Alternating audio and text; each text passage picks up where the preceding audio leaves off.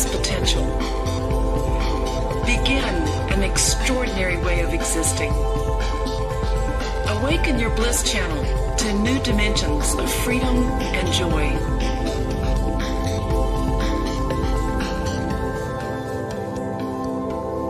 I understand the more time you spend in the presence of a master, it does goodness for your system, right?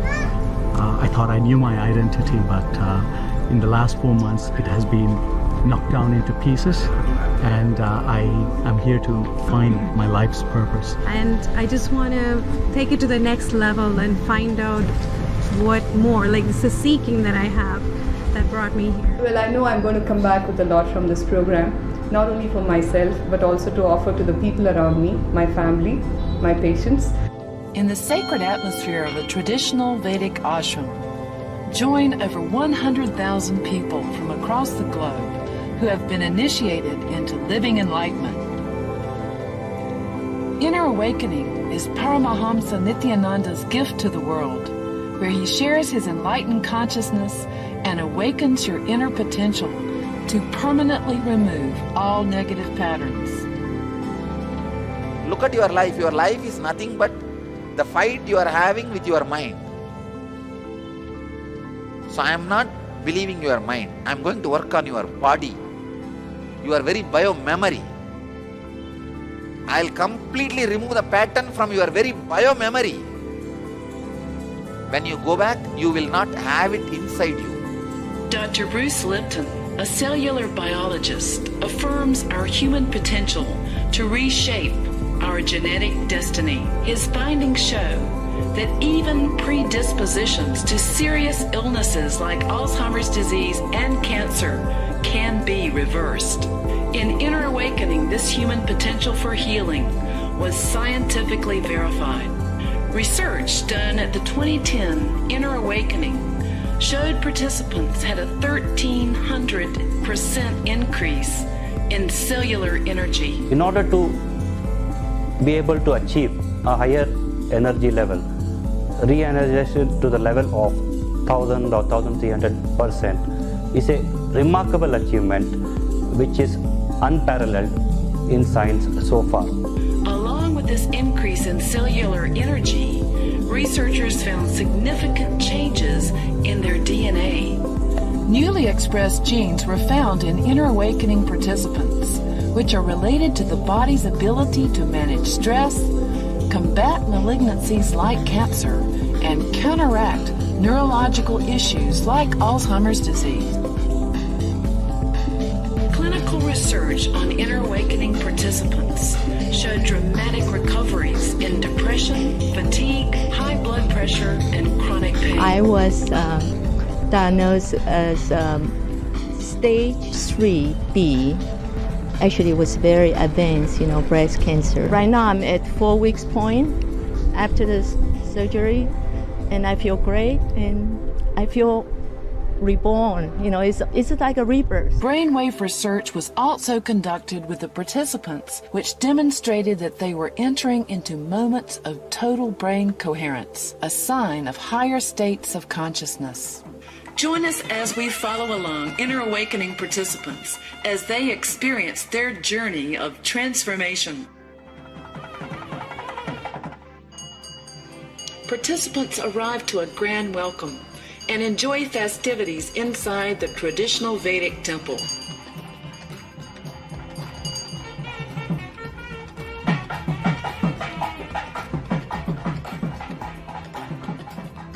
Vegetarian sattvic food is served that infuses the body with energy and vitality to support higher states of consciousness.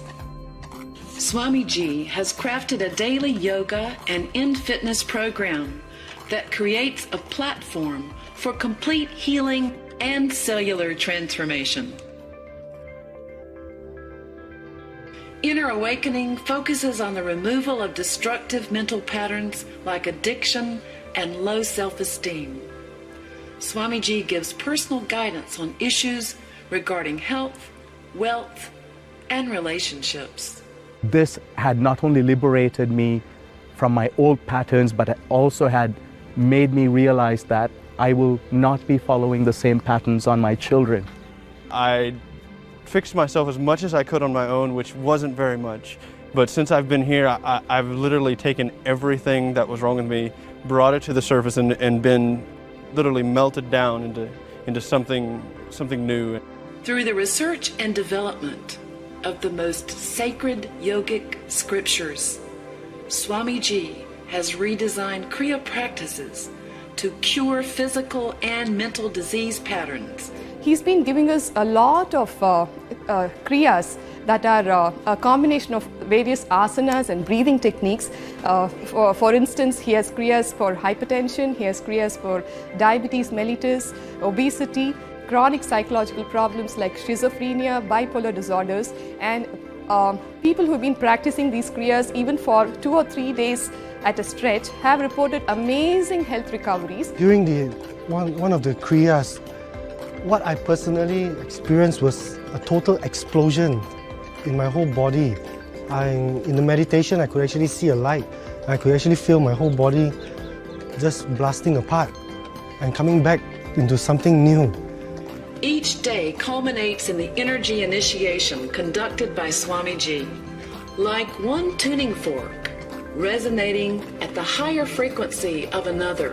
Swamiji brings others to his blissful state of living. For the first time in my life, I've actually felt his energy. I've never felt that before during a darshan, and it's incredible. It makes you feel like, you know, you're just so connected to some higher force. Inner Awakening concludes with a direct transmission by Swamiji, where he empowers you to experience the dynamic, enlightened energy in daily life. See, once I got out of this program, I strongly believe that this so-called ideas about this leadership wouldn't affect me. Any given situation, I'll express myself to the maximum. And I feel at least 27 when in fact I'm 59. And the energy that I have received, the blissfulness, is beyond words, beyond feeling. It's way up there. What I can feel is a total change in my whole system. We are losing weight, we are gaining muscle mass, and we feel new.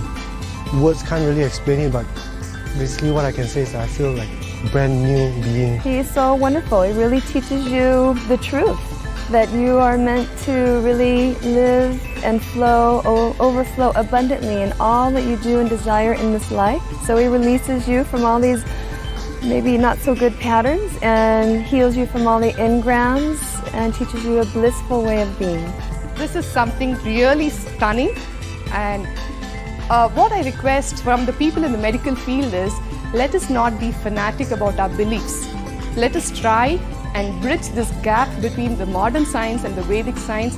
Let us combine spirituality and modern science, and let us give the best possible that we can offer to the needy out there in the world.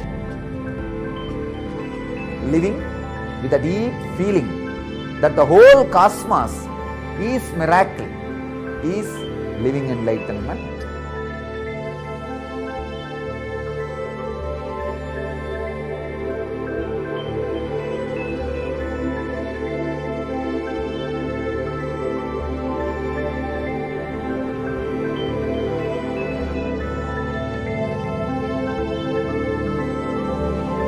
Enlightenment is your being's expression of total fulfillment. Realize it now. Begin your journey. Fill out the online intention form at innerawakening.org to be personally blessed by Swamiji.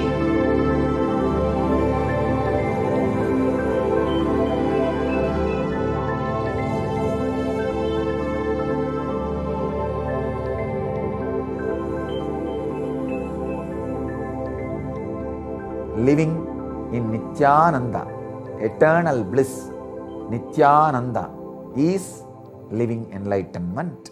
Thank you.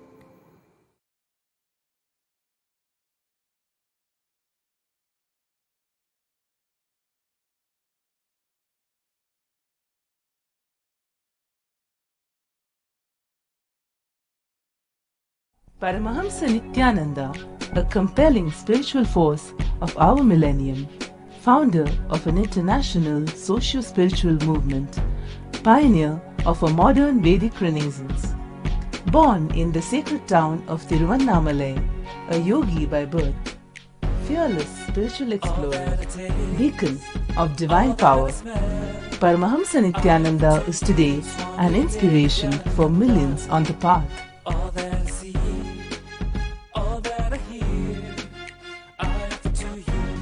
Adept in ancient mystical yogic sciences, researcher of the science of spirituality, guru for enlightenment. Every year, Paramahamsa Nithyananda shares with over 1 crore people worldwide the treasures of his wisdom, the joy of his laughter, and the incomparable power of his initiation. Join us for an unforgettable spiritual experience.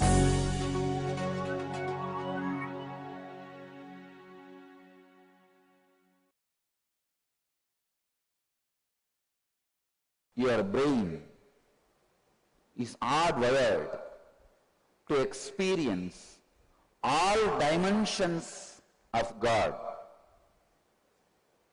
the ultimate experience, the extraordinary power, the extraordinary experiences. Unfortunately, because your parents know, your society knows, your teachers know only few qualities of your brain, only that was taught to you also. Here I am transmitting all the extraordinary powers and experiences my predecessors know, the Vedic Rishis.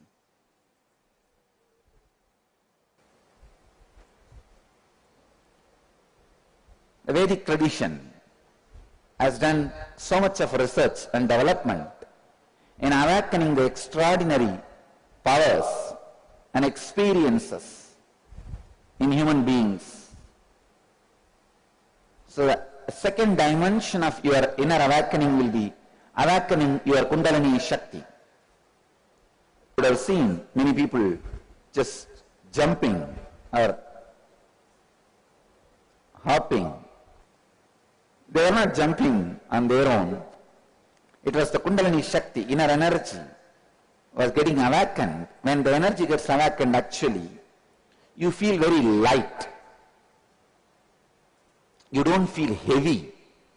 You feel very light, blissful. That is why the body just lifts off from the ground by itself. When the Kundalini energy is awakened, when your inner potential energy is awakened, body lifts off from the ground. That is only one aspect. Then you start experiencing extraordinary powers like telepathy, even teleportation. This is also an aspect of Kundalini awakening. Other third important dimension, awakening your consciousness. When your consciousness is awakened, something unimaginable, extraordinary, even the word extraordinary is ordinary for that. You can carry inside you the alive, constantly guiding inner light. You can call it with different words, living with God, enlightenment, the divine presence, practice of presence of God, or whatever words, Atma Sakshatkara, any word you may use. The ultimate experience. These are the different dimensions of inner awakening. And especially now I made the whole program very interaction. I spend long time with you guys. It is less verbas, more experience. And moreover, even the talking, it is more like a customized solution for each one of you. For each one of your problems, I will be letting you talk, then answering, responding. I am practically going to work with every one of you.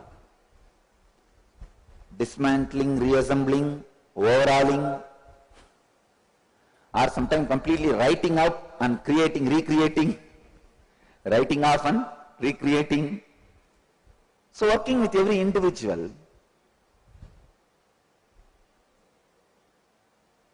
all I am asking you from your side, just be open. So at some point, you can't sit with logic, you need to sit with heart.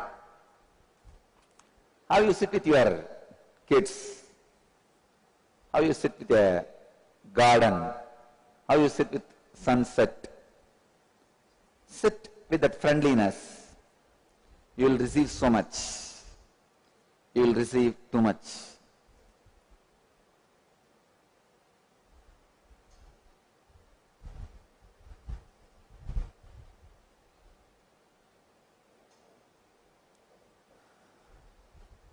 I wanted to make it very clear at just a little bit of openness to, even if you just have a curiosity, that's enough. What is it all about? That is enough. You will catch that, a real experience.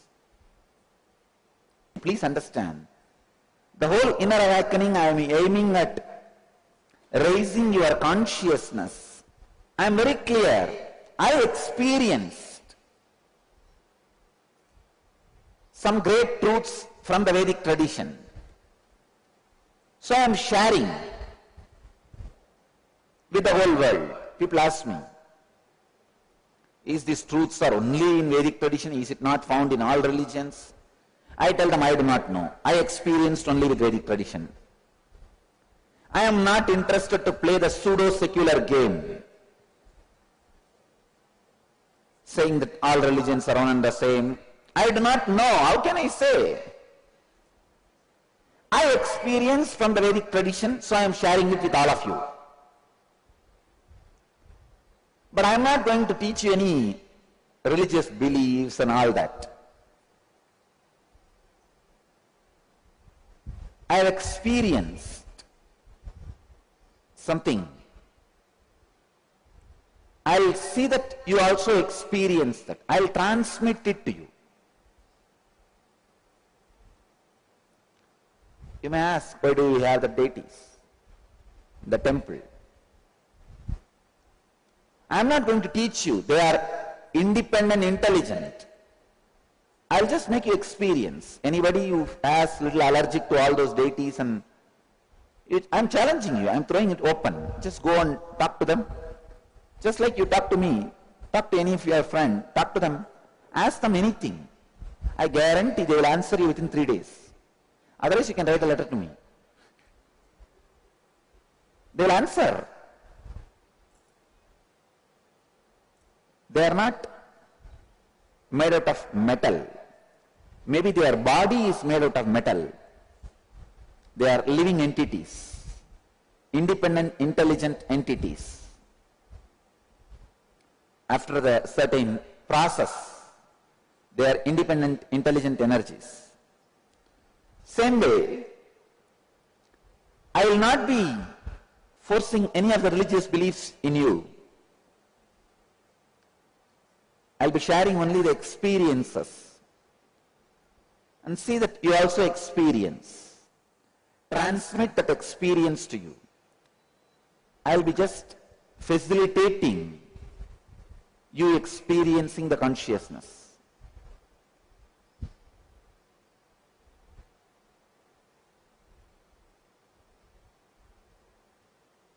I cannot introduce this whole program because every session is an introduction by itself.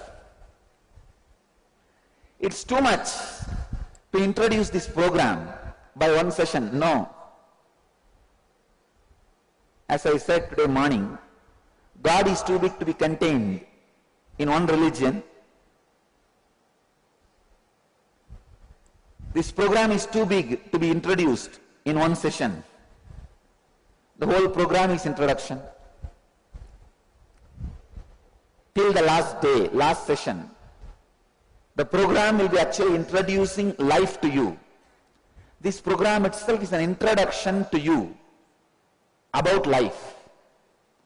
How can I give one more introduction for introduction? Introduction cannot be introduced. This whole program itself opens a new phase of life in you. It will be an introduction to new life.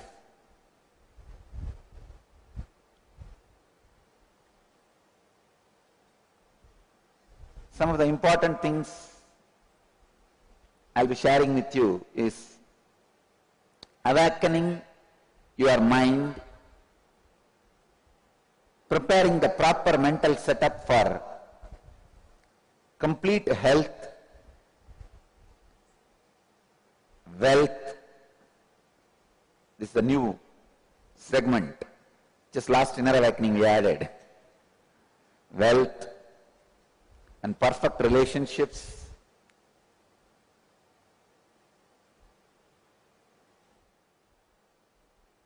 Above all, living in bliss, peace, joy, without any mental disturbances, from mood swing to depression.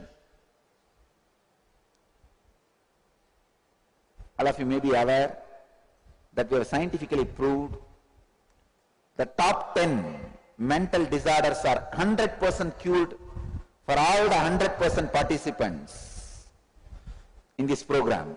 So I can guarantee any mental disorder you carry, a mood swing or depression or irritation or insomnia, and if you are taking pills for sleeping or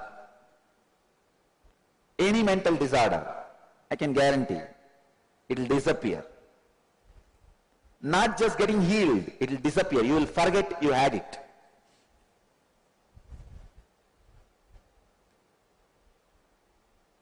These are related to more like a intellectual part, mind part.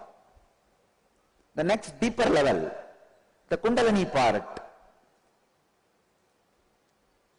we have proved through this initiation, power of initiation. Initiation means that's what I call energization. This energy transmission is what we call initiation. The power of this initiation, the mitochondria cell energy. See, mitochondria cell is the battery of your cell, your body. That's the energy unit of your body.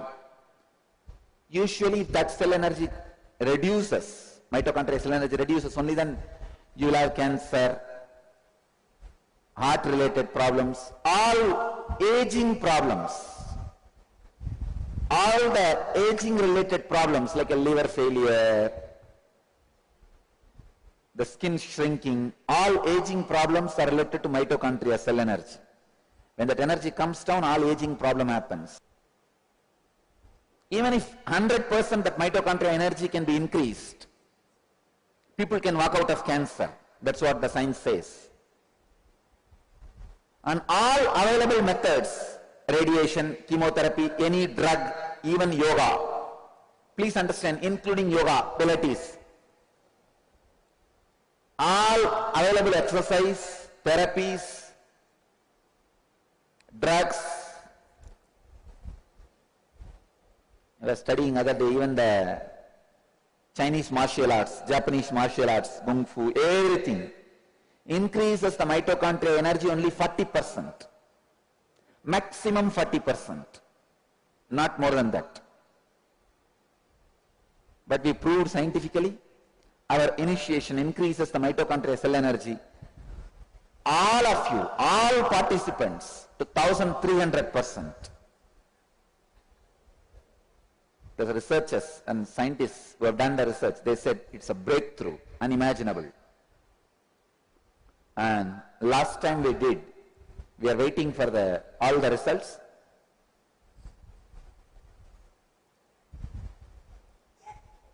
The first batch we did, the results have come. That's what I'm saying, the 1300% increase in mitochondrial cell energy.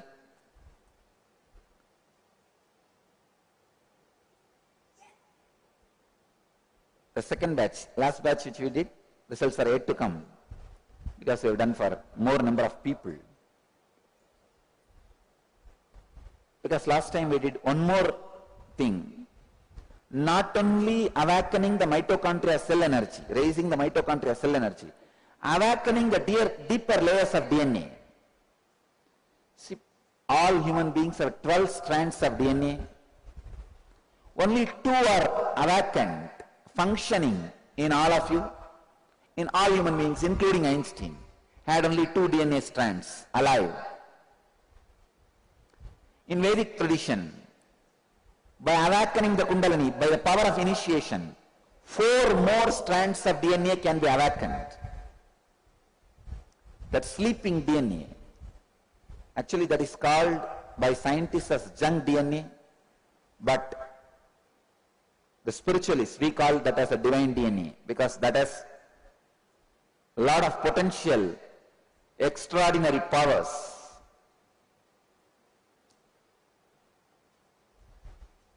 We worked last time, in last inner awakening, to awaken 4 more strands. Means, once you complete the program, you will have 6 strands of DNA awakened. You come with 2, go back with 6. 4 more. And through the blood sample and experiments, researchers, we will prove it to you. Whoever wants to participate in the research, you can give your blood samples before and after. They will do the research and give you the certificate. Now actually we can give enlightened certificate.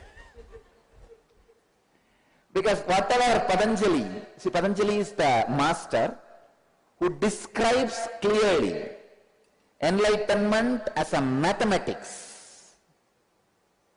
Whatever he describes, we can very clearly demonstrate those experiences in you.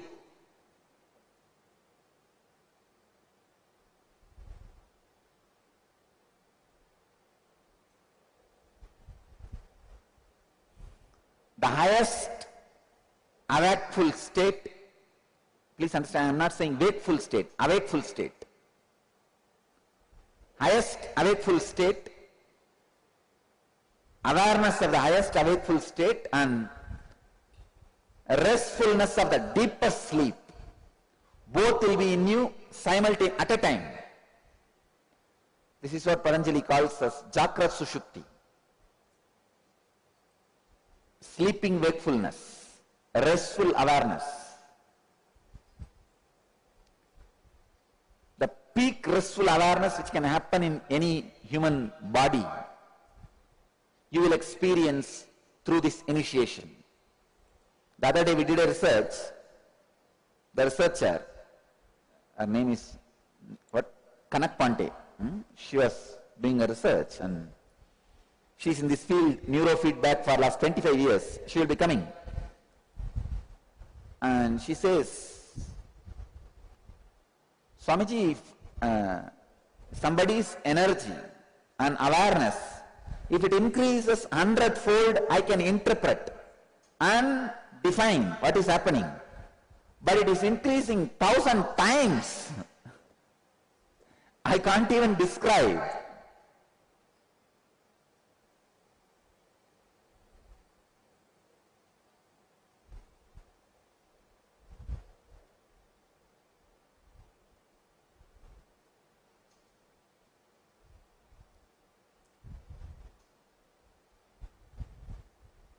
You can see in your life directly the results of awakened 4 more layers of DNA the results of raised 1300% mitochondria cell energy. So the mitochondria cell energy raising 1300%, the direct effect of that will be anti-aging. All the effects of aging in your body will disappear. Arthritis, all the disorders, diseases related to aging.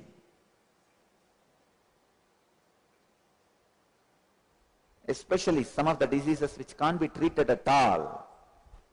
The bones will become like a powder. What do you call? Osteoporosis. Those things, like a miracle, gets healed. We saw. And Parkinson's. The doctors are telling, first time, some possible cure is even coming to exist for Parkinson's, Swamiji. That is our initiation. Because Parkinson's and this, what is the other one? Alzheimer's, these things were unattendable, only maintainable. They maintain. Last time we were able to help one patient with Parkinson's, 70, above 70. And after the program, he was able to drive his car by himself. He is living all by himself, taking care of all his activity. Earlier, even he can't go to bathroom by himself. After that, he is driving car in the city by himself. And the anti-aging things will start happening in your system straight away. By the awakening of these deeper strands of DNA, you will become witness to all your thoughts. It's almost like you live a step higher, in high level, and look at the whole world from a distance. Don't think you will be irresponsible to life. No. Don't think you will escape from life. No. You will participate fully without getting dirtied.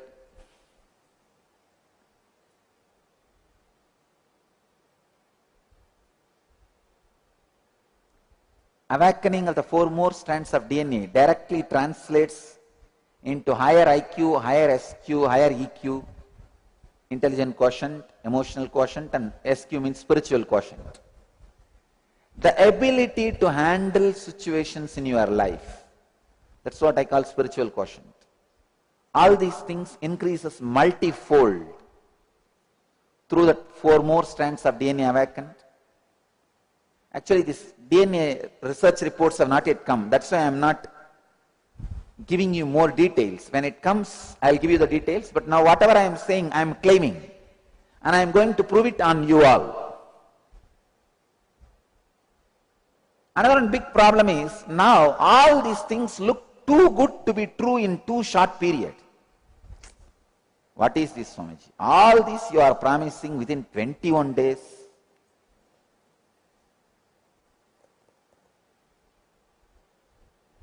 See, in our zone, in our world, time is not based on the clock, it is based on the incidents, the experiences you go through. In these 21 days, you will go to the peaks and valleys of your being. You will literally feel after the 21 days.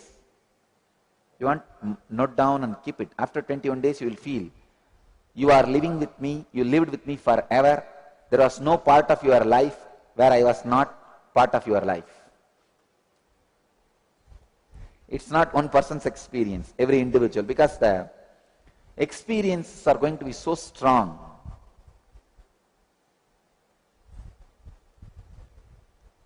Talk to people, ask somebody, some people who are known to me or who knows me only for last 1 year or 2 years. And maybe only physically in their life only last 1 year or 2 years. But if you look back, you will find as if there was no period of your life where I was not part.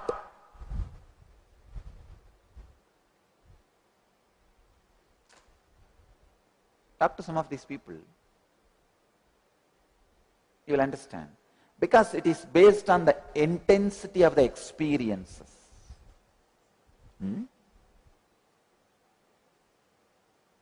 So don't worry. Too many big promises are made and it looks too good to be true, and especially such a short time, 21 days. I had been to many workshops like this, camps, workshops. We can have some good peace, joy. I accept that. How can this so much happen?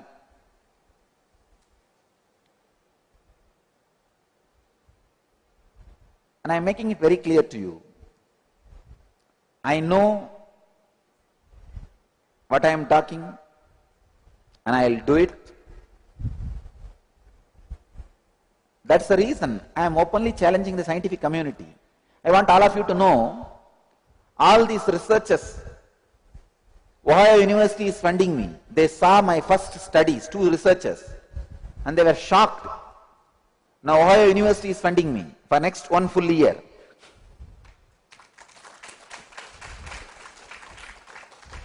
They said, Swamiji, do any research. I'm going to do research on this teleportation also. Research means proving. I'm going to prove it to scientists.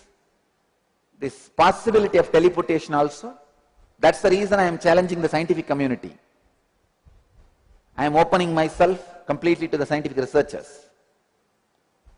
So it's not as a pride. You see, please don't think I am claiming all this as a pride or arrogance. No. I am just introducing my business to you. I am just introducing myself and my work to you.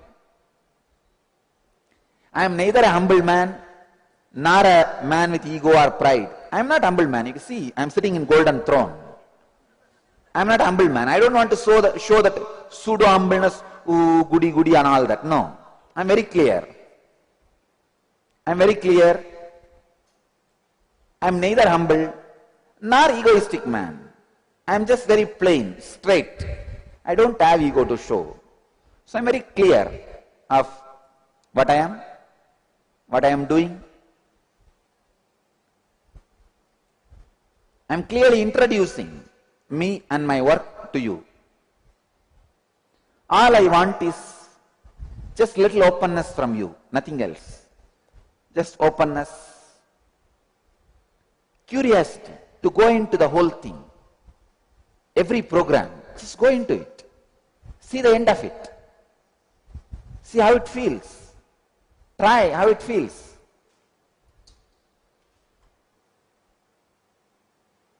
Use all your body, mind, visualization power completely to get into this program and experience the depth of this whole program. Decide within yourself, tell yourself, next 21 days, I'll put all my physical, mental, emotional, conscious visualization efforts, everything, to experience the depth of this program, maximum of this program.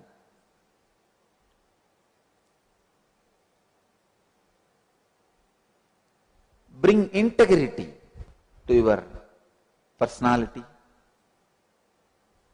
Decide to go through the whole program fully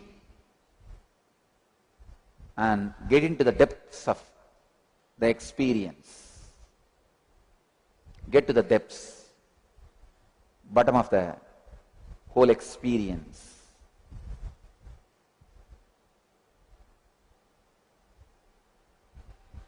Essence of this whole introduction session, I request you to be completely involved with the program. That's all.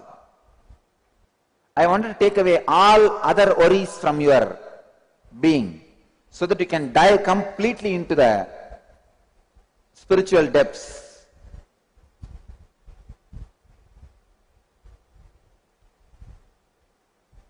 I request all of you to sit for a few minutes and make a conscious decision internally that you will integrate your body, mind, emotions, visualization power, everything, and intensely direct it to experience the highest through this program.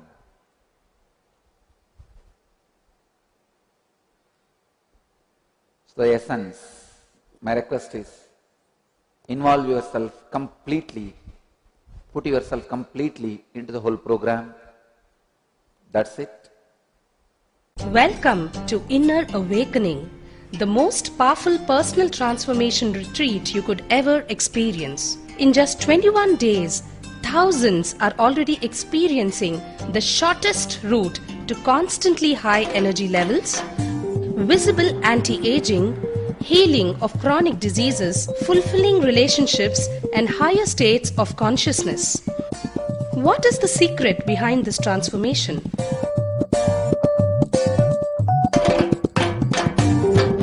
Kundalini means the inner potential energy. Once it is awakened, opens the different doors for the conscious experience in you. I can say which is a master key for all extraordinary spiritual experiences.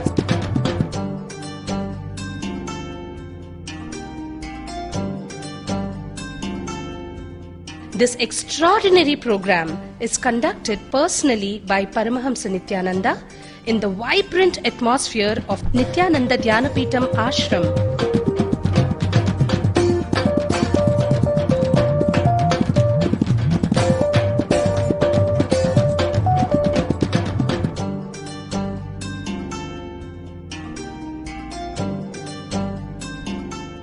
Open yourself to the benefits of Nitya Yoga and practical meditation.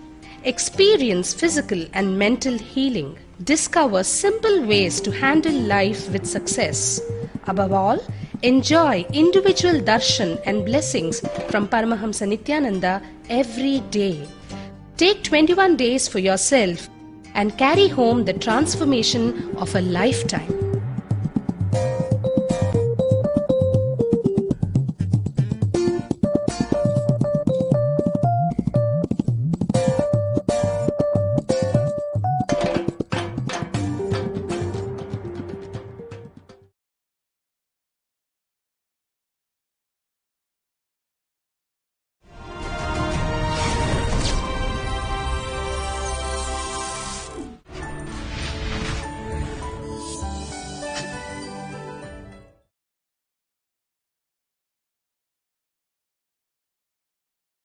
There was a lioness. She was pregnant, about to deliver. But she is hungry. She only has to work and get the food. So she went for hunting. When she jumped to attack a goat, from sheep, attack a goat, it became a little too much. Instead of killing the goat, she fell on the ground. The blow was so much, she delivered the baby and died. The cub was born and the mother dead. Lioness died. All the goats ran hither and thither, but suddenly they found that nobody is attacking them and no sound. They turned back and they saw the lioness was dead. And near the lioness there was a small cub, cute cub, trying to look here and there and play around, roll on the mud. And all these guys go there near to see what it is. They say, bah, and they see a small baby, doesn't know what to do.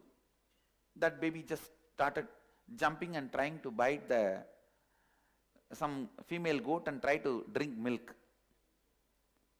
And the female goat, really she felt compassionate, and she allowed the cub to drink. And the whole sheep, they took the cub with them, and the fellow started growing there. Slowly, slowly, he started eating the grass just like any other goat, and started making the same sound. He was growing. Everything was going smooth. He was even about to fall in love with another one female goat and start his new relationship and life. Everything was going well, nothing wrong. Suddenly one day, big storm. One lion saw this whole sheep and one cub running around with the sheep. He was shocked, surprised. But before he could do anything, the whole sheep ran away.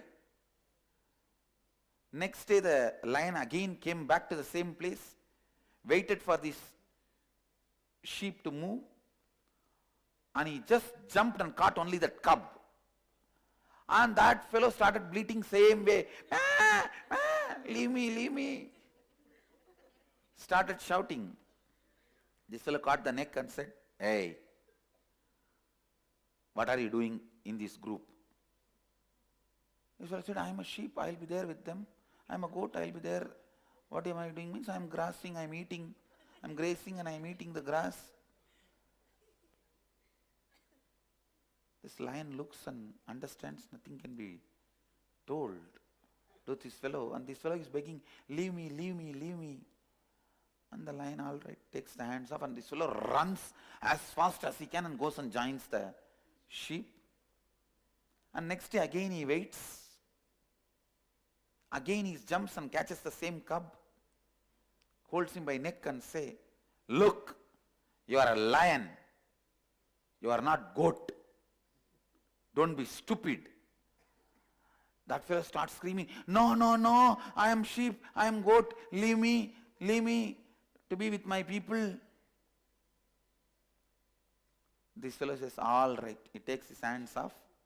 That fellow runs as fast as he can, joins his team, goes back.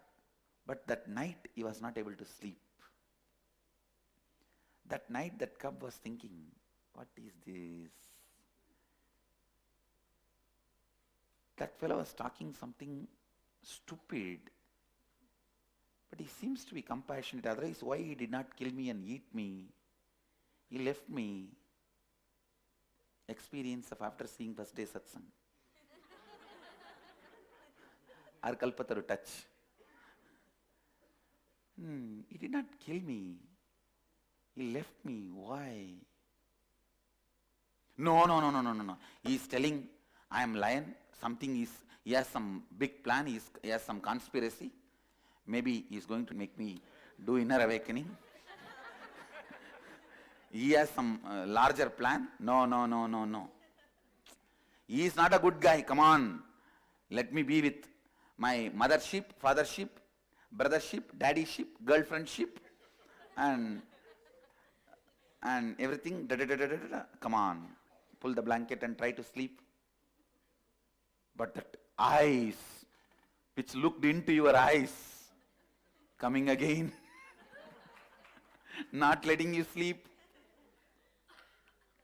Next day morning you try to get up and join the whole team. But before coming near the region where the lion was there for last 2-3 days, when you are coming near that area, you have a doubt, should we go again in that same area? Why not we tell all these fellows to change the route? But will they listen to me? Who? Why?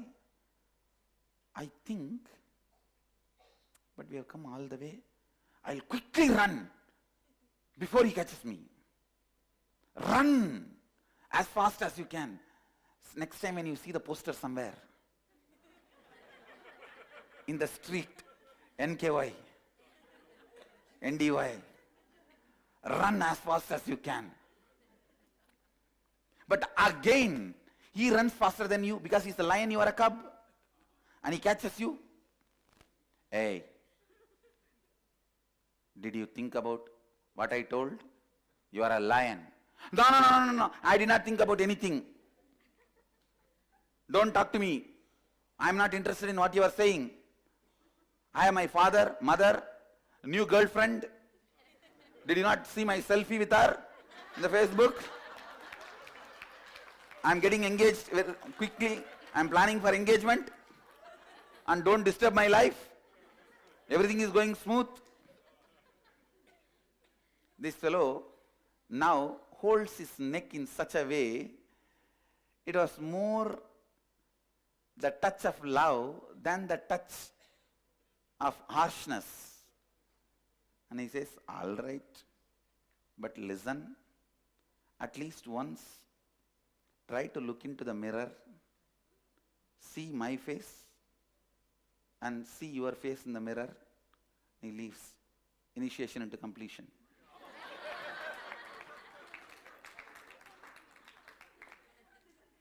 That fellow does not understand what is mirror. He runs along with the team, goes and sleeps. That whole night he is thinking, what is mirror? What is mirror? What he is telling me to do? Why should he every day catch me but not eat me? And why is he letting me go every day? What is mirror? Next day, the same team, same group, same route. He stands from a distance and asks, can you tell what is mirror? Dialed avatar call.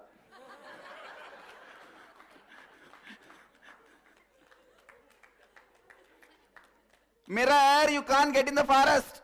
Go and see in the river water or in the pond water. In the silent night. That is the only thing you can do. Means blessing. I'll make it happen. Any way you want. The fellow from there itself runs. Doesn't want to come near. Runs. By now, the touch 2-3 times has made his biomemory believe he's a good guy. Logic says, no, you have a girlfriend, boyfriend, mother, father, so many things, your business, and you are the largest retailer of grass. And come on, what is this? And that fellow looks so arrogant. He's sitting in such big throne and looks with a long hair and a large hair. When he opens the hair, looks terrifying. And forget about it. Then in the night, you slowly open up a conversation with your girlfriend. See, I saw that fellow and he told me like that. I am confused. As if she is going to give the solution. What? What do you mean by talking to all of those fellows? Why are you talking to everyone? Is he a male, female? Or insecurity?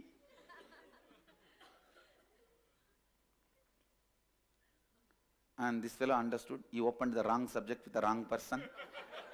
And he said, okay, forget about it. What is there? It's okay. Come on. Let's talk something good. What happened yesterday? Did the grass was nice? How was your day? Let's talk nice things. But slowly, in the midnight, he thinks, why not try to go and see that pond water in the moonlight and see how I look? Because now I know how he looks. He slowly goes. He sees the moon. He sees the silent water. He puts his head. Wah! Lion is there and jumps back. That fellow is sitting here to catch me and eat me. Because we were all as a group, he was afraid to kill me. Because all my father, mother, girlfriend, boyfriend were there, they will protect me. That is why he is now calling me alone to kill me.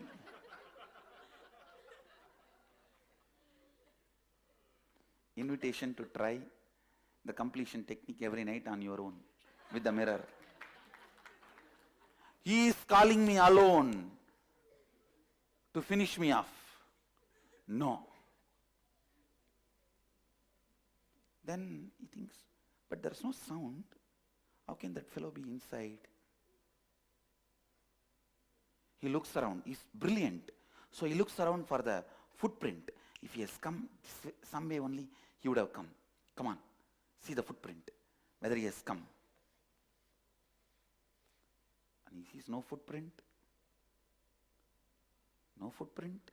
Then that is Atmamurti. How will I have a footprint? And this fellow, did I get confused? Am I hallucinating? Am I in illusion? Hey, after all, I am a young man. If I am so frightened, how will my girlfriend respect me? I think I should have a clarity before getting married. I don't want to get married in this confusion.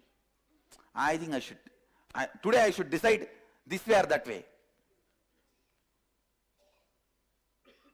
That is almost the decision. I think I should flight the ticket for Varanasi. I should book that flight ticket for Varanasi. And this fellow, slowly putting one leg, looking at the moon, looking at the water, once more stretches.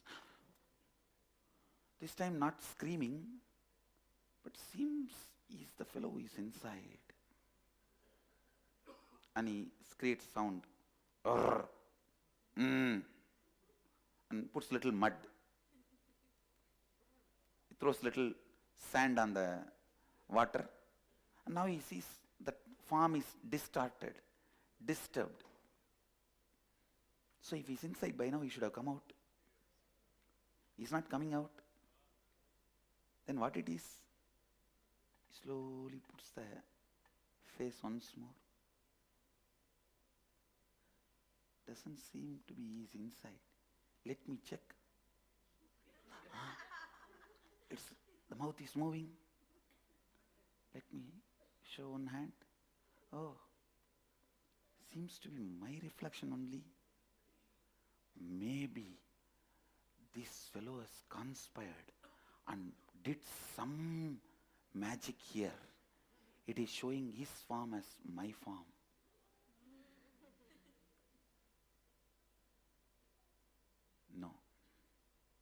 No, there is some big game here. There is some game. No. He comes back. That much is convinced that his form only is reflecting there, but he doesn't know why he is having that guy's form, not his mother's or father's or girlfriend's. So that much he is confused. And comes back. What to do?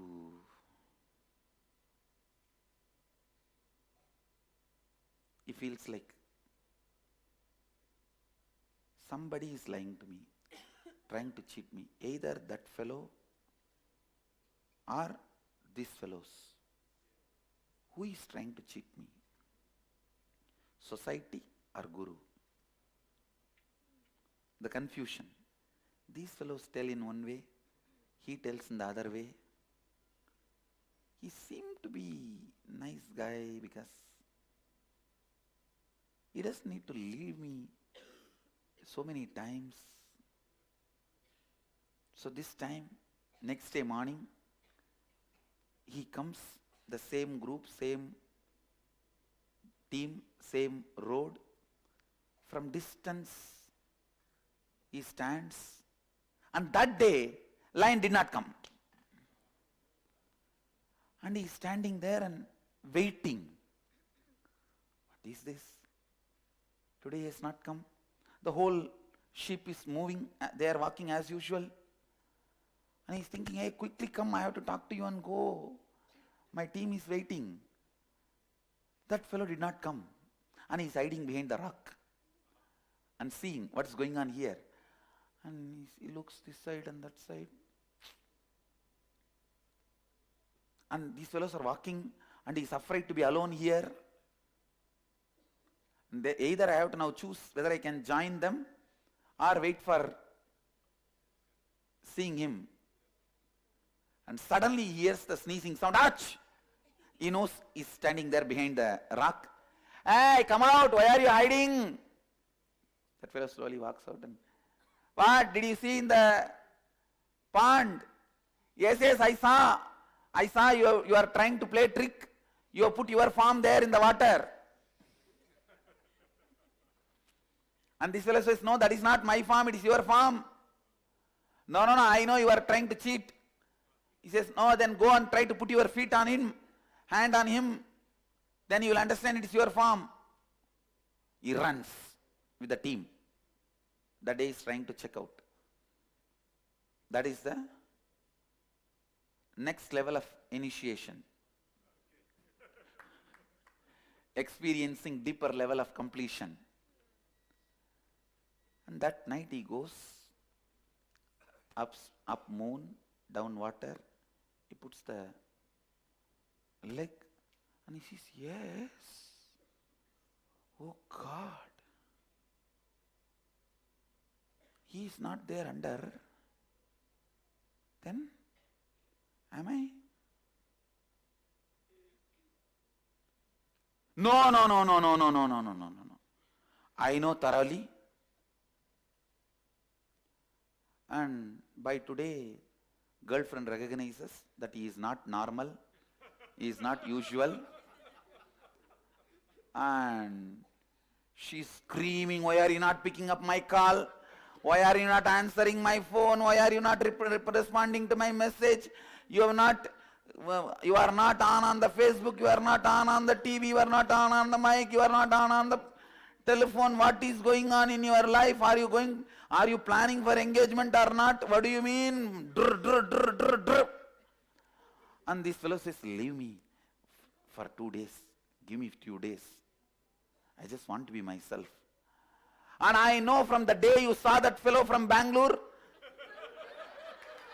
you are doing all these crazy things. And have you not heard about so many scandals about him?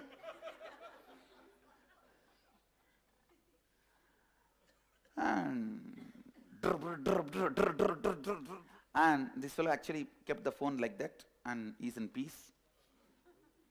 After that, when she sees that there is no response, she disconnected the phone. He drops the phone and he is not able to sit with himself. Today, much before the sheep arrived, he came to that spot and he is waiting.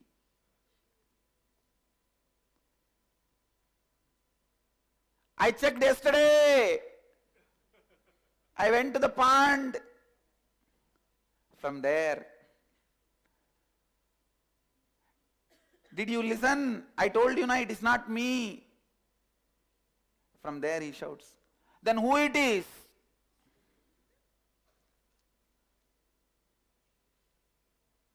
Arey, whether you understand or not, it is you. How can that be? By now, this fellow developed little courage. Asking all these questions, he slowly started walking towards where the lion is. But not closer, but where the lion is. And this fellow is sitting, maybe under a banyan tree. And this fellow, from a little distance, ready to run, with that high alert, ears up, legs straight, tail straight. Then who is he? Hey, it is you. How many times I am telling you? It is you. No. From the time I am born, I know I am a sheep. Hey, find your root pattern. First moment when you started feeling you are a sheep. When you started thinking you are a sheep. What is root pattern? Find the moment when you started thinking you are a sheep. And who told you you are a sheep?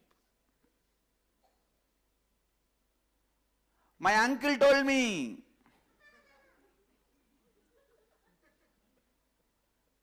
your being is comfortable and okay with you believing you are a sheep? No, there is always uncomfort. But I don't know why. Maybe because I don't have enough grass stock for me, for my future. And my girlfriend's mouth is little long and she is not that beautiful. If that can be done by plastic surgery and I accumulate enough grass for my whole life, then I will be comfortable and settled.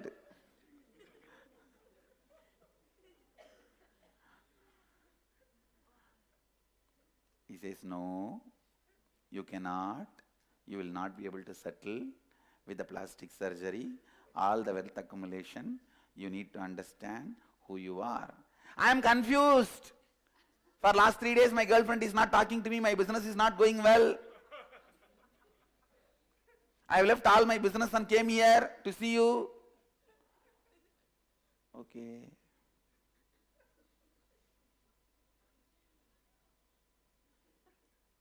Can you try to find out when you started believing you are the sheep?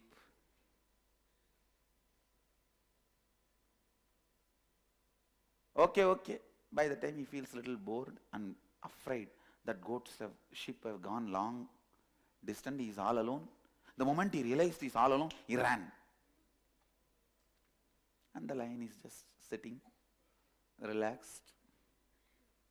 Next day, first time, he comes without his whole team, all alone, little early morning, 4:30, 5 o'clock itself.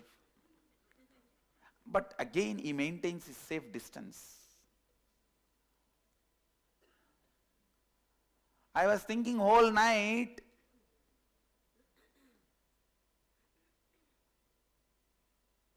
but there are many questions about it.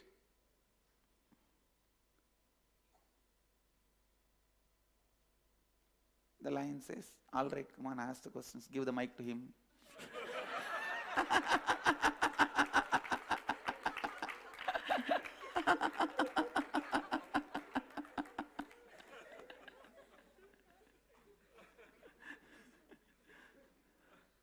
Then you are saying, I am lion, but all these years I grew up along with goat, other sheep. They gave me food. I ate like them. I slept like them. I blurted like them. I did everything like them. How can you say, how is it possible? I think you have some other plan.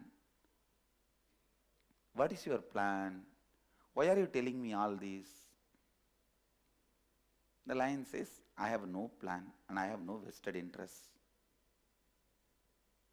If you want, every night go and see in the pond, in the moonlight, who you are and meditate. Means practice completion on your own.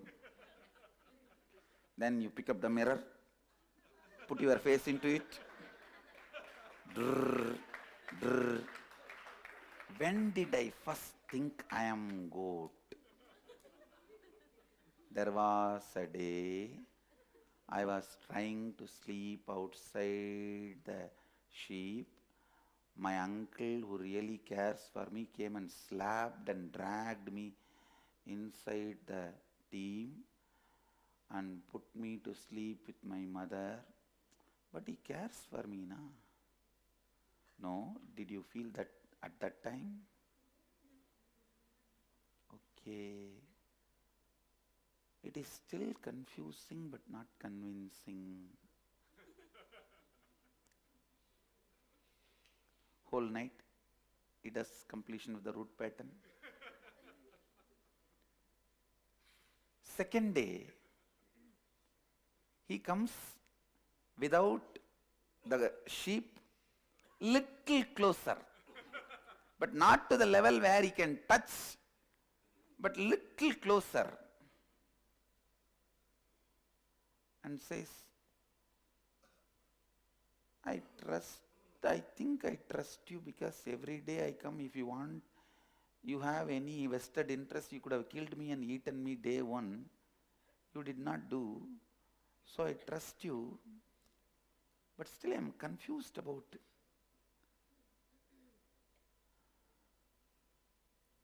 what you are talking.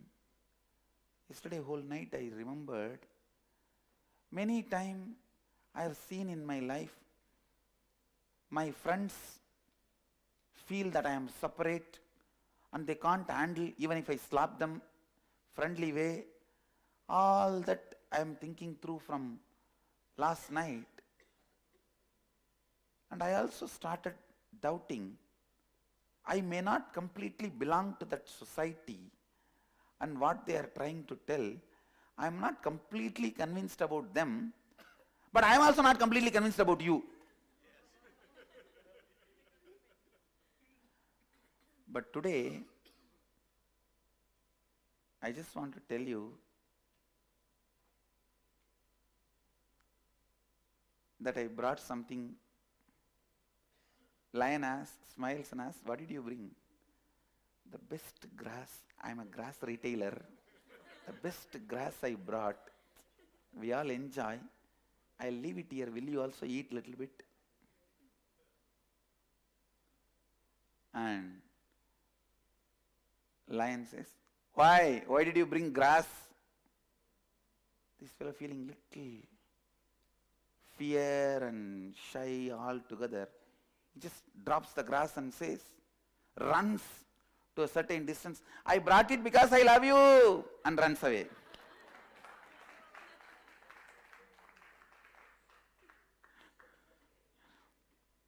And the next day, when the cub is again back, he sees lion is sitting on that grass. Wow. Then cub asks, did you eat that grass? Was it very nice? And he just picks up 1 or 2 grass and the jewelry master is wearing. And all the items he is using given by the devotees. So he feels, wow, then my love is accepted. But this lion has to act as if he is trying to chew the grass and eat it. And the cub asks, was it nice? Shall I bring little more every day? This fellow smiles and says, okay, bring organic.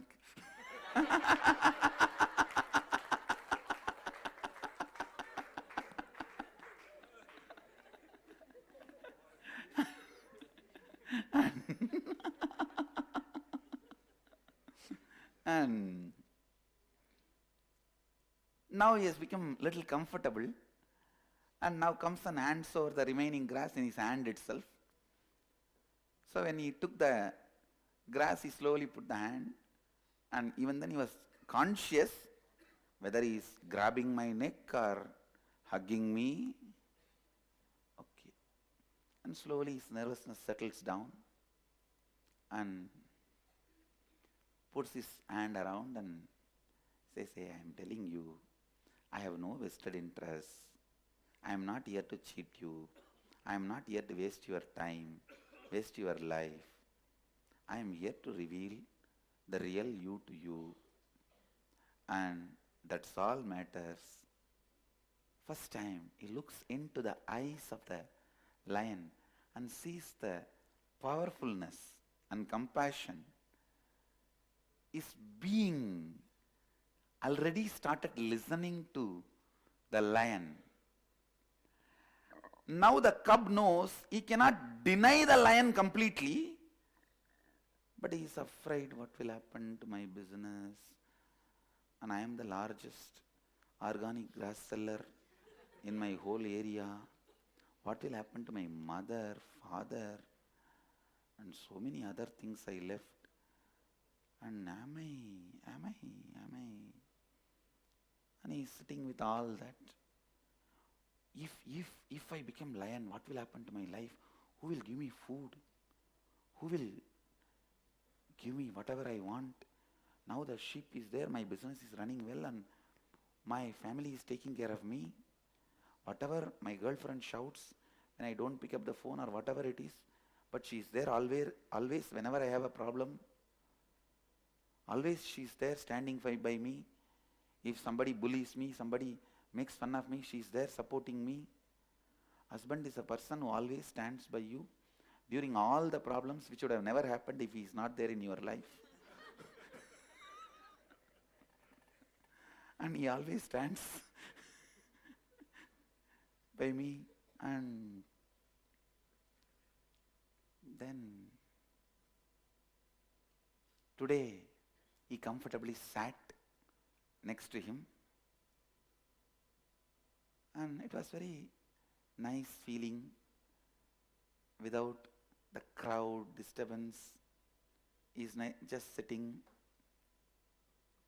and suddenly the lion roars, roar, Shivaham sound.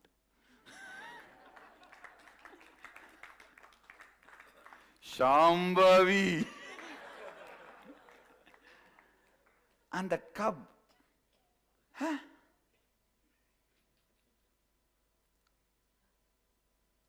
see, your sound is different, my sound is different.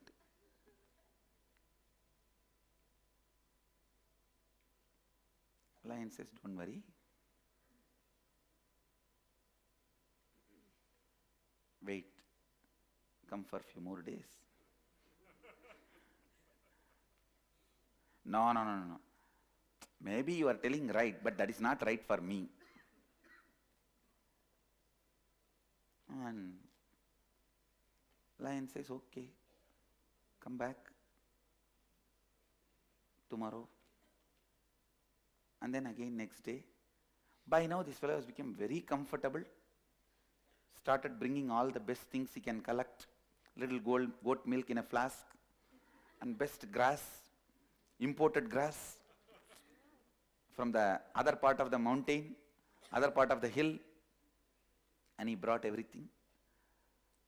And by now he started coming secretly because he is afraid of the whole sheep, what they will talk about me. If they know I am going to this Swami, and he comes and puts all that and touches the feet. What did you bring today?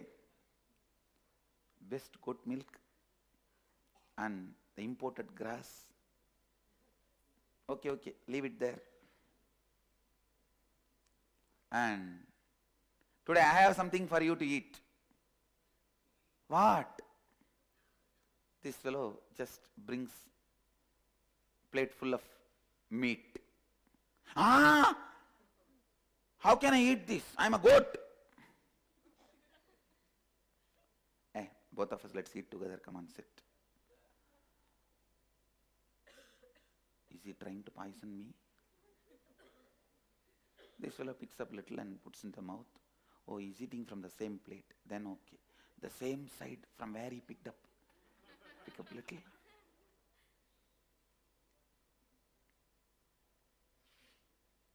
That goes inside. Slowly the digestion happens. Means the first initiation after Shivoham. And when that food went inside, before he picked up the second piece, he tried to bleep. The sound came. What? The sound looks like a mixture of bleeping and roaring. Puts the second piece. By third piece, it was almost like roaring. He gets frightened. No, you are trying to do something. You are up to something. You have a plan.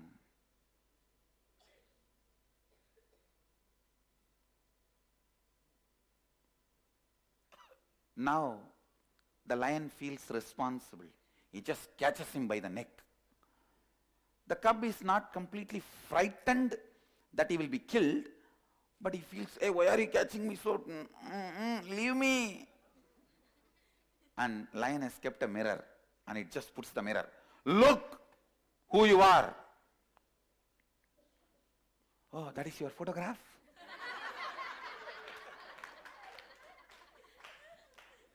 He shakes the head and, look who you are. Do you see it is shaking? Yes, yes, you are shaking now. See, I am stable. See the mirror. See.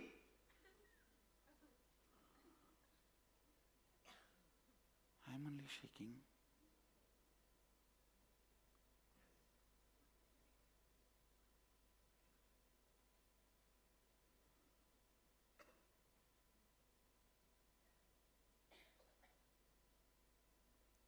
Then he throws the mirror. Turns. Look into my eyes. The moment both eyes met, merged. Awakening of the third eye. The fellow roars, yes, it is me. Both go for a walk. Evening walk in the banks of Ganga. It's a story from Vivekananda. It's originally the story from Upanishad, and then Vivekananda developed it. I've expanded it. When both the lion and the cub, which is now the grown-up, or the lion, when both go for a walk on the banks of Ganga, suddenly the cub picks up the cell phone and sees the missed calls and messages from his banker, girlfriend, and the government where he was MP. And the message reads from the banker, if you are not paying your dues for quite a long time, if you don't respond to this call, we will take over your business.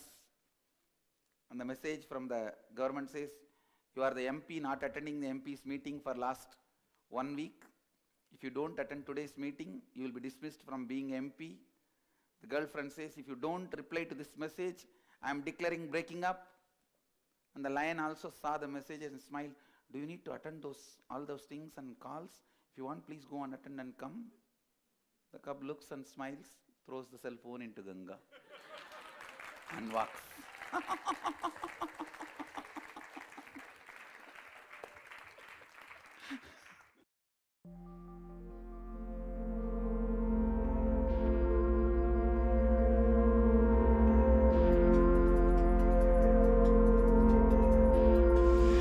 We are living in the most powerful time in the history of the planet Earth. We have the opportunity to live in perfect health, prosperity, and peace.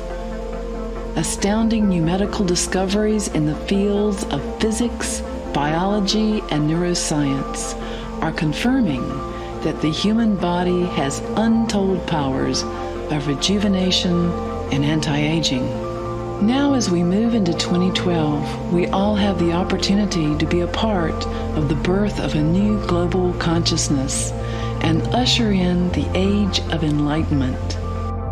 In this revolutionary time of change, Paramahamsa Nithyananda, a living avatar, is healing the planet both individually and collectively through the in effect. In effect is a phenomena of awakening the individual's inner potential energy. In Sanskrit, we call it as Kundalini Shakti. Please understand, each one of us have tremendous inner potential energy which is not usually awakened or utilized, accessed in any way in normal human life. Here, I am trying to awaken that energy in every individual in two ways. One, giving them the technique so that they can meditate and awaken it on their own. It's a time-consuming process, but independent of me after they learn. Second, I myself initiating them and transmitting this superconscious experience into them and awakening their inner potential energy. At Inner Awakening, a 21-day meditation program, participants receive initiation from Paramahamsa Nithyananda. This initiation process energizes the basic biological functioning of the human body on a cellular level. Currently, there is an emerging field of scientific investigation that validates what yogis have been saying about meditation for thousands of years. Scientists like Andrew Newberg, professor of nuclear medicine at the University of Pennsylvania, is bridging the gap between science and spirit by studying meditators with modern brain imaging techniques. His research demonstrates that the awakening process is not just a psychological shift, but an actual transformation of brain functioning. The neuronal activity of the meditators shifted from fight-or-flight hindbrain activity to the command center of the prefrontal cortex. When the command center of the brain is activated, clarity of thought and higher states of consciousness are the result. Studies by Richard Davidson, in collaboration with the Dalai Lama, found that Tibetan monks, while meditating, had higher brain activity in the prefrontal cortex, especially on the left side. This is indicative of feelings of happiness, compassion, and joy. Now, groundbreaking scientific research at the NITHYANANDA ashram in Bidadi, India, demonstrates not only changes in brain functioning, but profound changes on a cellular level as a result of the Kundalini awakening process. Hello, I'm Dr. Deborah Chance, and I have been doing a project on the in effect at the NITHYANANDA ashram. Originally, I started to talk with Dr. Krishna about putting together a research project where we could study what are the effects that participants are experiencing as a result of coming under the influence of an enlightened avatar. As a part of the research project, blood samples were taken from a random sample of participants in Inner Awakening and sent to a major research university. The results demonstrated that the participants had extremely high levels of mitochondrial activity. The mitochondria is the power plant inside the cell. It fuels the energy of the entire body. The weakened mitochondria genome in DNA is correlated in most diseases. The full functioning of energized mitochondria ensures optimal cellular growth, which results in physical health and vitality. In summary, now we know the mitochondria behaves like the battery of the cell. We also know it's very prone to damage very easily by its own end product if it were to produce energy faultily. And because the mitochondria of the human being has its own DNA, which is not well protected, and it's subject to damage even more easily than other parts of the cell. Kundalini and the mitochondria are basically the same force, the same source, but they're two different words to describe the same concept. From a purely medical perspective, re-energizing a human cell is such a difficult task using pharmaceutical agents or other processes, and the degree of re-energization hardly ever exceeds 30 to 40%. However, at the 2010 Inner Awakening program, the participants experienced incredible cellular transformation. Their mitochondrial activity increased dramatically by 1,300 times. That is a 1,300-fold increase in the mitochondrial activity, which is hitherto unheard of by any known physical or physiological technique involving exercise, yoga, or meditation. Inner Awakening participants reported miraculous breakthroughs in conditions like chronic fatigue, depression, fibromyalgia, anxiety, and high blood pressure. The blood sugar levels, fasting sugar levels, went down to normal in all the 10 participants who had demonstrable diabetes. The blood pressure, systolic and diastolic, in hypertensive patients also went down to within normal limits by the end of the program.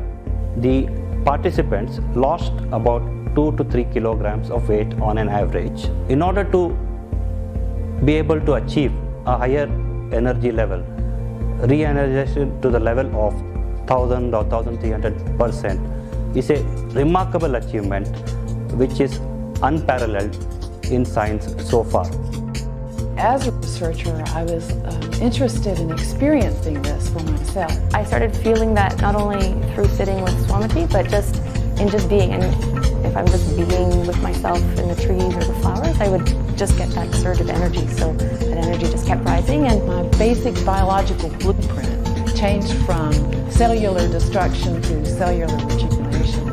And I'm 60 years old, but I feel like I have the physiology of a 45-year-old. Sudden energy that has come through my body and makes my body move. At the same time, my body just automatically started doing different things. Like I feel my shoulder coming down and my neck kind of turning, and I was doing these different things that I didn't even know how to do before. But it's like the body's intelligence just woke up. It's like going to the chiropractor and going to a massage therapist. It's actually a flow of energy that rises for me now at this stage from the bottom up, and I can feel it moving up all the way through to the top of my head, and now I can feel it extending outwards. Wow, this is a miracle for me because I never believed in stuff like that. Well, for me, I think being in Swamiji's presence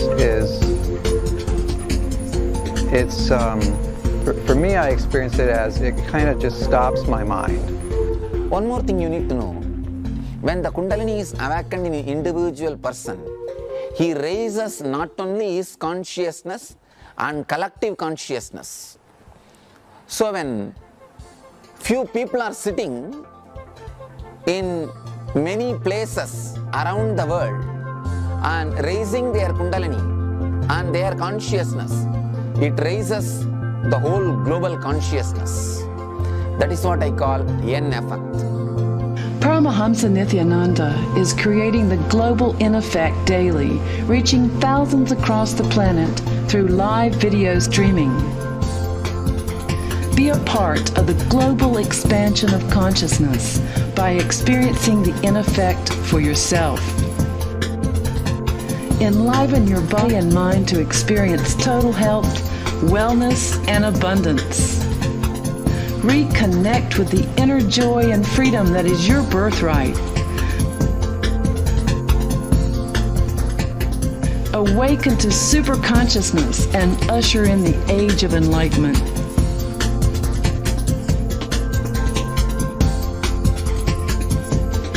Experience the N effect for yourself. Tune in to NTV to view free live discourses and awaken your inner potential energy. Log on to ntv.nithyananda.org, 7:30 a.m. Indian Standard Time,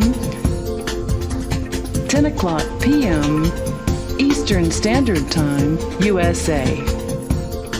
Experience inner awakening for yourself. To find out more, go to NITHYANANDA.org.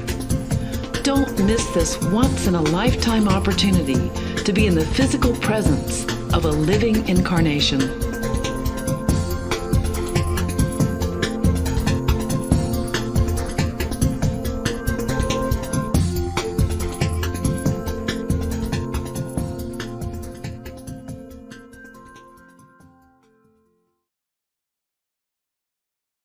From time immemorial, people have spent many years undertaking spiritual practices like meditation, prayer, scriptural study, and yoga, seeking the ultimate fulfillment in life, yet without achieving significant results. However, sudden change is possible. When an avatar appears who can awaken the Kundalini energy, miracles happen. The brain becomes activated, awakening new strands of DNA. Cellular energy in the body ignites to reverse the aging process. The body actualizes its birthright for total health, wellness, and creativity. See the scientific evidence that demonstrates the positive results of the inner awakening process.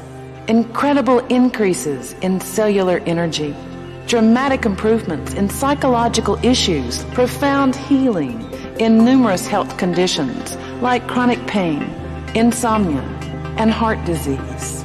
Groundbreaking data, challenging the very foundation of modern scientific brain research. For the first time on the planet Earth, a living incarnation, Paramahamsa Nithyananda, is conducting an online program that will awaken the divine cosmic energy in thousands across the globe. By participating in this program, you will receive the direct transmission of Kundalini energy, awakening higher states of consciousness, rejuvenating your life with health, prosperity, and well-being. Don't miss the opportunity to be in the virtual presence of an enlightened master. Sign in now at nithyananda.org. The program will be held October the 29th, 2011, 8 to 10 p.m. Indian Standard Time and 10:30 a.m. Eastern Standard Time, USA.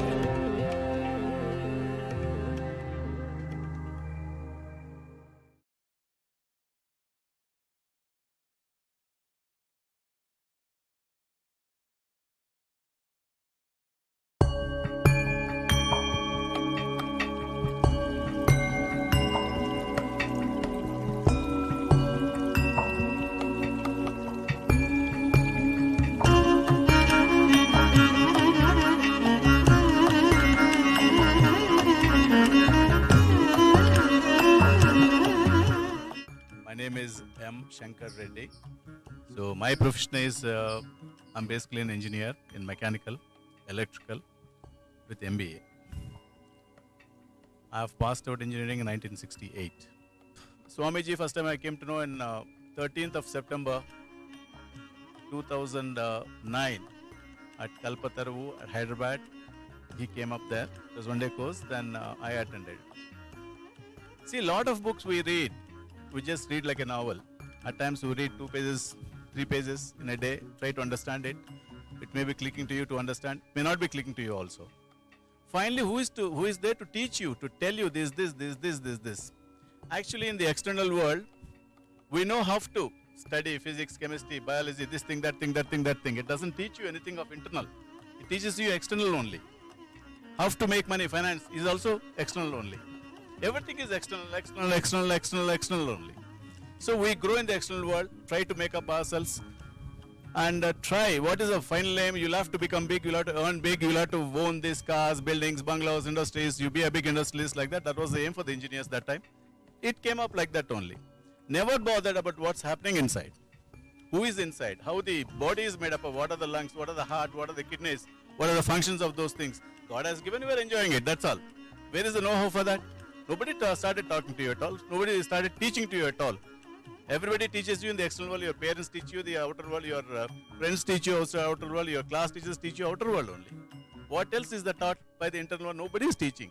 Spirituality, though it is 5,000 old or 10,000 old, 20,000 old in India, it's been confined to certain sect of people only, not taught to everybody. Not taught to everybody. So nobody bothers, okay, spirituality is there, God is there. We understand He is there, He is doing creation, all these things, okay, blah, blah, blah. What is that? We'll have to earn. Tomorrow, what is the work? What is the work? What is the work? We run for the works only. Never bothered what's happening inside. So after seeing Swamiji on 13th of September of 2009, it clicked. I've been reading so many books, nothing has been attracting me. Nobody is able to connect with me. This gentleman is connecting with me. He looks to be a boy. How did he get that immense knowledge? Where did he get it from? Why did he come? What is his purpose? What is his mission? Why is he teaching all this? Then read his biography. Amazing. His personality is so much amazing since the childhood wherein he has got, he has seen, he has Tiruvannamalai is born, and how did he come up? He went to Himalayas. Lot of knowledge, lot of things he gained. Attracted me very much. Attracted me very much in that sense. So he is the man, right man to me, to click in me. To click in me is the right man. So I just followed. I did NSPs, ASPs, other programs.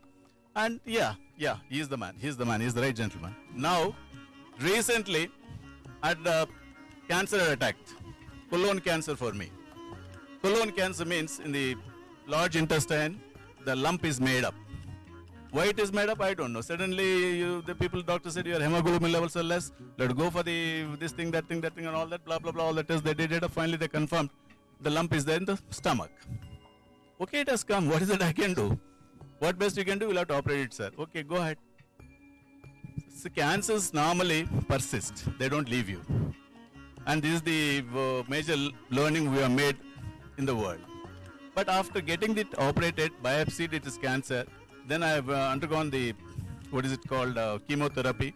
During the chemotherapy, after three courses, I was totally hands black, face black, legs black.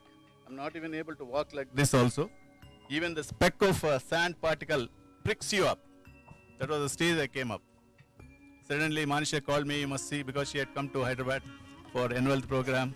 She heard me, no, you must see Swamiji, the Inner Awakening program is there.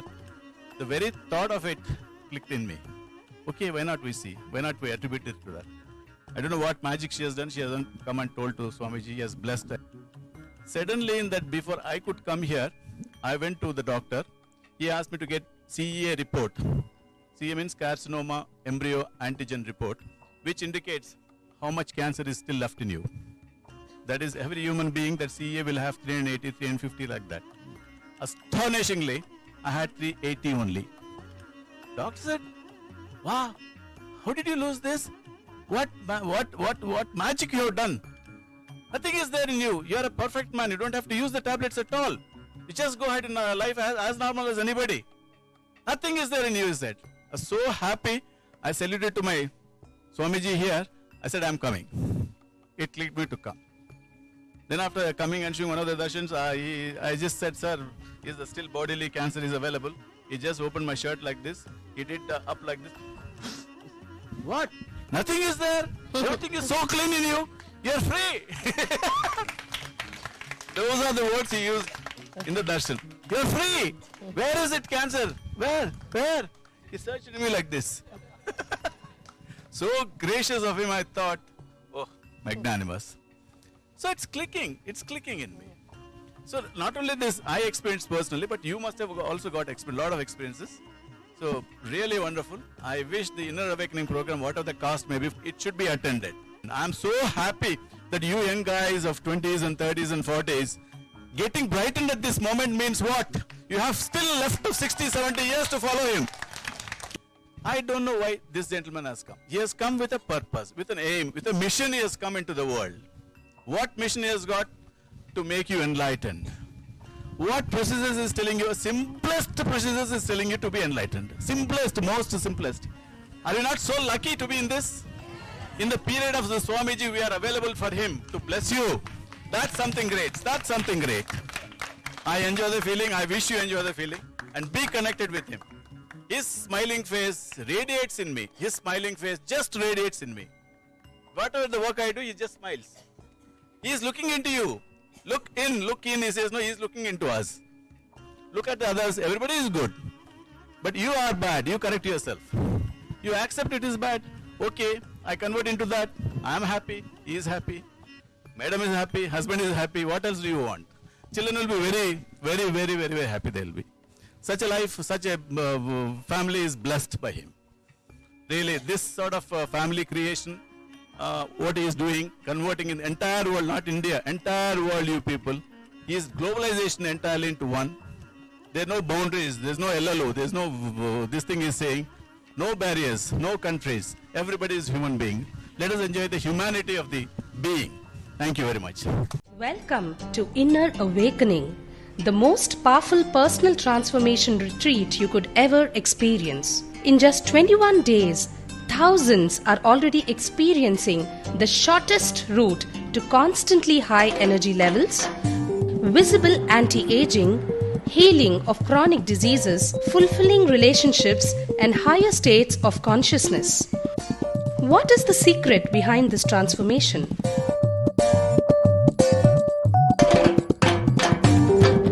Kundalini means the inner potential energy.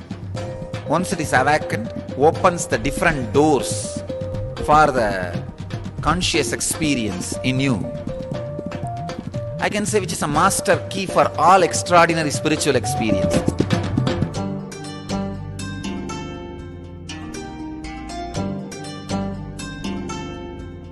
This extraordinary program is conducted personally by Paramahamsa Nithyananda in the vibrant atmosphere of Nithyananda Dhyanapitham Ashram.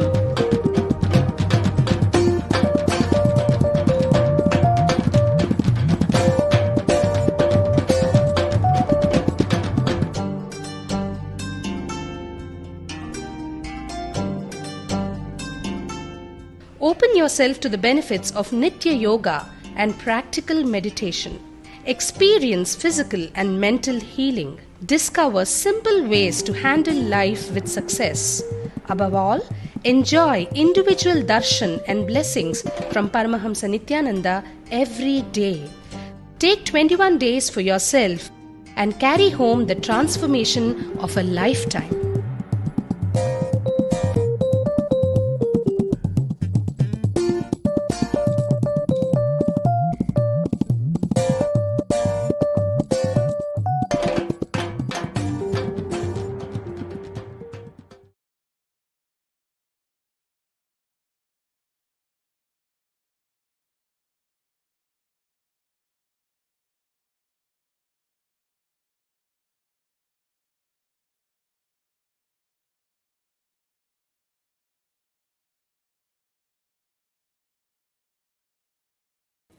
My name is Dr. Shilpa.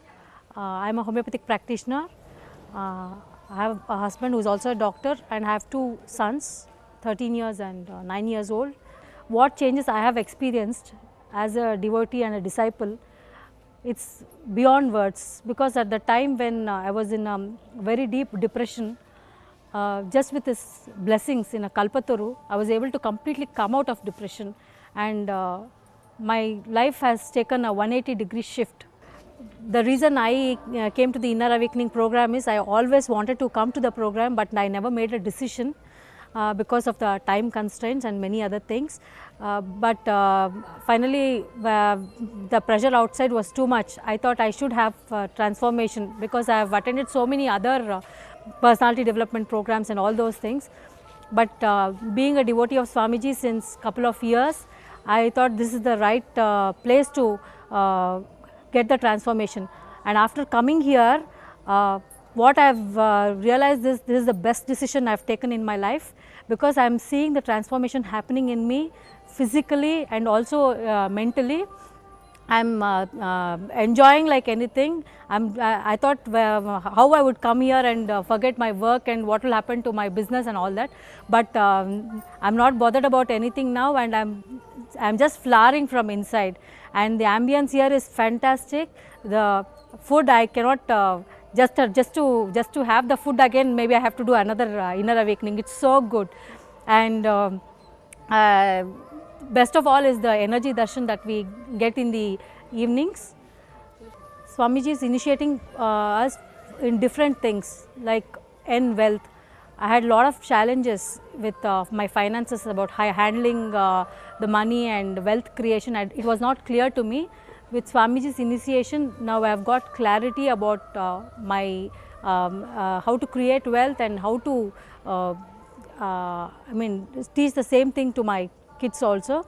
And the other initiation that we have got is the initiation to leadership. That's very, I felt it was really very important, because in every aspect of life I saw that I was not taking up initiative and leadership. With Swamiji's initiation to leadership, I am really able to, I've got a clarity, and I know after going out I'll be able to make big things happen. By profession, I am a doctor, a homeopathic practitioner. I have been practicing for the past 15 years, and I see all variety of patients. Actually, after going through the N-Health program and with the initiation, and after having bath in the Vaidya Sarovar, some of the health challenges that I had, some skin problems that I had, is almost healing up, and it's coming to normal. It's called plantar psoriasis, which is very difficult to heal otherwise with any system of medicine, but here it's almost coming to normal now. What I have seen is whatever treatment we give on the outside, it doesn't go to the depth. superficially whatever we can be done, we can do it. But when it comes to things that are in the deepest part of our muscle and biomemory, it has to come out only with the help of an enlightened master. So here I would definitely like to recommend to a lot of my patients about this program, and I want to send them to the health program. Yoga is something superb. Even otherwise I used to do like jogging and walking in my regular life, but after coming here I never knew this N fitness would be so good. I always had that hesitation to go out and work out because of the laziness, but here I am actually waiting for the morning and afternoon yoga sessions. And one more thing I came to know, that I used to think that we should not do any heavy practices after lunch, but Swamiji says it's good to do it after lunch, and I am really enjoying it, and my muscle mass has increased and I am feeling fantastic. Inner awakening is inner awakening, that's all. Because I am seeing that happening in my life, and I feel it would be a sin if I don't go out and promote it to enough number of people on a daily basis. It's so important because it's a lifetime opportunity, and I don't want anybody to miss it. It's so very important, it's so very good. Welcome to Inner Awakening, the most powerful personal transformation retreat you could ever experience. In just 21 days, thousands are already experiencing the shortest route to constantly high energy levels, visible anti-aging, healing of chronic diseases, fulfilling relationships, and higher states of consciousness. What is the secret behind this transformation?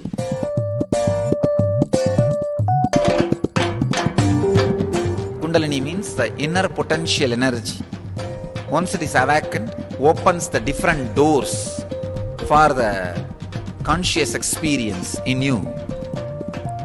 I can say which is a master key for all extraordinary spiritual experiences.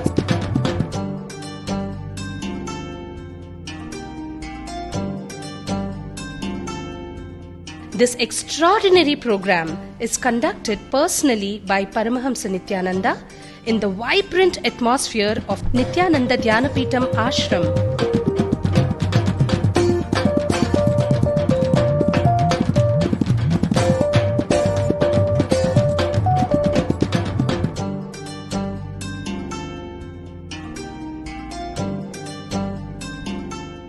Open yourself to the benefits of Nitya Yoga and practical meditation.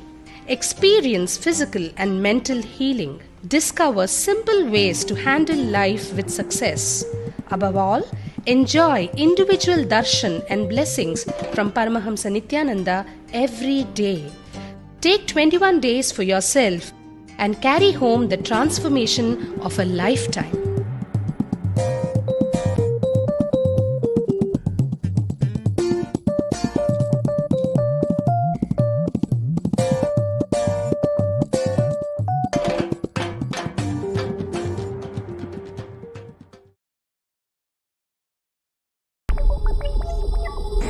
Want to know the truth?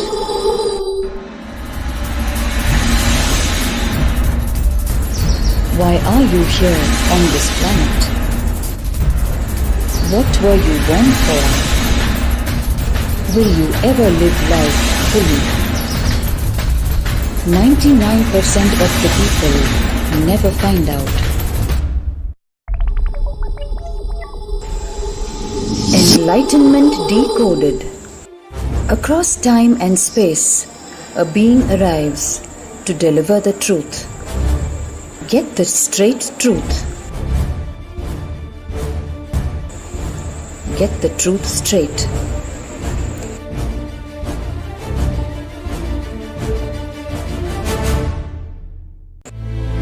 Find out on October 2nd.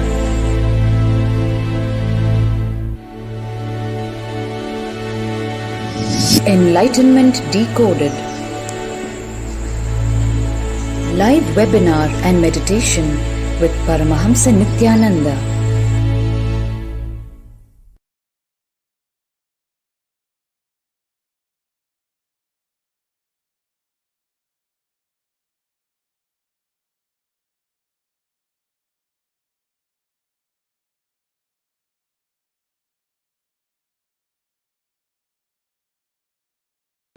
I am Agni Apojit, and I am working as a software engineer in Mahindra Satyam, and I am working in Netherlands, and I attended Inner Awakening program in December 2010. Actually, there was a lots of work pressure, especially in my field where there is a more of client-facing stuff is there. There was lots of work pressure, and taking 21 days leave is almost impossible thing. But I really had a strong intention, because I've been watching the discourses of Swamiji, and it helped me a lot in growing my career. But somehow in the corner of the mind, there was some thoughts were haunting my inner space. Like, fine, I go to the inner awakening by all the struggle. What happens after 21 days? Is it worth investing for 21 days and a huge amount of money that is involved? So these type of thoughts were haunting my inner space before coming to the program.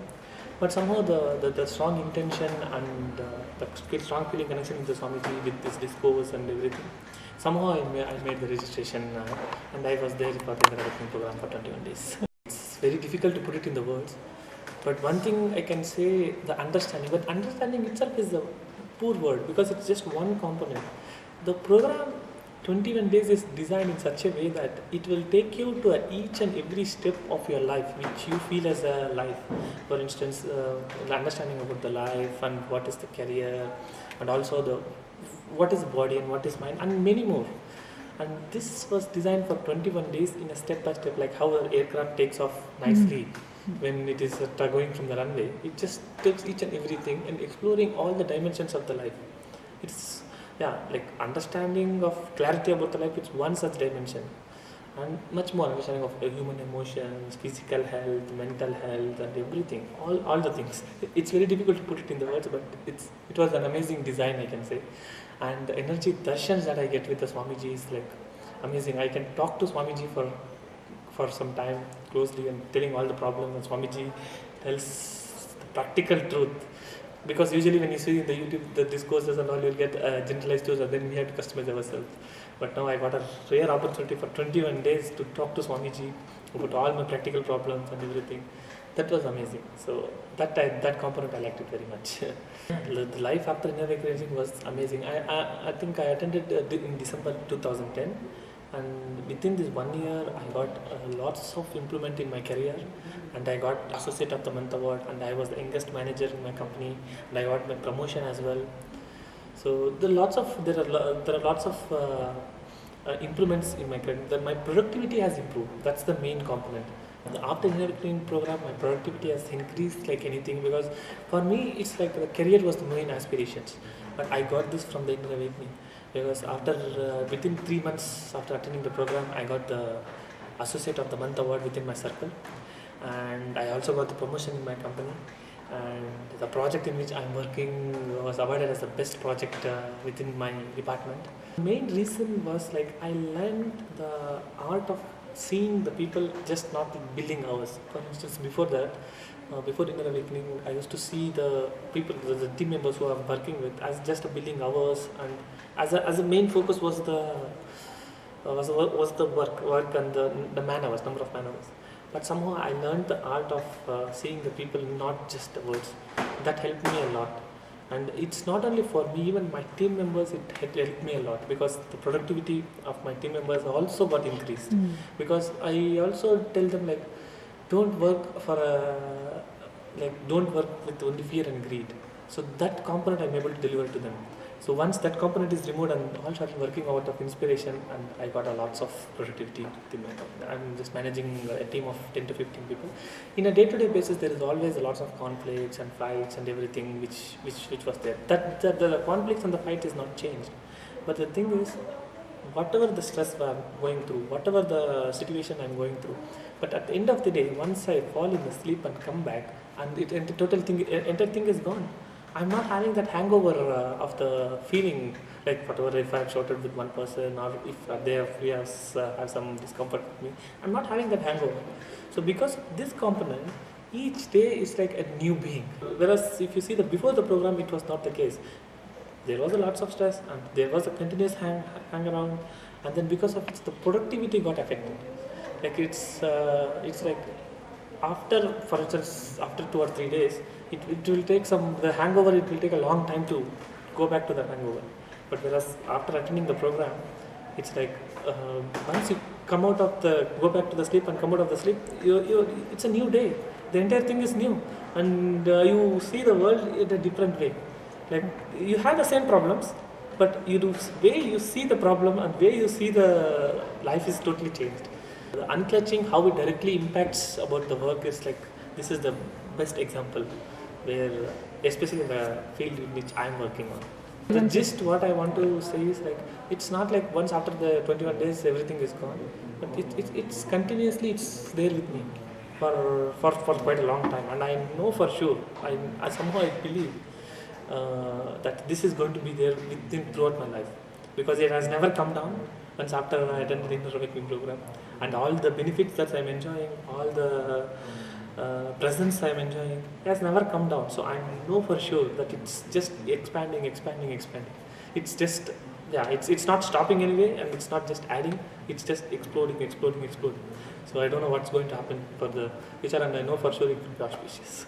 Welcome to Inner Awakening, the most powerful personal transformation retreat you could ever experience. In just 21 days, thousands are already experiencing the shortest route to constantly high energy levels, visible anti-aging, healing of chronic diseases, fulfilling relationships, and higher states of consciousness. What is the secret behind this transformation?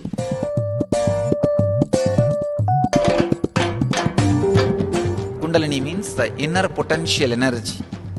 Once it is awakened, opens the different doors for the conscious experience in you.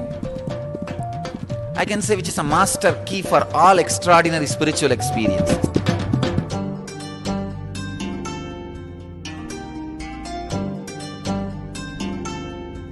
This extraordinary program is conducted personally by Paramahamsa Nithyananda in the vibrant atmosphere of Nithyananda Dhyanapitham Ashram.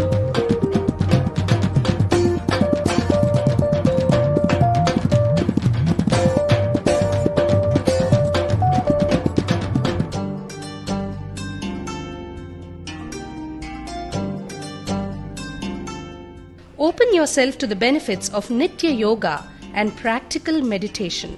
Experience physical and mental healing. Discover simple ways to handle life with success.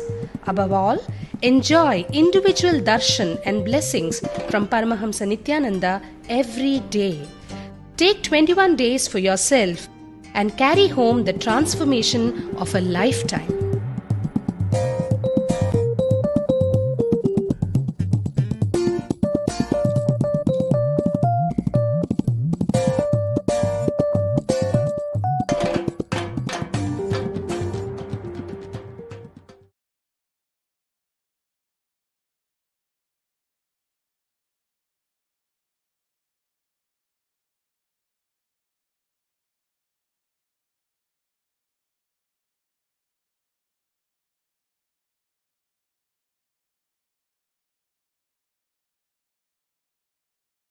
In 2009 is when I initially met Swamiji, and he had just started doing the Inner Awakening program, and I had already missed the first one because honestly I had made up all sorts of excuses why I couldn't go.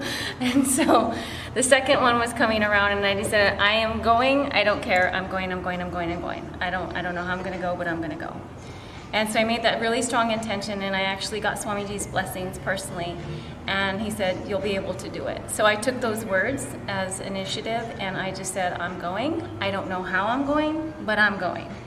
And so immediately, that was on a weekend, and the next day on Monday, I did everything backwards in my process. I quit my job. I told my boss I'm quitting. I went to my apartment manager, and I said, I'm vacating my apartment. And I immediately started packing up all my stuff, getting boxes, finalizing everything. I already had my passport and visa, so that was not a problem. But I started just finalizing, like consolidating my whole life, finishing it, and I didn't know how I was going. I didn't have any money, no credit, nothing. It was almost impossible, but I knew I was going. So then 2 weeks right before the program actually started, I got $10,000. My mom just out of nowhere gave me $10,000. It was totally unexpected. I didn't even know she had money. So it was like, it was a surprise to me that this money was coming to me. So anyhow, it happened. So I experienced a tremendous miracle. And I think the power to this is just, you just have to have a strong intention. Swami says that, you know, if you take one step, he'll take 1,000 steps. Also, he says, just decide immediately, whatever it is that you're doing, that you're going to be successful. And don't start mulling it over. The minute you start mulling things over and analyzing, your mind is going to come up with a million reasons why you can't go, because of your job, or you don't have money, or my kids, or this and that, and da-da-da-da. Really, a million things will come up. But if you just don't allow yourself and you just stay on your intention, you'll start to see that things just automatically evolved. So I am testimony that miracles do happen. So keep the faith. Don't give up. All right, thanks. Welcome to Inner Awakening, the most powerful personal transformation retreat you could ever experience. In just 21 days, thousands are already experiencing the shortest route to constantly high energy levels, visible anti-aging, healing of chronic diseases, fulfilling relationships, and higher states of consciousness. What is the secret behind this transformation?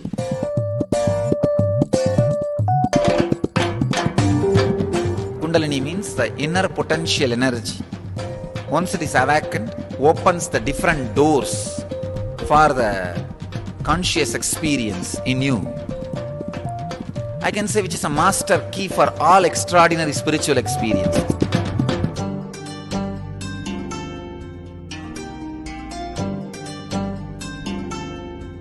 This extraordinary program is conducted personally by Paramahamsa Nithyananda in the vibrant atmosphere of Nithyananda Dhyanapitham Ashram.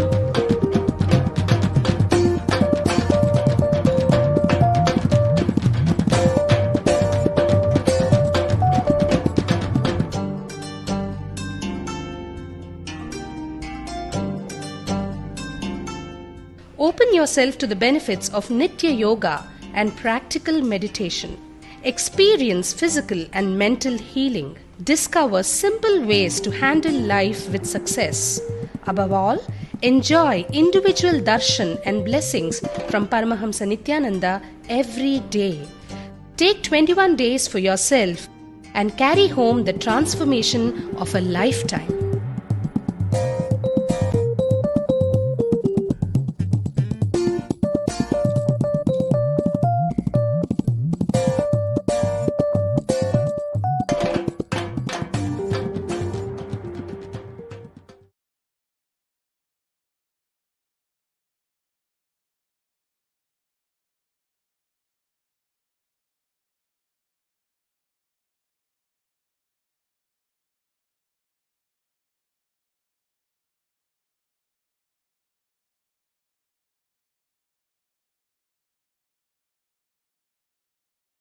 Before I came here, I always felt that I was a 40-year-old in a 27-year-old body.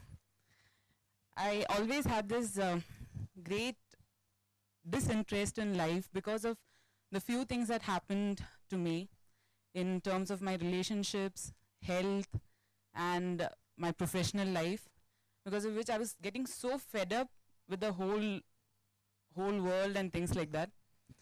Then a very good friend of mine, she came through and she told me about this place, before which I didn't know anything about this, or I didn't know who Swamiji was, and I'd just seen him on TV.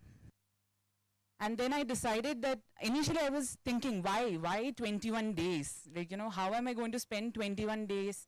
Isn't it such a long time? I've never gone for a session which is 21 days. Everything is like 7 days, 10 days, and then you can get back. So 21 days was a long commitment for me at that time, because I was thinking 21 days, you know, you all think travel, 2 days for traveling here, going back 2 days, settling down. And I just left my job, so I had to search for another job and things like that. But then my friends' words and my parents insisted that, seeing me in that state, insisted that I come here. And even if it, at that time I was thinking that even if it does even 10% of a betterment for me, it would be more than enough. Something to give me another hope that, I can carry forward in life. That is how I came here. And I still remember the first day, I came a day prior to this, and the first day I was just settling in, and it was a whole new world, but everyone was so helpful, and we were just settling down. On the 19th, that was the first day of the session, is when we saw Swamiji, and he came in for the first session, and he had just asked us to come forward and share. And I still remember that I was not standing like this. I was not standing so calm. I had gone to the mic, and I was literally shivering, and I couldn't say a word, and I was crying.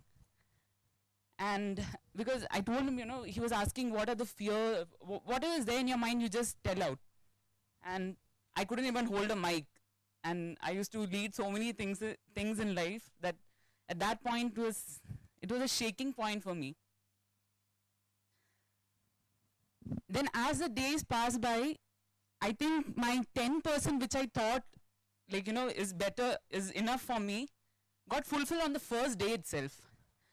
The 10% was nothing. Only the things that was coming forward, and it is not 10%, it is 100%.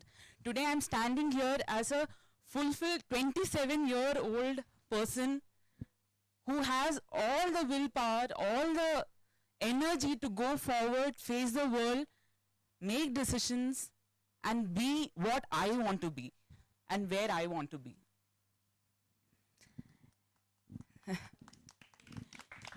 you. But this didn't come naturally to me. It didn't come just by staying in a room for 21 days. Each day was an experience. Each day was an experience of letting go of what is there inside me. What I held on to from my past, which I thought was a big thing for me. And after coming here, I came to know that it was also futile, and it was also, it's easy to tell, by the way I keep telling myself, but after coming here, which each session that I went through, I came to know that what past experiences does to us, and it really pulls us down because we give it so much of importance and we do not move forward.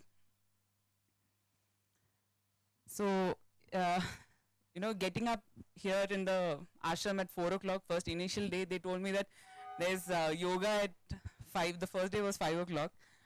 And I was like, oh my God, I have to get up at 4 because I was on a 1-month leave before that, and I used to get up only at 9, having a good time.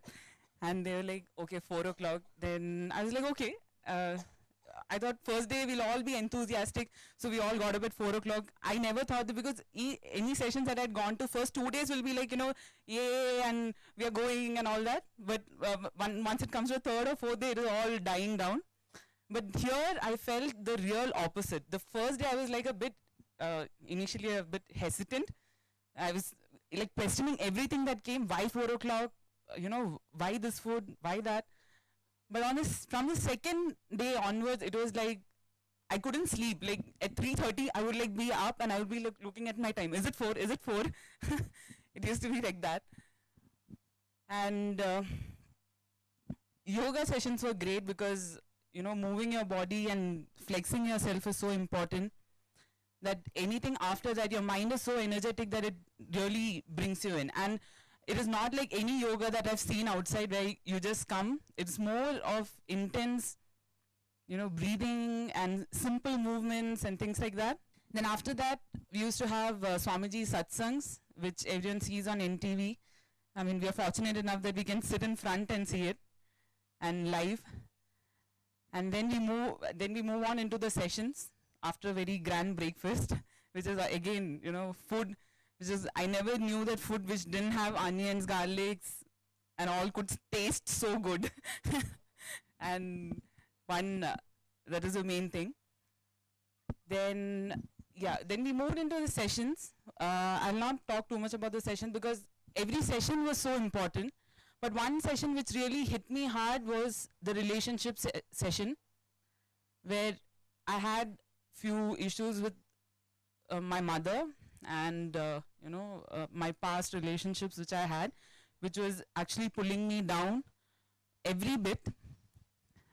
And after that session, I was so free. I felt so free that I felt that I could really fly, because I didn't know that, I didn't even know that that is the one that, even I came to know that that was the one that was actually pulling me down. It was a realization from within for me that such a simple thing that we think that, yeah, it happens to everyone, but that is the main thing that really pulls you down from even going a step forward. You take one step and it pulls you down at least 10 steps. So that is one session. There are many more sessions, but it's too long to say. 21 days has been like actually I should say a roller coaster ride, emotionally, physically, and even psychologically for me, because it's just what I thought was important was given the least importance here, and it really changed from what I am within, outside. And I can still remember people saying me after my 5th or 6th day that whoever saw me on the first day, they said that I was really glowing. And I could feel that, because I could feel myself smiling, not from outside but from within. Then the energy darshans that we had, in the evening we have a personal session with Swamiji where he actually listens to us.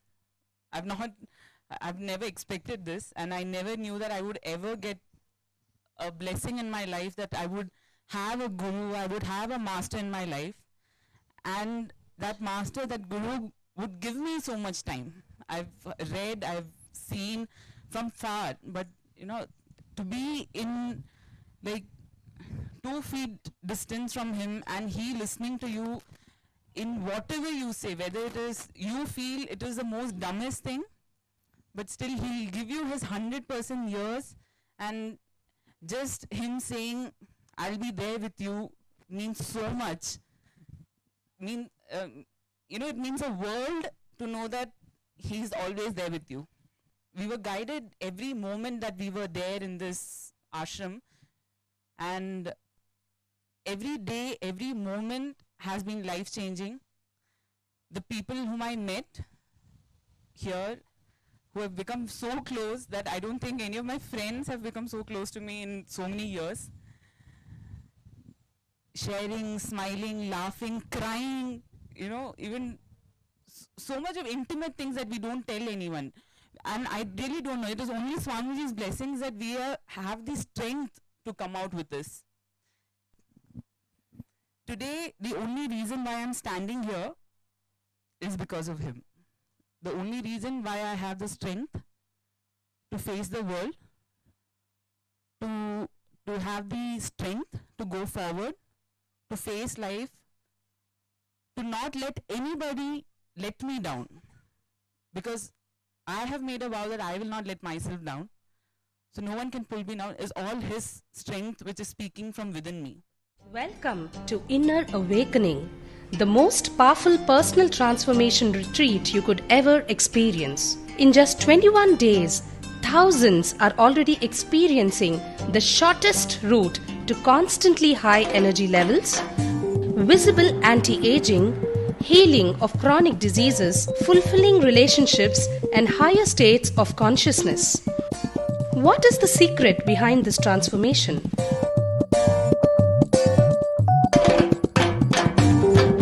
Kundalini means the inner potential energy. Once it is awakened, opens the different doors for the conscious experience in you. I can say which is a master key for all extraordinary spiritual experiences.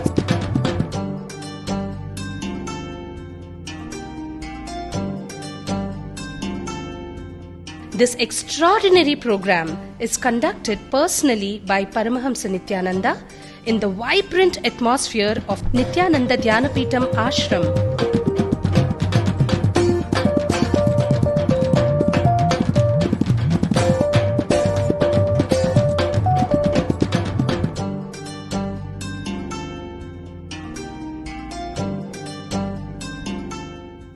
Open yourself to the benefits of Nitya Yoga and practical meditation. Experience physical and mental healing. Discover simple ways to handle life with success. Above all, enjoy individual darshan and blessings from Paramahamsa Nithyananda every day. Take 21 days for yourself and carry home the transformation of a lifetime.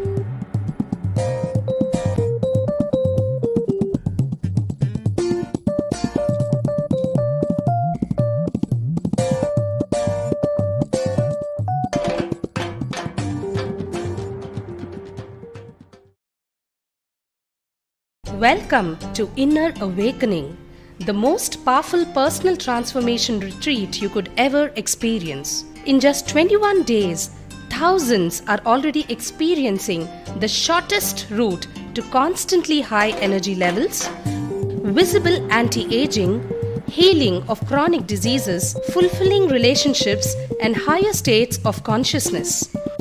What is the secret behind this transformation?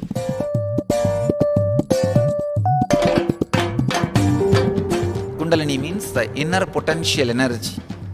Once it is awakened, opens the different doors for the conscious experience in you. I can say which is a master key for all extraordinary spiritual experiences.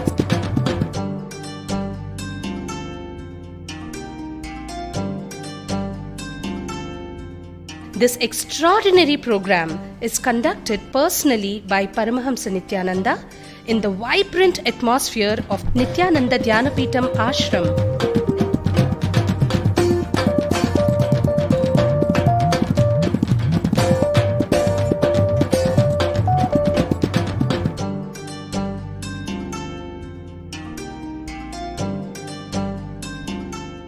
Open yourself to the benefits of Nitya Yoga and practical meditation.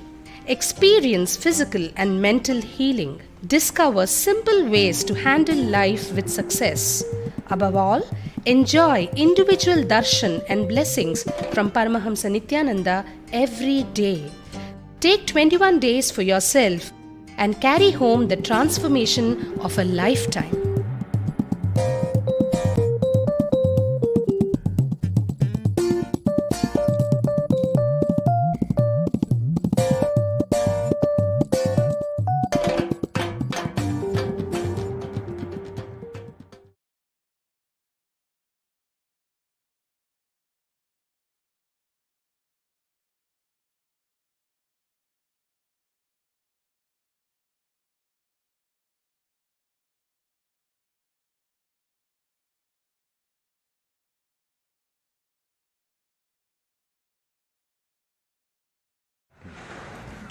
Nithyananda.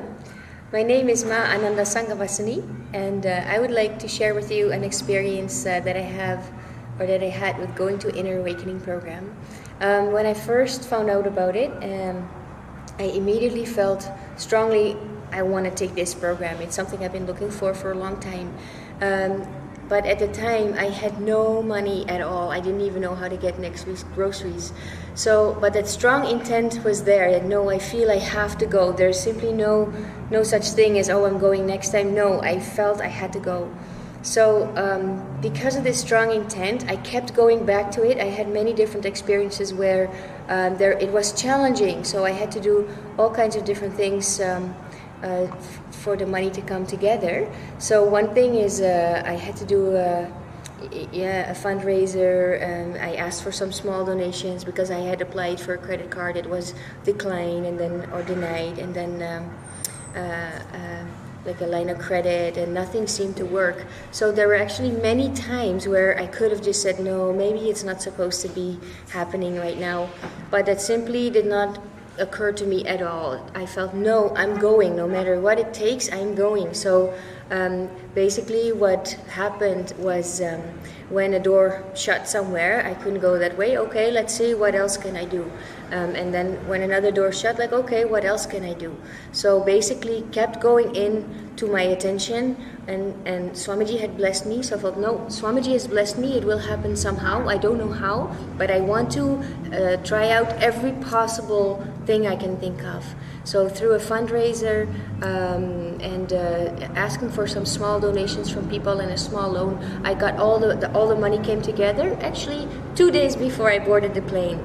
So I had the ticket, I had the visa, but the money did not come together till 2 days before I boarded the plane. So when you set your intent, it will all come together. Keep going back inward to your intent and keep working with it. Somehow the money will come together, and all the areas where you feel, well, this is going to be a problem, whether it's your family or taking time off from your work or in whatever area, it will all work out. So Swamiji does not only take care of the financial part, but he will also take care of the other parts as well, is what was my personal experience. So I really highly encourage everybody to go. It's a life-transforming program, and your life will never be the same. It's an amazing program. Thank you. NITHYANANDA.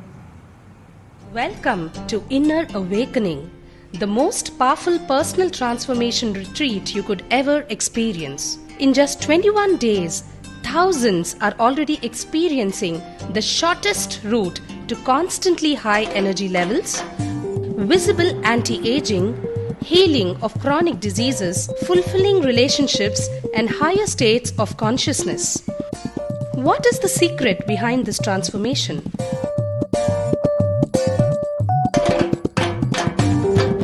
Kundalini means the inner potential energy. Once it is awakened, opens the different doors for the conscious experience in you.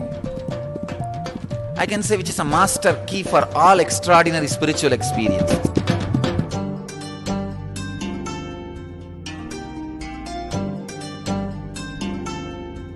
This extraordinary program is conducted personally by Paramahamsa Nithyananda in the vibrant atmosphere of Nithyananda Dhyanapitham Ashram.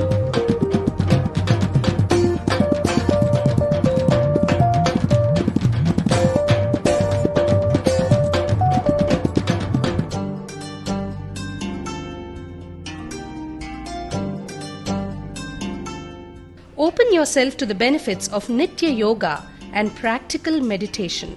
Experience physical and mental healing. Discover simple ways to handle life with success. Above all, enjoy individual darshan and blessings from Paramahamsa Nithyananda every day. Take 21 days for yourself and carry home the transformation of a lifetime.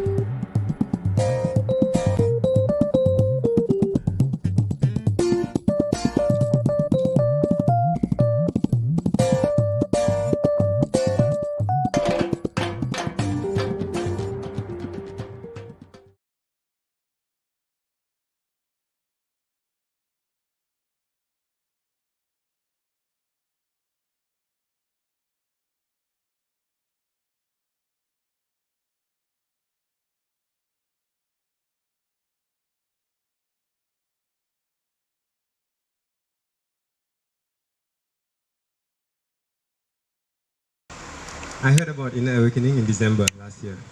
One of the participants actually spoke to me, and she said, you should go. And at that time, I had the idea that it's quite a lot of money. And I was thinking, okay, this is designed for filthy rich people. It's not designed for ordinary people. And I was having that wrong understanding for a couple of weeks. And only in February this year, I put a very strong intention that I want to come. And I filled up the blessing forms. And only two things. One is support and understanding from my wife, my family.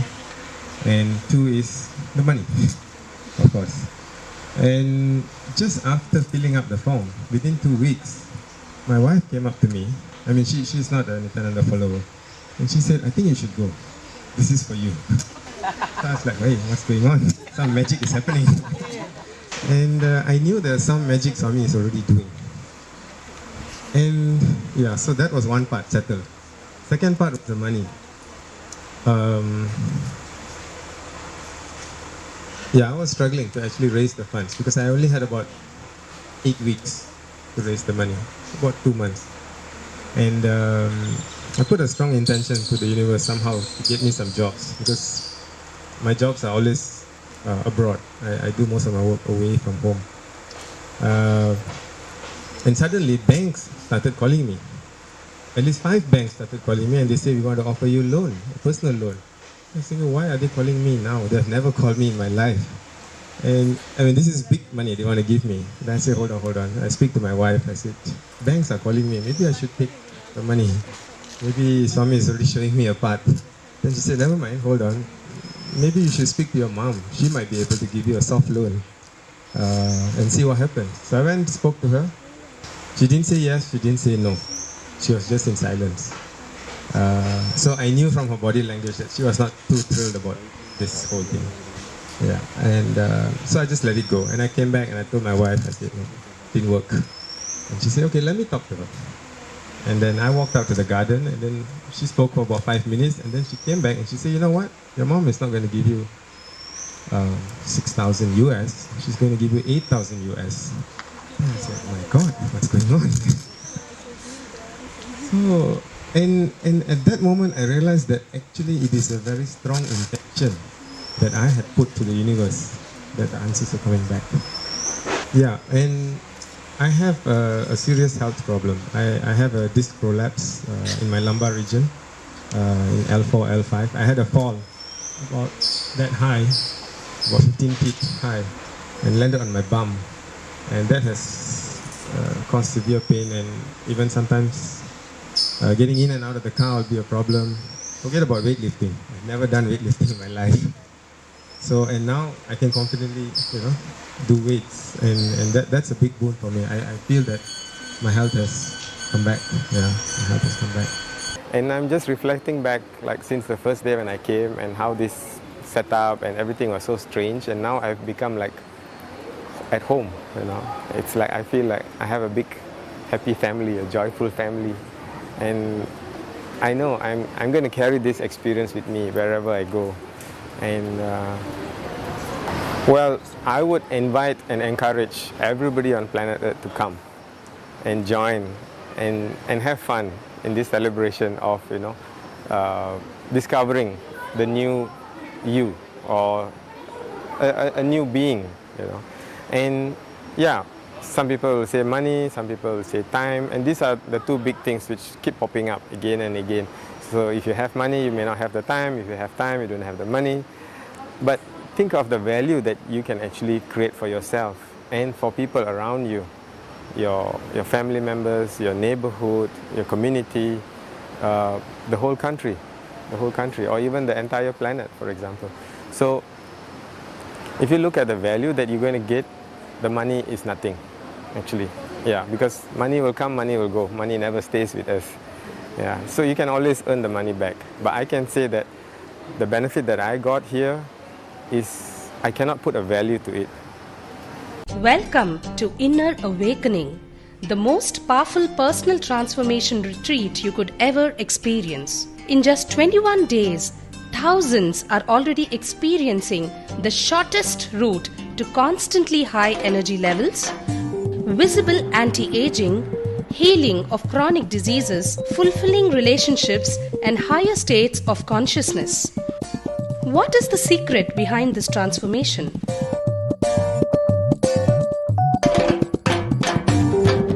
Kundalini means the inner potential energy. Once it is awakened, opens the different doors for the conscious experience in you. I can say which is a master key for all extraordinary spiritual experiences.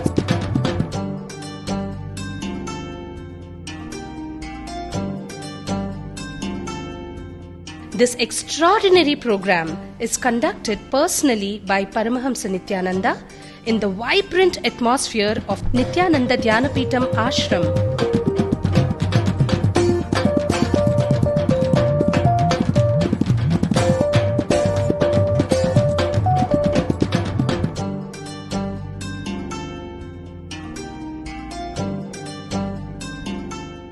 Open yourself to the benefits of Nitya Yoga and practical meditation. Experience physical and mental healing. Discover simple ways to handle life with success. Above all, enjoy individual darshan and blessings from Paramahamsa Nithyananda every day. Take 21 days for yourself and carry home the transformation of a lifetime.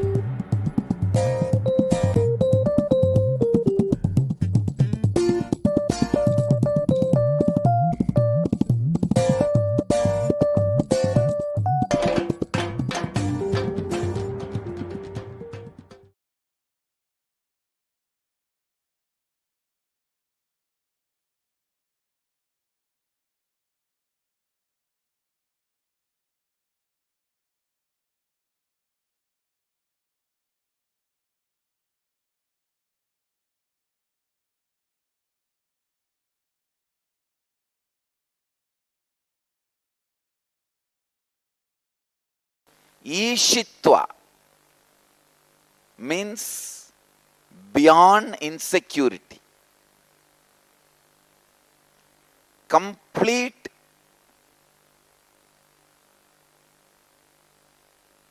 leadership over your existence.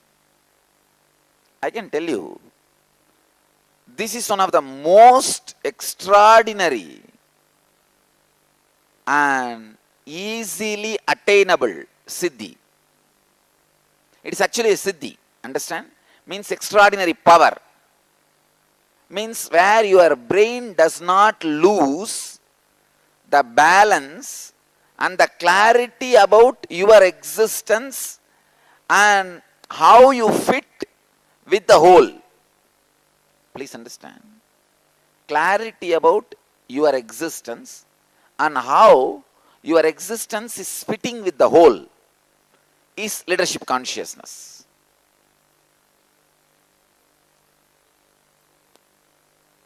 If you just know how your existence fits with the whole, you will be a leader simply by your life, fulfillment of who you are, with what you identify. For example, if you identify yourself as a corporate manager, suddenly you will express the extraordinary ishitva, leadership there. If you express if you identify yourself as a doctor, suddenly you will express intense ishitva, leadership through that profession. In every way you identify yourself, you will express an extraordinary leadership consciousness. Not just wealth. Wealth will be the side effect. In every line you will express. So I really feel you need to look in and experience, express leadership consciousness. Any human being should have right to education, RTE, of this science. These are all basic science. How to express leadership consciousness. One more thing. In the status of a leader, always there is a fighting. Only one can be. In the state of a leader, everyone can be leader. You don't need a slave to be a leader. In Ishitva, you are just a leader out of your quality. I don't need disciples for me to be a guru. Even if there is nobody around me, I will be sitting and singing my song to the trees, hills, plants and rivers. I will be radiating my Ishitva. So understand, leadership consciousness is awakening of extraordinary capabilities of your brain and making you realize who you are and where you fit with the whole. If you just don't fit with the whole, realize who you are Jivan Mukta, means left the body. You are an enlightened being without body. If you know who you are and fit where you are, how you are with the cosmos, you are in Ishitva, means leadership consciousness. So, all enlightened beings invariably have to be a leader. That is one of the basic quality an enlightened being expresses.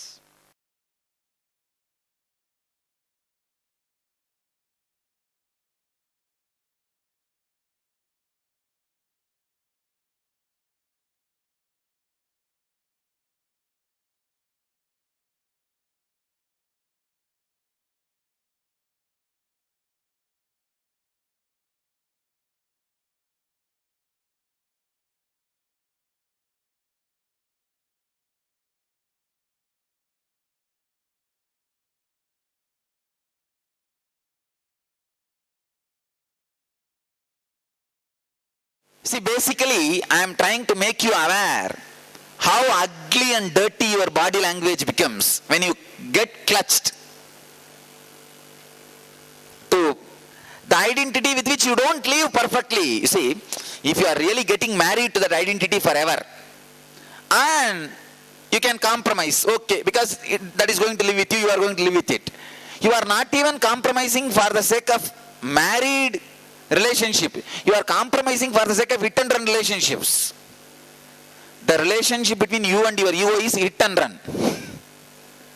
It is not marriage. It is not commitment.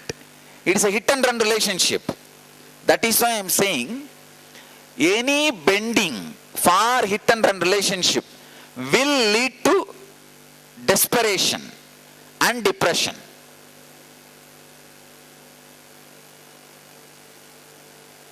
So don't compromise living for the sake of small hit and run relationships. It is like literally getting infected by a fatal STD for the sake of some hit and run relationship. How these lorry drivers in Indian village, they catch these fatal STDs so just such a, the unconscious way,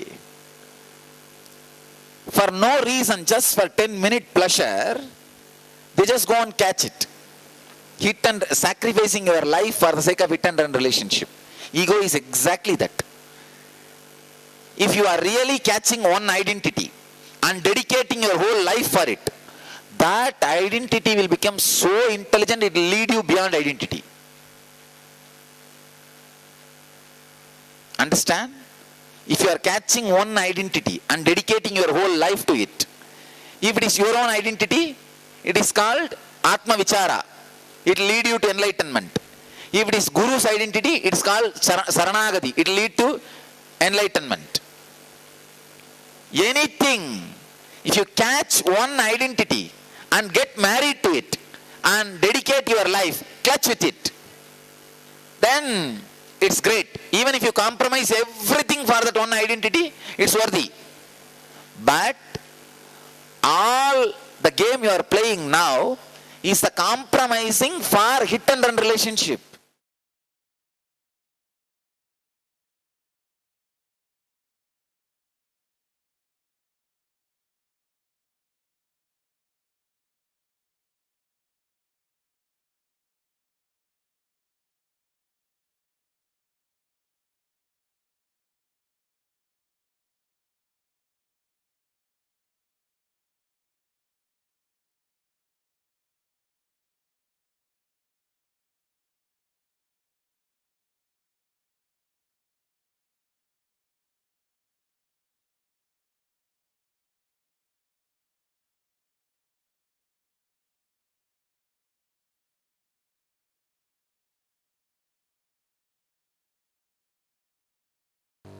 Any hurt, wound you are carrying due to money, if you heal that, suddenly tremendous creativity, celebration of money starts happening in you.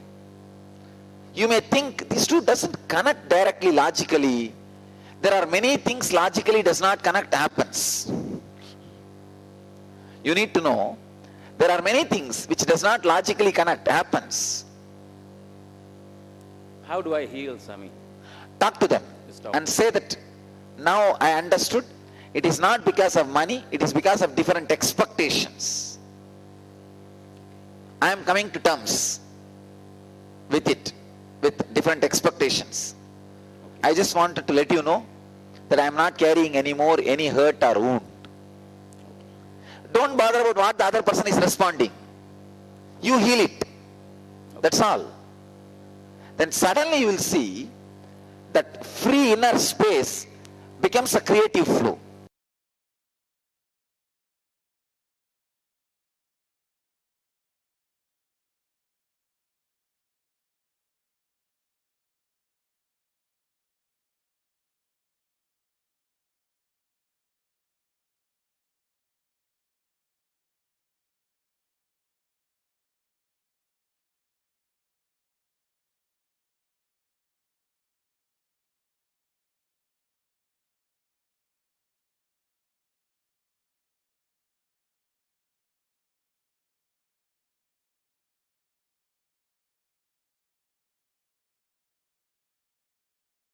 Stable family tradition. One of the worst loss happened to India after independence is that stable family concept is stolen. I feel that is the biggest miss. If we had retained that stable family concept, we would have faced anything. We would have faced anything. Our root is stable family. We lost it. I'm very clear we lost it. I don't know whether we will be able to get it back at all. If you are from a stable family background, kind of that giant family or a stable family, you will easily be able to trust and catch that feeling connection. Even in the ashram I have seen, any brahmachari, brahmacharini who come from a stable family where they had either father or mother very trustworthy, never betrayed, they immediately connect with me and raise. Then after they get initiated and get the experience, then unclutching, all the other practices works. You see, by practice also you can achieve. It takes a lot of time. But if you have this feeling connection, the background of the stable family, you catch it immediately. Immediately you catch the initiation, the fire, the awakening. And then all your practices will solidify it. So blessed are those who have a stable family background.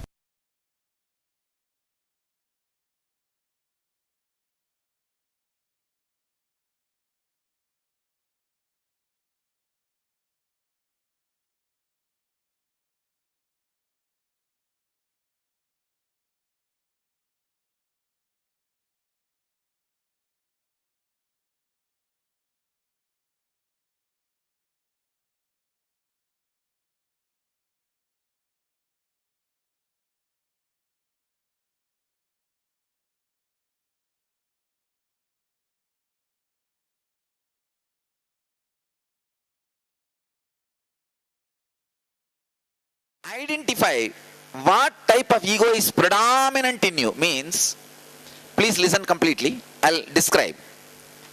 See, sometimes superiority ego means I am better than others, or inferiority ego, that is also ego.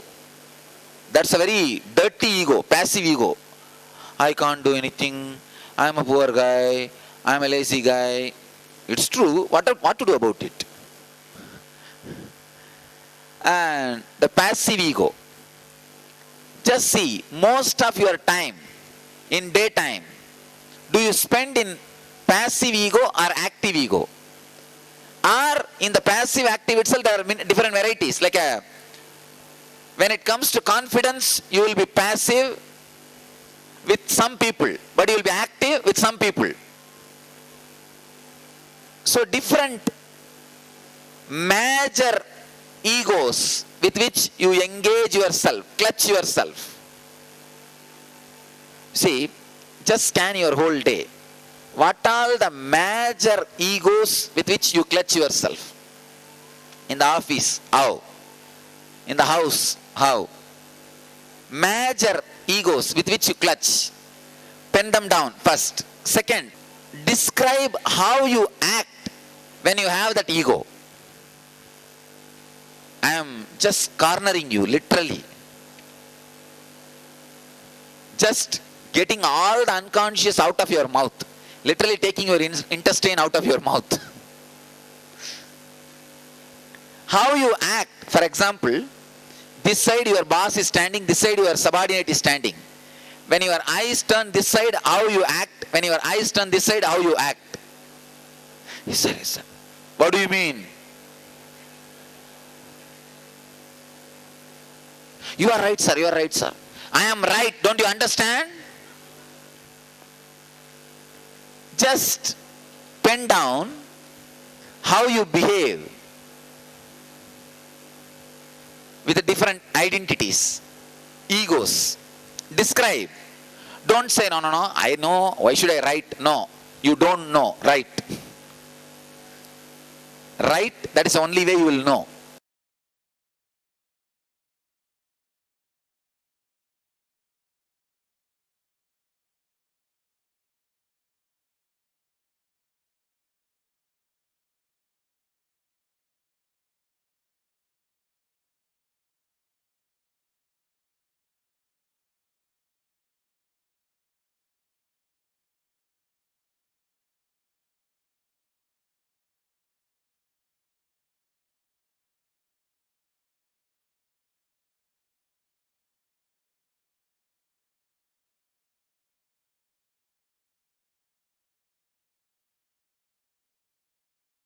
You are programmed. This is the first truth I want you to know. Second, your weakness, strength, everything that you consider as you is nothing but the result of your engrams. Second truth, I am making it a simple straight point. Third, your cognition defines the way you look at any situation and your response to it. Your cognition defines the way you look at any situation and your response to it. Third, all you need to get is that your identity is not real. It is just built up over the years based on the conditioning you received from parents, teachers and society. It's all you know. I am putting it in a very straight line. Leadership begins with leading yourself. Leadership is to first be free of the constraints imposed by your identity. Understand? Leadership starts with you being leader of yourself. Ishitva. Now, I want you to sit and pen down these basic things. All your strengths. Each strength, for each strength you write, get an example. Understand? When you say, I have the capacity of orating, then write an example. At least some few hundred people should have been mesmerized, hypnotized by your words for half an hour or 20 minutes. Or at least few people were just mesmerized by your words. Write situations. And one more thing you need to know. You are not born with any strength. You created it. So first, write all your strengths and come up with examples. Second, write all your weaknesses. And same way, weakness also. You are not born with weaknesses. You created it.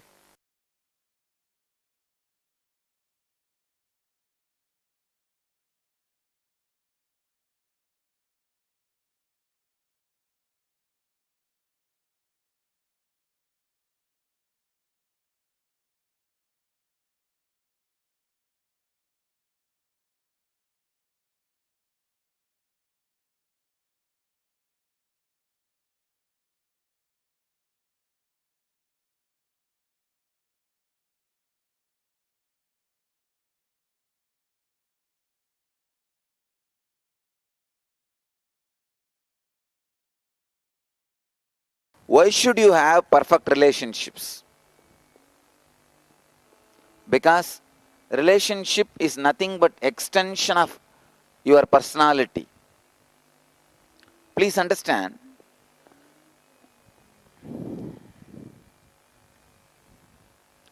you are not living just inside your body as you think.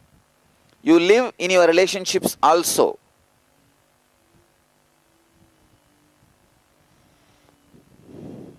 Life feels complete through relationships.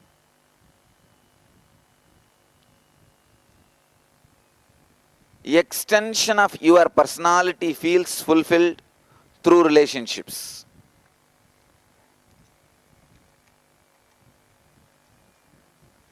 In life, there are two things. What is actually happening in your life? What you think is happening in your life, your view about it. The world and my world. In all your relationships also, the same thing happens. Who the person is, how you perceive him to be. The person to be. In the my world, how you perceive, based on that only you relate with the person. Your relationship with the other person happens. All conflicts in your relationships arise because there is a gap between the world and my world. Means complete understanding is not there. Just like wealth is one of the important aspects of life, ability to relate is another one important aspect of life.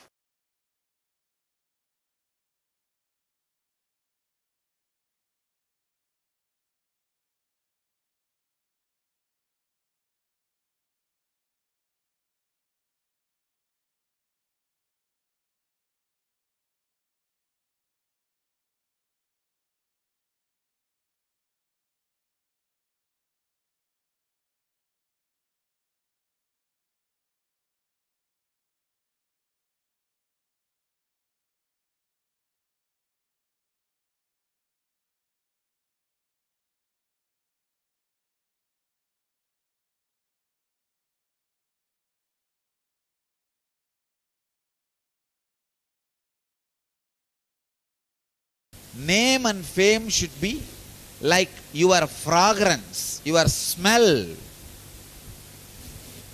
Your smell cannot be taken away from you. If your personality is worthy of a fragrance, let there be fragrance. How much your personality is worthy of fragrance? Is it 3 feet or 4 feet or 6 feet? That many feet, let that smell be there, let that fragrance be there. If your personality is worthy of only dirty smell, nothing can be done. Even if you pour how much of scent you want, only scent will waste, nothing else. So understand, the fear of losing name and fame is just useless fear. Useless, completely useless. I tell you, declare yourself as Paramahamsa. Paramahamsa means, I have decided to live life based on my heart. My heart is the guiding force for my life. Nothing else.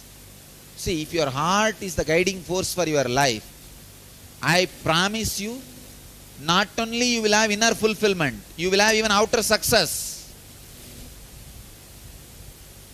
But if your head is your guiding force, society only will be guiding you. Neither you will have inner fulfillment. You may have outer success as society describes, not as you wanted.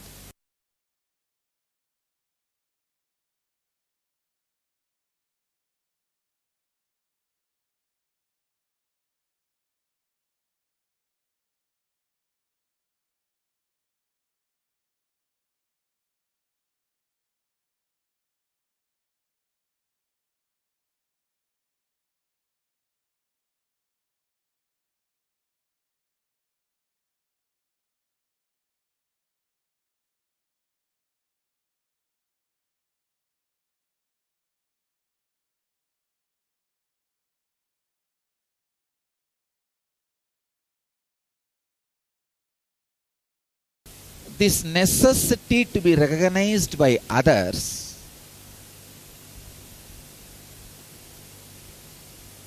has become almost like a food.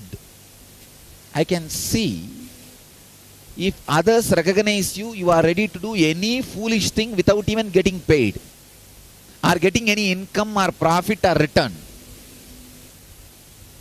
If others don't recognize you, any amount, anything you have, you are not satisfied. That sadness is there. To cheat you, it is not a big thing at all. Just if they come and talk to you and say that nobody is there like you in the planet Earth, you are the greatest Karana, the God of giving, Lord of giving, some half an hour, that's all. Then you will be in a mood where you can't say no. Finally that fellow will say, all I need is just 10 lakh rupee for my loans. You will say, oh, I have only one house, but that is 10 lakh worth. I will sell it and give you. Over. You will be standing on the road. What for? Because he praised you, you are a Karana. No, we do this. Please understand. I am not making fun. We do this in many time life. You see, I am not saying doing charity is wrong. No. All I am saying is we became ready to do any foolish thing for the sake of others' attention, name and fame, or social identity.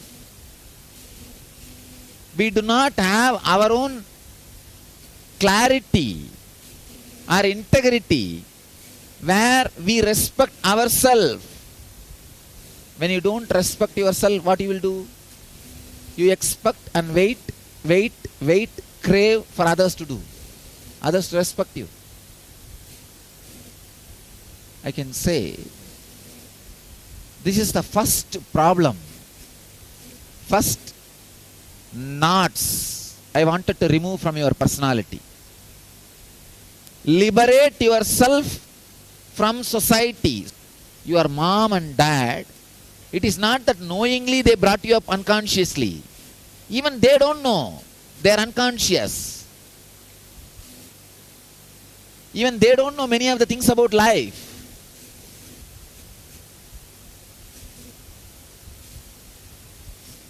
It is totality of unconsciousness. So first thing you need to do is declare your freedom. I will do whatever I am enjoying. I will live whatever I feel as my life's goal. I may not hurt you. That does not mean I will listen to you. I will give you my respect, but not life. Let you come to this clarity about everybody, everything in life.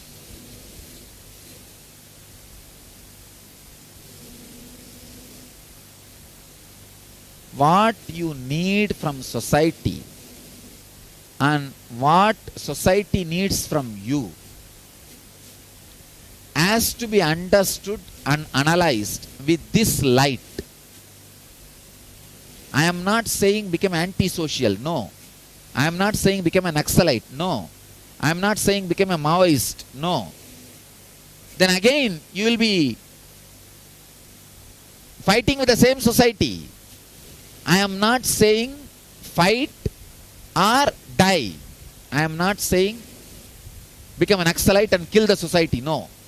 I am not saying be an ordinary man running after name and fame, recognition and killed by society. No. All I am saying is just go above society. Become overfit, not outfit. Overfit. Just decide what I need from society, what society needs from me. Let me have clear bargain, clear plan. Do not allow the society more than certain extent inside you. Have some space in you where nobody can corrupt you. That is what I call pure heart where God can reside. Have some space in your heart where nobody can touch you, so that God can reside there. If there is no place, no vacancy, how will God come and reside in your heart?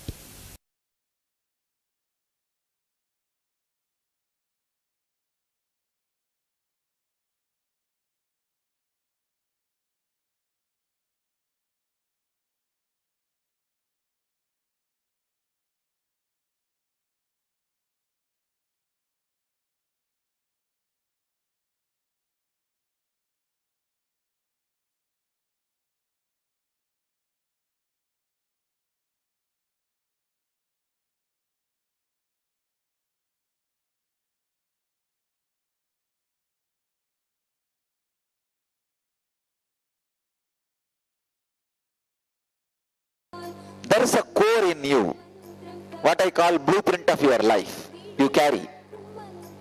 If that is auspicious and joyful, you attract wealth, success in your life. If that is corrupt, you attract only that kind of lifestyle around you. So, law of attraction. There is a magnet in you, which I call your very DNA structure, or in the modern terms, you may call it as your unconscious or subconscious. Here I am trying to make blueprint of success and wealth in your unconsciousness, in your subconsciousness. In the core of your being, I am trying to create wealth success magnet, so that you attract that continuously in your life, consciously or unconsciously. You evolve in that direction. You need to completely heal all the wounds related to money. All the wounds happened because of money, or what you think as due to money. Sometime it would have happened because of money, or sometime it would happen your idea that it is due to money.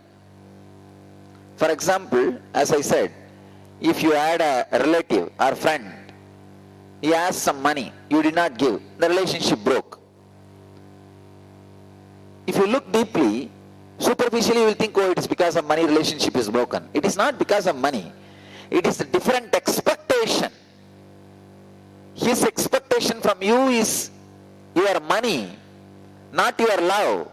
But your expectation from him is his love, not his money. So the expectations are different. Money is not responsible for it. Expectations are responsible. So find the right responsible, right reason, so that you don't hate the wrong person. Do not hate the wrong person. Do not think or do not complain about wrong person. When you think wrong person is reason for the problems, you will never be able to sort it out. You will never be able to clear it. Now, you need to heal all the wounds you created. You need to mend all the relationships you broke because of money. That inner healing has to happen in you. Only then your core, your blueprint will be attracting wealth. Understand? If your blueprint is not attracting the wealth, any $1 billion you have, you will not be able to rest or relax or live with it. You will have that constant life sentencing. Something is wrong in my life. If the blueprint is proper, you will attract wealth and you will live wealth, you will celebrate wealth. It is not just creation, celebration.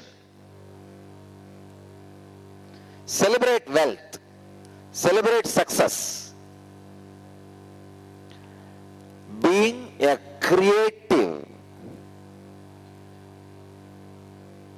high achiever is living enlightenment. If you are a creating high achiever, all the right things have already happened around you.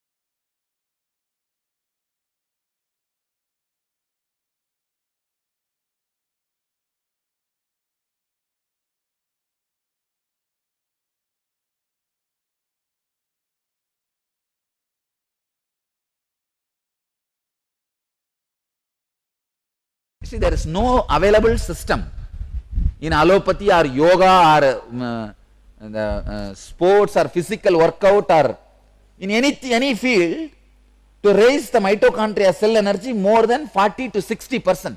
Maximum is 60% only. They are saying, what is this? 1300. And now I refined some of the techniques which are directly responsible for the mitochondria and made it into 1500 now. They are saying we will create a new world health order.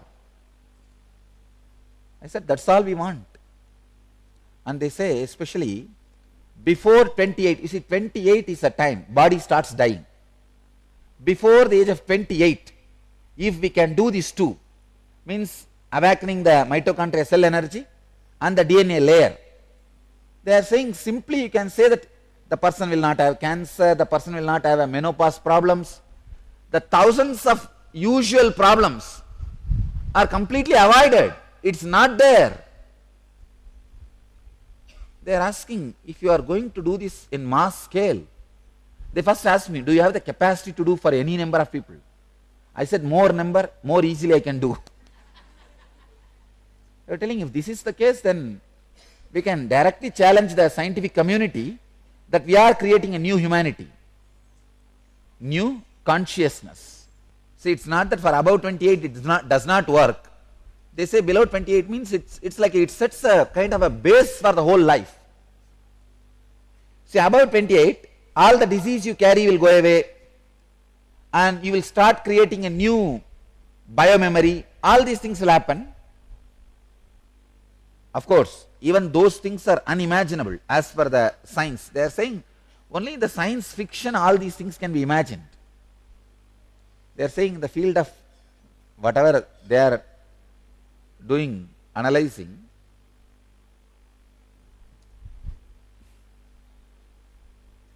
that's the exact word he said. It looks like a science fiction, Swamiji. But we have to believe because the machine says, when we analyze the data, soon, very soon, I will make this as a program available for mass. This November I am going to add something new related to the Panchakarma. Means I am now working on this enema, cleaning the stomach and cleaning the upper intestine. All these things I am working. First I am experimenting on my body. So this in coming inner awakening I am going to share with everybody. So this will make the body ready to receive more initiations. See, this inner awakening which happened is the first inner awakening where I did complete 21 initiation without giving a day break, because the whole group was able to receive. So I am working on a unique science just through the Panchakarma, means 5 cleansing process, giving them a special tamarind juice. If you give the special tamarind juice, just whole thing will be cleansed. And enema, the lower intestine will be cleansed. The ashram, all the ashramites are using enema every day for last 3 months, because I tested it on me and I am sharing it with the ashramite with a unique combination of garlic and turmeric powder. It's a unique enema described in Siddha tradition. I used it on me, 3 months. God, I could see, I can say the second Kayakalpa which I discovered. First is neem juice. The liver, you see, when the liver gets clean, all the organs become alive. They become pure. And like neem juice, the second thing I discovered is this enema. I am working on it.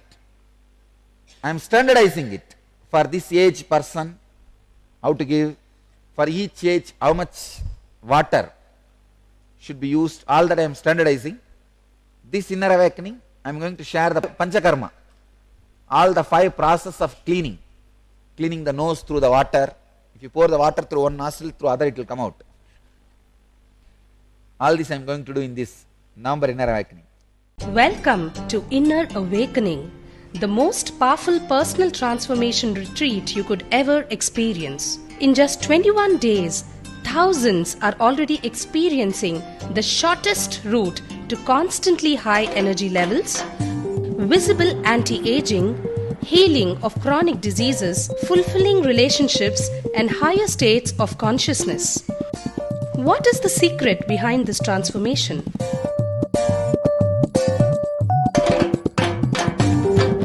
Kundalini means the inner potential energy. Once it is awakened, opens the different doors for the conscious experience in you.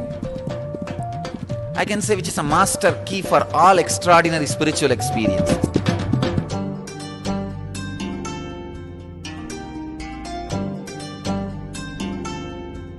This extraordinary program is conducted personally by Paramahamsa Nithyananda in the vibrant atmosphere of Nithyananda Dhyanapitham Ashram.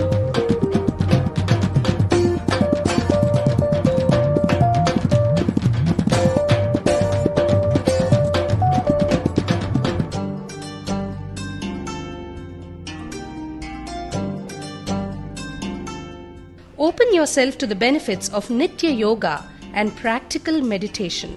Experience physical and mental healing. Discover simple ways to handle life with success. Above all, enjoy individual darshan and blessings from Paramahamsa Nithyananda every day. Take 21 days for yourself and carry home the transformation of a lifetime.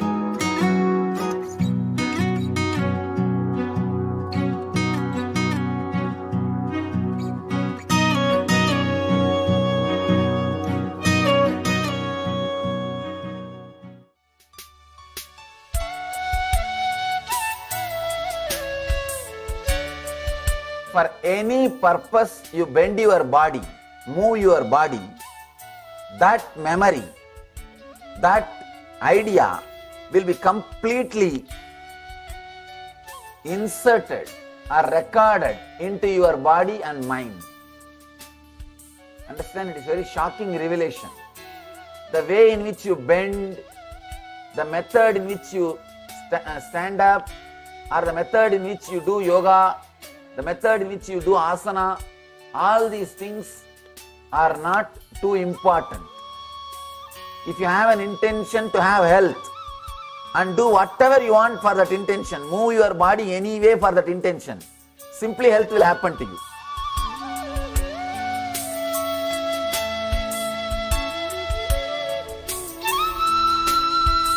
The energy which makes you experience the presence without anybody present, which is in you, is Kundalini Shakti. I can give you thousands of definitions. Inner potential energy, roughly equate what you call as junk DNA or mitochondria cell energy. All these things can be roughly equated. When the Kundalini awakens, the junk DNA is awakened and the mitochondria cell energy is awakened. Kundalini is something more than mitochondria and junk DNA. But when the Kundalini is awakened, mitochondria and junk DNA is also awakened. What scientists call as junk DNA, but I wanted to call as divine DNA. Because that is the major part of you. Major part of you. When it is awakened, makes you feel the presence, pure presence without anybody present.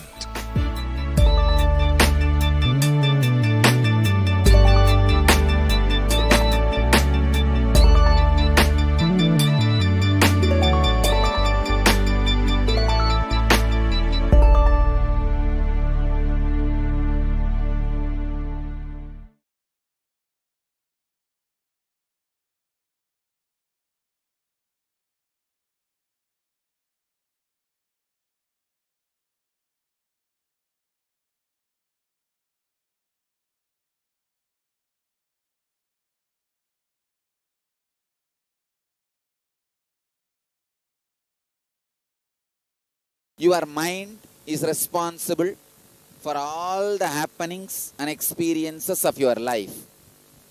Second, your mind is nothing but too many thoughts put together. Third, if you can know the science of killing one thought at a time, you won the game. One thought at a time. You won the game with mind. Fourth statement. Whenever a thought rises in you, just tell yourself, let me unclutch from it. Not suppress. No. Just let me unclutch from it. How? In the car, when you change the gear, unclutching happens, then the next gear, it falls. Unclutch from it. Next statement. When you say you are unclutching for milliseconds, you will have kind of a silence. Then again next thought will come. Again, let me unclutch from it. Then, after a few minutes, this thought, let me unclutch itself will become one more thought. Unclutch from that also. Then you may feeling bored, feeling like sleeping. Unclutch from that also. Sit with full of life.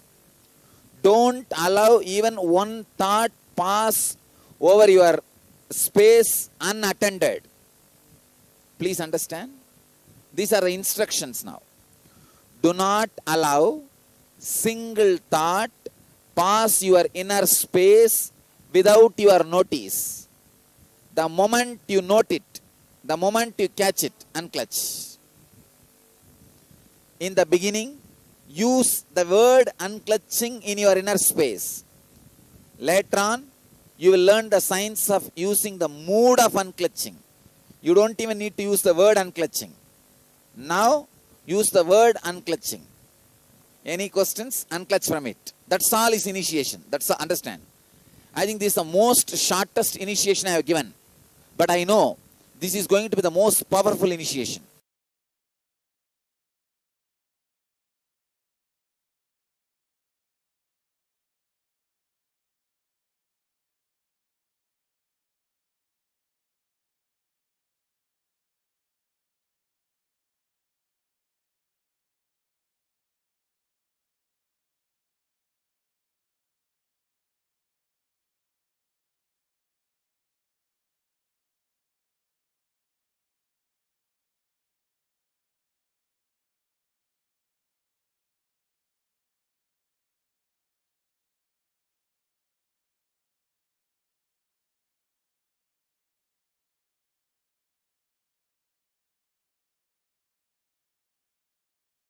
You have 3-layer energy. First layer is day to day. For 8 hours it will be alive. More than 8 hours you will say, oh, tired, I can't do anything, forget about it. Physical layer. Second layer is mind. In emergency, the energy will express. Like from here, reaching the entrance of the ashram, main gate of the ashram, if you are walking by yourself, maybe 3 minutes. If you are chased by a stray dog, 1 minute. If you are chased by a tiger, it will be only 30 seconds. So, during emergency, an extraordinary energy expresses in you. That's the second layer. Third layer is the spiritual, conscious energy. Tireless supply of energy. This process, actually, if you taste the tireless energy supply, you will not compare yourself anymore with anybody. You will understand your originality, uniqueness. Through this process, I am clearing the knots of comparison, awakening the originality in you.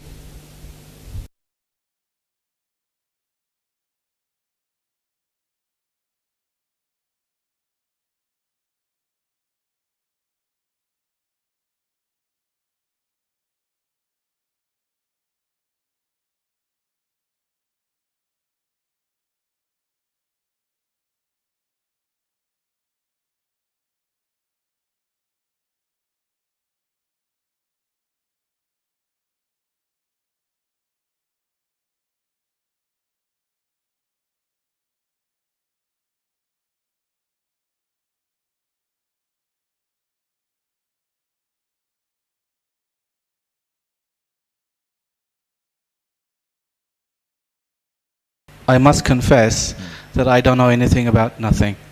But for the last few years, I've been having some strong urges to do something, but not knowing what to do. So it's reflective in my business life and my personal friendships and personal relationships. I'm making wrong decisions. See, there are some things you know. There are some things you don't know, but you know you don't know. There are some things you don't know and you don't even know you don't know. There are some things which you don't know, but you know you don't know. But there are some things you don't know, you don't even know you don't know. I am digging into that layer only. See, if you know, no problem. Forget about it. You know. Second, you don't know, but you know you don't know. That is also no problem. Third, you don't know, but you don't even know you don't know. That is what is the curse given to Karna by Parsurama. Understand? You know the story of Karna and Parsurama. Karna went and learnt some things from Parsurama without revealing his real identity by cheating. So Parsurama curses him.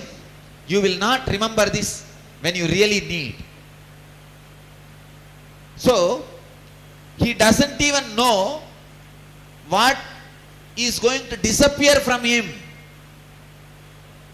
Taking this as an account that he knows all these things, he gets into the war, but he doesn't even know he doesn't know that.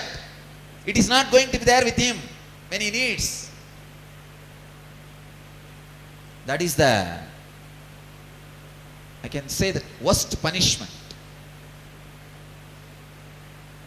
Parsurama says, all Guru Drohis will have this curse. That is why when people during this rumors and scandal abused me, I said, Arey, you go and carry on with your life, nothing wrong, do what you want, but don't abuse. Because many things, knowledge, understanding, experiences which you received from me will disappear, will not be useful to you when you really need it, and you will be entering into many war knowing that you will be able to handle it with this knowledge. Many fellows are going to enter into life in many things, in many ventures, having the courage and guts and energy and experience, enthusiasm which they had it when they were around me, they had so many things. Experiences, knowledge, courage, confidence, so many things. So they will now unconsciously settle down. This is their personality. And they will enter into many ventures. See, Karna is not a fool. He would not have got into the war with Arjuna unless he is very sure he has a Brahmastra, Nagastra. Many astras, he got it from Parshurama. But the fool forgot. It is not going to work when he really needs. The unconscious mental setup, it is like a false ceiling. You forgot it is a false ceiling and tried to poke it, and it gave way. These guys who abused the master, they are also standing on a false ceiling.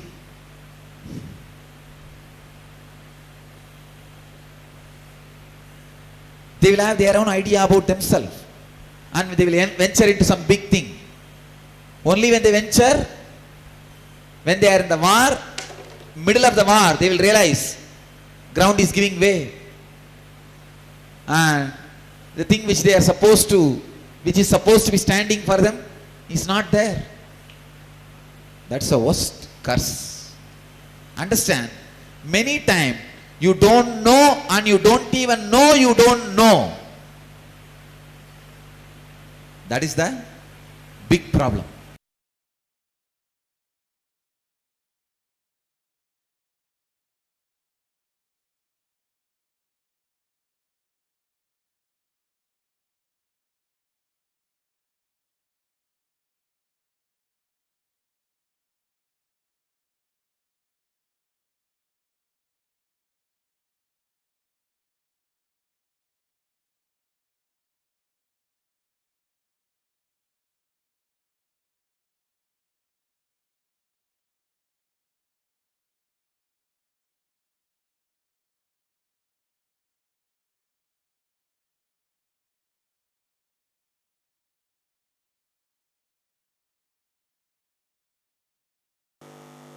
Your whole mind, consciousness, is like a ocean, inner space.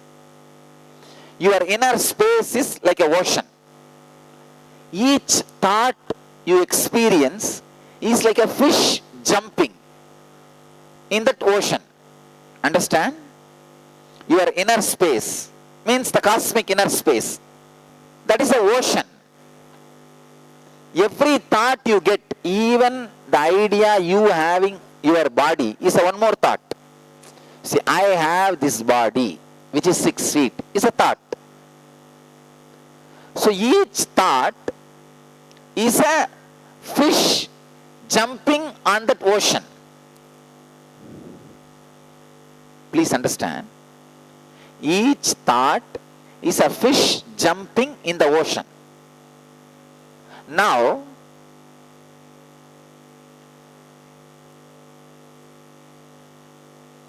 independently too many fishes jumping for different reason in the ocean, you start connecting all those fishes and try to make meaning out of that.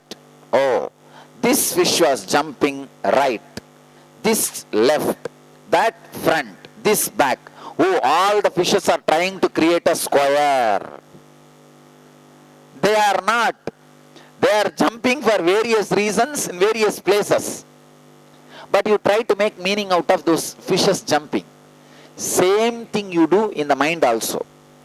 When various thoughts comes up, it is an independent, just jumping, happening. But you try to connect all those thoughts and create a meaning. Oh, I am depressed because I lost my job. As if when you had job, you are not depressed. All your thoughts are independent fishes jumping. The moment you try to make meaning out of that thoughts, either you are in depression or suffering are feeling claustrophobic feeling. Please understand. The feeling like claustrophobia is the life imprisonment. Feeling claustrophobic is life imprisonment. All of you feel continuously for some or other reason claustrophobic. You are caught. You are caught. You are caught. Now,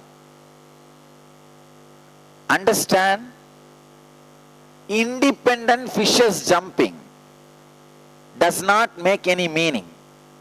Independent thoughts happening in your consciousness does not have any meaning in your life. It is too scary to know your thoughts don't mean anything in your life. You feel your thoughts are your property, wealth. That is your life. But unfortunately, you need to know the truth. It is not pearls. You have collected some seashells and preserving it, thinking it's pearls. And some glittering stones which are lying in the beach, you collected and safely keeping it in your locker, thinking it is diamonds. Your thoughts are independent fishes jumping. They don't mean much to you or your life, to your existence. Understand? Your consciousness is like an ocean. Even the idea you have this body is a one thought, one fish jumping. Then second fish, I think this body is very healthy, jumping. Third fish, no, it is too heavy, I can't even sit in Padmasana, it is unhealthy. Fourth fish. Next fish, no, I am very healthy, I am really healthy, I think I am wealthy also. See how much of wealth I have, there's one more fish. Third fish, no, if you are thinking you have so much wealth, what will you do? Somebody steals, you come on, create more wealth. Fifth fish, no, I think this white cloth is not proper on me. I should get another one dress. Oh, if I get little bonda today for lunch, how great it will be. All these are just different fishes. There is no meaning for these fishes jumping. There is no meaning if you think you have a healthy body. There is no meaning if you think you have a sick body. Both has no meaning. There is no meaning if you think you are wealthy. There is no meaning if you think you don't have wealth, you are poor. There is no meaning in anything. A high achiever does not even know he achieved so much.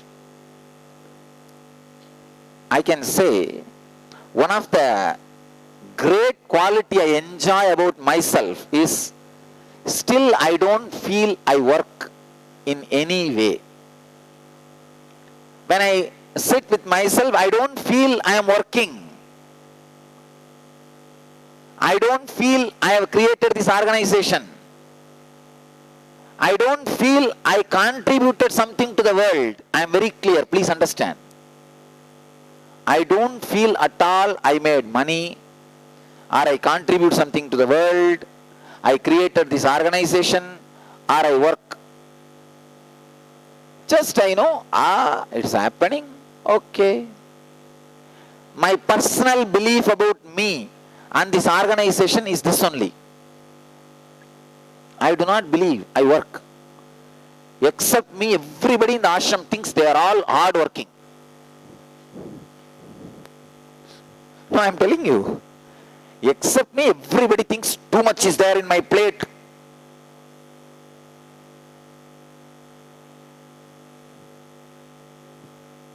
Krishna says beautifully, I have nothing to achieve, but still I go on working.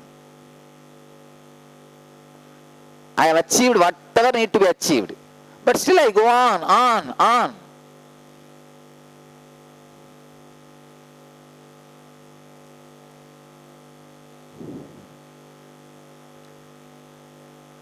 Understand, if you think you are a hard worker, it has no meaning. If you think you work smart, it has no meaning. Nothing has any meaning. Then you can say, then why should I do anything? Let me withdraw. That is also no meaning. When nothing has any meaning, why should you withdraw? Why don't you achieve?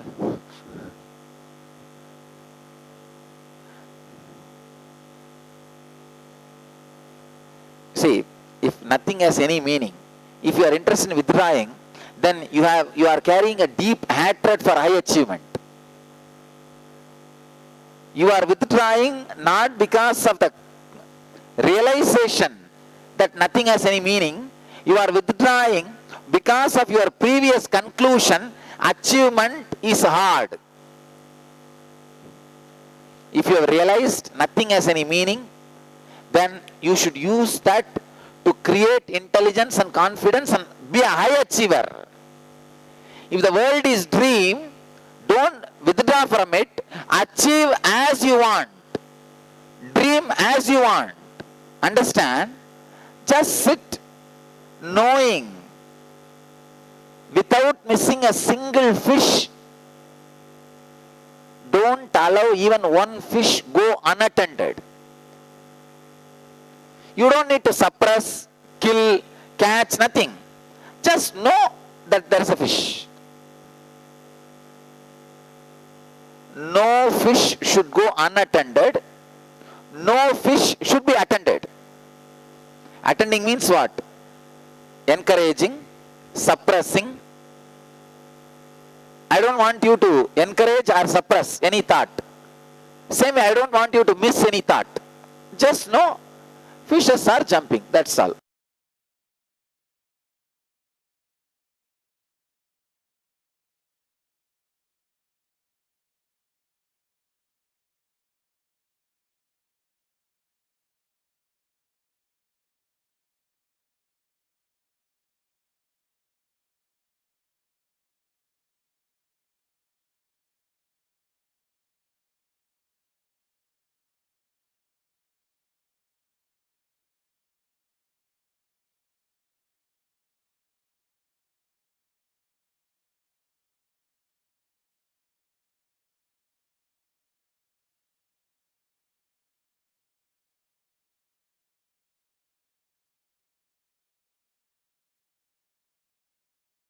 The extraordinary fear about your very existence.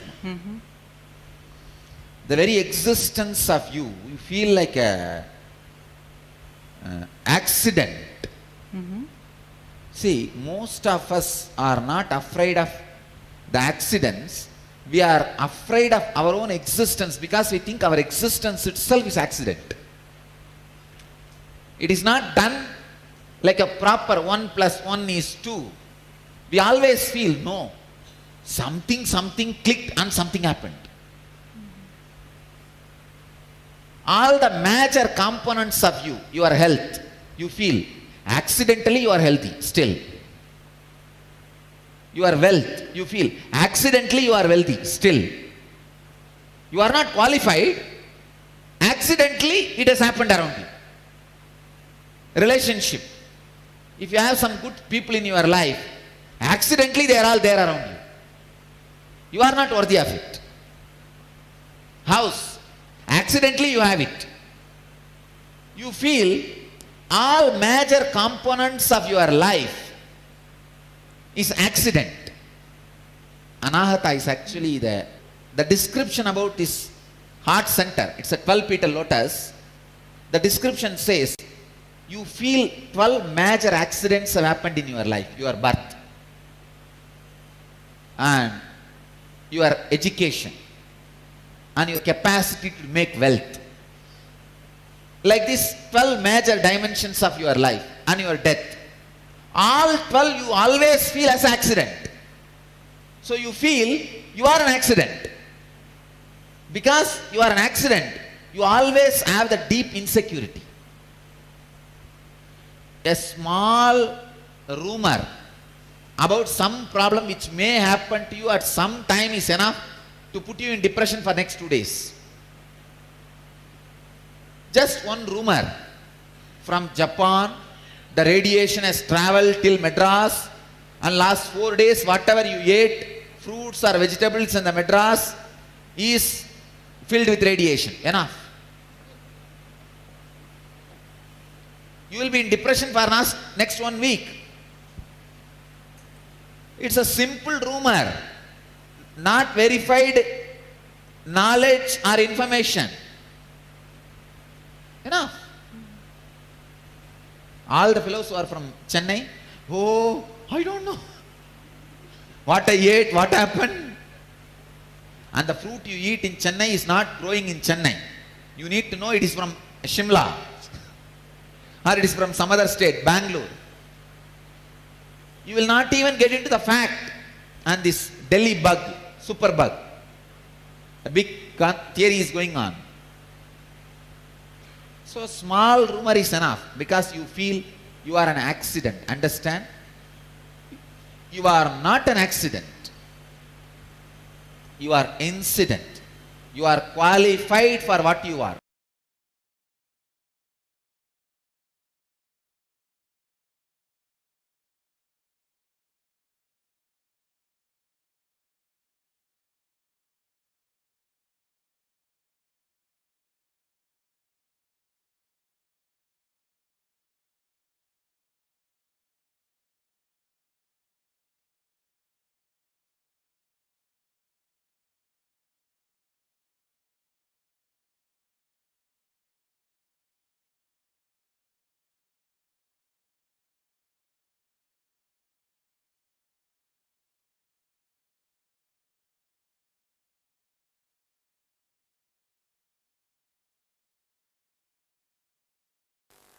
A high achiever has to be a complete self-healer. Whether it is a politics or money making, any field.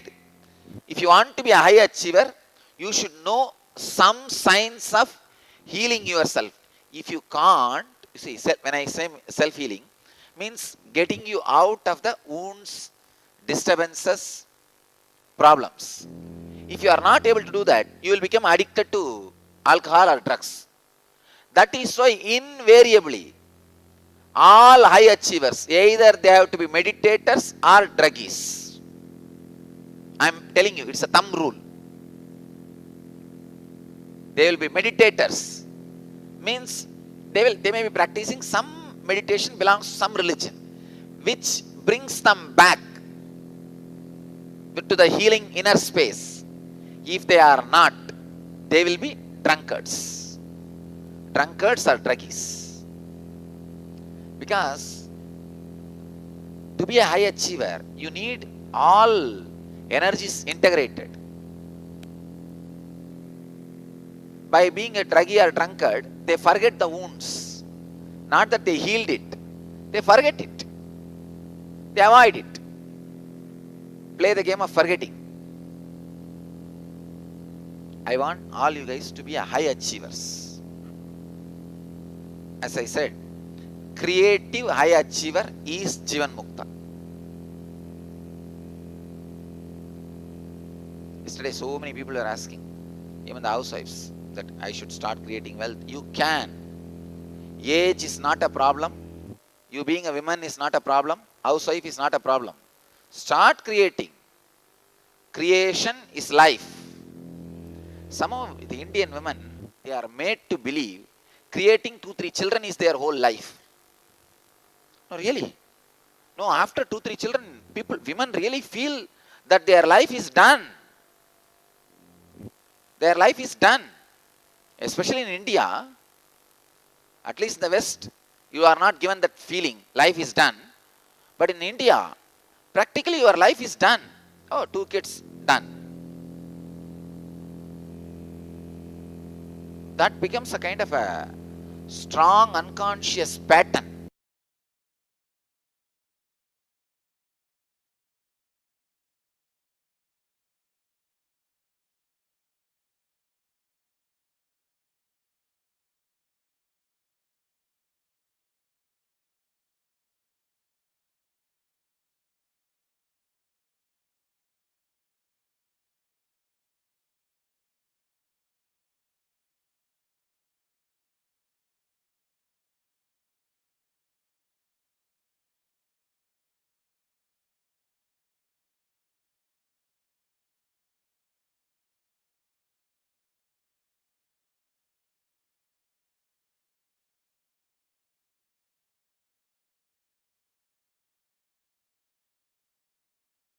Leela Dhyana.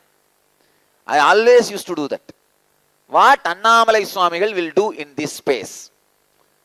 I had Annamalai Swamigal as a great inspiration for me. Any of you have seen him?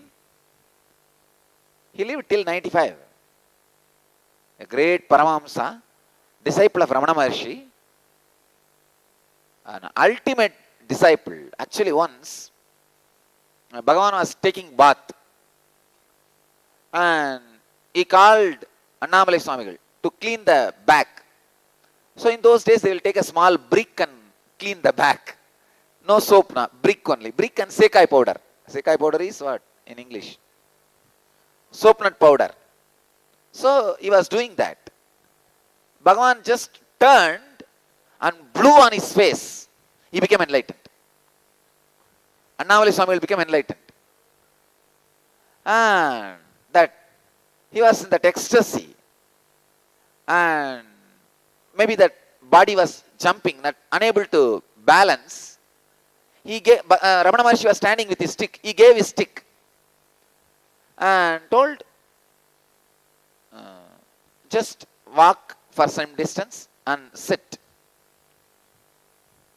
He told in Tamil, அப்படி கொஞ்சம் மெதுவா நடந்து உட்கார்ந்துருங்க, இருந்துருங்க. In Tamil, the word sit means establish yourself in samadhi and squat. Both has same meaning. So he took that word literally. He was walking with that stick for some distance, maybe some 100 meter, and sat, established himself in samadhi. Next 45 years he did not move from that place. He just lived in that area. That's all. At the most, the devotees built a small bathroom for him nearby. And the place where he sat, they built a room when he was sitting inside. And at the most, he will come out of that room and go to bathroom. In the 10-20 feet, he will walk. That's all. That's it. 45. And funny thing is, Ramana Maharshi left the body. He did not go to see his body. Guru's body is there in 100 meter. He did not go there. He said, Bhagavan's words. Literally he lived. Radiating enlightenment. Extraordinary. I always used to feel what he will do. Then immediately, that is the life. That's the solution. Once I was walking around the Arunachala hill. Late night, Amavasya day. No light in those days. I was walking slowly. I was crossing the cremation ground, burial ground of Arunachala. And suddenly I saw something in the road. I just noticed just 3-4 feet before. I looked in. I saw it's a dead body, which was not buried properly in the rain, came out and it's lying on the road. And did not even have a fear stroke. Just felt, what Annamalai Swamigal will do in this situation? He will just walk around and go. When I was walking around and going, I saw one dog in corner sitting with a skull and eating that head of the dead body. He was eating. I looked in. He was busy with his work. He looked at me. I was busy with my work. That's all. I walked. It's a very powerful process called Leela Dhyana.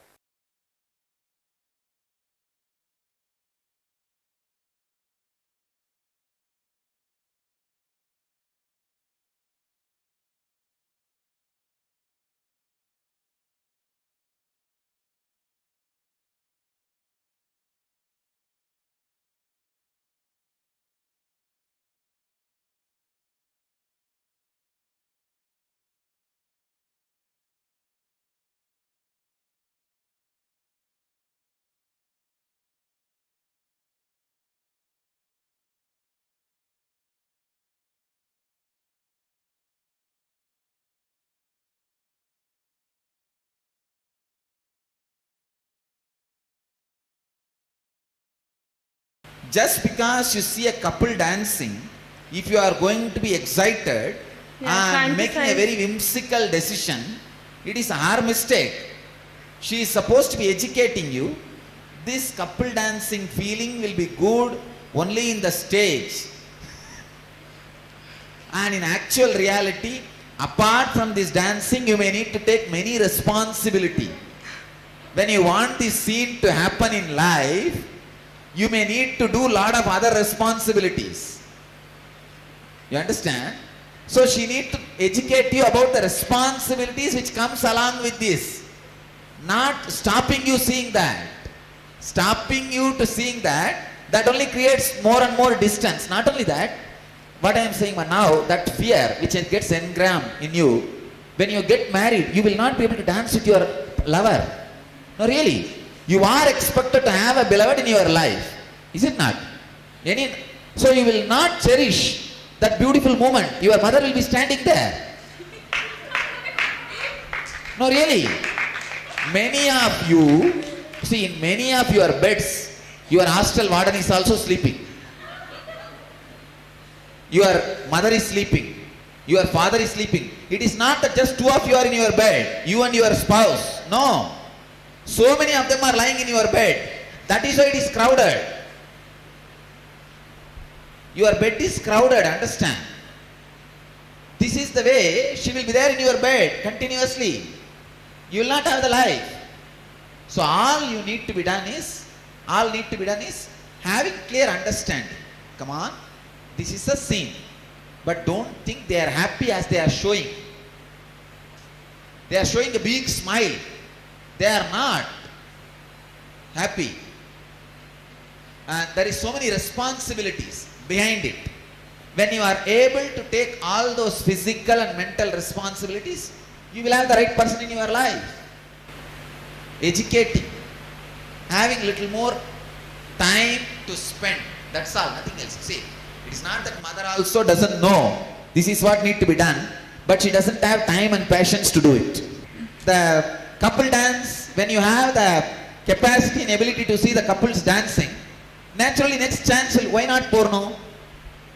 That will be the next chance. See, that is the way the mind will jump immediately. I have ambience, I can manage. Instead of this, why not just one more click? The whole thing is a click away now in the modern world. So better to educate them than to suppress them. I can say that each house should have at least one person with patience. Even if your mother is not having the time and energy, the father has the time and patience, that's great. Any one person having the time and energy, then we are done.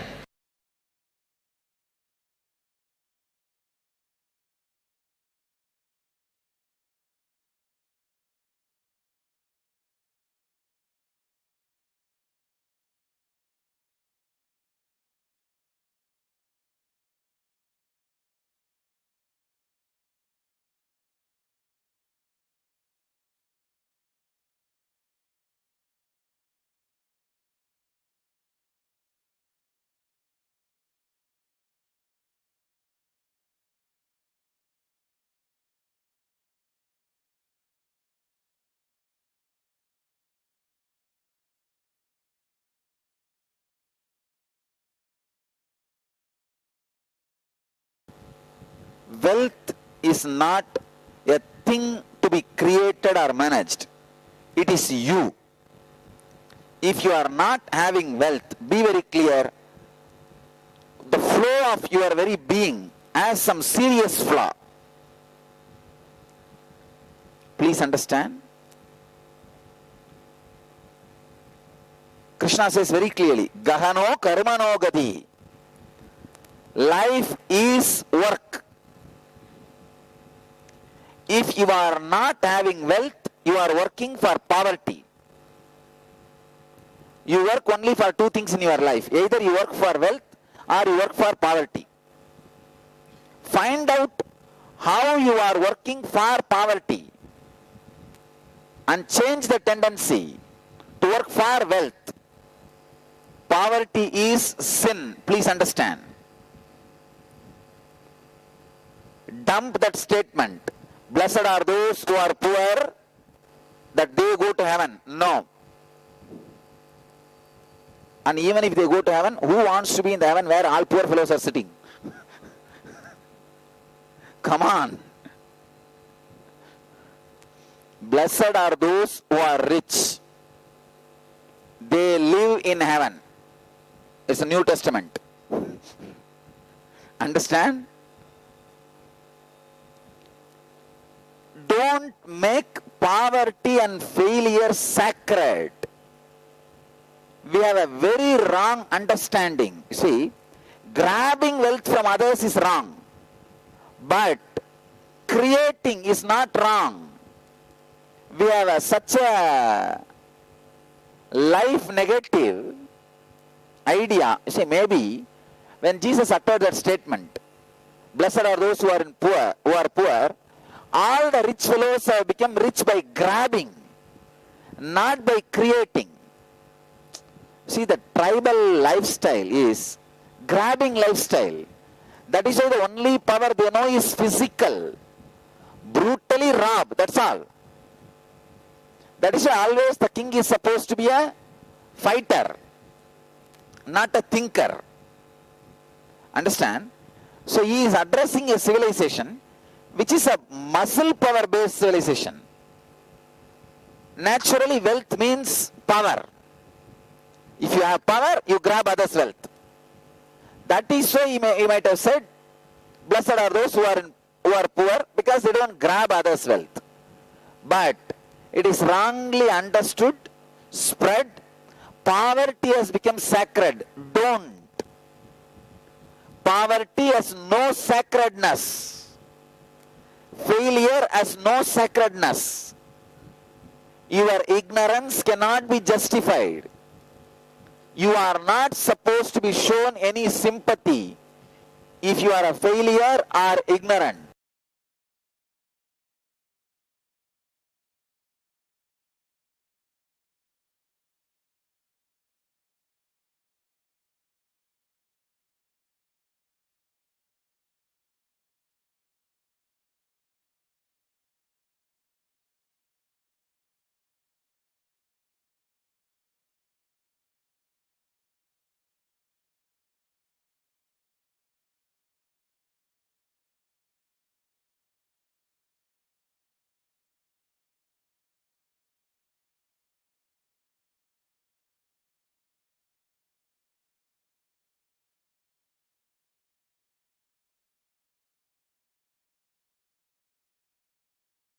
Contentment is justifying your ignorance and laziness.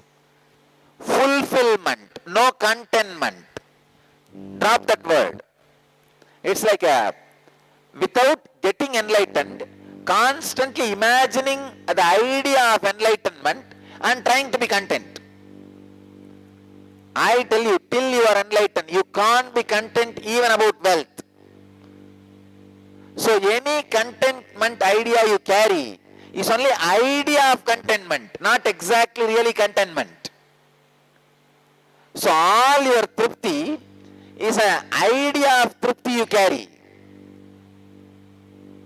Life should be based on fulfillment, not contentment. Drop that. Break that idea of contentment. Contentment is a pseudo-enlightenment.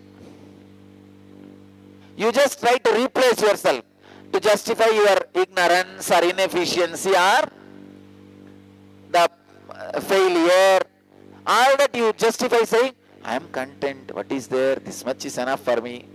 Who says this much is enough? If suddenly, example, one lottery is going to, you are going to win a lottery for $1 billion. You will say, no, I am content, I don't want that $1 billion. Then, where your contentment goes? Come on. If suddenly you are going to win $1 billion, are you going to say? If some free money is coming, then all your contentment is flying. Then what kind of contentment you have? What is the weight of that word tripti? What is the power of the tripti then? Is used as a fake currency for your tiredness and laziness and dumbness. Now you catch? Yeah, got it. Thank you. Thank you. I have a story. One lady is bragging to the neighbor. You see, every morning I give $5 to a lazy bum. The neighbor asks, your husband doesn't say anything? No, he says thanks. Understand? So our contentment is more or less this $5 contentment. That's all. So understand the truth. Fulfillment, not contentment. Break that word. Contentment is sin. Fake enlightenment.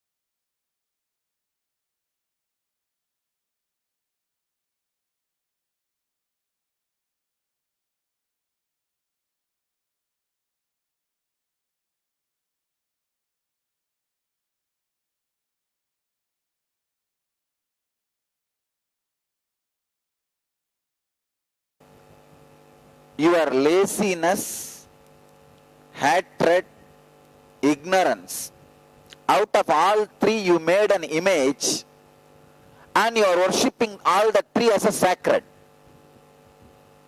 These are the panchalokas you use to create your deity. Your laziness, ignorance, negative conversations, wrong engrams, little bit of foolishness. These are the panchaloka with which you make your deity. And you go on worshipping it very sacred.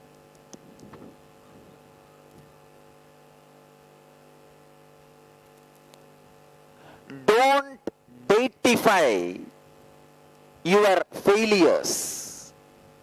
Don't deitify your poverty. Somehow, especially the spiritual seekers, have very strong idea.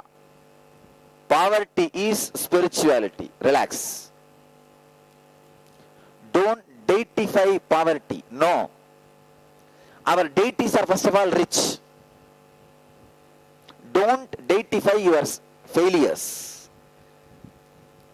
Unconsciously, you carry, in the name of simplicity, failure as the blueprint of your life. Please understand, your belief system is going to be the base for your values. Your values are going to be the base for how you are going to work. How you are going to work is the base for your life. When you unconsciously carry the blueprint of failure as the simplicity or humbleness or ideal, what are you going to do?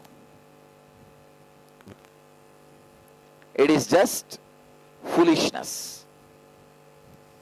It is just foolishness, nothing else. So please look in all the panchalokas out of which you created your deity. How many?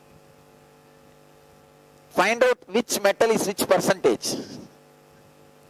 Means the negative ideas you heard about money from your elders, the negative ideas you created about money, the negative conversations you had about money with others, and how that negative conversations have become engram in you. I tell you, continuously to 10 close people, to your close people, if you talk about the transformation you experienced, it will become permanent in you, engram in you. Same way, if you talk about the negativity, it will become engram in you. That is why I want to tell you, do not relate with friends who are abusing others, whoever they may be. When 4 people are sitting, especially Indian middle-aged jobless women, 4 people are sitting talking about the 5th friend who is not there in the meeting. One got up and went away. These 3 started talking about the one who went away. And second one went away. Then these 2 started talking about the one who left just now. The last one was going. This one who is sitting, showing the face. That's all. That is what is end of abusive relationships. So do not allow your conversations to become engram. Please understand, your conversations plays a major role in the engram production unit of your life. Your conversations is the raw material for the engram production unit of your life.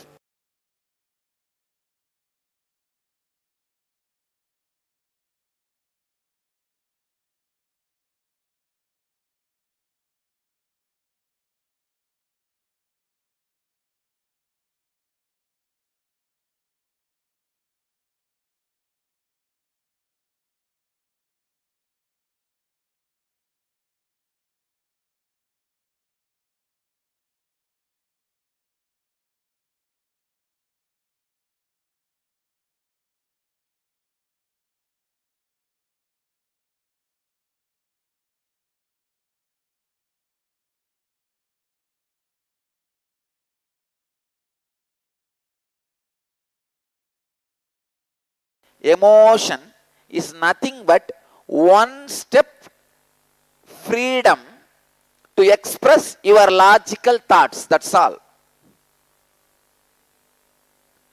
You say, no, it is uncontrollable anger. It is not. If you know the after effect is going to be drastic, simply you keep quiet. You are not uncontrollable. It's a wrong word you are having inside you. The person to whom you are showing all these uncontrollable emotions should bang you twice. That's enough. Thank you so much. No, that is enough. The whole problem will be solved. It is actually your arrogance. It goes on feeding you the idea you have uncontrollable emotions. It is not. All emotions are clearly calculated, clearly controlled. All emotions. Come on. What do you mean? You are a person who is living. How can you say, I get angry and break my husband's head? I'll tell him to bang me the next time. Just tell him, please don't bear with me whenever I lose my cool. Okay. Just finish me off 2-3 times, thrash me. Then third time I will not do. That's all. You understand? Okay. Thank you. That's it. That's the only way. Then you will learn, oh God, this fellow is not going to keep quiet. When you are sure he is going to keep quiet, you go on playing all the game, justifying yourself. I have uncontrollable anger. What can I do? What do you mean? You see, you always tell, please bear with me when I lose my temper. Tell from today, your whole family and team, please don't bear with me when I lose my temper. Please don't bear with me when I lose my cool. Bang me back, so I'll become properly accounting. See, when you are banged back, what will you do next time? No. That is the simple logic. The anger management is very easy. Never ask for apology for your anger explosions. Instead of saying, bear with me when I am angry, I am a good person at heart and all, say very clearly, don't bear with me when I am angry. I am not basically a good person at heart. So what I am expressing is me. Please, you take whatever action you need to take. Let us hit each other with all our full might. That's all. Nothing else. No, really I am telling you, straight away you will transform yourself within a week. Anger management within a week. Just change the statements. Go and put a board, please don't bear with me. I am not interested in saying I am a good person at heart. Once in a while I lose my temper. These are all the things you use in your life. I may lose temper, but I am a very good person at my heart. And please bear with me. I am not such bad person as you think. You have all this patching up, the healing mechanism and that medicine, bandage and everything. Just change all that. I am a bad person. Be very clear. When I shout, I really mean. And I don't have any good at heart, and I am only shouting when I lose my temper. Don't bear with me. Let us be straight and have our fist tight all the time. If I am tightening, you also tighten. Then within a week your anger will be transformed. You don't need any other anger management course. It is all cheating.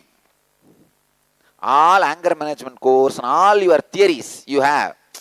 I am sometimes uncontrollably emotional, but otherwise I am good at heart. I am a good person. Relax. Every fool says the same word. Tell me, is there any of you, even a single person who has not used this word? I am very good at heart. Once in a while I lose my control, but I am very good at my heart. Seek, ask, come on.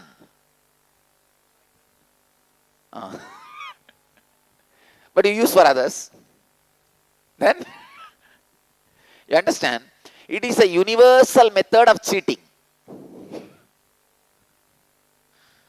So be very clear. When I get angry, I am really violent, rude, arrogant. And I do all cunning plans behind your back, how to put you down. I am not good person at heart and all. Make it very clear. Tell people around you how I behave, that is the way I am. Simply, you will transform within a week.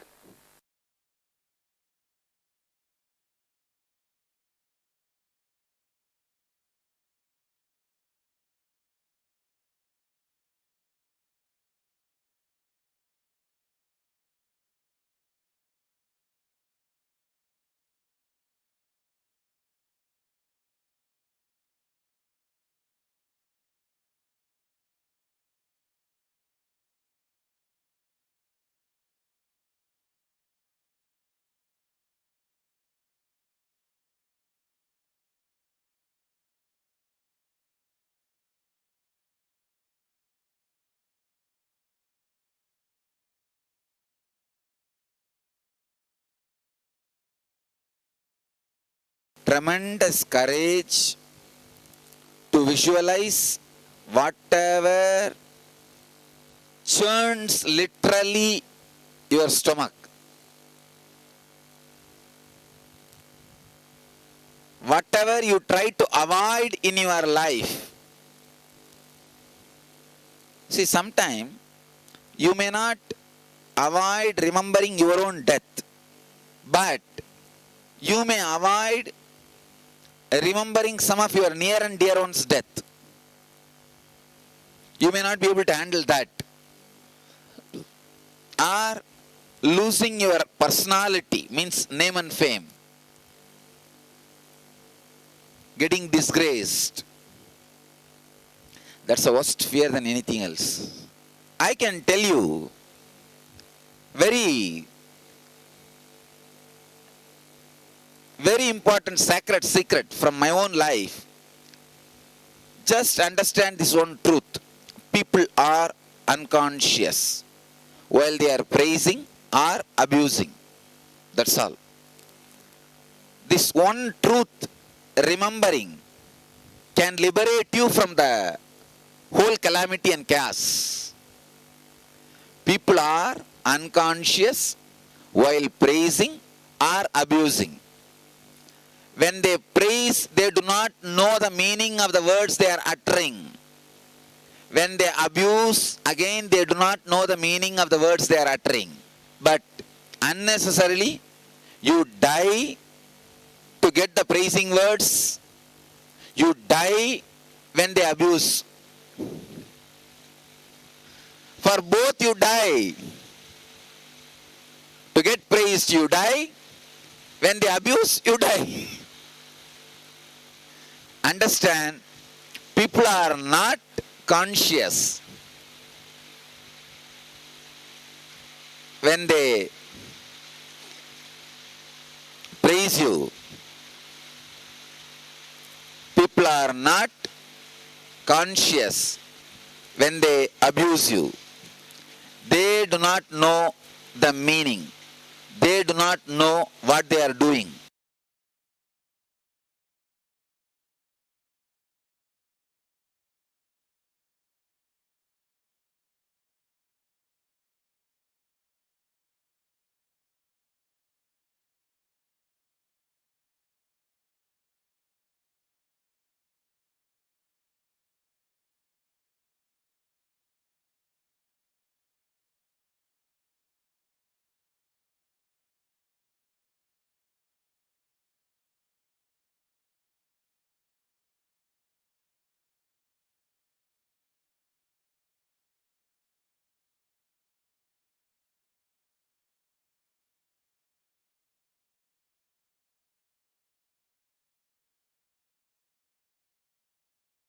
Concepts about health should get into your system.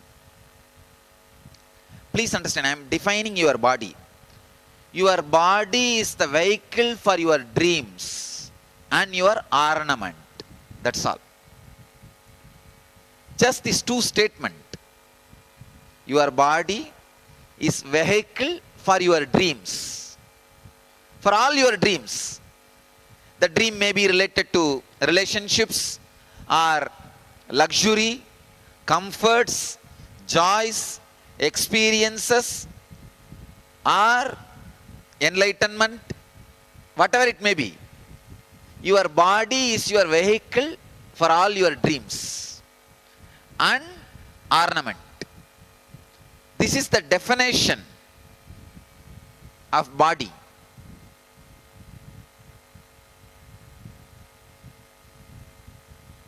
Health means the ability to fulfill all the dreams you are carrying in a very casual way without losing the quality of being an ornament. See, your body should be able to fulfill all the dreams which you are loading on it. Being an ornament for you. It should be an ornament for you, and it should be a vehicle for your dreams. That is what I will define as a health.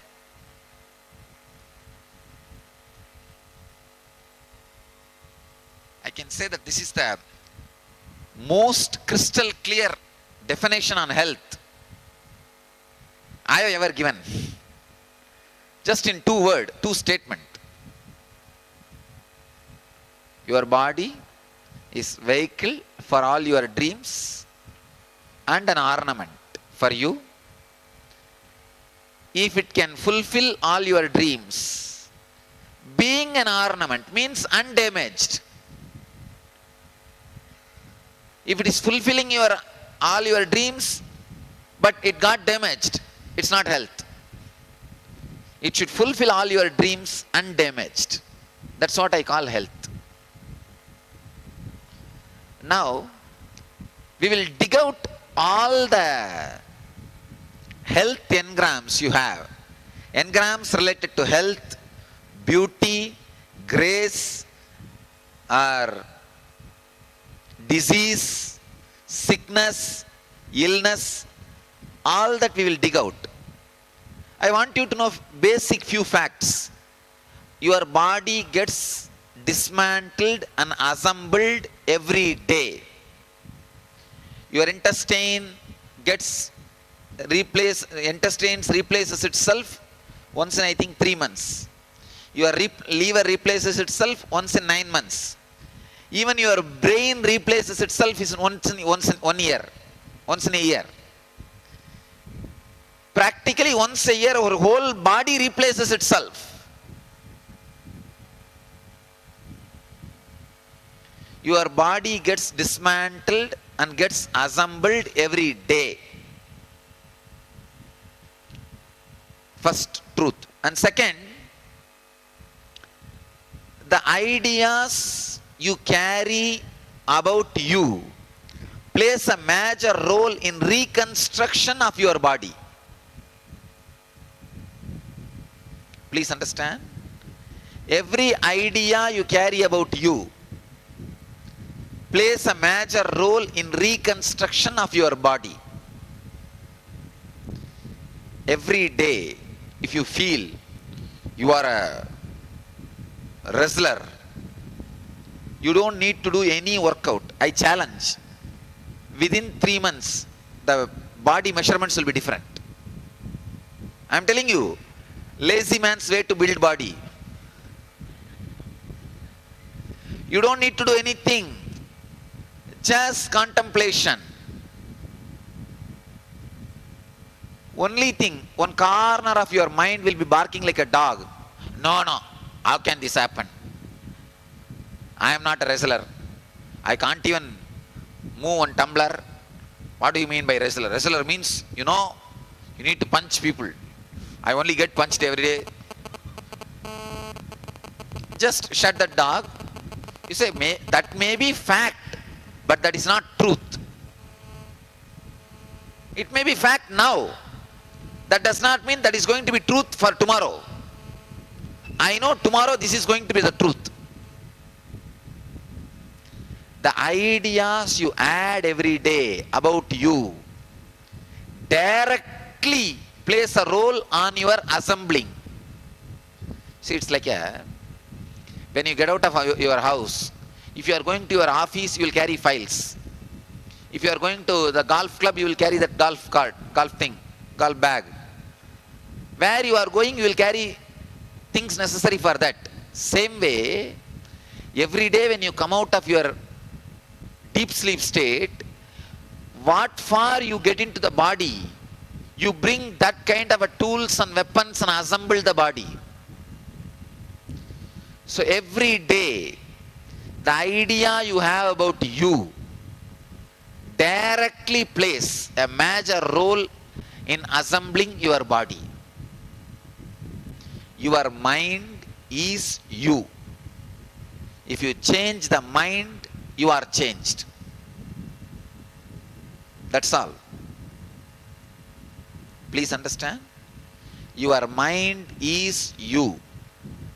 If your mind is changed, you are changed.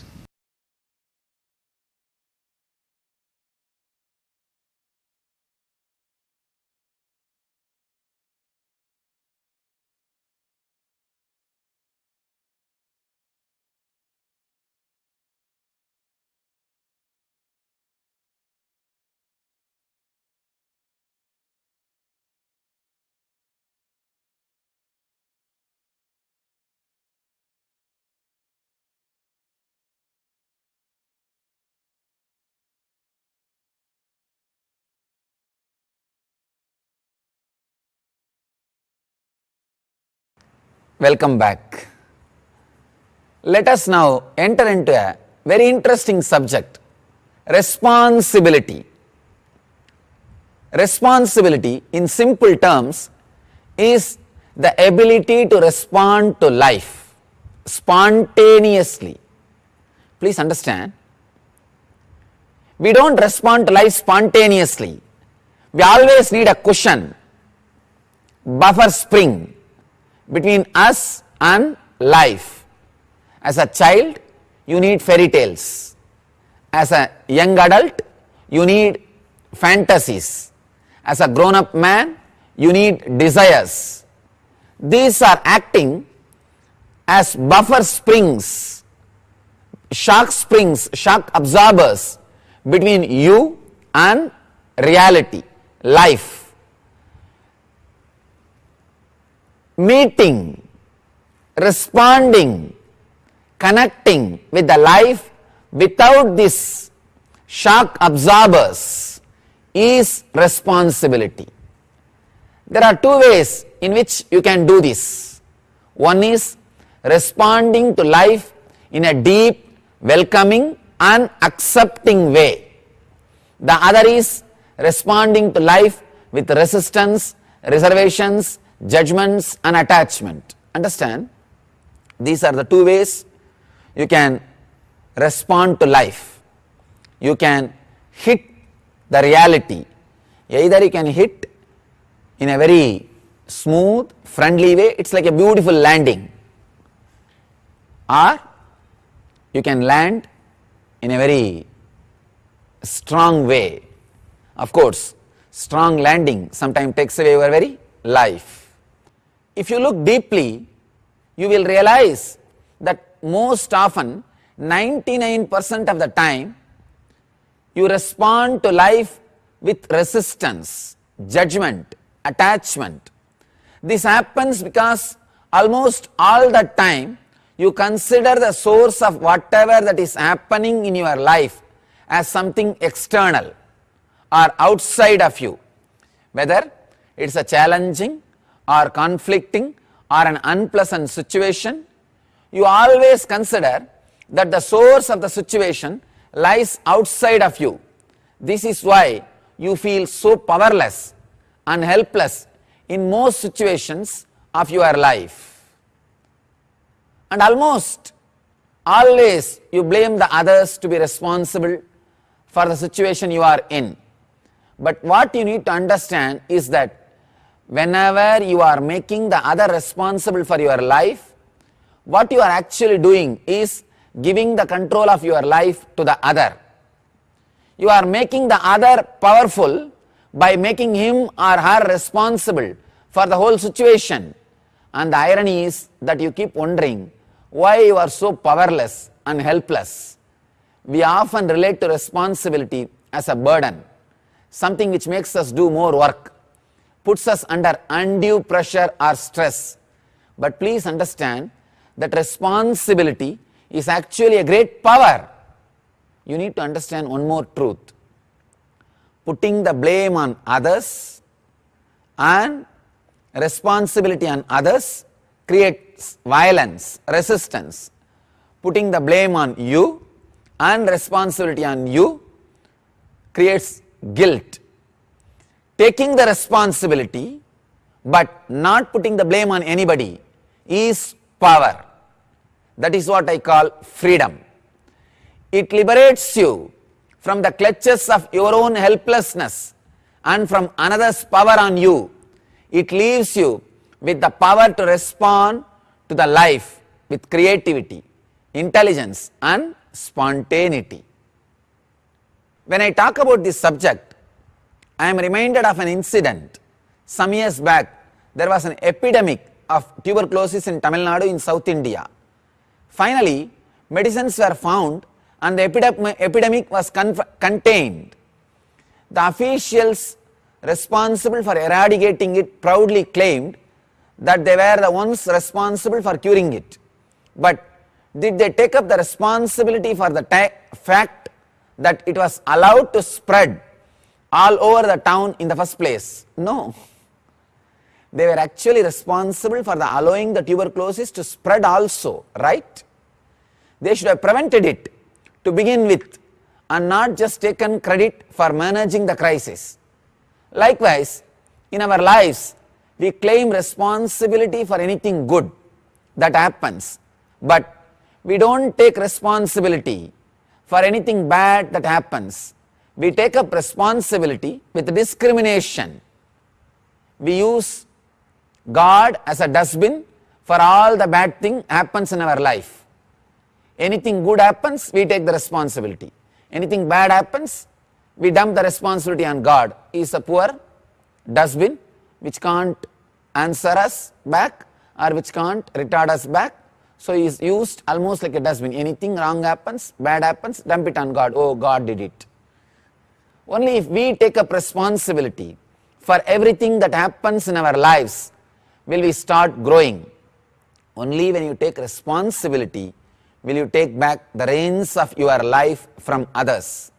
In Sanskrit, there is a beautiful book called Swarajya Siddhi, reclaiming your kingdom.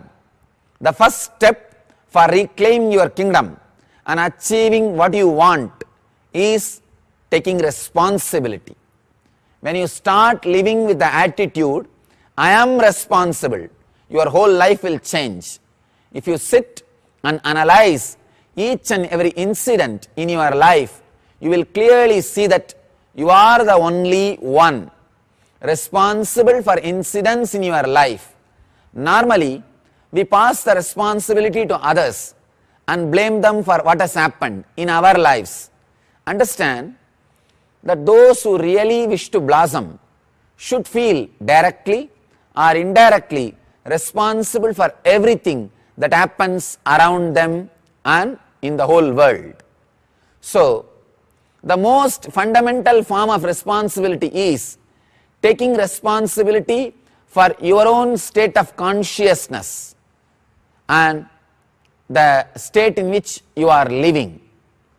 Responsibility begins with you being established in total openness and acceptance of the view that you are the source of everything that is happening in your life, both inside and outside you. Though it may just seem to be a view, when you start living your life from this view, then you will have the power to respond intelligently to life. You experiencing being the source of all that happens in your life will make you powerful.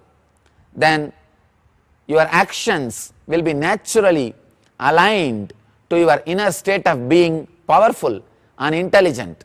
You will have the intelligence and power to alter situations in life wherever you can.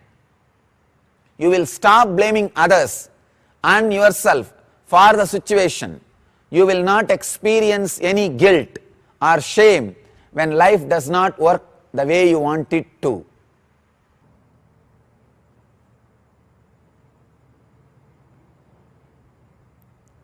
Tapas. I will share few truths about tapas. Once a man went to visit a famous sculptor. He saw the sculptor sitting silently in front of a big marble block, smiling admiringly at it. When he saw the visitor, he turned to him and said, "Is it not she beautiful?" "Who?" asked the bewildered visitor. "This woman hiding in the marble block," said the sculptor. "Where? I don't see any woman," said the visitor. You will, just as soon as I finish removing all the unnecessary stuff around her," smiled the sculptor.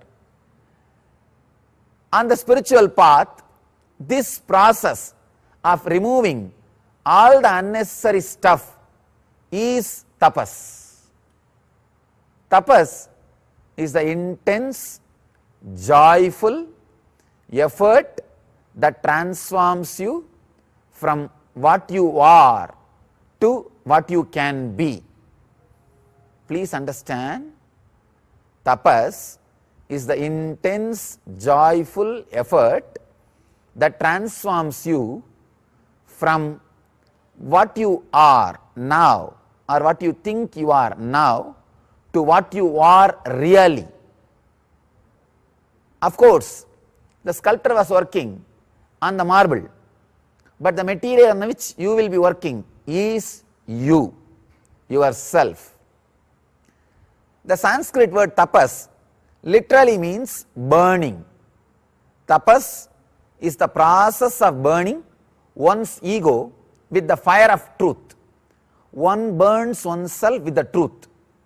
Letting the truth penetrate one's being, work on one's being to remove all that is false in you. Understand, tapas is not a spiritual practice to be added to you. It is the process of destroying all that is not you. So that whatever is really you may be experienced. Tapas is only for the very courageous, because it is at the same time the process of death and process of rebirth. Understand? Always the death leads to rebirth. Tapas is a death for your ego, because it involves shedding all the false ideas, false concepts that you are carrying around, calling them as yourself or your life. Tapas destroys only your false identities, not you. You must understand what this process is called tapas is about. Right now, your personality is entangled in too many things, in too many situations, in too many people. When you remove all these things one by one from your life, what remains will be your individuality. At so many levels, you are carrying ideas that you think of as you. At the outermost level, you are deeply connected to the world as you experience it. Please understand. At the outermost level, you are deeply connected to the world as you experience it. Your social identity, your family, your profession, you are carrying all these in yourself as part of yourself. That is why traditionally seekers on the spiritual path choose a life away from family and society. I can say that it is not necessary to physically be away from family and society. It is enough if you can psychologically disconnect from them. If it is enough if you psychologically know how to unclutch from them and clutch when you required without making yourself getting caught in it. Understand, I am not asking you to become indifferent, no. To stop talking to them, no. Just become aware of the subtle influences that world is exerting on you. You are carrying the baggage of so many other people's ideas. Just become aware. How many people are living inside your head right now, telling you how to run your life? Just listen and see. How many voices can you hear? We are living our life based on ideas of right and wrong which are given to us by others. We are living our life based on ideas of right and wrong which are given to us by others. Understand? And we don't even realize it. That's the most funny thing. We don't even realize it. Becoming aware is the only first step. That's the first step.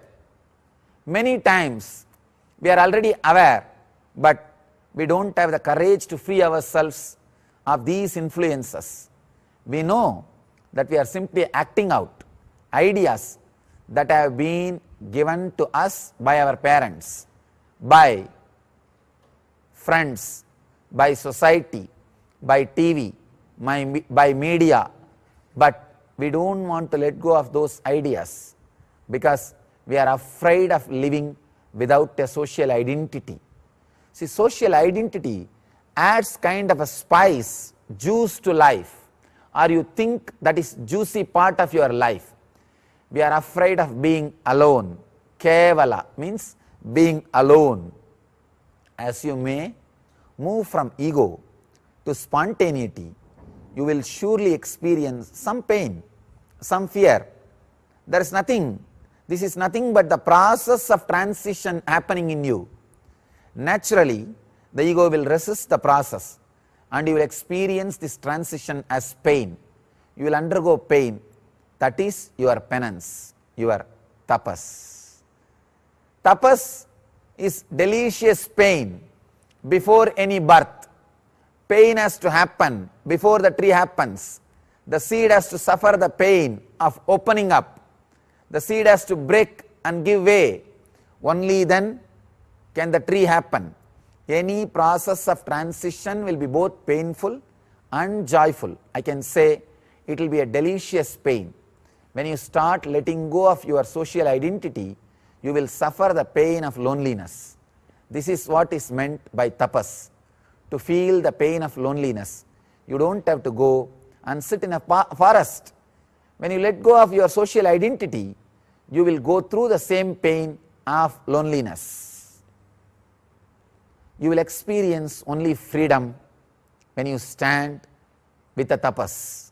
Remember, whatever is really you cannot be taken away from you. Only the ideas which you are hiding onto can be taken away. Only your social identity has been taken away. Such a crisis is actually a beautiful opportunity for transformation. At such times, you can just remember whatever is happening in you. Is it really happening to me? All the things which I am going through, is it really me? Or is it just my social identity that is being destroyed? Am I really this identity? If you have this awareness, you don't even need to go through any sadhana or practice, any technique. If you can remember, just this remembrance is enough. You don't need a separate technique or method or tapas to awaken yourself. Of course, I am not saying it will be easy to be aware. Whenever you fall out of awareness, it is going to hurt. Even at such times, if you can just witness the pain of losing what you felt to be one part of yourself, if you can just witness the pain of loneliness, you will see a new strength happening in yourself. For the first time, you will see yourself stripped of your outer identity, your social identity. If you can go through that and come out, you will be succeeding in a huge tapas. Whenever you feel the pain of loneliness, undergo it totally. With a total acceptance, you will move from loneliness to aloneness, to kaivalya. Aloneness that is complete. Accept and welcome this loss of personality. Whenever it happens, you will see, you will give birth to yourself as individuality. Tapas is intelligent effort. Please understand, I am not saying that tapas has to be always painful process. Sometimes, if life is gracious to you, it gives to an intense crash course. So tapas need not always be a painful process. In fact, real tapas happens naturally, out of your intense longing for the truth. Anything done by force is not going to help you or society. When you are seeking for the truth is intense, each false identity that is removed from you can only bring joy, not pain. Many times, people undergo tapas just to prove something into themselves or to society. In such cases, there is a big danger of tapas itself becoming an act that comes from the ego. Many seekers fall into the trap of trying to make some extraordinary spiritual effort just to prove that they can do it. It's really dangerous. They torture themselves to prove something to the world. See, there are two types of people. The people who are caught in the attractions and sufferings of this world. These are the people who are tortured by the desires and fears of their body and mind. Their life is completely controlled by the desires and fears of the body and mind. But at least these people know that they are caught. Then there is another set of people. These are the people who continuously torture their body and mind in the name of tapas. I have seen myself in India, people sitting on the nail bed and standing on nails for 5 years, 12 years, 10 years. I have also seen people standing on one leg, torturing the body for 30 years, rolling on the ground or walking on hot coals. There is no need to do this and torture your body. Actually, you torture your body because you think that it is torturing you. A person who knows how to enjoy the body and the mind is totally at ease with himself. He feels relaxed with his body and mind. He enjoys intensely all the pleasures and the comforts, but he never abuses the body. One should know the difference between enjoying the body and abusing the body. Tapas is allowed. Tava is okay, but not avam. Tavam means really working towards enlightenment. Avam means abusing the body. So, at one extreme, you have a person torturing his body in the pursuit of sensual pleasures. And at the other extreme, you have people torturing the body in the name of penance or suppression. Both do not know how to handle the body and the mind. Usually, people who have spent their whole life running after the material world, when they enter into spirituality, also they will carry the same mental setup. They start chasing peace, chasing enlightenment. It becomes an ego trip, ego game for them. Whether their tapas develops or not, they develop a huge spiritual ego. They feel they have done something extraordinary. Please understand, the moment we think that we are doing something extraordinary, that very act becomes a burden for you. Tapas happens without even you knowing you are doing tapas. That very achievement will stop you from making any further progress. The moment we think we are doing extraordinary meditation, we will try to get up from the seat. You see, when we are starting and doing japa, when we are counting our beats, the moment we think, oh, I think I have been meditating for a long time. What's the next thought that comes up? It's enough for today. I can't do anymore. My knees pain, my back aches. Let me get up. Just see in your own life. Just see in your own life.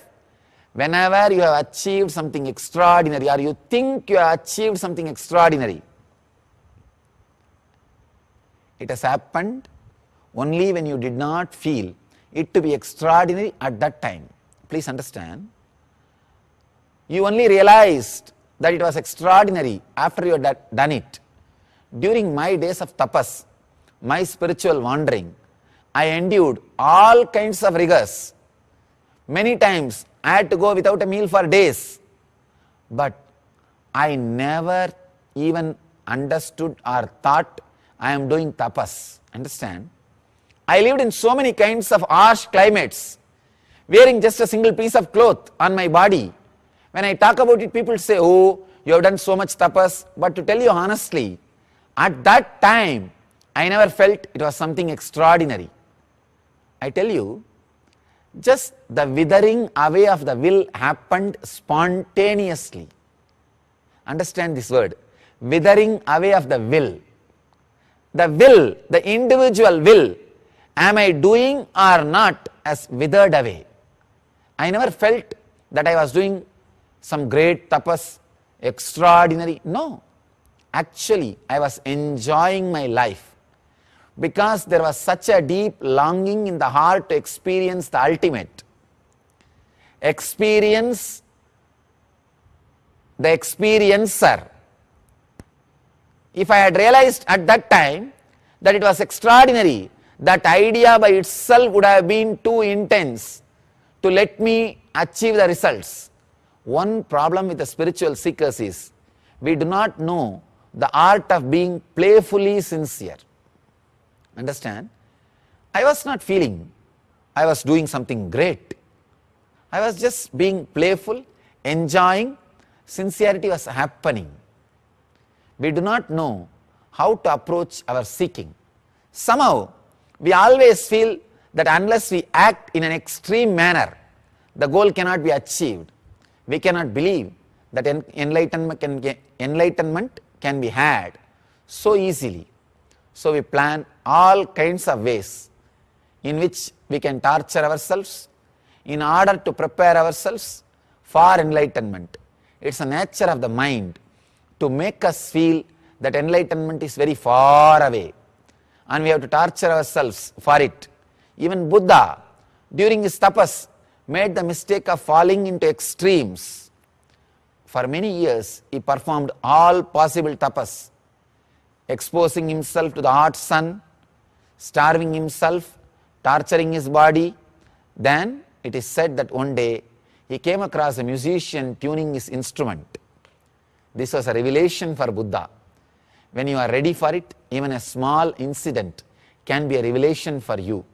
He saw how carefully the musician was tuning his instrument, because if he tuned the string too tight, it would snap.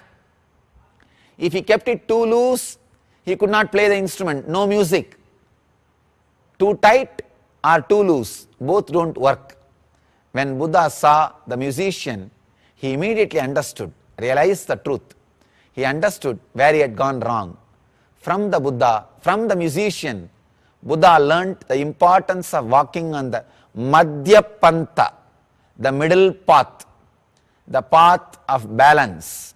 Later, he taught the same. In the same way as you tune the strings of your instrument, so should you hold your mind in meditation. Not too tight, not too loose. This is tapas, or intelligent effort. When you add intelligence to your effort will become effortless.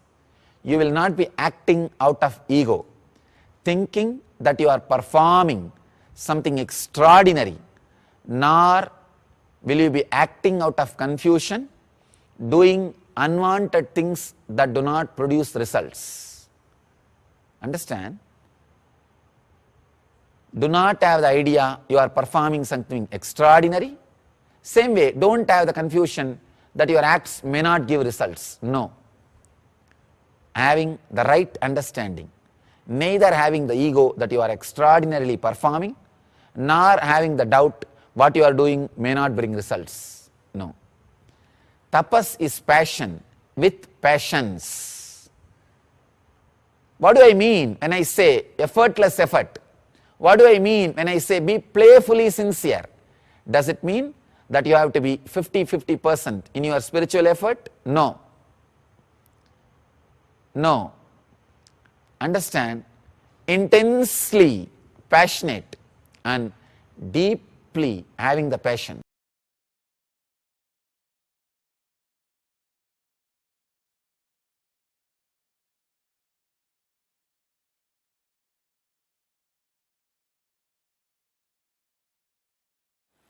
Except during darshan, when I get close to you or even think of you, I become very emotional and begin crying. Why is this? Break.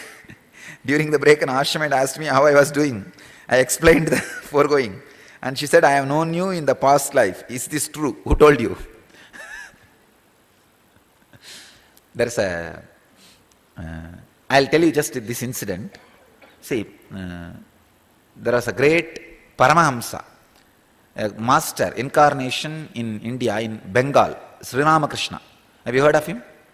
Ramakrishna, a very great incarnation. His disciple is Vivekananda. So, one of his disciples started recording all the teachings of Ramakrishna. That book is called Gospel of Sri Ramakrishna.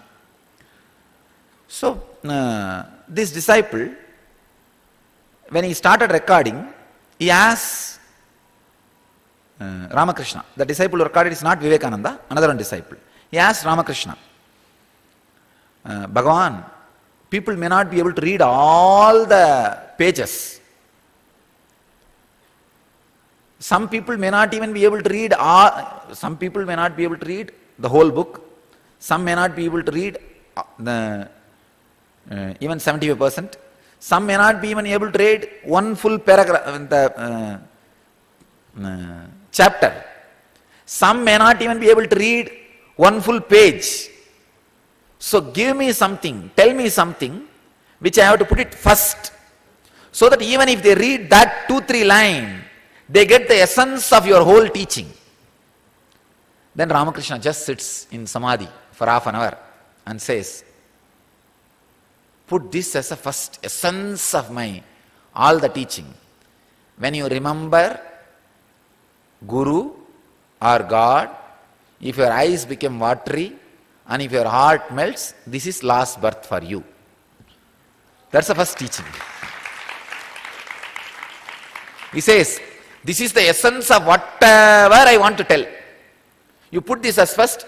If people don't read the 4th line, it's okay, they got the essence of what I want to say, leave it. If you read that book, this will be the first caption. First thing.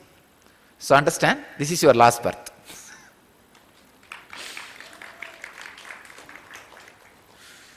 So don't bother about whether you are connected to me in past life or not. In present life you are connected. That's enough.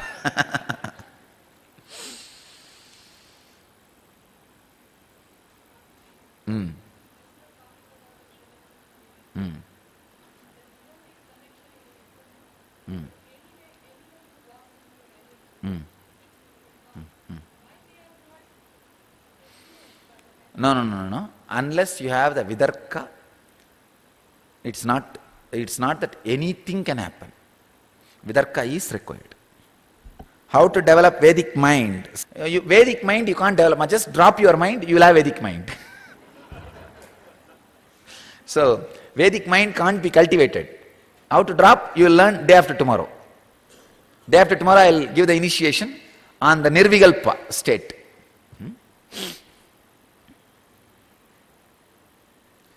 And you will have a technique of developing means having Vedic mind. Bread, cereal and all, it is good to avoid. I will not promote or accept that bread, cereal and all that.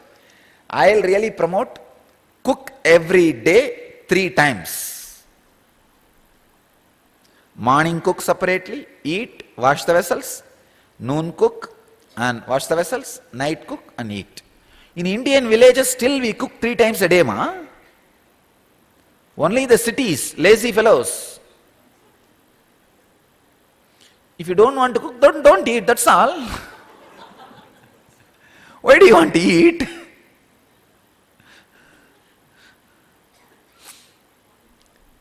And still in India there is a tradition. If you are a seeker, you have to do a Swayambhaga.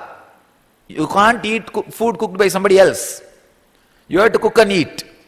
Then naturally you will eat less. Because your food who will put in mouth? and not only that, if you cook and eat, you can't eat 3 times. You will naturally reduce twice. That is different. But I will really support cook. You see, I'll come to the habit of one person working, one person taking care of home. Taking care of home, taking care of kids is a full-time job. Otherwise, don't give birth. Why are you giving birth? Who asked you to create family if you can't maintain? Don't give birth. If you give birth, then spend time with them. Have this habit. I'll tell, if you are interested in listening to me, I'll tell you all. I'm not saying husband only should work or wife only should work. You decide. But one person should dedicate full time taking care of kids if you have. If you have kids. If you don't have kids, then no problem. If you have kids, one person should dedicate full time taking care of them, spending time with them, bringing them up and seeing that they flower completely. They flower. So if one person is dedicated to home, then naturally the habit of 3 times cooking and all that will happen. And I think I don't want anything which is preserved. Gita says very clearly, after cooked, within 3 hours it should be consumed. Anything after 3 hours is equivalent to madhu, alcohol, in Vedic tradition. If it is Beyond 3 hours, don't consume, it is equivalent to alcohol. So you guys also develop the habit. If you are working and all, then develop the habit of twice eating. Eating morning and in the night. Have the habit of twice. And the noon, if you really feel like, have juice. But after cooking, if it is cooked food, it has to be taken within 3 hours. And try always to eat the fresh food. Noon, if you are in the office, you can't have a fresh cooked food, then go for fruits. That kind of thing.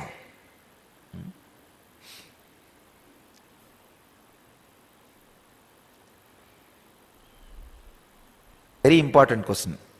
Who and how is it determined in terms of what are qualities to have? Actually, there is no determination. Don't bother. There is no such thing as a scale. You become more and more aware of what is happening in you. Out of that awareness, whatever grows, encourage it. Otherwise, there is no such thing, you should have these qualities, you should not have these qualities. It is just way of exploiting you. I completely liberate you from all the so-called social, legal, moral contacts. It's all changing. Only one thing, eternal. Infuse more and more awareness into your body and mind. In that awareness, whatever grows, encourage it. When you are completely aware of what is happening in your mind, witnessing, if love grows, encourage it. If compassion grows, encourage it. If hatred disappears, encourage it. But you don't do it. You understand what I am saying? You are supposed to do only one thing, growing consciousness. Your body should be greenhouse for consciousness, nursery for new man. Other things should happen by itself. Don't bother about anything else.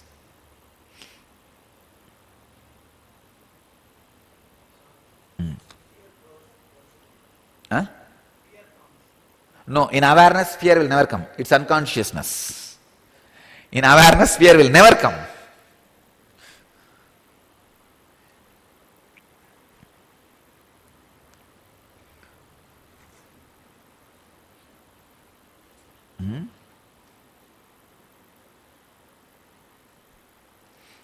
A spiritual name. See, basically, I look into your identity. Exactly what is you, and give you a word which will be a technique for your enlightenment. That word will signify 3 things. For example, if you are an intellectual type, I usually will give the name, words related to intellect, like a NITHYANANDA. Means that intellectual jnana, knowledge, is the path for you. It's like a 3 thing. 1, that is your path, that is your goal, that my blessing, you will become that.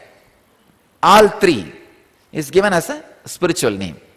That's the way I have a huge dictionary. I'll usually classify people. You can use that name as a mantra. That is enough for you. Nothing else is required.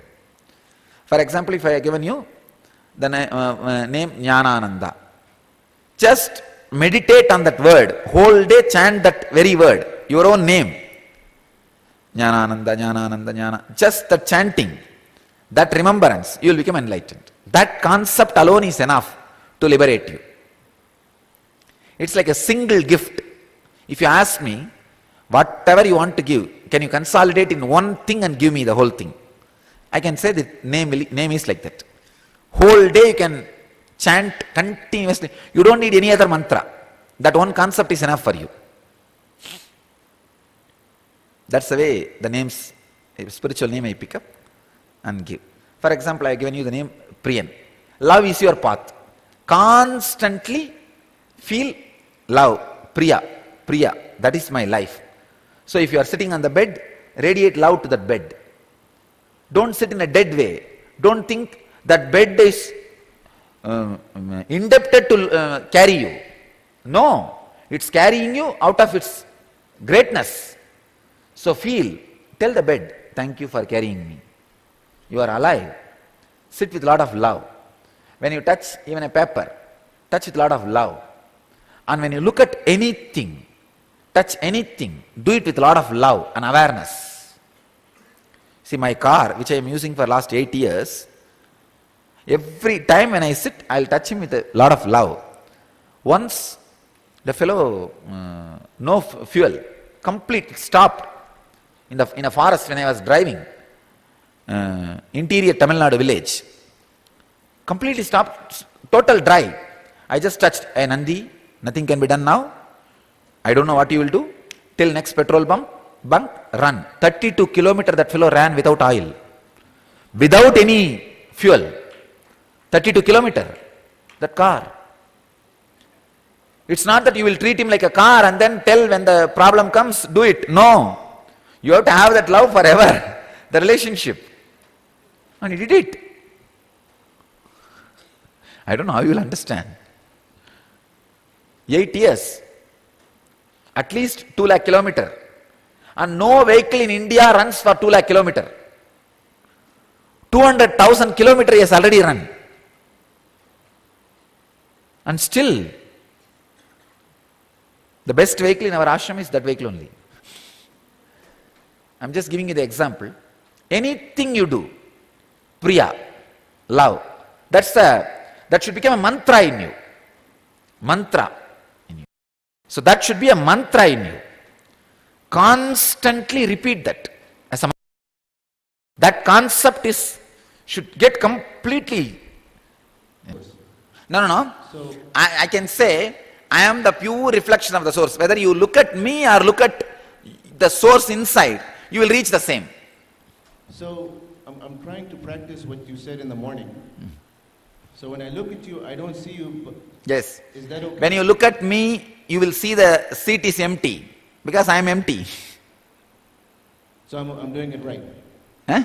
So I guess the technique I'm doing is right. You are right. When you look at the seat and if you see emptiness, you are right. If you are seeing somebody, you are wrong. Okay. See, I am not present as you think. As I always tell that. Dead masters are not absent as you think. Living masters are not present as you think.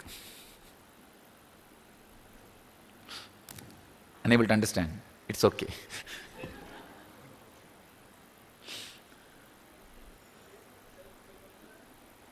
Yes? Yes. Looking at the source is what I call self-remembrance. Even the remembrance word is small, self-awareness, restful awareness.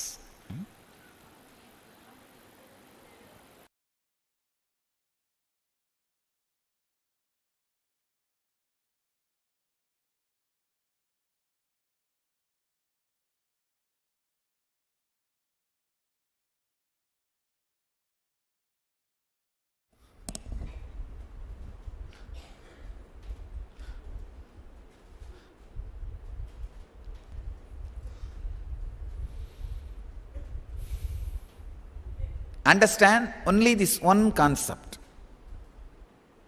Catch the time. Time is a matter.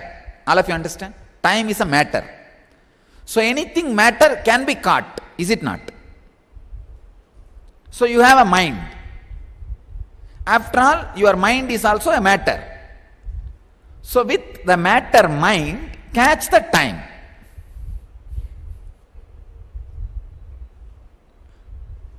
What is this? We know he is crazy.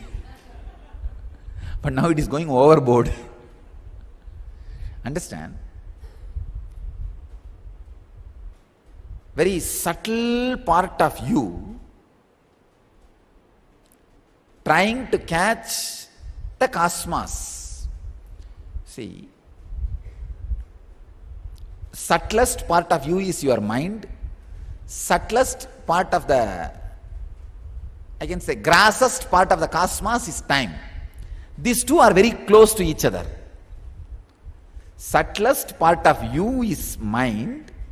Grossest part of cosmos is time. If you try to catch with the subtle part of you, the gross part of cosmos, you will catch it. Understand what I am saying?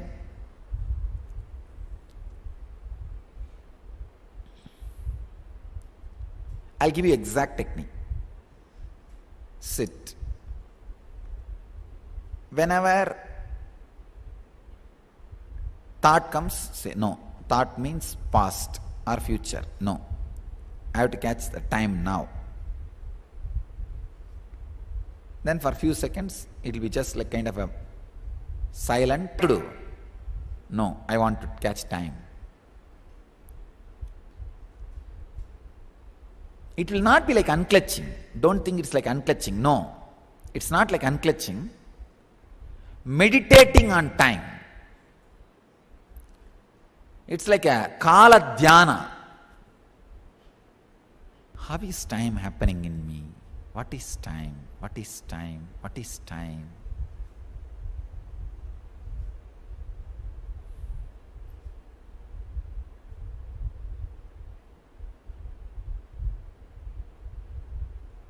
See, if you keep this towel in a vacuum box for 10 years, after that 10 years, vacuum box means nothing has worked on it. Try to take out this towel, it will be piece. It will be just a piece. Then what has worked on it? It's after all in the vacuum box, vacuum tube. There is no oxygen, there is no air, not even air has touched the towel. Why it has become old? Why it got toned? It will be just bit by bit, piece by piece. Means time has worked on it. Time has worked on it. Same way, time works on your body. Understand? Continuously, the wear and tear on your body is happening because of time.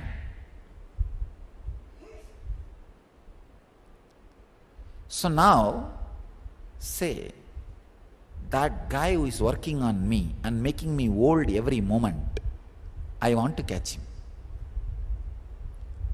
That thing which is working on me, making me old every moment. Nobody wants to get old. But somebody is making you old. Who is that guy? Catch him. Time is the guy. Time is the guy who is making you old. See, you can touch time only in the present moment. You understand? You can't catch time in the past, already gone. You can't catch it in the future, not yet came. You can catch time only in the present. But I am not saying you to live in present moment to moment. No. Living moment to moment is impossible. It never happens. I am telling you, catch time with your mind. See, your mind is nothing but the small edge of awareness you have about this moment. That's your mind. Because anything else is a thought. See, it's like how a blind person reads a Braille book. Braille book is there. He puts his finger and goes on reading. The fingertip is the mind. Same way for you. The whole world is there, all thoughts are there. The small tool with which you are reading all those thoughts is mind. All of you understand? The small tip of awareness you have, with which you are reading all these thoughts, scanning, understanding, classifying, reinsisting, revisiting, reinventing, all the thoughts, that small tip, that awareness is mind. So have that awareness in your control and try to catch time. Try to pin time. Yes. No, that is okay. You don't need to suppress anything. No need to suppress anything. Anything is okay. Whatever happens in the system is okay. But bring yourself back to catch time. Yes.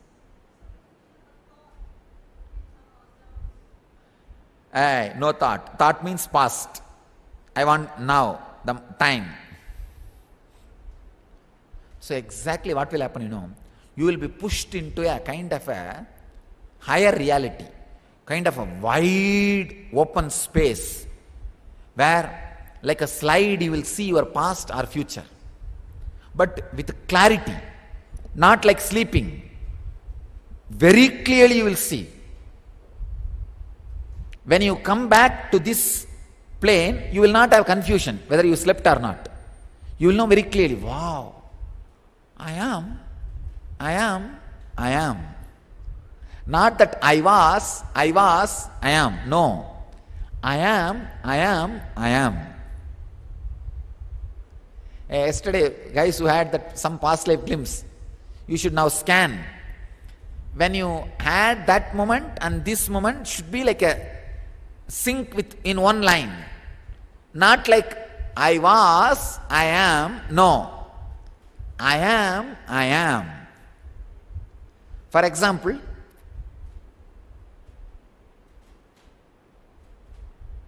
you are sitting. You have your water bottle next to you. You and the person who is having water bottle is one and the same. Same way, if you have seen any past life visions, that vision and you should feel so close, so real, you will not feel, I saw myself in that way. No. Me. Will you say person who owns water bottle and person who is me are totally different? Because it is too close to you. You may say the person who owned a house 10 years before in Florida and now the person who is in this body are two different. There is a gap.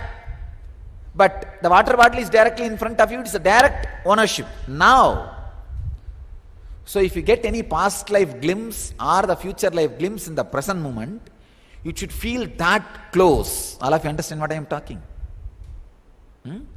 It should not feel like once upon a time, long ago, 17,000 years, I was in this world, in that body, and I was tortured by that person. That is why this time I got married to that person and torturing him.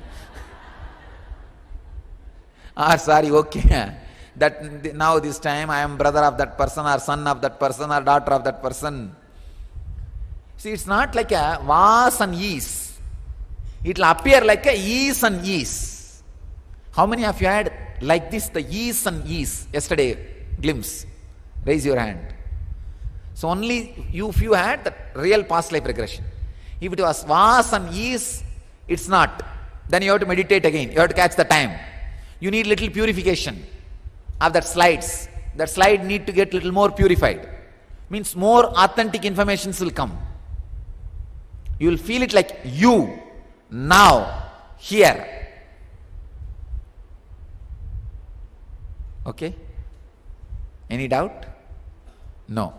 We'll start again? Alright. So, all of you understand this, Nithyanandam participants? Any movement happens in the body, don't worry, because I'm going to initiate you and literally raise the energy. Whatever way body moves, don't worry about it. You sit in Padmasana and Samana Mudra. Samana Mudra means this. Right thumb should be up. This is Samana Mudra. This is Samana Mudra. The Ramakrishna will be sitting. That's Samana Mudra. And Padmasana. Padmasana, all of you can do Padmasana? Shall I show? See?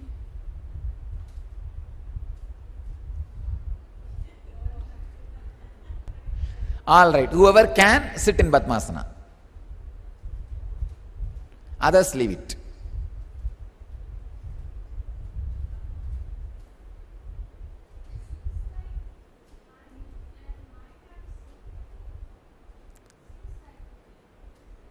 I can say almost same, but not same.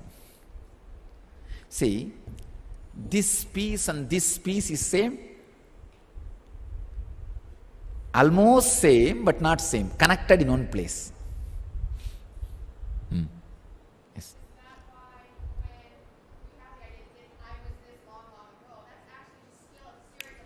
Yes. Yes.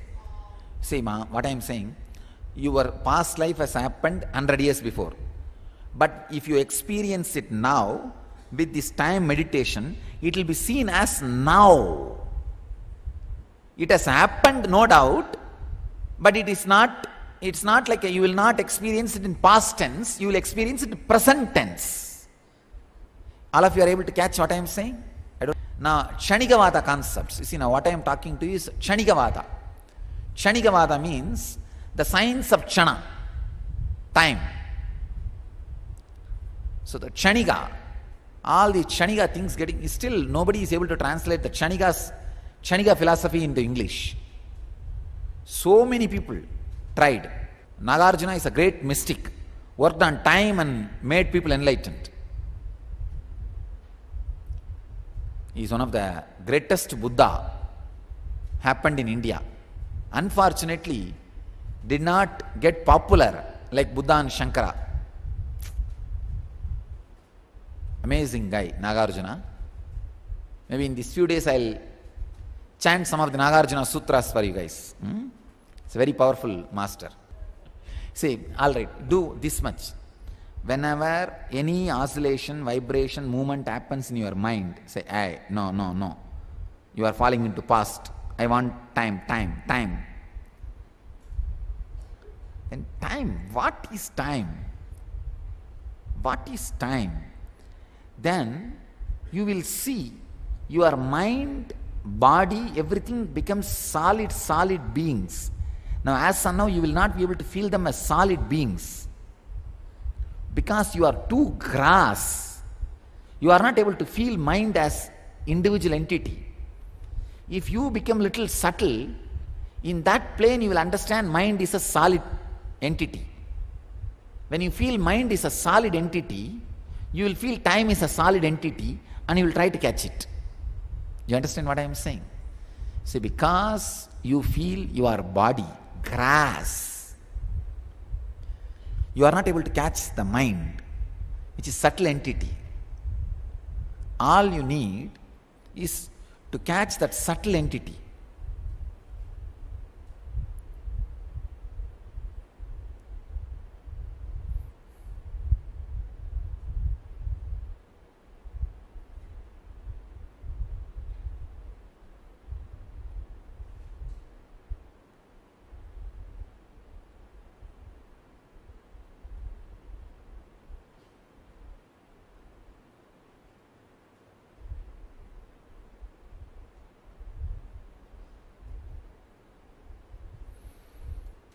Shall we do it?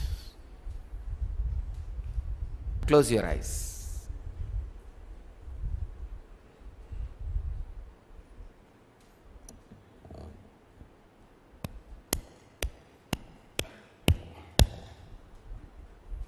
Close your eyes. Let the time be experienced in all of you.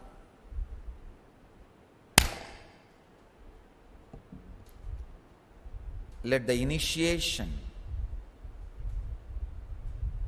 into time happen in you all. Let the truth of time be experienced by all of you.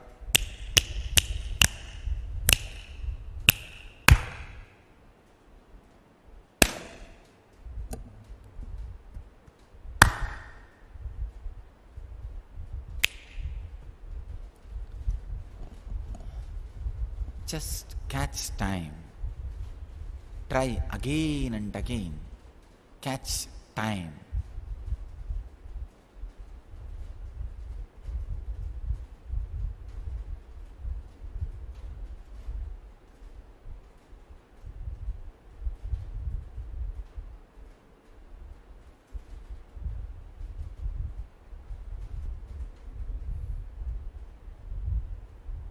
Catch time.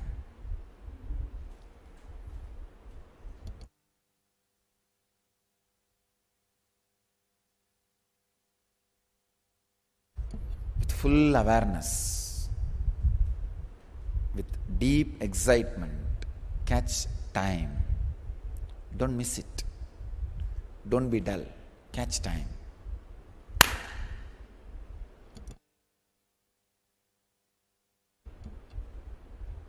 Relax. You can open your eyes. Next session. Thank you.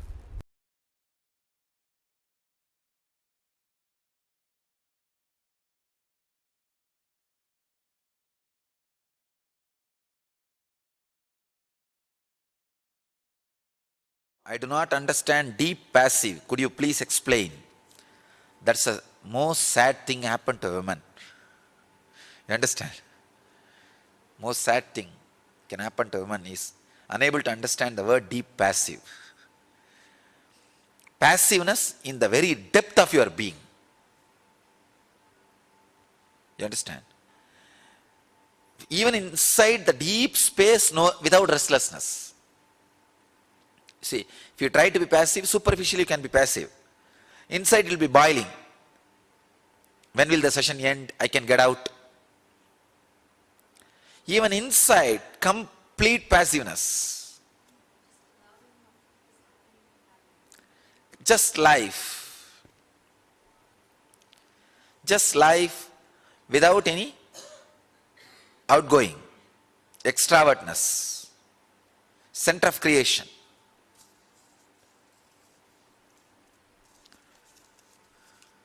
See, anything, first thought comes, then it's created. Even without that thought coming, just being there.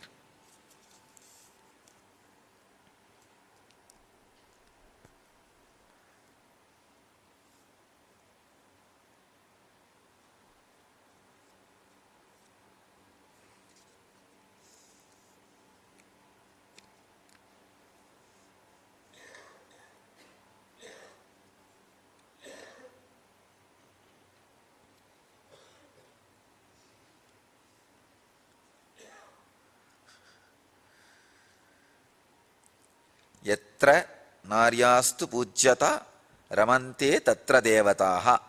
God has always, see, there's a beautiful sutra, wherever woman is worshipped, that all the devatas are pleased.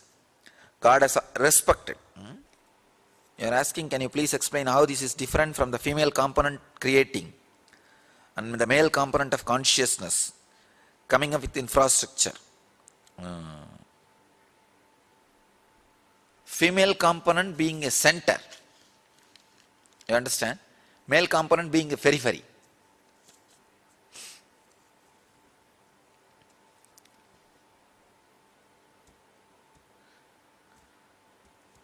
Swamiji, earlier you had mentioned that no person is 100% male or female. One is either 49% male or 49% female, 51% of the other gender. Balancing both leads to enlightenment. This morning you mentioned that awakening female consciousness is enlightenment. When you are awakening the female consciousness, only then you become balanced. The very balancing is female consciousness. Male consciousness will never be balancing. It will be always aggressive. It will be taking over. Always the male mind will be taking over. But the female consciousness will be always balancing.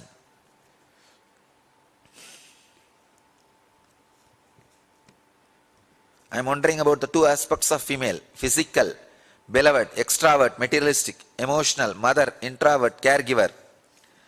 The materialistic piece which goes with the physical extrovert aspect of the female does not fit with the concept of ultimate passivity. Could it be the physical extrovert aspect of creative force that's born out of passivity? Yes. One more thing, even in the completely when you are beloved, an extrovert, you will not be restless. You understand? At one center, beloved and mother will be one and the same and will be radiating pure romance like a Radha. Radha is not extrovert, even though she is beloved. So, you will radiate a kind of a, always beloved does not need to be extrovert. The initial level it will be extrovert, not after that.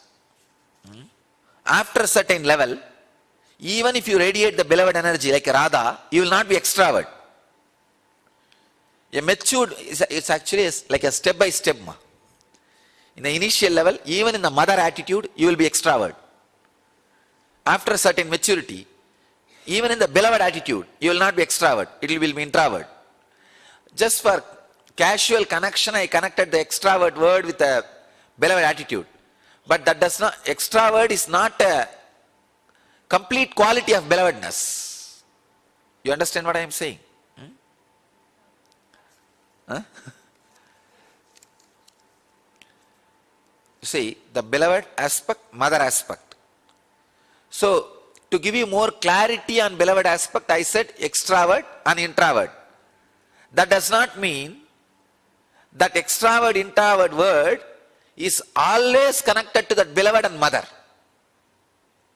I only used few more words to give you more clarity, definition. That's all. Otherwise, even in the belovedness, if you get ripe, the extrovert will disappear.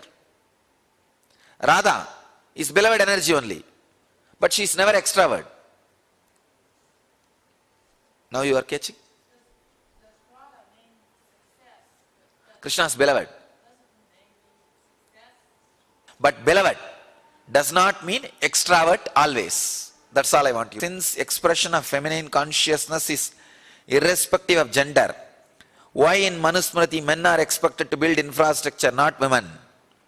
It's like why your legs are expected to use for walking, why not hand? Made for that, you understand? That's all.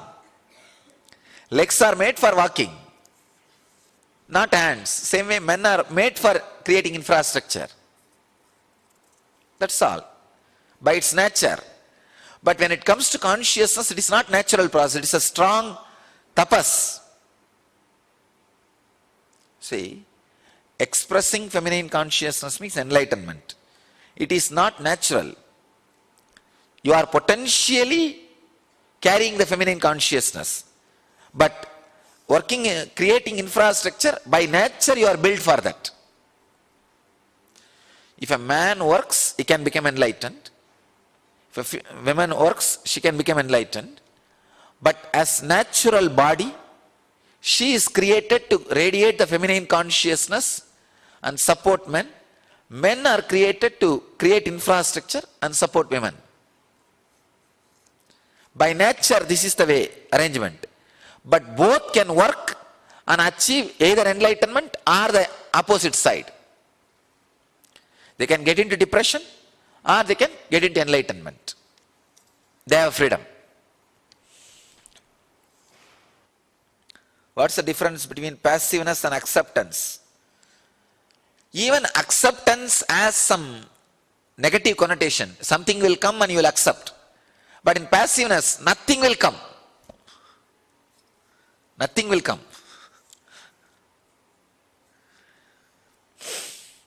When you speak of a woman living in deep passiveness, I feel myself crumble inward to my center and I cry.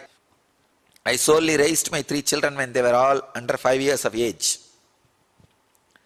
It was very difficult to be a mother and hold a high position in the medical world. I have a deep guilt for not fulfilling my deepest desire, which is to be always present and compassionate to my children. Felt such a relief to hear you say that my deepest desire, that my true center was and is my true self. Kim? Great. Swamiji? Yes. This Radha is Rasa Rupa, Rasevo Saha. Rasevo Saha. So the embodiment of Rasa. Rasevo Saha, Radha. So how the Rasai? Vosaha, Radha. Rasevosa. Radha. Just like Rasevosa, Rasevosa. So embodiment of juice in everything. Ma. In everything there is some juice. So she is embodiment of that juice. See, whatever you may be doing, end of the day you will know something is juice of your life. You will want that. So she is juice of the whole thing. Rasai Vosaha Radha.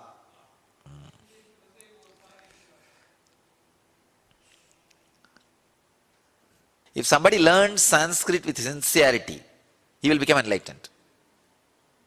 Because all the concepts will lead you to enlightenment.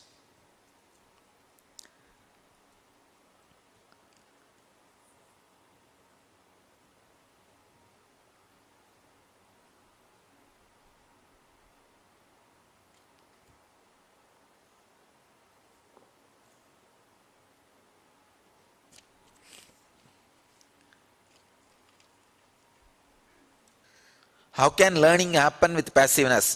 Does that mean analytical side is not important? Understand? If you are completely passive, anything which comes in front of you, the lesson needs to be learned, will be digested. That's all. You will learn the lesson without doing postmortem. Learning by doing postmortem is active learning, which will always be half knowledge. Understand? After you kill the body, whatever knowledge you get is not complete. That is why Ayurveda does not have side effect. Because these medicines are created for living body. But the Ayurvedic masters, they are intelligent enough to handle the whole thing, diagnose the whole thing when the person is alive. So the whole R&D goes on living person. So with a deep passive consciousness, anything which comes in front of you, without getting killed or getting postmortem done, you will learn the lessons. Deep passiveness, you will learn more lessons strongly than being active. See, this lesson which I am saying, the deep passiveness, the space you will experience, which you will experience, the same you will experience if you have done yesterday's ironing.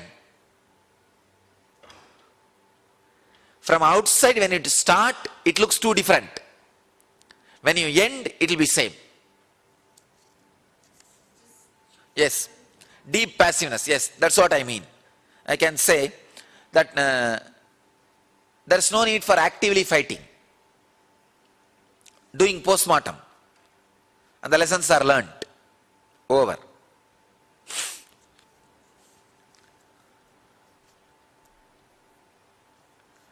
Why women got going with the idea of trying to be equal to men? Because man used women by putting this idea into their head. Swamiji, isn't it the problem because both of them are unconscious? Because you are saying men are intelligent, that means it's like some scheming is happening and all. Not intelligent, I can say cunning. Cunning, yes. Actually, if they are conscious, this will never happen. If women are conscious, this will never happen. They need to justify something. But that again comes from insecurity. Insecurity, that's all.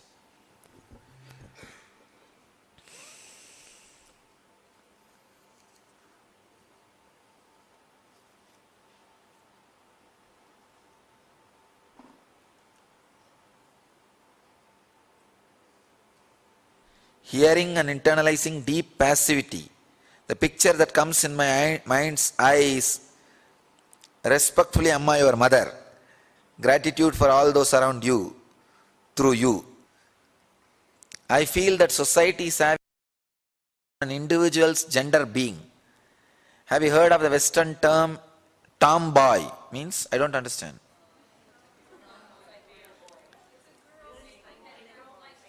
It is used to girls who behave boyish.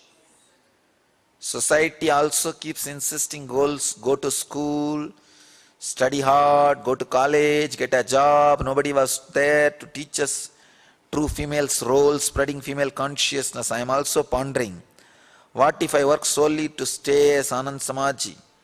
Many thoughts are flowing. Please share your insights. So ever since last I've been feeling like I don't want to work in the corporate world anymore, but all I wanted to do was mission work.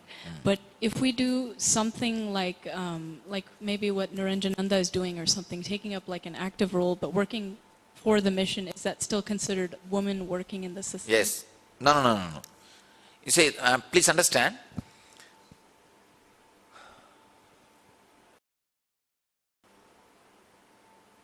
When you are not being pressured by fear, greed,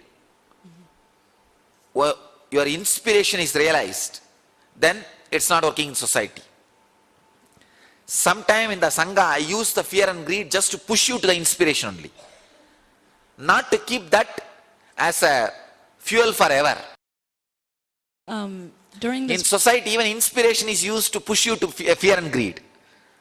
Meditation, especially the ironing part, led finally to surrender.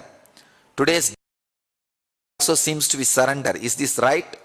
During the break, I was in the feminine energy mood, like you asked. has to be in. I noticed something that I was very giving and forgiving. Wonderful. The smell of feminine energy, feminine consciousness. I gave what someone asked for without even thinking. This is very unusual for me, as I think many times before giving something, I also felt a little vulnerable, little understanding or click that I could give anything, and it was little scary. The feminine mood, you are life. You don't need anything else. You just don't need anything else. So don't feel vulnerable. If you feel vulnerable, you will avoid this female consciousness. You will start putting boundary. Whenever that mother energy comes, no, I may be vulnerable, I may start giving to people, I may be cheated. No. Trust, be vulnerable, even if you are exploited. Nothing wrong. I'll be losing something. Nothing. It will go and it will come. It will all be happening. But that consciousness which I enjoy, that feminine consciousness, that is something really solid. That's worthy of everything. That's worthy of everything.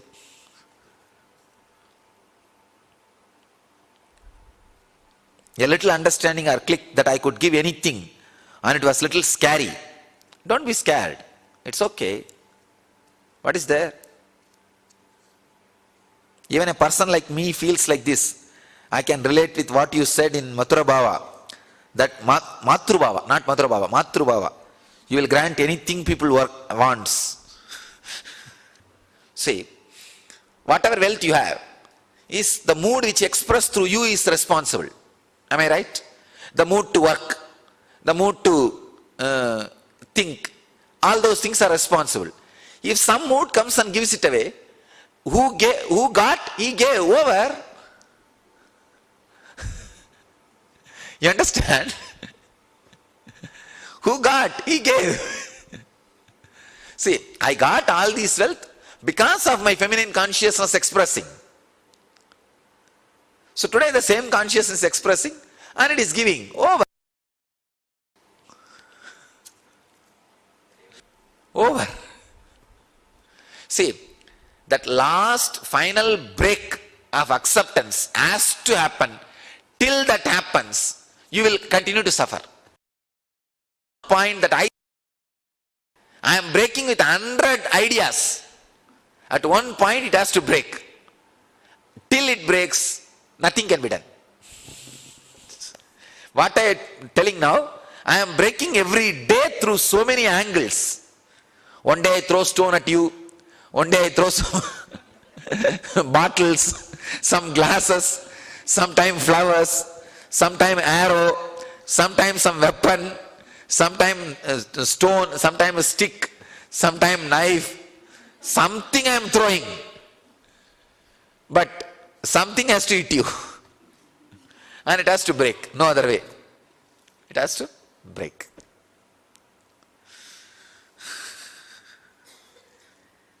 If women are expression of living enlightenment, can't they lead as examples in every walk of life? I am not saying women are example. Feminine consciousness is example. Live that feminine enlightenment. It's not possible for women to be passive and career oriented. There are careers, passive based careers. You can be. I can say it will not be career based, actually career orientation. It will be like a living. It will be like a living.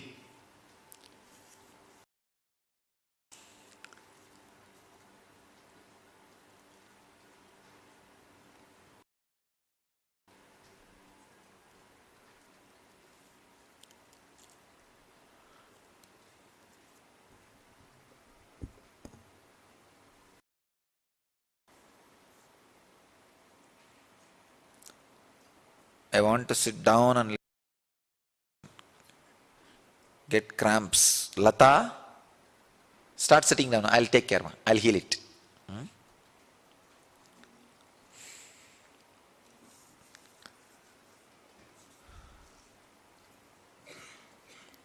Nurturing choicelessness, acceptance seems very feminine. But at some point, intelligence through intuition, rather one influences course of events. Is it like the snake story? Hiss but don't bite. Almost a shock absorber, active where necessary, but patient.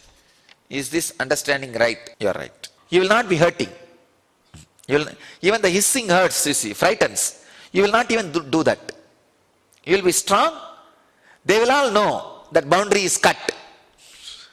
Now nothing can be done. The medical field is actually not carrier. See, the intention was carrying. The intention was money, then it is carrier. See, the medical profession and all, that is why in the way all the doctors and teachers were women. In Ayurvedic tradition, all the doctors, and many of them were women, are wherever it can't be quantified with money, was in the hands of women. If one has an apparent, assertive, bubbly, verbal, outgoing personality as a woman, what is the place for this in the way you describe the feminine? Understand, there is no, these qualities are not against feminine. Feminine consciousness is totally different from the quality you express. Sometime you will be bubbly, sometime you will be passive. The problem is when you are bubbly, you think you are restless. When you are passive, you think you are depressed. Remove that idea. When you are passive, be passive. When you are bubbly, be bubbly. Over. There will be a space, both will not touch inside. That is feminine consciousness. But you always put a wrong label for your life. When you are active and bubbly, you think, oh, I am restless. When you are really passive, no, I think I am depressed. That's where the problem starts.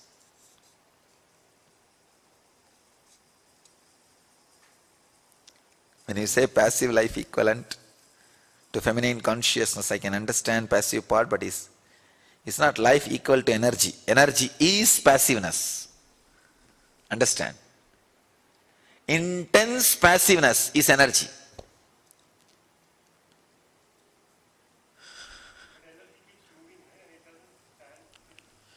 If it keeps moving, something is empty, something is lacking.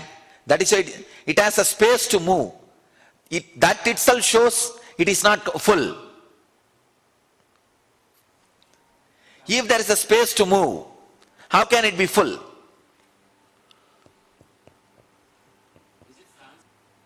Sagad Shakti. Passive life. See, it is full. Packed life. See, the moment you have the imagination moving, it's not complete. So you have the idea about energy like electricity. You understand? But the energy which I am talking is intelligence, shining, no moving. So you are equating energy with consciousness here? Huh? Energy is equated with consciousness. Does expressing feminine energy necessarily include nurturing in the form of having family, husband, kids? I can say, in the Vedic marriage there is a mantra, let your husband become your 11th kid. By the 11th year, you are supposed to become mother for him. Then, you are, I can say that, fulfilling that feminine consciousness.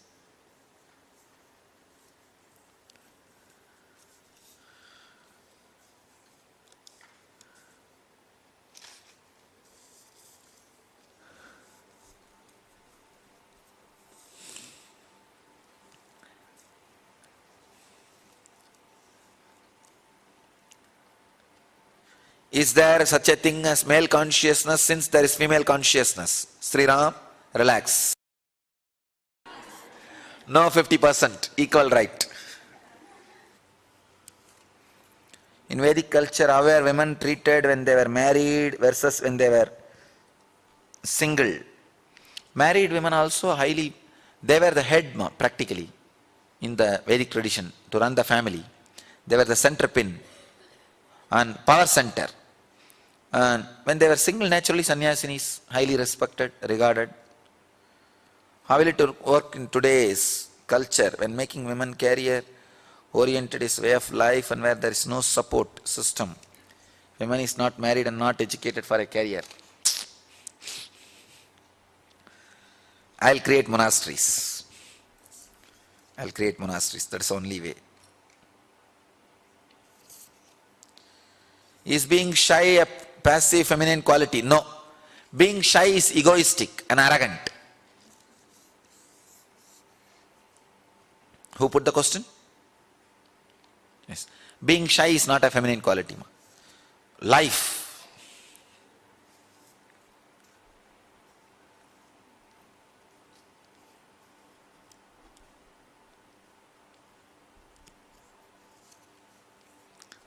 You are asking, do you mean feminine energy as Shakti?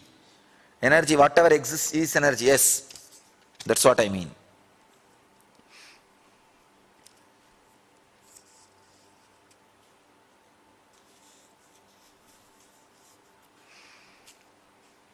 Because I am in a male body, she feels that her love for me as a mother should not get divided or confused. Don't bother. I have to carry one body. That is why I am carrying the male body. Otherwise, the consciousness, I don't feel I am a male or female. I am only feeling I am beyond both. I will not have a problem, don't worry. You can continue to relate with me as a mother.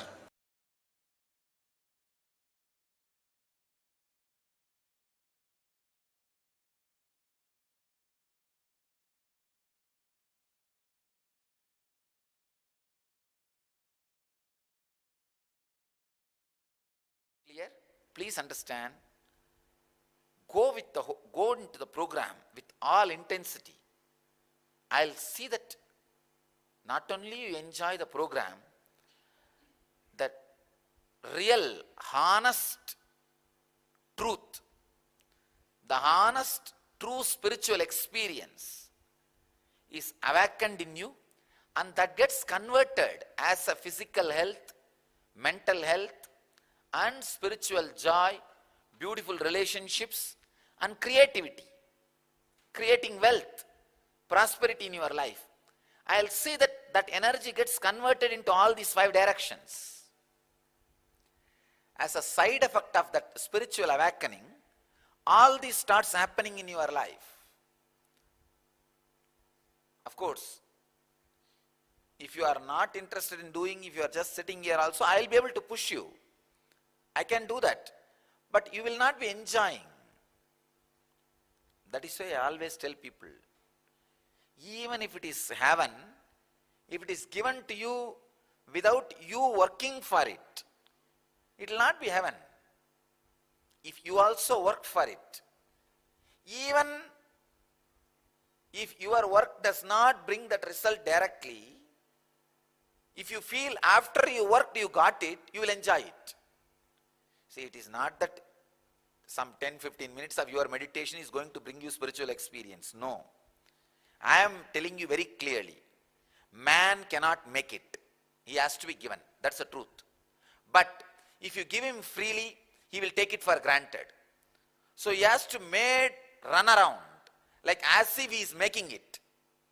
Then finally you have to gift it to him as if he made it. Now that is the whole game. You can't think that it came without your effort. And same way, the truth is you can't make it. That is the problem. Basically, man can't make it. See, I tell you honestly, I did not make it. Somebody gave it to me. That is why when I write my biography, people feel shocked, thinking that all those things I achieved. It is not truth. See, I had a strong experience at the age of 12. Somebody gave me. Actually, Annamalai Swamigal gave me. gave that experience to me. Any of you have seen him? He lived in Arunachala. In 95 only he passed away. A great enlightened disciple of Ramana Maharshi. He gave it to me. Because he gave, my whole life has become alive. Then I did whatever I did. So basically man can't make it. He has to be given. But the funny thing is his ego is so much. If he is given, he will take it for granted. So you have to satisfy his ego. Means you have to make him feel, oh, I woke up early morning and drove all the way to Bangalore and sat with Swamiji. And we blowed the right nostril, left nostril, did pranayam, bent the body. And then our Kundalini was awakened. You feel very happy. Oh, I did it. I did it. But exactly, to tell you the truth, man can't make it. He has to be given. That's the truth. I was given. I'm telling you honestly, I was given. To tell you honestly, you can't make it. You can't make it. It has to be given. Somebody gave me, and I can give you. But unfortunately, if I give you directly, you will have the same problem which I had. When it was given to me, I did not believe. I really thought, oh, something is being done to me. Really, I'm telling you. You see, when my master gave me the experience, I really thought that he is hypnotizing me and he is going to use me for himself. But he did not even care about me, he just left the body. Annamalai Swamigal. No, he did not expect me to make a big mission for him. Or he did not expect me to do some seva for him. Nothing. But when he gave the experience, I had that fear. Maybe he is doing something on me, or he is going to do something to me. Suddenly I realized, oh God, he gave it as a gift. The human mind doesn't tolerate gift. It tolerates pain. Because it breeds on pain. Human mind breeds on pain. Please understand. But it doesn't tolerate gifts. So that is the reason I have to make you do some exercise, some practice, something, and then make you experience. So you may think, now after all you told the truth, why should we do? The truth which I said, only your intellect will catch. Your whole inner being will not catch. That will catch only when I make you do the whole circus. That's the truth. That's the right word, circus. That's the right word. Because you have gone so much away from the simple truth, bringing you back to that simple truth is so complicated. Bringing you back to that simple truth is so complicated. So basically, these 4 days, I am going to make you experience. And 7 layer engram you have. See, you are basically a 7 layer. 7 things put together is you. 1, your physical body. Blood, flesh, bone marrow. This is the first part. The second part is your breathing structure. Inhaling, holding, exhaling, spreading all over the body, and cleaning. These are the 5 breathing action happening in you. Please understand. Inhaling, holding, exhaling, and the air which you held inside, that being spread all over the body, and cleaning. These are the 5 breathing actions. Prana, Vyana, Udana, Samana, Apana. You don't need to remember. As I said, I am repeating all this for my remembrance. It's like my rhymes, Baba, Black Sheep. Only when you sing again and again you will remember. So I never miss a opportunity to repeat the Sanskrit words. See, I wanted all these to be kept alive. So, as I said, there will be some technical terms I will be repeating, not for the sake of you understanding or remembering, for the sake of me remembering and keeping it alive. So you understand the English, that's enough. In English I am repeating. Inhaling, holding, exhaling, spreading, cleaning. This is what I am saying. Prana, Vyana, Utana, Samana, Apana. 5. Breathing process. This is the second part of you. Third part of you is constant inner chattering. Constantly that inside something will be going on. La, la, la, la, la, la, la, la, something. Whether you are sitting, walking, talking, you may do anything, but inside that radio will be going on. Chatterbox will be going on. That is the third part of you. Fourth part of you is emotions. Sometimes you will not even have words, but you will have the heaviness, feeling. Emotions. And the fourth, please understand, the fourth is emotions. Emotion is different from thoughts. Thoughts can be controlled. Emotion will control you. It is not thoughts, it's beyond thoughts. It's the fourth part. Fifth part is the chaos, like a lump of emotion and thought mixture, like RCC, concrete. See, thought is a steel, emotion is a concrete. And the fifth layer is concrete and steel put together, RCC, pillar. That's the fifth layer. Fifth layer is the place where you fall asleep. You can't handle yourself anymore and you just fall asleep. Where it's like a garage. All your engrams are there. The fifth is like a godown, castle body. The sixth is the peaceful zone. Seventh is enlightenment. All these 7 parts put together only is you. You is all these 7 put together.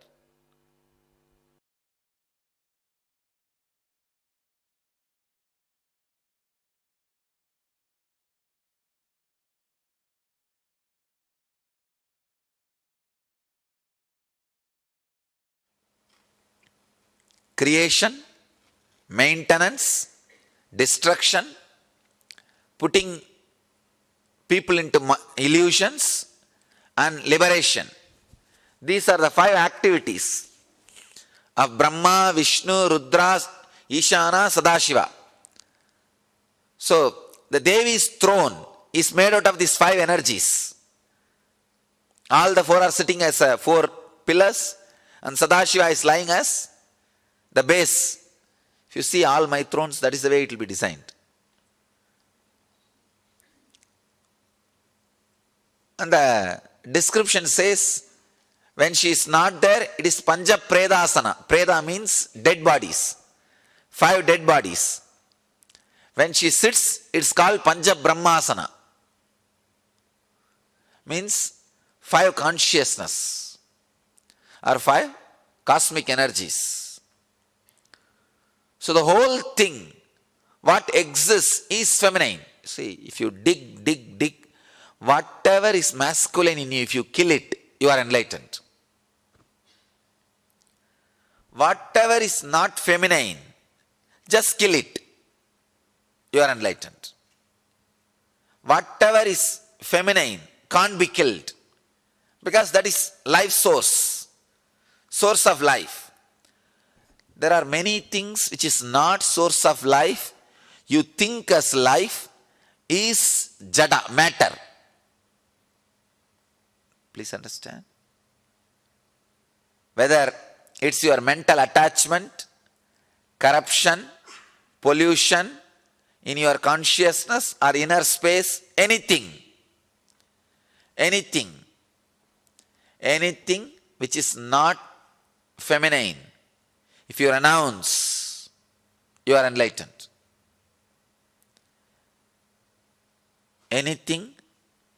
which is masculine, if you just give up, you are enlightened. Parts. One is the life. Life which pulsates in you, which is living energy in you, which is shining as a light in your eyes, which is giving you the feeling of that I am. That is what is called consciousness.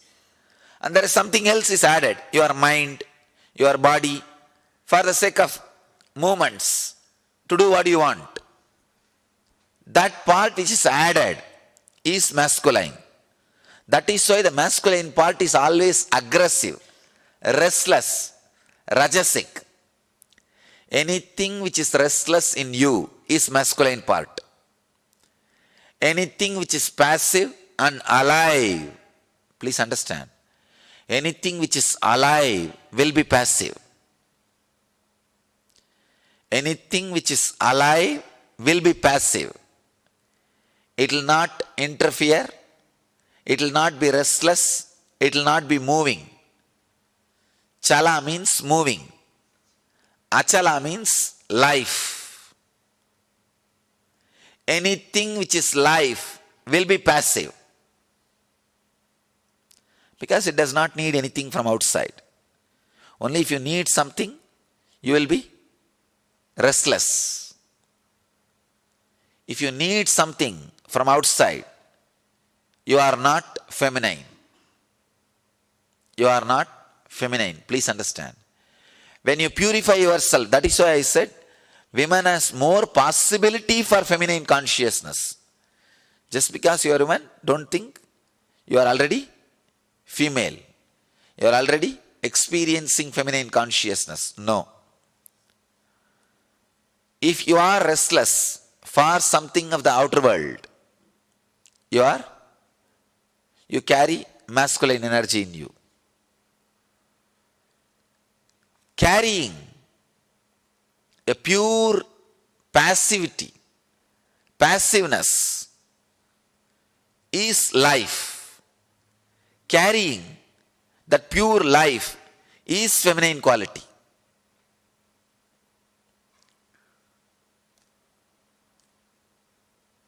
When I utter the word passiveness, you have some idea. Maybe a little bit of mixture of laziness, that is okay, no problem. Feel that passiveness is like a patch, you are carrying it in this area. Carry that passiveness, that feminine mood in this area today whole day. You will understand what I am talking. From now, whatever you visualize as a feminine consciousness, see, the moment you listen to the word feminine consciousness or passive life energy, you have some idea. Carry that mood, that idea in your heart today whole day. You can even nothing wrong. You can visualize you are a woman body. Just remove the male body. You can visualize yourself as a Devi. Even if you are carrying woman body, visualize yourself as a Devi. Means pure feminine consciousness. Pure feminine consciousness. Passive life. Understand? Society is male-minded. Restlessness. That is why life is always described as restlessness, especially the Western mind-based society. Life means restlessness. Oh, a lot of life is happening here. I don't know how these fellows are saying that New York is a place where life is happening. So much of restlessness. Nobody knows why people are running. But that is the symbol of life. They call it Big Apple, na? Big Apple. Big Apple. Symbol of life. Understand, because of that mental setup, you also imbibe the idea life means masculine, restlessness. No. Life means deeply passive and feminine. I can say one of the biggest calamity happened to the human civilization is women are asked to work and make living like men, for which they are not created. Please understand. That's one of the worst calamity. Because the role they need to play, the contribution they need to do, did not happen because they were used to create infrastructure. Manu says very clearly, anywhere women are used to create infrastructure, that place will be ruled by ghosts. Now I think all of you can understand the meaning of that word Manusmriti. Manu is not degrading women. He is giving them the right place, which West does not understand. Understand? He says, if women are used to create infrastructure, that country will be ruled by ghosts. Means people who are depressed, people who are demons. That's what is happening. That's what I am seeing. Because women have a better role to play on human consciousness. They are living models and examples of intense passive life energy. They need to remind planet Earth again and again about living enlightenment. The feminine consciousness by their life. But when they are made to create, when they are used to create infrastructure, that priority of awakening the feminine consciousness, radiating feminine consciousness is lost. When that is lost, I can say the model is lost and lifestyle is lost.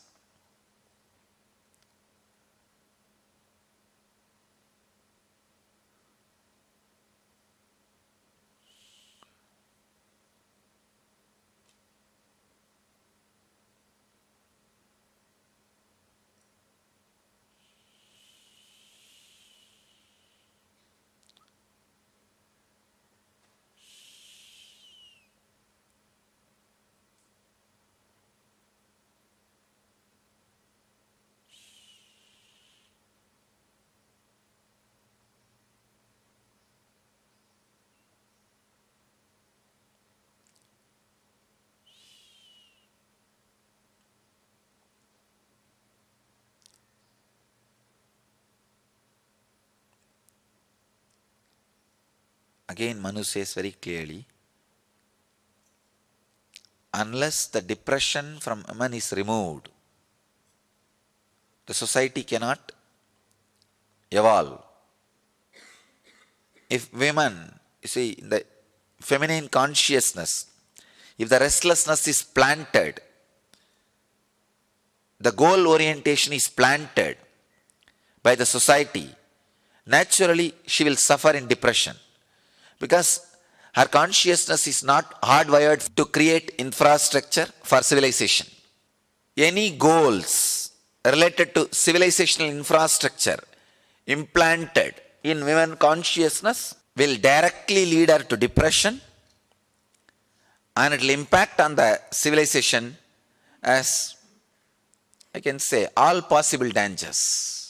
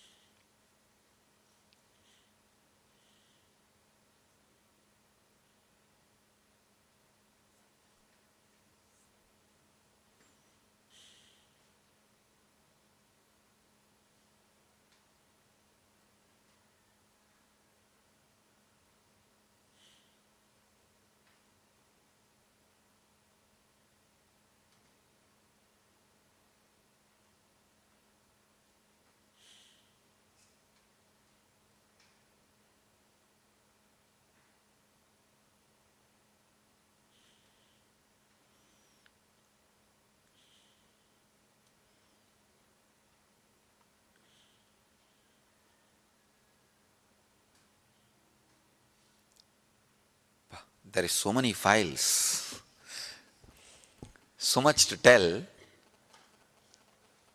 because I myself basically a Devi worshipper.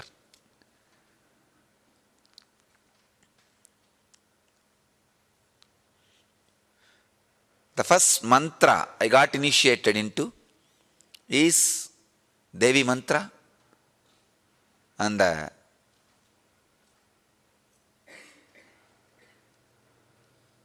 first experience which I had is feminine consciousness, and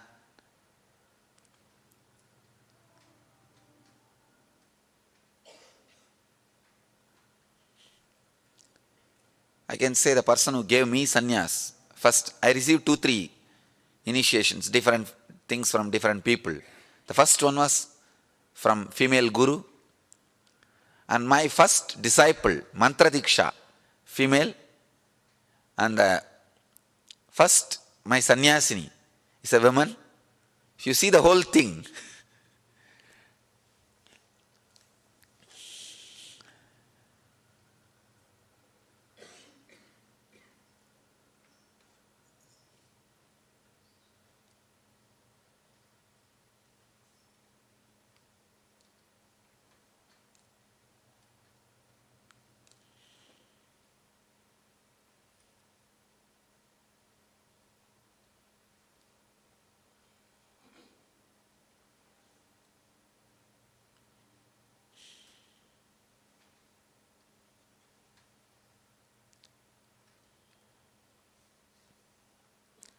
if you exist as you are in feminine consciousness.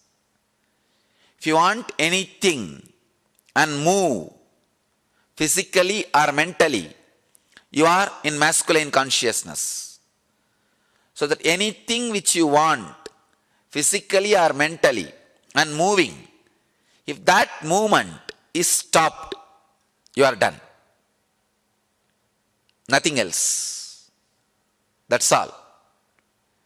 If you just remain in the feminine consciousness, you are done.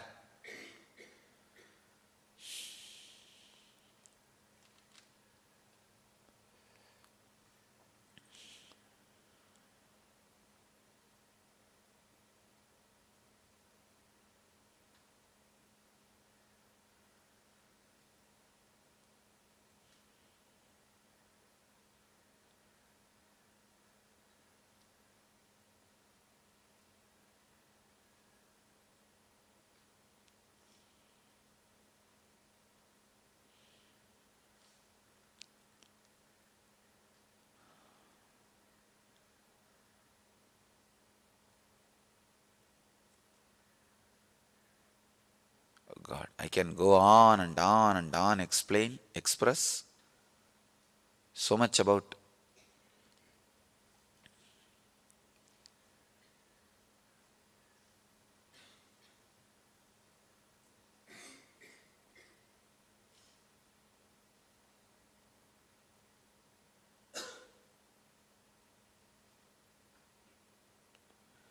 if men are asked to create infrastructure and women are asked to radiate the feminine consciousness, the whole civilization would have been different.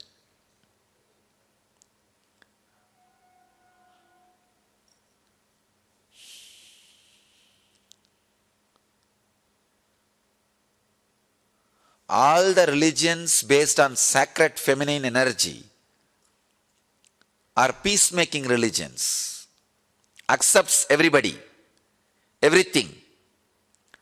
All the religions based on masculine are all terrorist religions, cannot tolerate others' existence. See, I am giving you the very clear base definitions. All the mother-based religions, sacred feminine-based religions, not only they will be passive, accepting everything.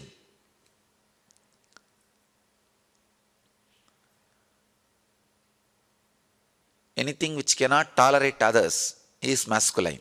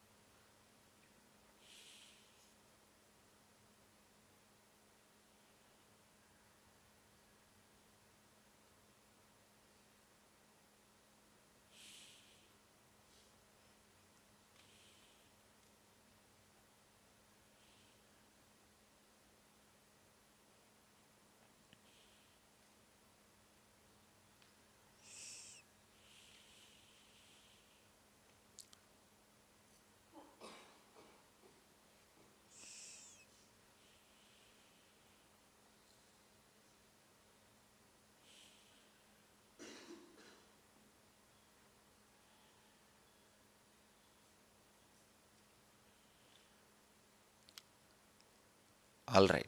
I'll connect each file which is coming out of me with your questions.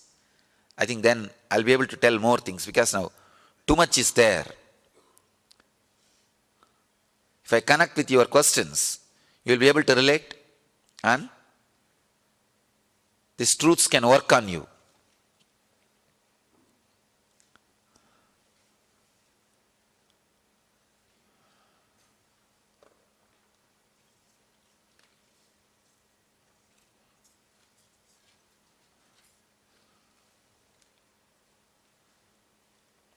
I think before starting the questions, few minutes, just sit as Devi with a deep, passive life. Sit as Devi. Don't bother whether you are carrying a male body or female body. Just sit as Devi. Pure feminine consciousness, which is beyond male body or female body. Be Devi. See very clearly, your body is not there. In your place, Devi is sitting as you.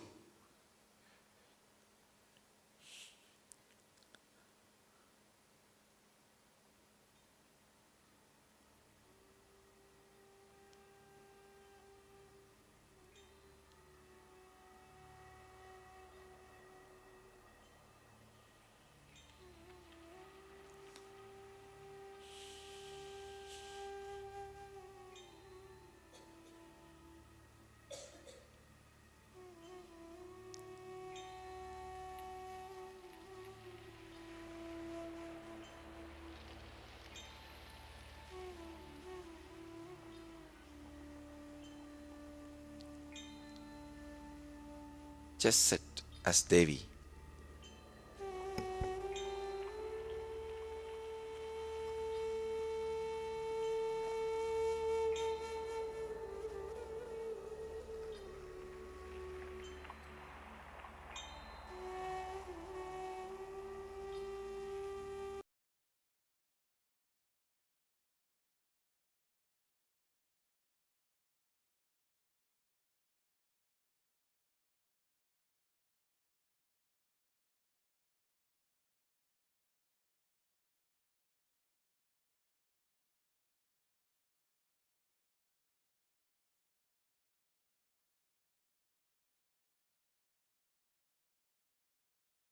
Initiation is such a subtle thing. Even if you miss one instruction or one line, you will miss it. This is the essence of last 6 days.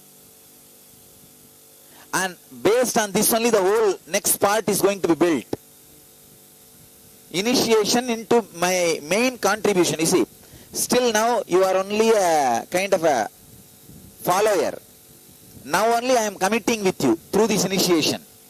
That officially a devotee or a disciple or whatever, or now only I take responsibility for your enlightenment. It's such a important moment. See, it is only 10 instruction, nothing, 10 statement I will make, that's all. But you need to just completely grasp that and just understand. Each statement should click with you. For that you need to be aware. And not only that, after initiation, I will be guiding you into that process. If you fall asleep, it is a too big missing. See, initiation is like a, how in the Indian villages they will take you to see the girl before marriage. In the first sight it has to click, that's all. In the first sight, if you miss it, after that it will always be that hanging. That will be there. That time itself I told you I don't like this girl. I didn't want this marriage. You understand? So the initiation should be clicking in the first sight.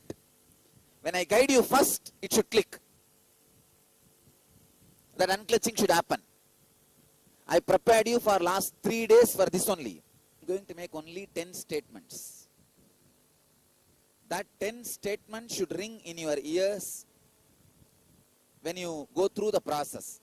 Please listen with attention. No need to meditate now. Open your eyes and listen. attentively. First statement. Your mind is responsible for all the happenings and experiences of your life. Second, your mind is nothing but too many thoughts put together. Third, if you can know the science of killing one thought at a time, you won the game. One thought at a time. You won the game with mind. Fourth statement. Whenever a thought rises in you, just tell yourself, let me unclutch from it. Not suppress, no. Just let me unclutch from it. How? In the car, when you change the gear, unclutching happens, then the next gear, it falls. Unclutch from it. Next statement. When you say you are unclutching, for milliseconds, you will have kind of a silence. Then again next thought will come. Again, let me unclutch from it. Then, after a few minutes, this thought, let me unclutch itself will become one more thought. Unclutch from that also. Then you may feeling bored, feeling like sleeping. Unclutch from that also. Sit with full of life. Don't allow even one thought pass over your space unattended. Please understand. These are the instructions now. Do not allow single thought pass your inner space without your notice. The moment you note it, the moment you catch it, unclutch. In the beginning, use the word unclutching in your inner space.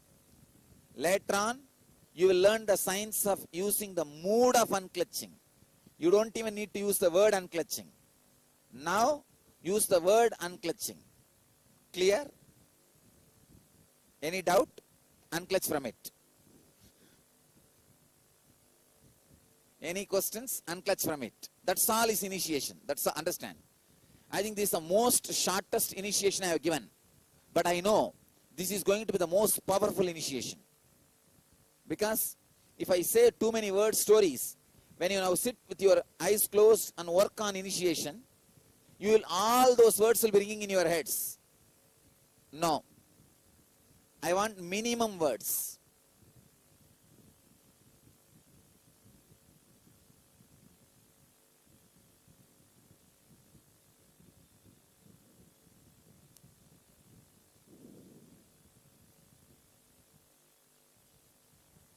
If you feel bored, unclutch from that too. If you are feeling tired, unclutch from that. Feeling sleepy, unclutch from that. Unclutch from everything. Let you be unclutched.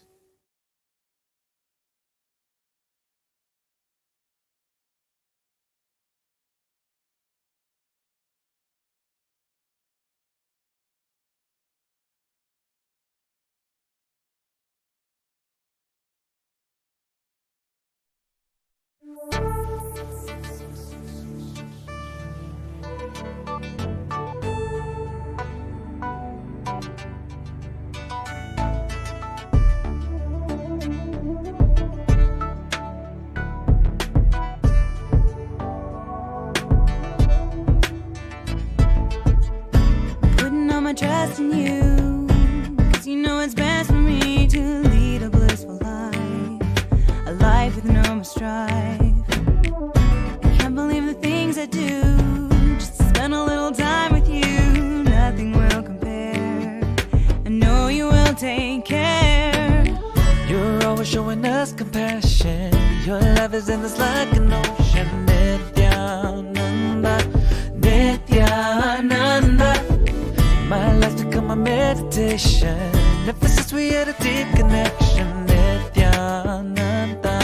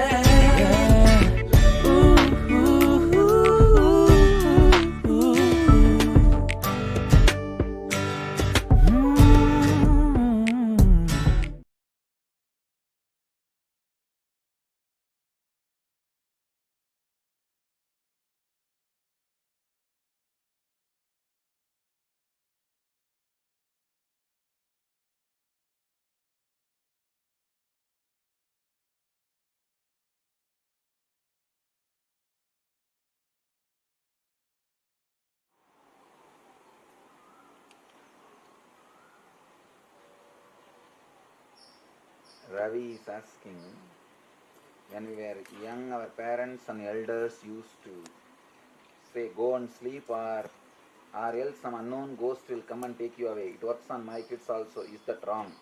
Completely wrong. And make them understand, if you sleep in the time, only then you will maintain health, your muscles will build. Make them understand. Otherwise, if they sleep less, no problem. Why should you force them? With making through understanding, if you can make them do, let them do. Otherwise, it's okay, leave it. Their body will learn. They don't need 3 meal and 8 hours sleep as your body needs. You have so much of junk in your head, so you need that much. They don't have. So, kids can manage easily with 1 hour food, 1 meal and 2-3 hours sleep. If they sleep more, great. If not, don't worry.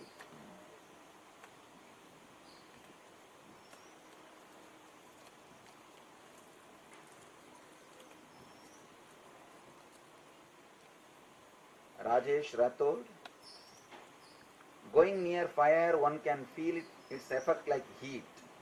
Then why tuning is required to receive the energy from the master? Fire is physical. You can go near. In my case, the moment you come near, if you are not tuned, your ego walks away, moves away from me. You understand? It does not even let you come to my presence. You try to bring your body as much as possible near my presence, but your mind will tell all kinds of stories and run away.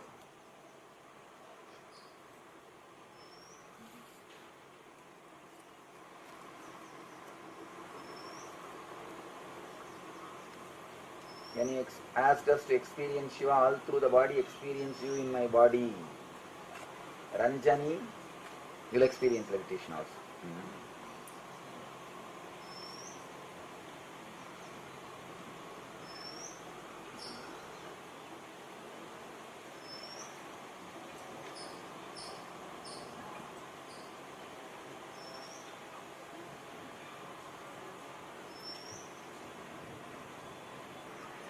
Identity is ego.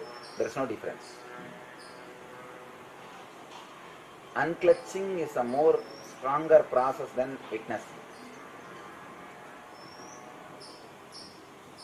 Does chakras normally open sequential order? No, there is no sequence.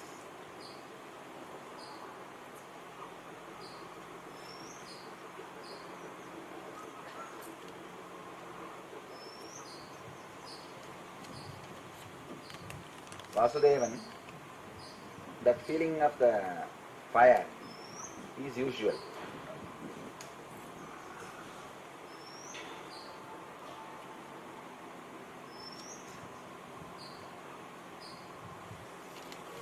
Should we discuss our spiritual experiences with others or keep it to ourselves? You can discuss, nothing wrong. Whatever you wanted to keep it for yourself, too personal, keep it. Whatever you want to share.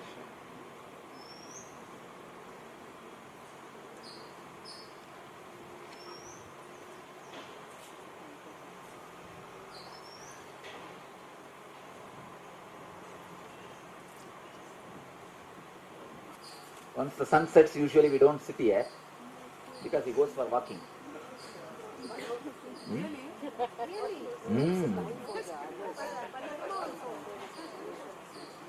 Now many people have seen, many local villages also seen. There is a security deity here which goes around and takes care of this tree and protects. So after sunset, anybody comes, he doesn't.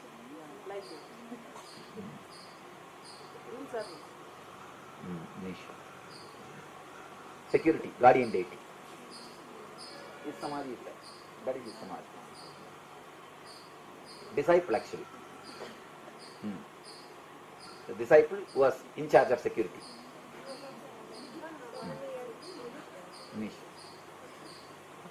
That corner.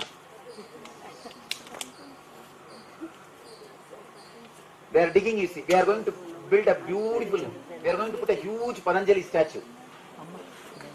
Some 6 feet in 5 metal. And make a beautiful temple there. That's why they are building. They are digging. Did you see that they are digging? And not below I am going to put yantras such a way anybody goes and sits there will have levitation. Will experience levitation. That is the way we are working. That's what they are doing actually. There Atti, where under which Mahavir became enlightened. Banyan, under which Shiva gives enlightenment.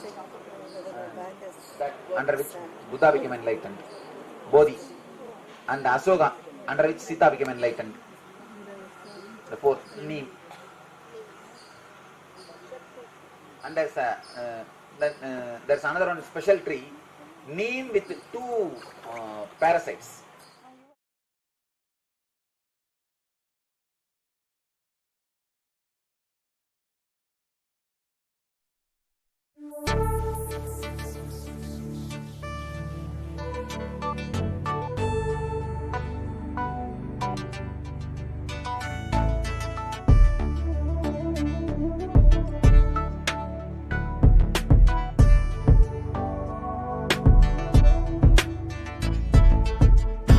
Putting all my trust in you, 'cause you know it's best for me to lead a blissful life, a life with no more strife. I can't believe the things I do, just to spend a little time with you. Nothing will compare, I know you will take care. You're always showing us compassion. Your love is endless like an ocean. Nithyananda, Nithyananda. My life's become a meditation. Ever since we had a deep connection. Nithyananda, Nithyananda. Oh, every time I see you, my consciousness expands. Oh, my heart begins to dance. And every time I think of you, I just start to melt. So much beauty to be felt.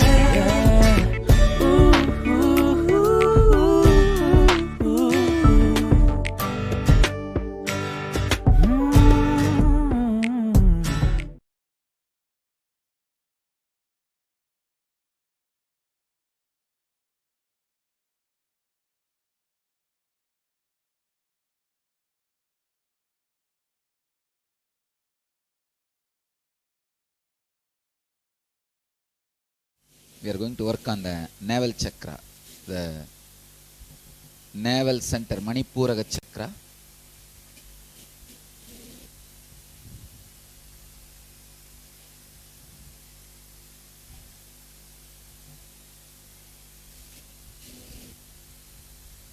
The thought current flow for this chakra is just unnecessary, broken, unidentifiable worries, unidentifiable thought flow. Suddenly, just for no reason, some thought flow. And I don't know what will happen if all the paddy field gets into the water. There is no relationship between you and the paddy field getting into the water. You can see in your life, when I gave this example, you feel, no, I never get this kind of thought flow. No. I am talking to you about you. If you just scan your thought flow, I can say, if we record connecting a software, automatic transcribing software to your thought pattern, at least 60% is Manipuraga chakra. Just for no reason it will be flowing. And unidentifiable worries, unidentifiable items, no way directly relevant to your life, no way directly relevant to your day-to-day living, nothing.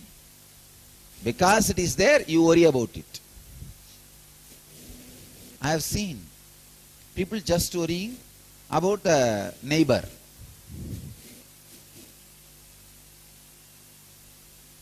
Even neighbor at least you are seeing. Just like that people worrying for no reason. Why are you worrying?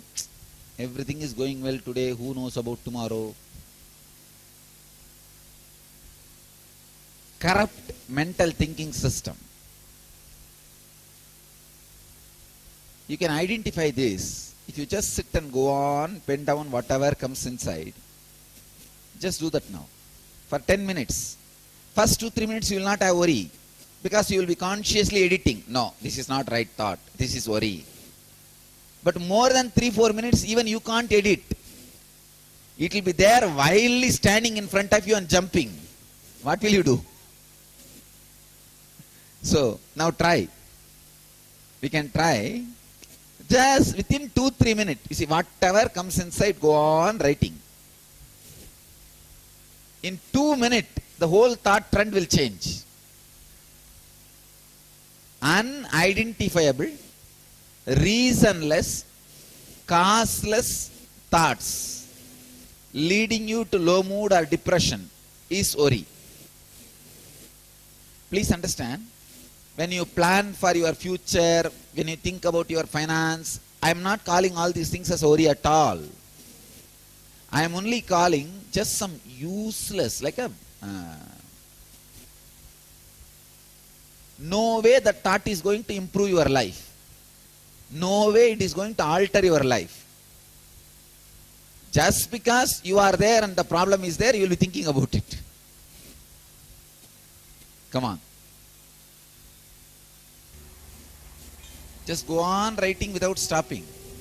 If you stop, you will become conscious and aware of what you are thinking. Only if you catch yourself unaware, you will find the worries. Catch it. Sir, question, what is the difference between dream and vision? Dream is a moments happening in low consciousness, like a sleeping state. Vision is super consciousness.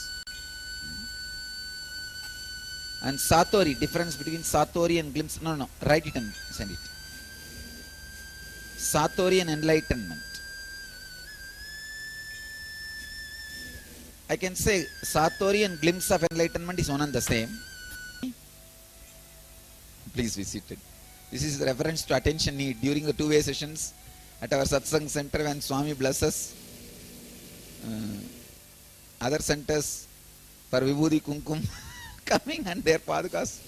Attention need for the same to happen at the Annanagar center also. All right. I'll do something for Annanagar center also. Often when Swami conducts process like earlier today, visualizing light, I look inside and see total blackness. Vasudevan, please be seated. Nothing wrong. Nothing wrong if you see blackness, total blackness. That's the way it will happen. Suddenly one day you will see like a egg, it will crack. That blackness will break and that light will happen. That's the way it will happen. It will actually, the blackness which you have will get intensified more and more and burst.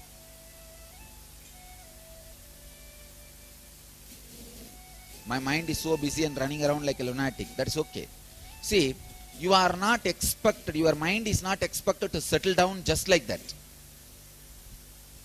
The technique itself to engage your mind only. It's not that your mind will become suddenly calm, quiet. You will raise to a level where the mind is immaterial. So this initially mind running around like a lunatic, shouting, doing this, that's okay, perfect. After all, mind is your part, is part of you. So it will not just like that settle down. Your life and body, everything was like a lunatic only. It was running chaotically. Even lunatic word is too small. It's just chaotic. So that's okay. That's the way it will be in the initial level.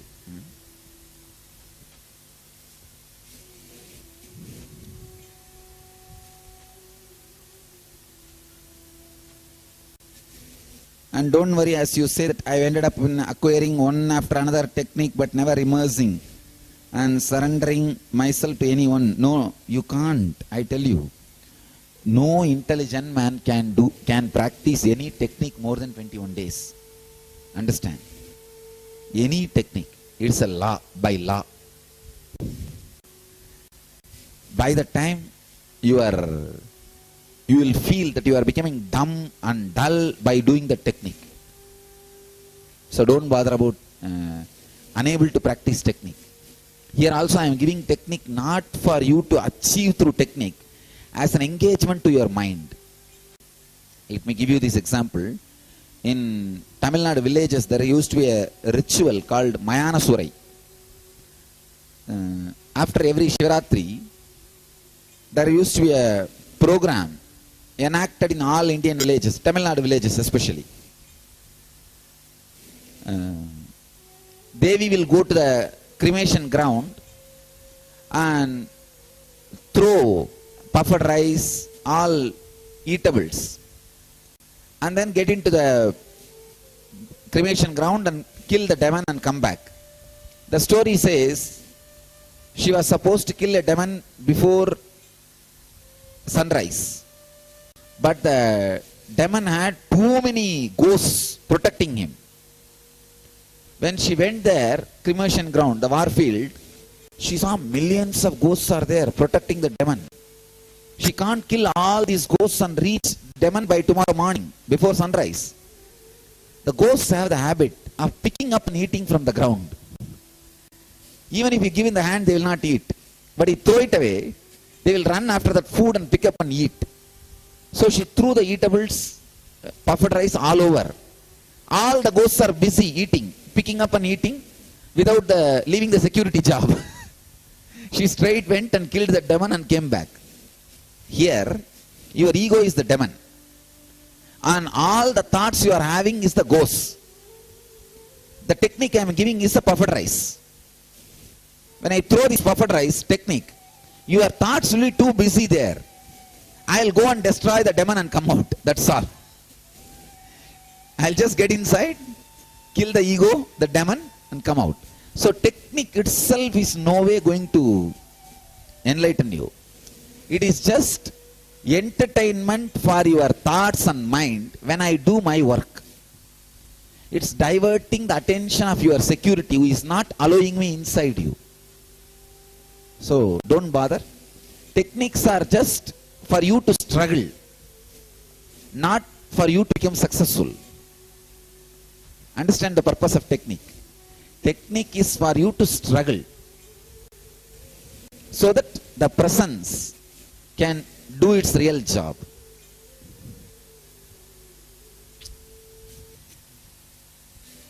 This is a very nice question.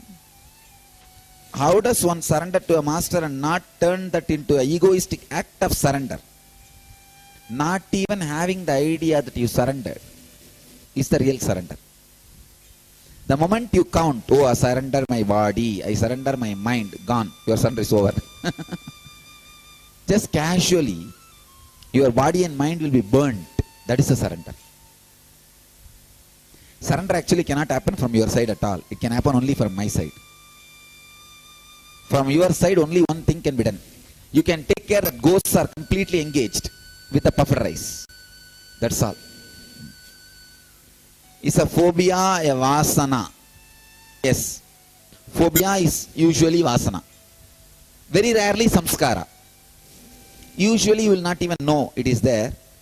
And when the situation comes, it will come up and express itself. Rarely you will know, but you will not be able to break it.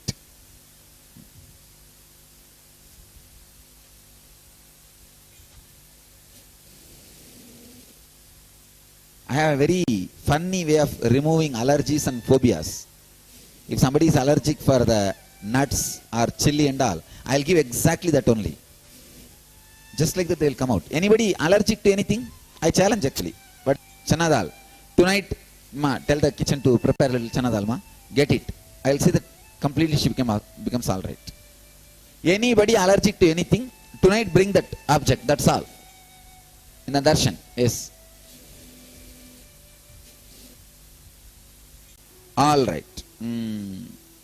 Actually, and this allergy thing, any allergy you just get it. Even if your kids are allergic to something, bring them and I'll just energize the same object and give, that vasana will leave the system. I'm actually allergy specialist. Allergy, coma, all these things are our area.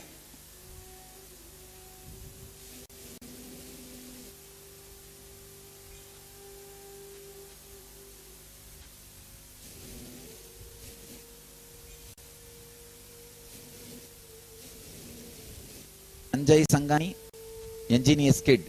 Any of your child? She says nut allergy. In the evening when she comes for darshan, please bring nuts. I'll remove it.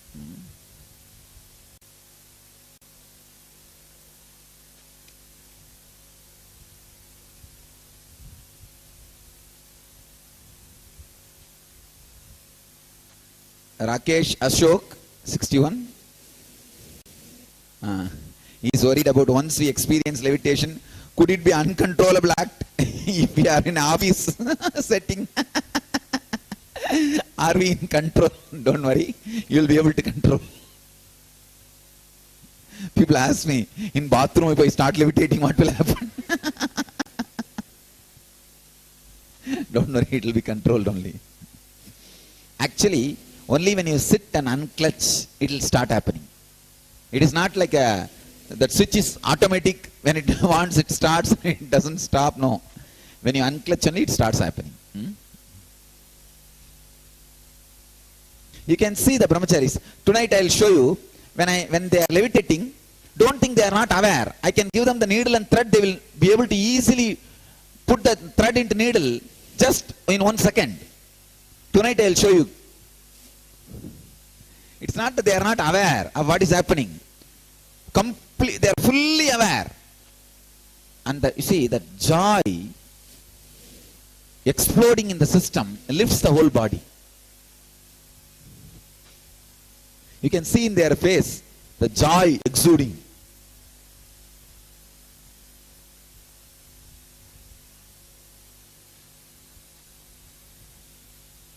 Ravi, please be seated. Little attention from me is okay.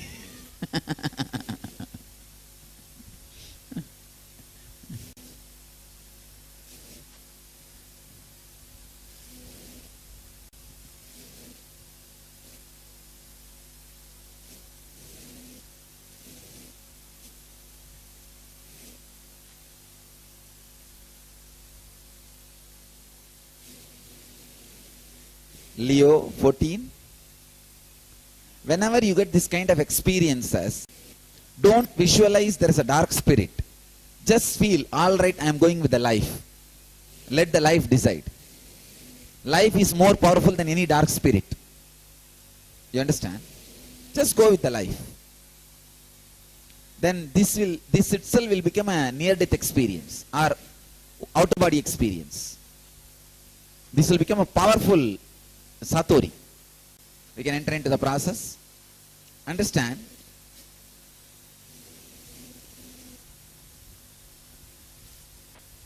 Navel center is the center for the thought current of worrying. Causeless, unidentifiable thoughts erupting, leading you to low mood and depression like poison. Visualize your whole stomach is filled with poison. If you feel the stomach is filled with poison, what will you do? You will try to vomit. In that same force, in the same speed, try to create intense sounds which does not make any meaning. Talk in the language you don't understand or you don't know. If you know only Tamil and English, talk in Chinese and Japanese. Just some sound, but intensely, with the mood of vomiting. But feel you are vomiting the poison of worrying, the habit of worrying, the unconsciousness of worrying. This will prepare your whole system. Sit in Vajrasana or stand. Even standing is okay. Bring all your enemies in front of you, whom you hate, with whom you carry a deep vengeance. Mostly it will be people with whom you are living. Parents, spouse, you have deep unconscious vengeance on all of them. You want to take revenge for many things they did. Throw all the anger. Just vomit all the poison.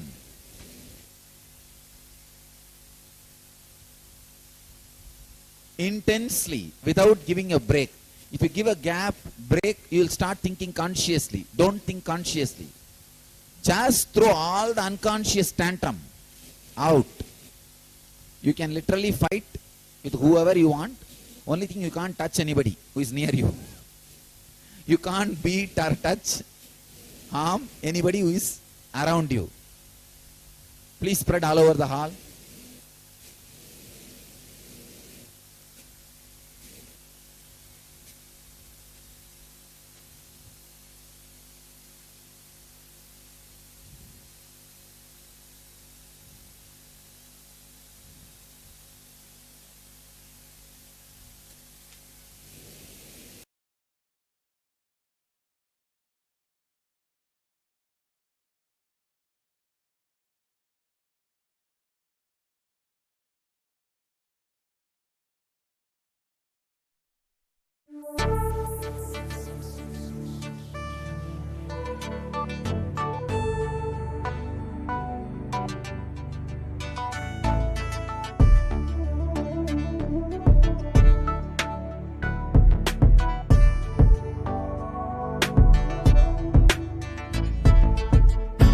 Putting all my trust in you, 'cause you know it's best for me to lead a blissful life, a life with no more strife.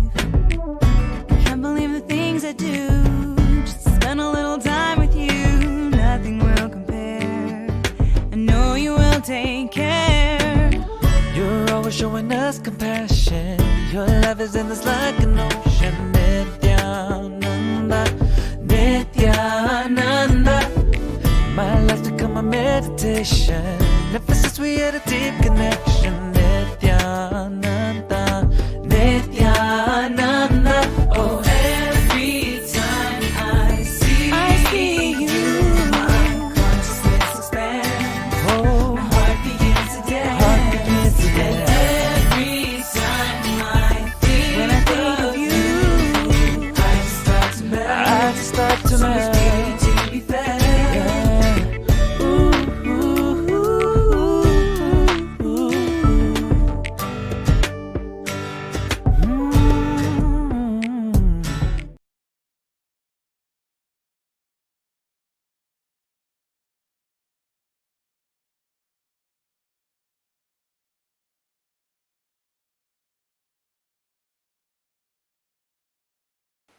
Does being unclutched mean that you don't care about anything? No.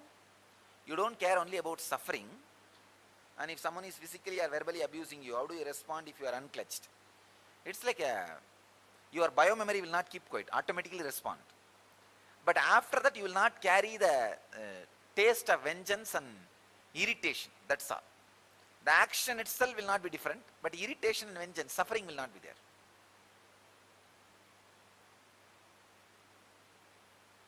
Para 54 is asking the best technique to be practiced.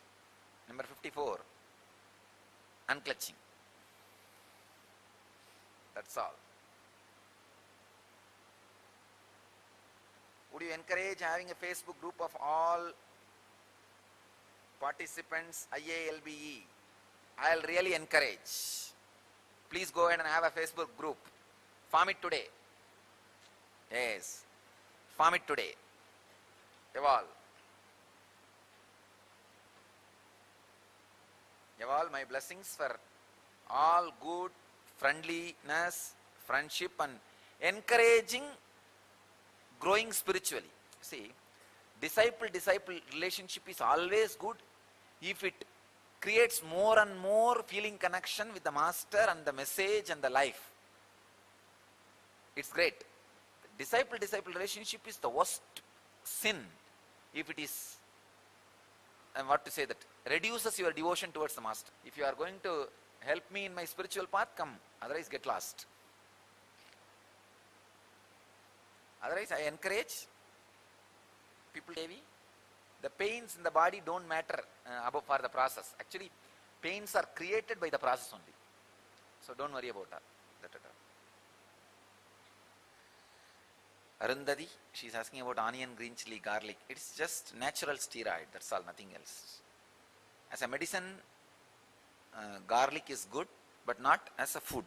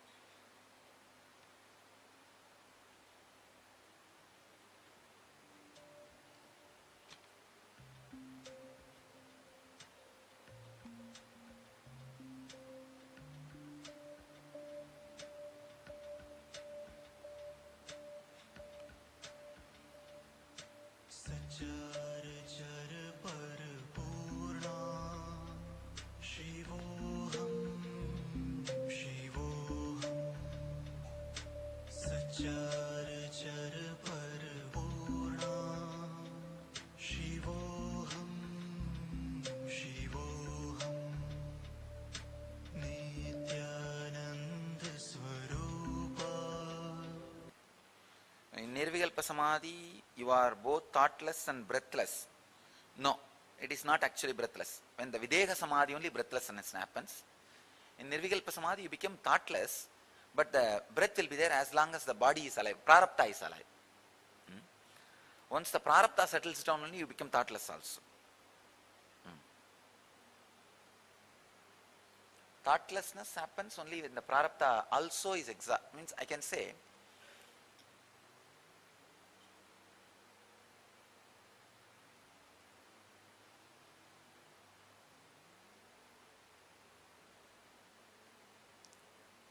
in ordinary breath, there is a part of energy and thought. That when the thought disappears, ordinary breathing does not happen. That time what happens is just body taking care of itself, like a surviving mechanism. So that cannot be called as breathing.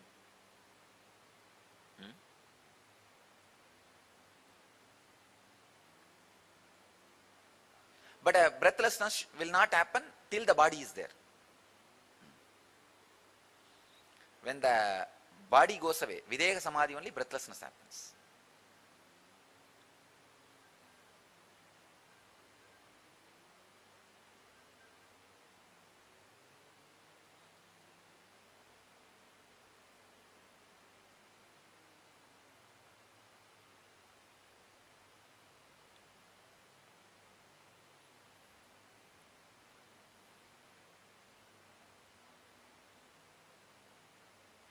During the unclutching. No need actually. That will happen when it is required. Actually, when you don't attend, you are not hearing. When you attend, you are hearing. Only those moments you attend, you remember. There are so many moments you don't hear. You don't remember those moments.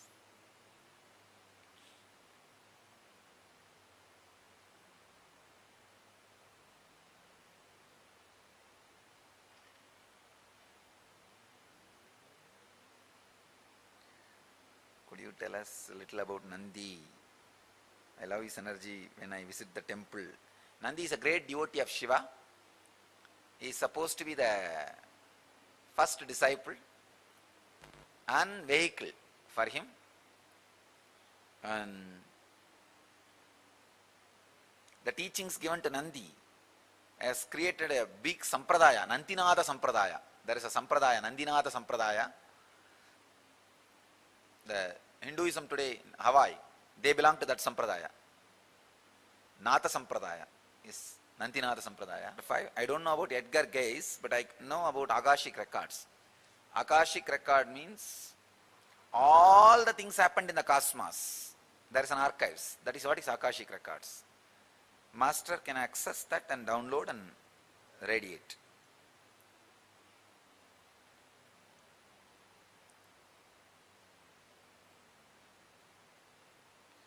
Can you please explain what difference you make between devotees and disciples? Devotees are more like customers. They come for something. As long as they get, they are there. Otherwise, they go away. Disciples are people who want enlightenment, who are feeling connected, not just customer relationship. It's a deep feeling connection. I stand for them and they stand for what I stand for. Naturally, after initiation, I accept you as disciple. You accepting me as guru or not is your relation.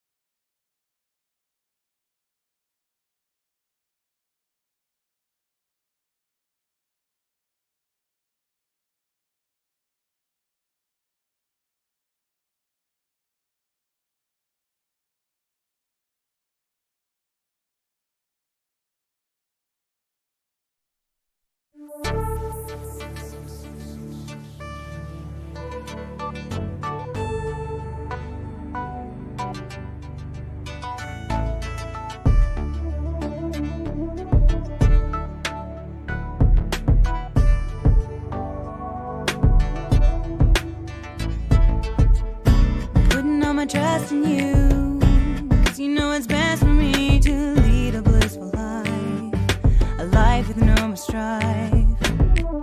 I can't believe the things I do, just to spend a little time with you. Nothing will compare, I know you will take care. You're always showing us compassion. Your love is endless like an ocean. Nithyananda, Nithyananda. My life's become a meditation. Ever since we had a deep connection. Nithyananda, Nithyananda. Oh, every time I see you, my consciousness expands. Oh, my heart begins to dance. And every time I think of you, I start to melt. To be fair.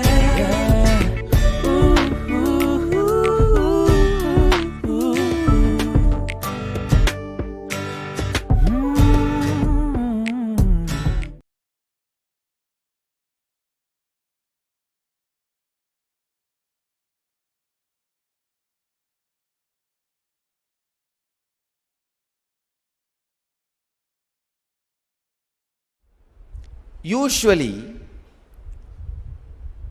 in all our Nithyanandam programs, we work on Karmashaya. Karmashaya means the womb of actions and reactions. From where the actions and reactions go on happening. See, till Nithyanandam, all our programs like LBP level 1, level 2, level 3, all of them are life solution based. It is more like repairing you and sending you back. Little lubricating and overhauling, sending you back. But only in Nithyanandam, I start that sacred job. Sacred job means completely removing the roots of engrams, not to have rebirth. Please understand. Enjoying the birth which you took is life solution. It's like reducing the engrams into thoughts. If you remove the attachment from the engrams, it will become thoughts.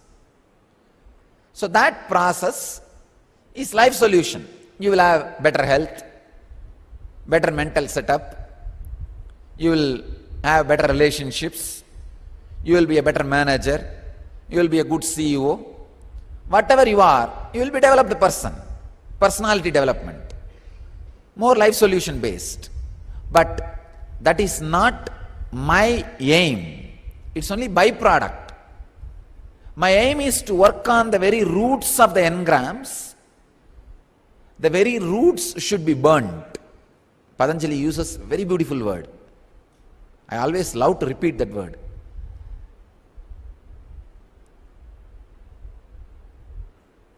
Taktakarmanam krute. It's a, I don't know how to translate. You see, in the villages, they will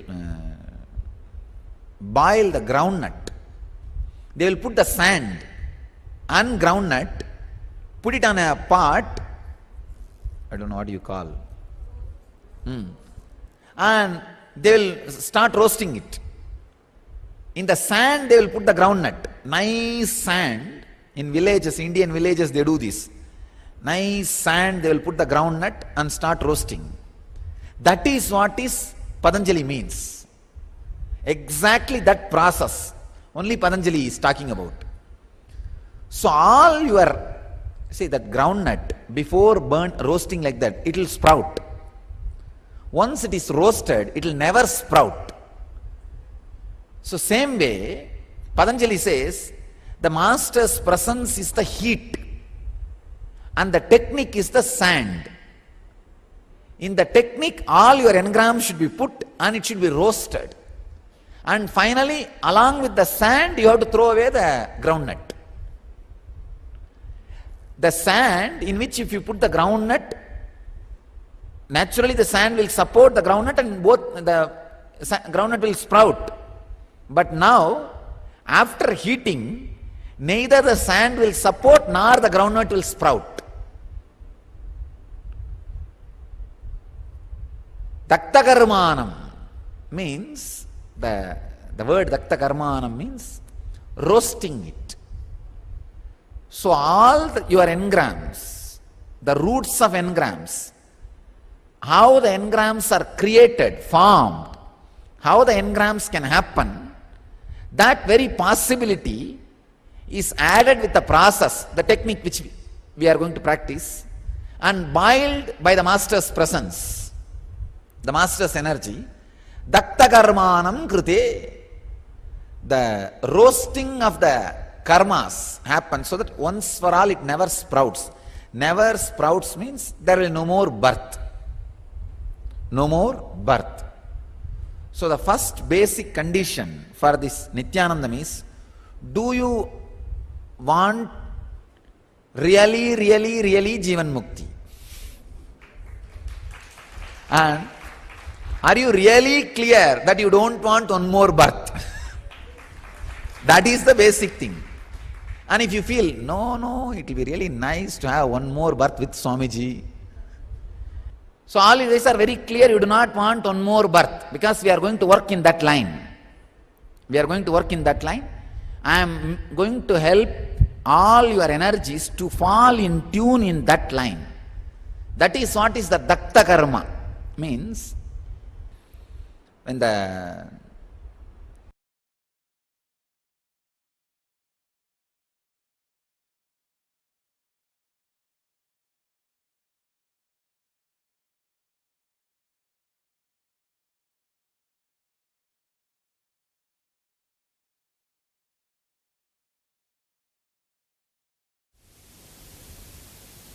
Srikant Iyer is asking a question. Do the benefits of bathing in the water body greater than blood volume apply to swimming in a pool? Yes. the physical effect of the, what I said yesterday, will happen even in ordinary swimming pool. Here one step higher, the sacred effect also happens. This water is an energized, programmed water. Because it falls on the deity, it helps you to rejuvenate, and I can say that more spiritual angle. Srikanth? I heard that we cannot go between Nandi and Shivalingam in a temple. Is this true? It's not like you cannot go. Like Nandi is supposed to be a great devotee of Shiva. Even if one person crosses and makes him not to see the Shiva for a second, he feels bad. That's all, nothing else. One more thing before forgetting, I wanted to tell people. Yesterday somebody asked me in the energy session that let me die in your arms. I said, don't ask all these things. Please understand, in the energy darshan, whatever you ask will come true. So don't ask anything wrong. So, do not ask anything wrong or do not say anything wrong during energy darshan. Ask exactly what you want. If you want healing, just say, Swamiji, please help me to get healed. Don't say, if you can't heal, let me die. No. Sometimes people go to the extreme frustration and try to sow the frustration on me.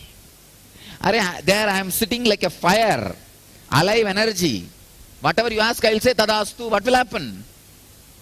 Let it happen. So, do not ask.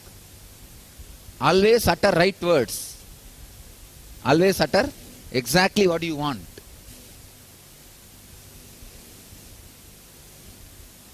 And during another I saw some devotees, disciples rolling in ecstasy when you moved your hand.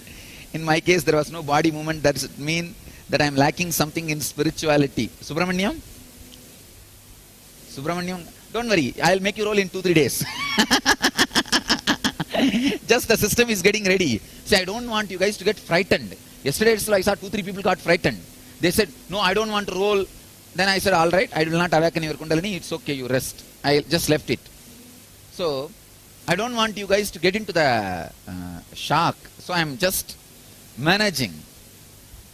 If you don't have any problem about rolling, just get me a small slip. Swamiji, just pour yourself on me. That's all. Nothing else is required. I'll make you roll all the whole Chitsabha. That is not a problem. Actually, I am keeping myself in a very,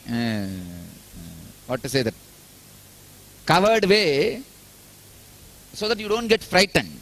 That's all. So, you say yes, you are opening your doors. Come on. 48 hours is too much. All right. So, when you come in the evening energization, just tell me. Just tell me, Swamiji, I am completely open, do what you want. That's all I required. I actually thought that you guys should not get frightened, so that's the reason. If you see yesterday, the regular devotees, I just blew on. I know that they will not be afraid. If I am seeing you for newly or recently, then I play little, I'll be little careful because you should not feel hurt. And not only that, it's suddenly new culture, you see. You should not have fear. What is going on here? It is not hypnotism. It is not mesmerism. Understand? It is not hypnotism. It is not mesmerism. Just I am awakening your Kundalini. Especially when I do that movements, you will see that near your Anandagandha or the Manipura, that is the area I will be doing this movement. All your identity, you see, the identity which you maintain, your decorum, your respect, your that self-identity, that will just go to pieces. It will just explode with the God consciousness awakening in you. That will be too much for you. You will feel almost like you are losing ground on your own body. That's why sometimes people feel, oh, I don't feel it is right for me. Or then I say, all right, you wait, no problem, I'll wait for you. I'll wait for you. Whoever does not have any problem, if whoever is feeling, I have no problem in losing my small identity. I want the God's consciousness inside me. Anybody, just come and tell me that. That's all I want, nothing else.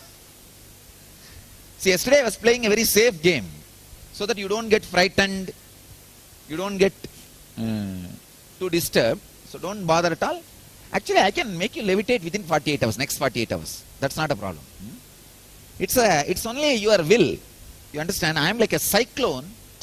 I don't want to enter into your house unless you wanted me to enter. See, even the transformation, I am such a powerful transformation. That is one big problem. Why we are not able to market me? See, if I am a just makeup man, do a little bit of patching here and there and cosmetic surgery and send you back, you can market me like anything. But here I am not just doing some skin surgery to you. The very core I am churning out. The very core I am transforming. So what to do? That is the reason you feel, wow, it is too much for me. Maybe my family cannot take it. My friends cannot handle it. Say, why you know, that time I am just pure consciousness like a sky. My eyes are like a window. You are afraid to look into that abyss. You are afraid you may fall into that. Or that abyss may suck you. Are too much respect does not mean that you should not have that experience. See, respect on me should make you experience me. Not that will create a kind of a fear. A little bit of fear, it's okay, tolerate. I myself had this problem, understand. When I first had my own Satori, the enlightenment experience at the age of 12, 2.5 days it was like a fever, like a bliss fever. After that, the first thing happened is tremendous fear. I thought some ghost has possessed me.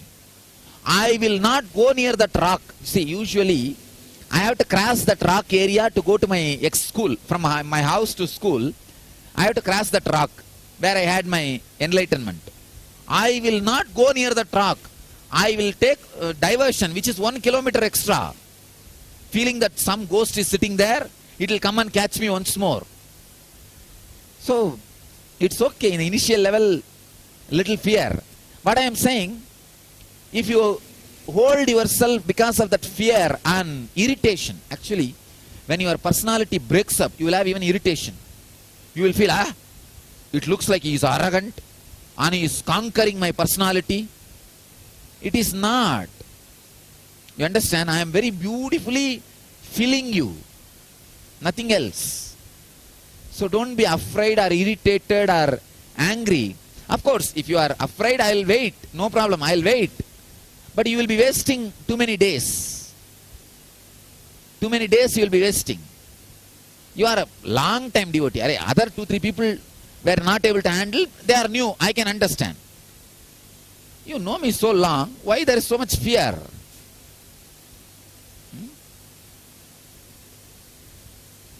Don't miss energization. That is too big miss. Too big miss. And just get a slip. Swamiji, I am completely open. Do anything you want. That's enough. That's a green signal for me. Green signal. And I am just waiting. I am just waiting to pour myself into you or fill you with the divine. It is just preparing you. Don't worry about sin and all. Sin and all does not stop this. See, sin, all these, that things are like a small grass. A flood cannot bother about, oh, there is so much grass, how can I go there? No. It just finishes away. Not the grass, even the whole land on which grass is growing. So sin, karma, don't bother about all those things. All those things has no play here. No place here.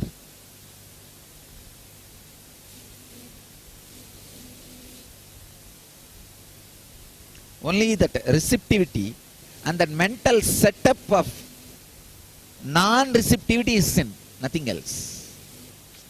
See, when you are in the mood of non-receptive, anything can create anger and irritation in you. I have seen. Sometimes people are angry even about the seat which I am sitting. Why he is sitting in such big seat? Why he is sitting so high? If I sit on the ground, you can't see me. Be practical. And somebody has really enjoyed my discourses and sessions. They felt, I think he is worthy of a good throne, good seat. They made it and gave. And it's not that comfortable. Don't think it's comfortable. Try to sit and see. You need to sit straight for a whole day. Then you will understand. And not only that, all of you guys are going to sit only for next 21 days. Then you are going to be doing so many other things in your life. In my life, whole day, my whole life I am sitting. I can have a little comfortable seat. And it is not comfortable also. It's a 90-degree seat. See, all my seats are 90 degree. Only if you are a yogi you can sit. Not otherwise. So sometimes people get irritated for no reason. They get irritated. Why is he wearing jewelry? It looks nice on me. I am enjoying. Why are you bothered? That's all. Somebody gave, I am wearing. This mind, you see, gets into all kinds of... When you are irritated or resisting, you get into all kinds of mood swing. All right. Okay, we'll start. Today, the first process. The first thought current flow we will work is attention need. Need for the recognition from the outer world. Need for the name. Need for the fame. Need for social identity. This thought current flow gets centered on the heart center. The need for recognition from society, need for social identity.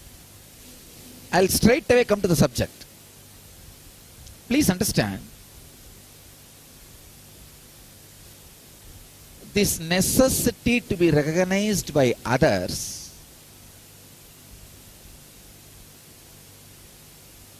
has become almost like a food. I can see, if others recognize you, you are ready to do any foolish thing without even getting paid or getting any income or profit or return. If others don't recognize you, any amount, anything you have, you are not satisfied. That sadness is there. To cheat you, it is not a big thing at all. Just if they come and talk to you and say that nobody is there like you in the planet Earth, you are the greatest Karana, the God of giving, Lord of giving, some half an hour, that's all. Then you will be in a mood where you can't say no. Finally that fellow will say, all I need is just 10 lakh rupee for my loans. You will say, oh, I have only one house, but that is 10 lakh worth. I'll sell it and give you. Over. You'll be standing on the road. What for? Because he praised you, you are a Karana. No, we do this. Please understand. I am not making fun. We do this in many time life. You see, I am not saying doing charity is wrong. No. All I am saying is, we become ready to do any foolish thing for the sake of others' attention, name and fame, or social identity. We do not have our own clarity or integrity where we respect ourselves. When you don't respect yourself, what you will do? You expect and wait, crave for others to do. Others to respect you. I can say, this is the first problem. First knots I wanted to remove from your personality. Liberate yourself from society. Society is chaotic, unconscious. Please understand, I am not creating a hatred in you. I am just stating the fact. even they don't know they are unconscious. You understand? Your mom and dad, it is not that knowingly they brought you up unconsciously. Even they don't know. They are unconscious. Even they don't know many of the things about life.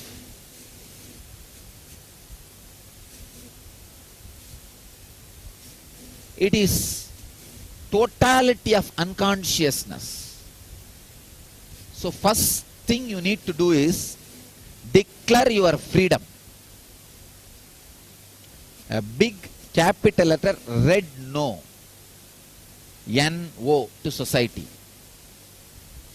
Say, I will do whatever I am enjoying. I will live whatever I feel as my life's goal. I may not hurt you. That does not mean I will listen to you. I will give you my respect, but not life. Let you come to this clarity about everybody, everything in life.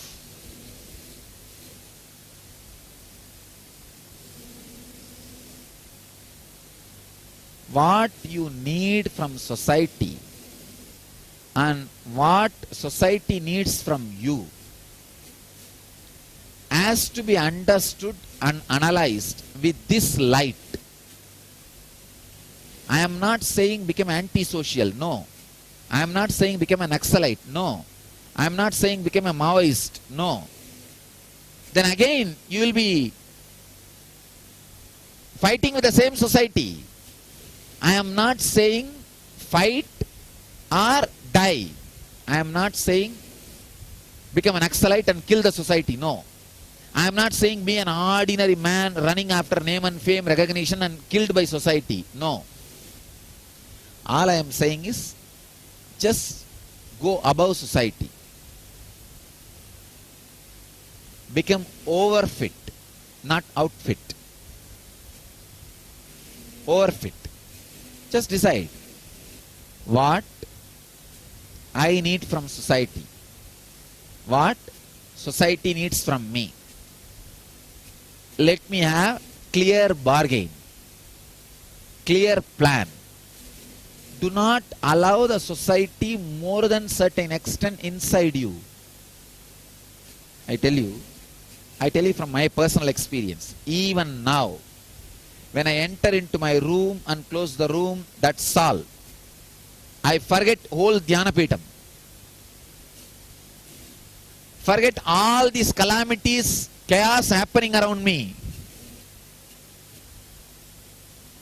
Chaos of worshipping my feet every day. The conscious disciple go on worshipping me.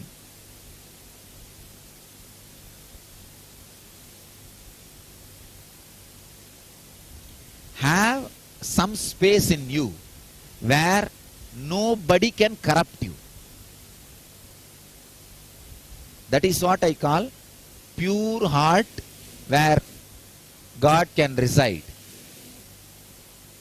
Have some space in your heart where nobody can touch you so that God can reside there. If there is no place, no vacancy, how will God come and reside in your heart? I need little vacancy.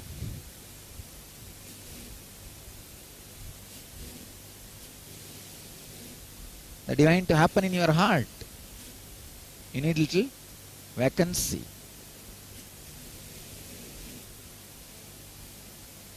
Now, spend 5 minutes to pen down all the major failures you faced because of your decisions based on the attention need. All the major wrong decisions you took, sufferings happened in your life because you made decisions for the sake of name and fame, social recognition. After analyzation, immediately please have honey and tulsi or honey and vilva so that the non-mechanical parts of the brain which gets awakened, that will become permanent in you. in temples in India they give. When you go to the Garbha Mandir and have the energy experience, when you come out they will give you the prasadam. Honey and tulsi and bay leaf, so that if you eat that, the experience which happened in your non-mechanical parts of the brain will become stable, permanent in you.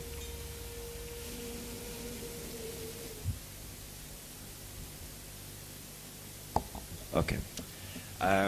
So one continuous activity is to suppress my authentic expression, especially in spirituality, to my friends and family back home, or in Norway or in Australia, or people who come from a very secularized kind of atheistic backgrounds. They don't really understand, and I feel I can't really say anything. So what to do?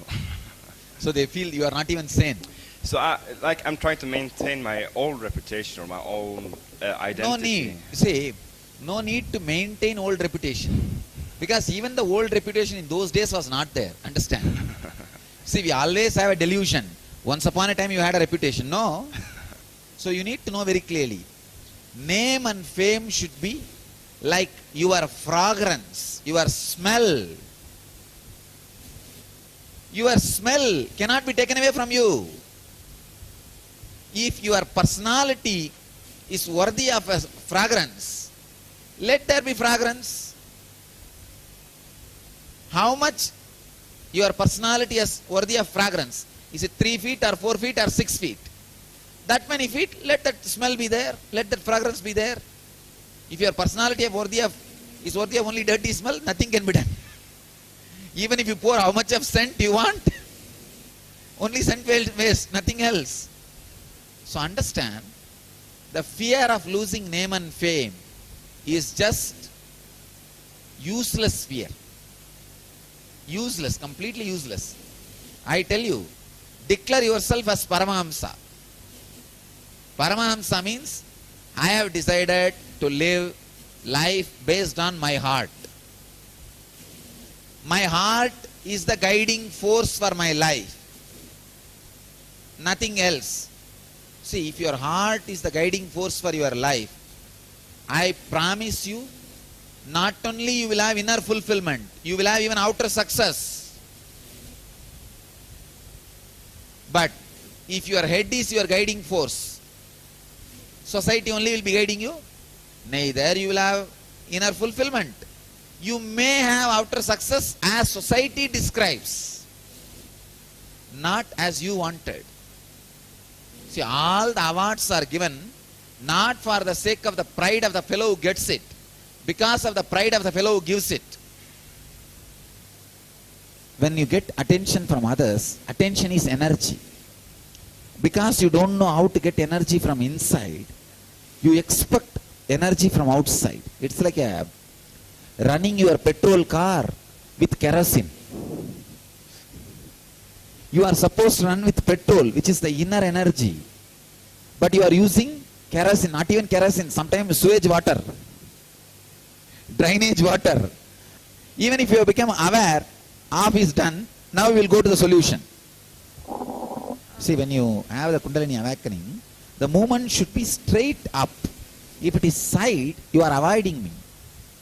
See, when the Kundalini awakening happens, you should feel the movement in the spine. You should feel as if your spine is being lifted. Then a right awakening is happening. If you are pulling this way or pushing this way, then you are only avoiding me. When the energy hits you from initiation, if you are moving this way or this way, it should be straight up movement.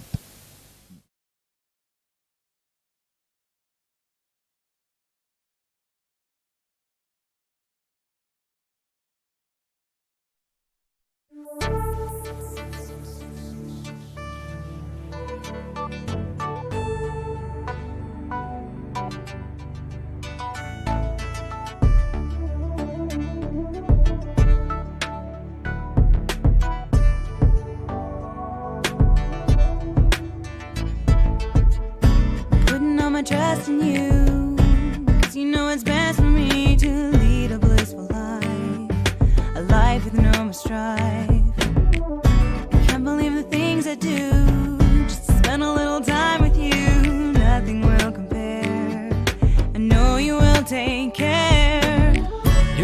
for showing us compassion. Your love is endless like an ocean. Nityananda, Nityananda. My life's become a meditation. Ever since we had a deep connection. Nityananda, Nityananda. Oh, every time I see you, my consciousness expands. Oh, my heart begins to dance. And every time when I think of you, I just start to melt. So it's beauty to be felt.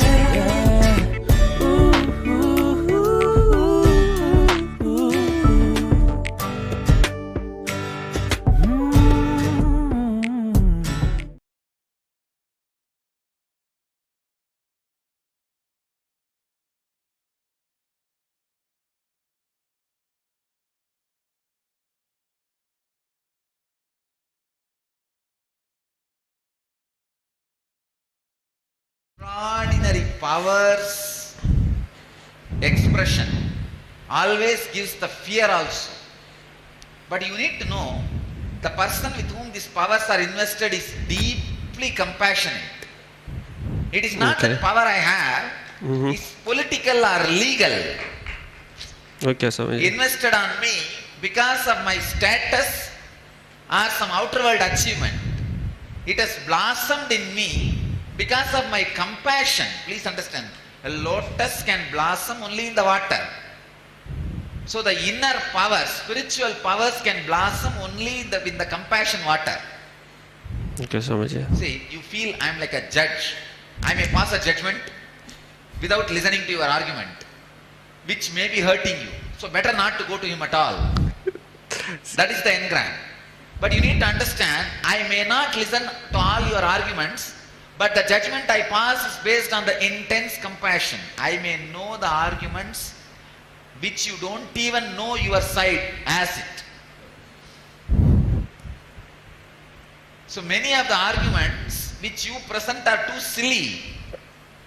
But I know much better arguments which you can present for your side. And not only that, the decision comes out of powers vested in me because of my compassion. I always tell people, because I am tirelessly spending my time and working towards helping the society, more and more energy is expressing through this body. Okay, Swamiji. Even I am afraid to ask a simple question, which is... See what I am saying? When you are tirelessly working towards making money, all the things related to it will be attracted to you. Okay, Swamiji. So when I am tirelessly spending my energy, sharing with others, more and more energy is coming to me. If you are a devotee for last 6-7 years, you will simply know how the whole thing is flowery. So just only decision from my side is, whatever energy available to me, I will share it with others. See, more and more and more is expressing. Powers and energies I have is not conquered or grabbed or taken away from somebody or given to me as a legal or political status. You understand?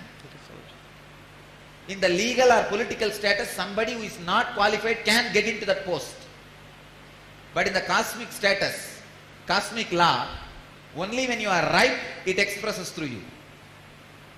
Okay, thank you, Swamiji. What happened to all this power of awakening, kundalini, levitation, materialization, everything? Where are all these powers hiding? Please understand. How come suddenly all these things are expressing? It's not that they were all not there. They were there. But even I did not have the will to express. I neither have the will to express even now. Nor I had at that time, neither I had at that time, nor I have now the will to express. It is just expressing. So I want you to know, you don't need to have any fear bringing it to me about my judgments. My judgments are completely from compassion. Come on. Hey Swamiji, I noticed that there was a recurring pattern of guilt in most of the things that, or many things that I do. For example, having a habit of doing yoga in the morning and kriya, for example, meditation. And if I wake up in the morning and I feel like doing something completely different, like playing music or something like that, I feel, you know, oh, I should be doing this. I create kind of expectation of what I... But what I am saying, that I should be doing this will be different every day. Yeah, that's true though. It will not allow you to dig deep in any one thing. For example, if you are interested in practicing music every day morning, if you are able to excel or something extraordinary in that, doing that is not wrong. But 2 days you will do music, third day, I think yoga is much better. And after 2 days, I think N-Kriya is better. After 1 week, it's okay, tomorrow let me sleep. It is just the useless whims and fancies of the mind. You understand? Kind of a whimsical mental setup. Come on, next.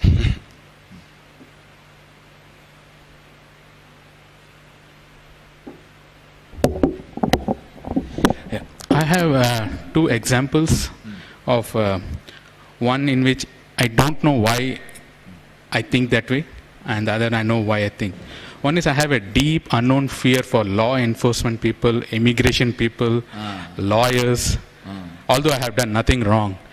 In the US, we citizens are given, actually it's a call for jury duty. We are called to do it. I have a hard time seeing all these cops around and lawyers, but I have to do it. The thing is, you are the judge. Even though I am the judge. You are going to pass the judgment, yes. But you are afraid. Yes. So this is one example where I don't know why I think that way. Second one, another example. Another example is like, even though I do Nitya Dhyan and I am deeply into spirituality, I have an uncontrollable obsession to know about the military things. I look at the military aircrafts, the military items. My 12-year-old daughter asked me, how does this two go together? And I couldn't answer her. So that was 2 examples where they don't match with what I believe in. But and I have an example of, I know the cause, but I'm unable to come out. Like I know all my major outer world problems are because I work for somebody. I don't want to work for somebody. I want to do something independent of my own, but I don't have the courage to do it. So here is an example where I know why it is causing it, but I'm unable to come out of it. The earlier ones where I don't know the reasons why I'm afraid of law enforcement, but there's a thought pattern. So I just wanted to express my thank you. I think you coming out, even knowing and opening up, will take that engram out. Now you will see the power of that engram over you will not be there. Suddenly. There is something called opening up. When you really open up and verbalize,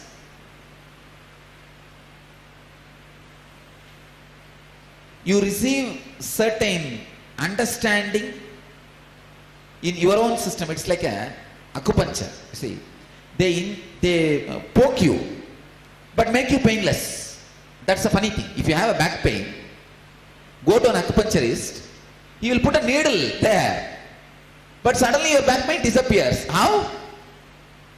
Because a certain chemical under the skin gets released, which can not only heal the pain of that needle, it can heal all the pain exists in that area. Same day, when you open up, something inside you gets released. Not only it heals the things which you opened up, even the things which are deeper inside. Hi. It was really interesting when I started writing. I realized that I attacked like problems from all different angles. Oh, sorry. That I attacked problems from all different angles, and they all ended up in the same problem. And that was for me to play the game or not to play the game of the outer world, because I feel very detached after doing spiritual practice, and it kind of scares me because it's the scary feeling of being too disconnected. So I guess that's why I'm here. Swami, I've been married 27 years. I got married when I was 17 years old. And I blame my marriage, my elders, everybody, no matter what problem I have in my life, I blame it on my marriage. And I also have fear of taking up responsibility. I know I'm capable, but I drop it saying I'm not capable. This is the first time I've stood up for myself and I'm here for this program. So I've stood up against everybody and I've said, no, I need to go, and I've come here. So that's the first step I've taken, Swami. Come on. I must confess that I don't know anything about nothing. But for the last few years, I've been having some strong urges to do something, but not knowing what to do. So it's reflective in my business life and my personal friendships and personal relationships. I'm making wrong decisions. See, there are some things you know. There are some things you don't know, but you know you don't know. There are some things you don't know and you don't even know you don't know. There are some things which you don't know, but you know you don't know. But there are some things you don't know, you don't even know you don't know. I am digging into that layer only. See, if you know, no problem. Forget about it. You know. Second, you don't know, but you know you don't know. That is also no problem. Third, you don't know, but you don't even know you don't know. That is what is the curse given to Karna by Parsurama. Understand? You know the story of Karna and Parsurama. Karna went and learnt some things from Parsurama without revealing his real identity, by cheating. So Parsurama curses him. You will not remember this when you really need. So he doesn't even know what is going to disappear from him. Taking this as an account that he knows all these things, he gets into the war, but he doesn't even know he doesn't know that. It is not going to be there with him when he needs. That is the, I can say, the worst punishment. Parsurama says, all Guru Drohis will have this curse. See, Karna is not a fool. He would not have got into the war with Arjuna unless he is very sure he has a Brahmastra, Nagastra. Many astras he got it from Parsurama. But the fool forgot. It is not going to work when he really needs. The unconscious mental setup, it is like a false ceiling. You forgot it is a false ceiling and tried to poke it, and it gave way. Understand? Many times you don't know and you don't even know you don't know. That is the big problem.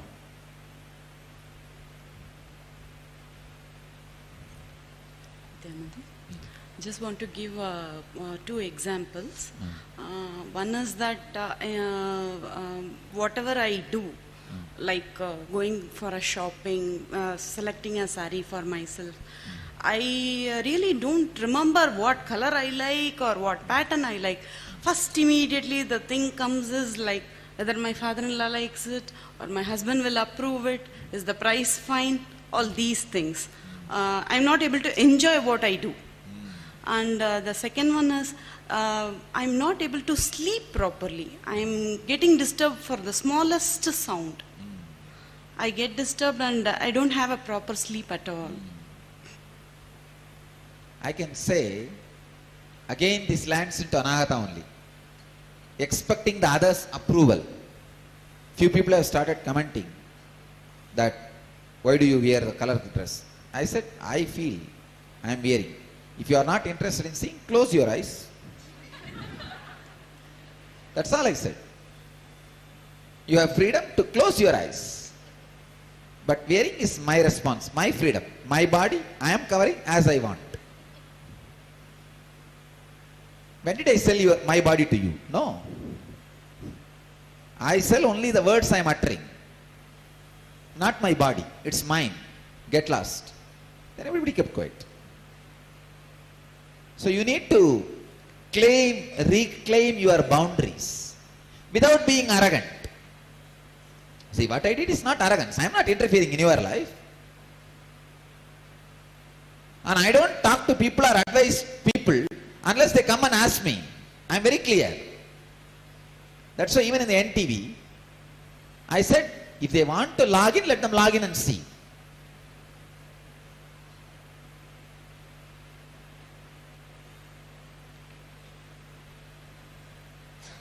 So I think you need to reclaim your life, your freedom.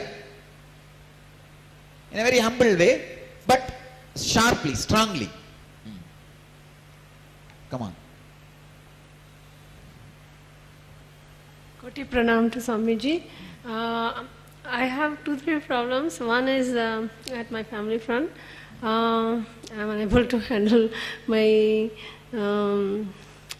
teenage boys, and since I learned something about with the ashram, I've been with the ashram and your teachings, I wanted to implement them to them so they can as a mother, I really want them to grow without all these small teachings I really inculcate. See what I am saying, the percentage of parents' contribution in the children's life has reduced from 90 to 10 in last 15 years. If 15 years, 20 years before, you can contribute 90 things to your kids, now you can contribute only 10 things. Okay, second thing, I really want to take a big step in decision making. It's not happening so far, so I need your blessings also. Third thing that you said just now, if we are sharing some happiness moment and somebody comes in between our picture, like mother stand there or father comes there. Whenever I do some puja or spiritual prayer, somebody else comes there. I pray for them. I forget myself and my own problems. I don't know. My mind is not so praying for others is great. Okay, no problem. I'm not but praying you need to at least remember your problem. That goes vanish away that minute. Second and last thing is that Guru Droha. I've already taken initiation from Ramakrishna Mata. That is not Guru Droha, don't worry. Okay. And Ramakrishna himself took 10 initiations. Okay. So don't worry. Ramakrishna first took initiation from Harilal, Ram Baba, okay. that Jaladari, person who gave him Ramlal. Okay. And next he went to Bhairavi Brahmani, then he went to Totaburi, then he went to a Muslim Sufi saint. Then I can say at least 10 to 11 people he took initiation. So nothing wrong, don't worry. You are only growing further and further and further. Relax. Second Guru is still alive. I mean, he's nothing wrong. And I am telling you, all of you, if you go to some other Guru because you are growing spiritually and leave me, nothing is wrong. I am not teaching you to abuse them. No. You understand? So as long as you don't abuse them, nothing is wrong. Relax. And that's it. Okay. Thank you very much for whatever awareness you had given in my life. Actually, now I have a lot of faith in you and in the existential energy, and I know that things will happen in the way it should be. So when you actually asked us to list the problems, I thought, since I realized that I have so much faith, things will happen in the right way is a trust. But that does not mean you should not find out the problems you have. Right. When I am in low mood, I don't know why I am in a low mood. I mean, when I'm in a good mood, I don't ask why I'm in a good mood. But the reasonless low mood is one of the, almost like a cancer. Understand? Do not allow reasonless low mood. First thing. Second, don't try to find reason for that reasonless low mood. See, when you have a reasonless low mood, when I say don't allow reasonless low mood, I am not saying find a reason for it. You will find a wrong reason. Neither try to find a reason nor allow it. That is the worst cancer. where all problems starts. Swamiji, I have my family problem, but before that I want to say something. Thank you very much. You bring me back my second life, because last year November, doctor said I already died. So you come and help me. So thank you very much. So I was looking at a lot of your videos, and I was reading Patanjali Yoga Sutras, and very often I know that the cosmic intelligence expresses itself as both the Purusha and the Prakriti, and it's just the junction at where they meet. There's an expression or there's something that happens, and we're not supposed to get involved, get caught with the expression, because it's just the expression, whether it's negative or positive. We're supposed to recollect that we are the Purush. And I try to apply it, like, but it works for a while, and like you're driving down the road and somebody gives you a bad drive, and then you're like, snap again, and you're like going back and forth. Though I really just want to get to that space where there really is no return to that kind of thing. We'll do it. Do it. We'll make it happen.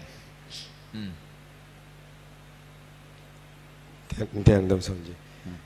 A few weeks ago I had a deep fear about coming for IA, although I signed up very bravely. And then somehow over time, somehow the fear disappeared after a while. I also don't know how it disappeared.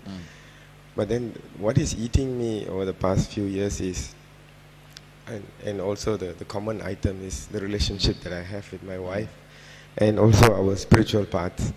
I have already like mentally decided that her map and my map is different in spiritual life. Her GPS is different from my GPS.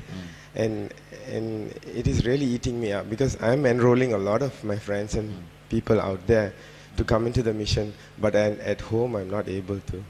So that's really eating me. That's what, you may be a philosopher all over the world, but inside the house, like a Socrates. He was a great philosopher for the whole world, but he can't enter into the house. Do you know Socrates lived in the outhouse? He lived his whole life in veranda, because the moment he goes inside, he will be beaten. That's why somebody goes to Socrates, one young man, asks, "Sir, I want to, should I marry or not get married?" Socrates says, "Surely you should get married." This guy asks, "What? Your life is hell because of your marriage, you are asking me to marry?" He says, "No. One possibility. If a good wife happens in your life, life will be great. If not, at least you'll become a philosopher." Like me. He says, the annual was very good. When you asked me to phone up, I phoned up my boss of 20 years. I served him, and finally he asked me to leave. Your job is no good, and he said he didn't pay me any single cent for it. I was just gone. My 20 years of service was gone.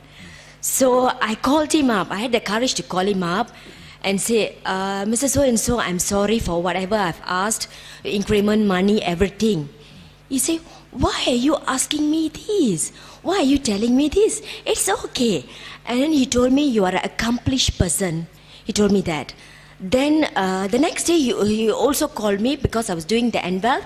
I didn't pick it up. I did not pick it up. And today I'm penning the things that I felt that I wasted my life working for them. I really felt I'm penning, even though he told me, "You are an accomplished person." I felt that I really wasted my life. And number 3 was, Swami, I'm in the insurance business. So my boss, they have certain plans to follow. So I'm doing the end career every day without fail. So there was, we have certain goals to meet and all these things. And every day we have to go and meet our boss. Whatever you do, you must go to fulfill certain goals and requirements and all these things. So I already met my client and spoken to this client who is doing very well. So I almost, okay, ready, close, ready. So but then he said, okay, he wanted to give us a second chance to meet my boss.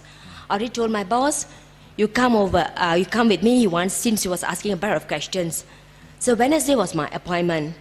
Tuesday, my boss called me up. "You're not independent lah, this and that." He started giving me a little problem. On Wednesday, I went to the office to get some quotation for this case. So on Wednesday, he hit my personality, Swami. So when he hit the personality, I went down, Swami. So. But what I am saying, if somebody can hit your personality, if you are that weak, without even somebody hitting, you will start hitting yourself. Hey, just why, Swami? Being weak is sin. I was down a few days. It cannot be justified at all. Life is only for strong people. Okay, Swami, thanks. We'll work on it. Come on. Swamiji. Whenever I'm asked to speak something like this, public, open, these things, immediately I get some kind of heart beating raises too much and I'm not able to resist that actually. All of you know that the worst fear in the planet Earth, as per the surveys and studies, is public speaking. Not death fear. People are not afraid of death, but they are more afraid of public speaking. Because you always wanted to retain others' good opinion about you. See, the moment you open your mouth, people will, see, before you open your mouth, they may suspect you are fool. If you open your mouth, you will confirm their doubt. That fear, and not only that, at a young age, the school, teacher would have asked some question. You would have raised your hand. Who is the Prime Minister of India? You would have stood up and said, Mahatma Gandhi. Then teacher would have laughed. The whole class would have laughed. That engram gets, then you decide, I will not talk anymore. Why unnecessarily talk? Why unnecessarily do things? Withdraw. The withdrawal becomes a lifestyle.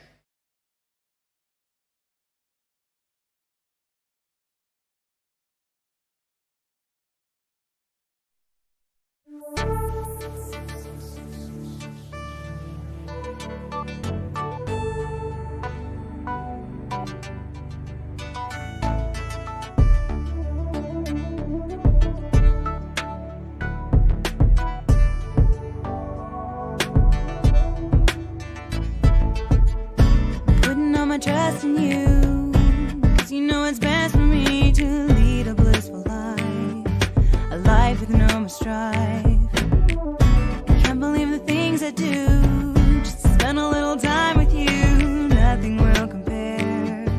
I know you will take care. You're always showing us compassion.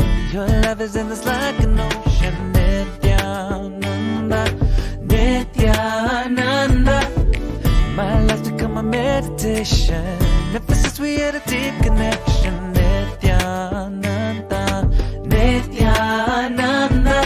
Oh, every time I see you, my consciousness expands. Oh, my heart begins to dance. And every time I think of you, I just start to melt. To be fair.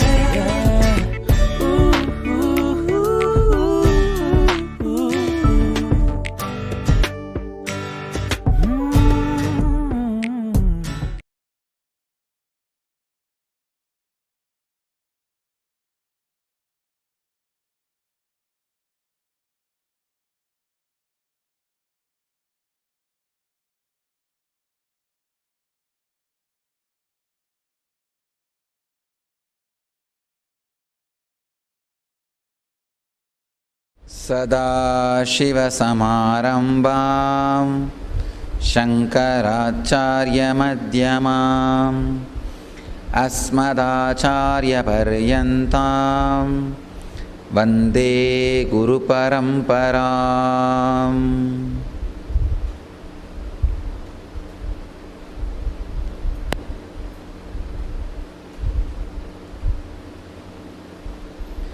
I welcome you all with my love and respects.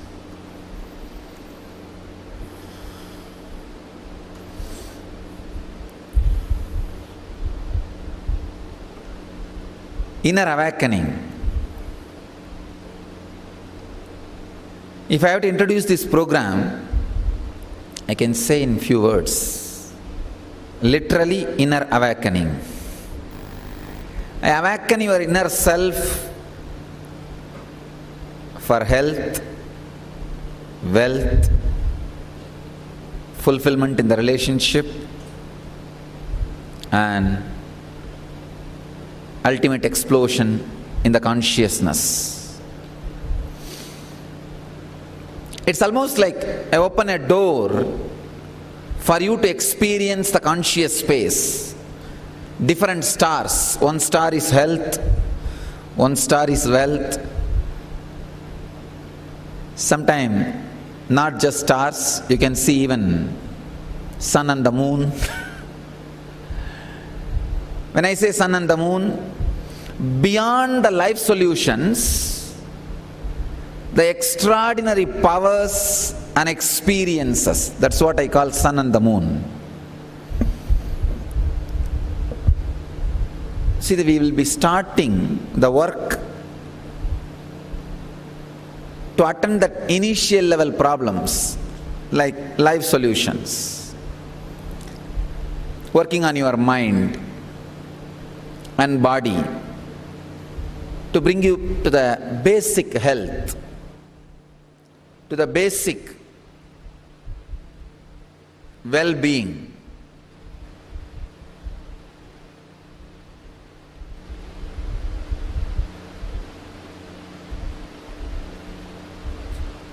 The basic understandings about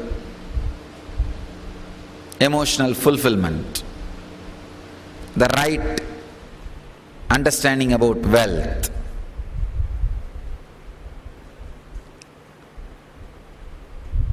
All these things makes your life easy, to make you more happy and blissful in the life. The next is showing you the extraordinary powers and experiences of life, the extraordinary abilities of your body and mind, ultimately the transformation, the conscious experience of your inner self.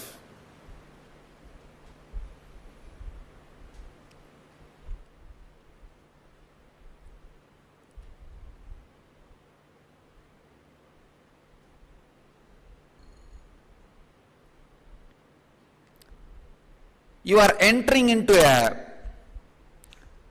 mystery space. If I have to explain or define this ashram, I'll define it as a mystery space, not like Harry Potter's, no.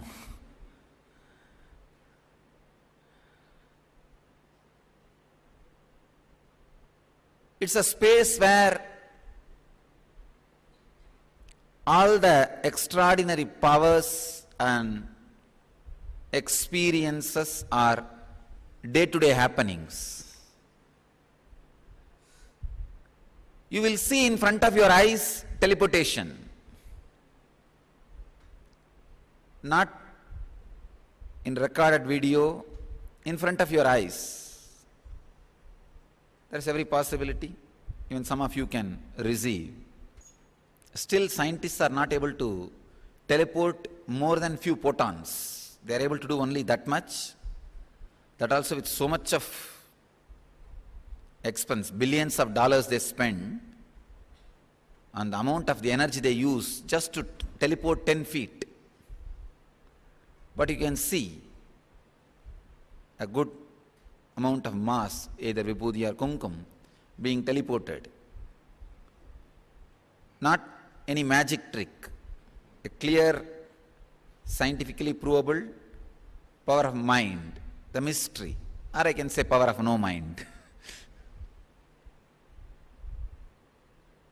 You are entering into a mystery space.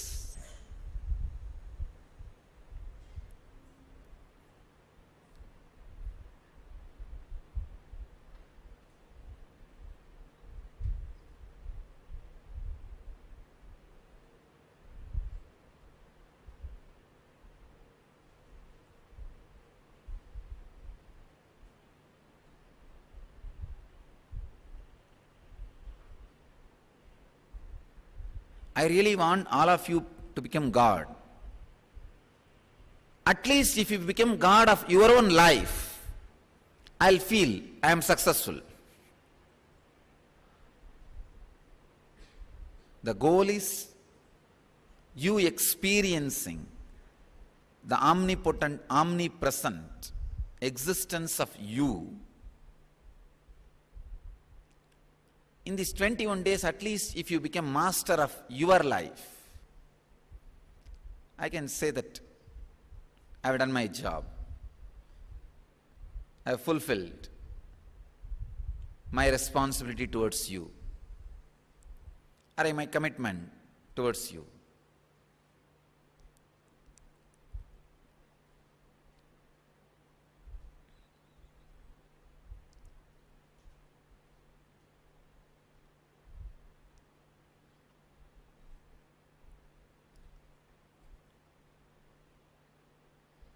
Uniqueness of this inner awakening is, first,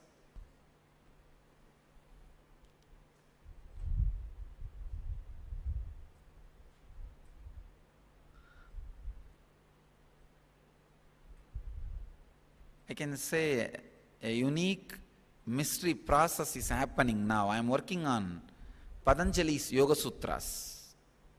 All of you may be aware, every day I am talking on Patanjali's Yoga Sutras. In that Yoga Sutra also a very beautiful portion called Samyama, where the extraordinary powers and experiences are made available to every human being through proper technique and process. I am working on that part. So in the very air that energy is there, it is easy for all of you to catch, grasp it. Catch that experience.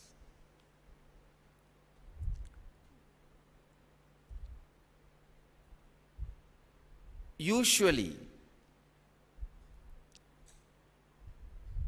people come to me for life solution in the initial level. How to be out of depression, how to have health, how to live happily with the spouse and family, how to create wealth, how to manage my life, these life solutions.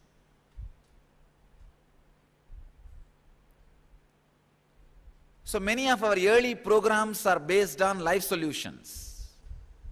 But now, I am fortunate enough.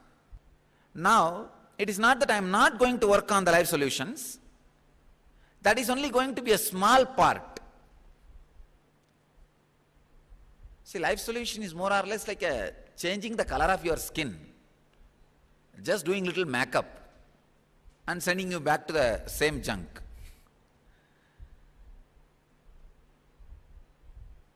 That can never be ultimate.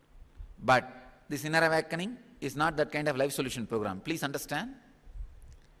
I am giving you life solution also. I am not stopping there.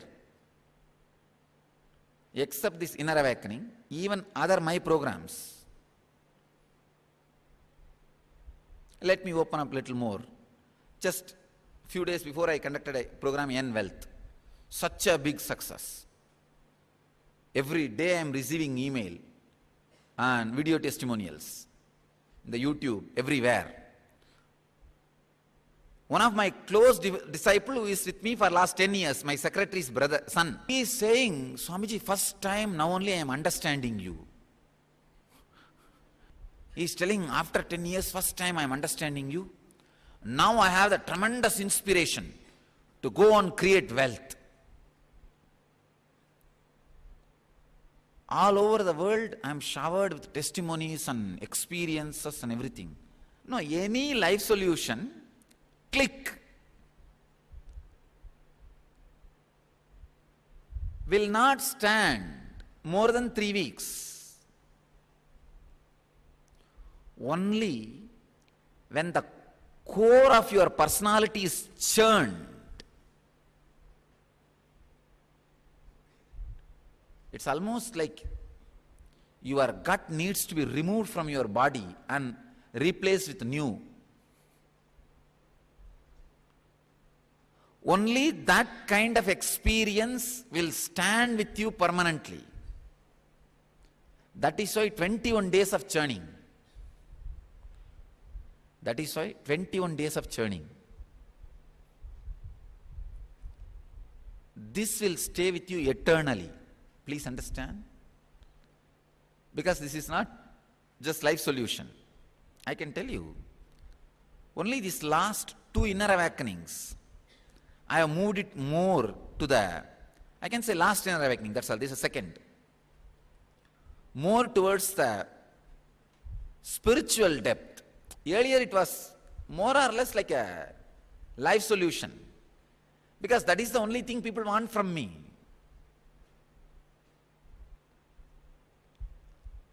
People are not much interested in other than life solution things. They were using me only for as a good replacement for metazin, anazin and some antidepressants. Only in the last inner awakening, I even systematically presented the signs of Kundalini awakening and levitation. Kundalini means the inner potential energy. Once it is awakened, opens the different doors for the conscious experience in you. I can say which is a master key for all extraordinary spiritual experiences. That's what we call Kundalini awakening. A very safe, time-tested, foolproof method from the ancient Vedic tradition. So actually this process is responsible for awakening and increasing your mitochondria cell energy. All of you might have heard about the research we have done in the last group, Inner Awakening. Participants who went through the experiment, test, study, their mitochondria cell energy increased 1300%. From 100% to 1300%. You may all need to know that if any of you are doctors, you will know already. Mitochondria cell energy, if it goes down, then cancer, all the old age problems, including death, happens. If the mitochondria cell energy can be increased just 100%, a person will walk out of cancer. But all available therapies, including chemotherapy, all available drugs, exercise, chemotherapy, everything can increase mitochondria cell energy only 40%, not more than that. First time, big breakthrough. Mitochondria cell energy can be increased to 1300%. We proved. Now I am telling you, I have sharpened the methods and process a little more deeply. Your mitochondria cell energy, all of yours will be 1500% by the time we end the program. It will be 1500, means literally you are growing younger. That's what the scientists are saying. Even if it goes more than 500%, Swamiji, all the damage happens on your system due to time. Like a liver, heart, lungs, they all become old by time passing. The scientists were saying, the research doctors, they were saying, even if the mitochondria can be increased 500%, literally anti-aging. The aging stops. All the negative effects on your body by aging stops.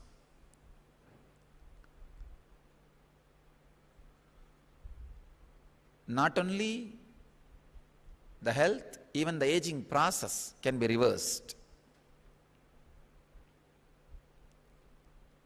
On the next level, this time, first time we are going to do, we have engaged a professional group of research scholars, because now I am challenging the scientific community.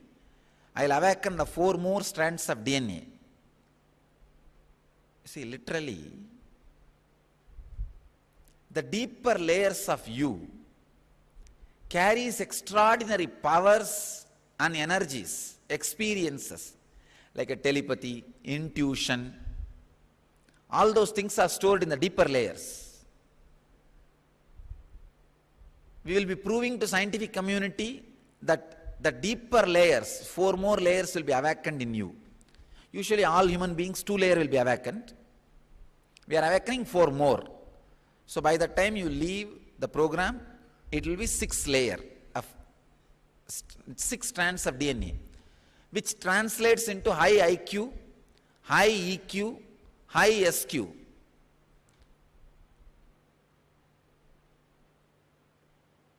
And ability to control your life completely.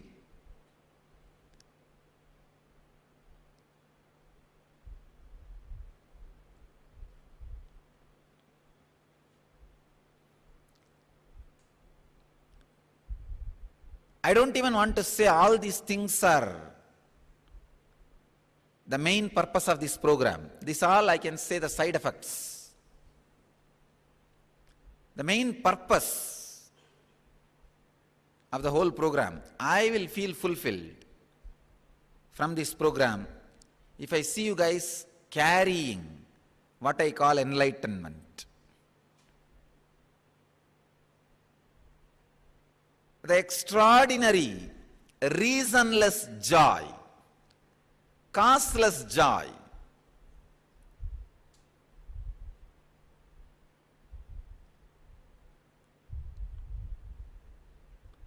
Morning I was describing 2-3 words. A wealthy, rich tourist going to some place, how he feels. He is not bound by any of the rules of that place. And he is wealthy to play the whole game. Like a leela, like a game he goes and sees and comes back. That is the way your life on the planet Earth should be. If you can carry that smell in you, that fragrance in you, end of the 21 days, I'll feel I have done my job. That is what I define as enlightenment. Literally, I am awakening your inner space for all the extraordinary experiences and powers and truths. We are going to work on Kundalini awakening, levitation, past life regression, and predicting and controlling your death. These are the major points we are going to work in this inner awakening. Apart from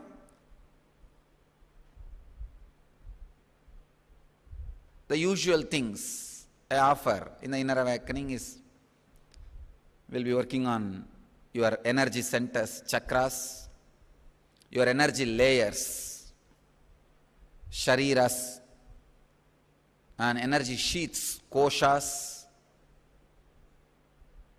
These are all the usual subject we work on the inner awakening.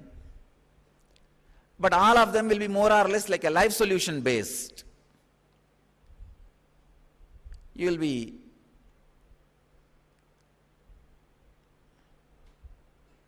I can say that your inner software will be reprogrammed to live the life with more understanding, more clarity, and more integrity and strength, courage. You will have special sessions of yoga, and we will have even customized, tailored yogic practices. If you are a blood pressure patient, we will group all of them together, and diabetes, all of them together. This time I am going to spend time with you guys individually for each disease and give you the customized solution, the yogic routine in the morning, so that very quickly you get healed. And a unique, special, customized diet. Not just for weight balancing, for awakening your Kundalini Shakti,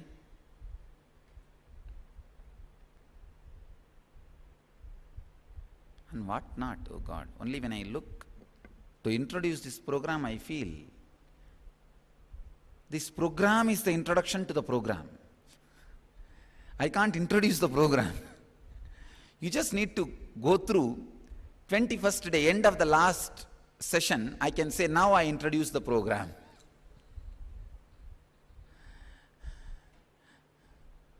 Because what to tell and what to leave. Only one thing I am happy, you guys decided to come on right time.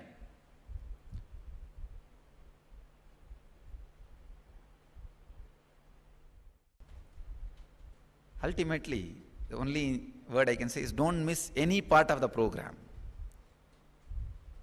Don't miss any session. Decide this 21 days fully just for this purpose. It will be really nice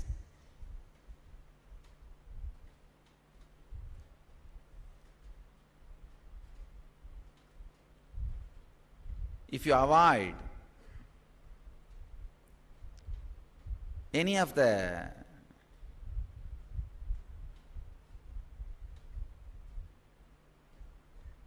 medicines, but the problem is if it is very important life-saving drugs, kind of a heart problem, blood pressure, diabetic, don't stop. Those things are okay. But this ordinary fever, headache, those things if you avoid the medications, try to avoid as much as possible putting chemicals into your system for this 21 days. It will help you highly. Because I am awakening your innermost intelligence, body's natural intelligence, through various methods.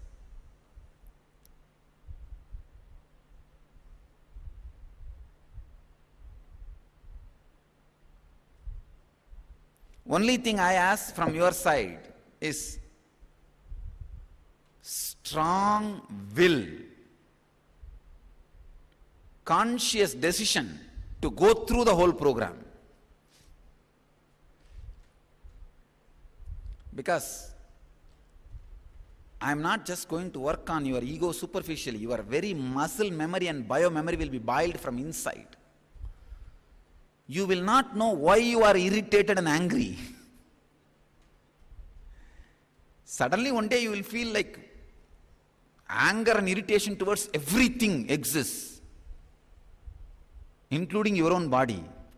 Next day you will feel so much of gratitude and respect for everything exists, including your body. So this intense core level churning to clean your system will happen. Don't run away or escape when that extreme churnings are happening. That's the only thing I wanted to ask you, I want to tell you. Sometimes I have seen people such a silly reason. No, there will not be any reason. 2 mosquitoes have bitten me during the meditation.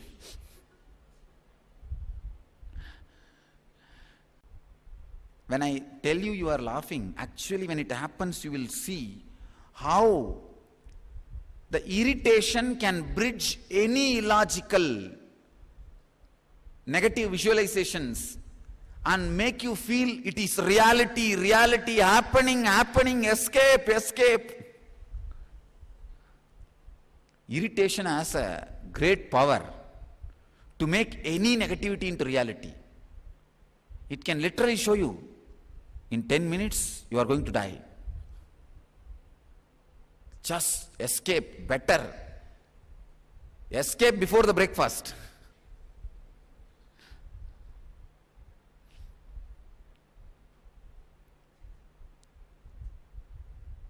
So when you have that kind of a churning and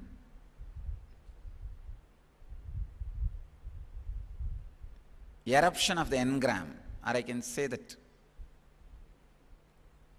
cleaning of engrams happening, have stability and strength, will to be. That's all I need, nothing else. From your side, nothing else is required.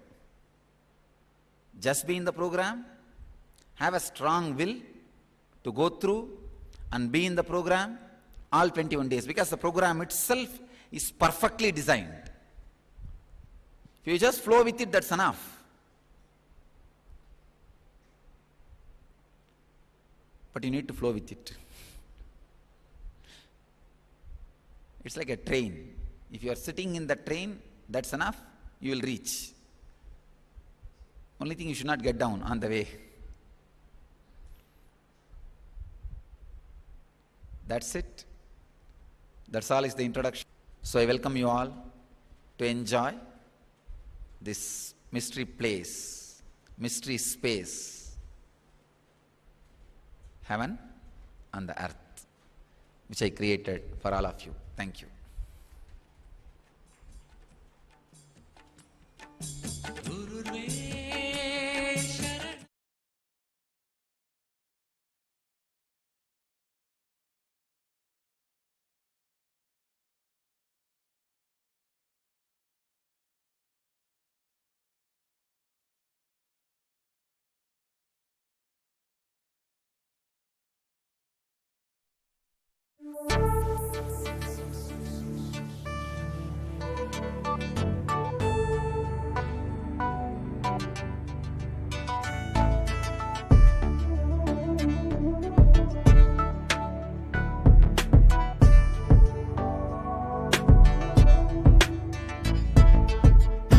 Putting all my trust in you, 'cause you know it's best for me to lead a blissful life, a life with no more strife.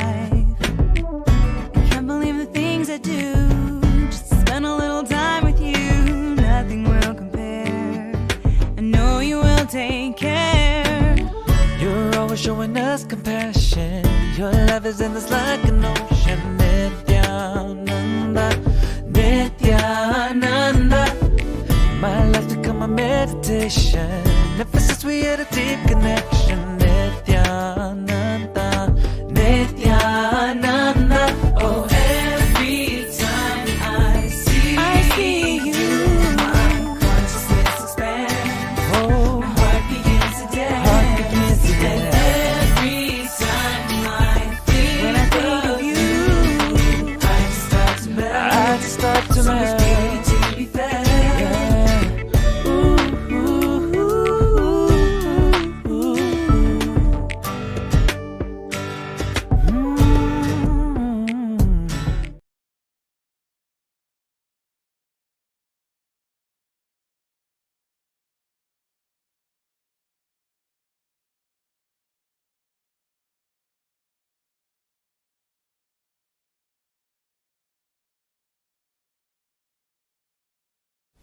Try to understand your uniqueness.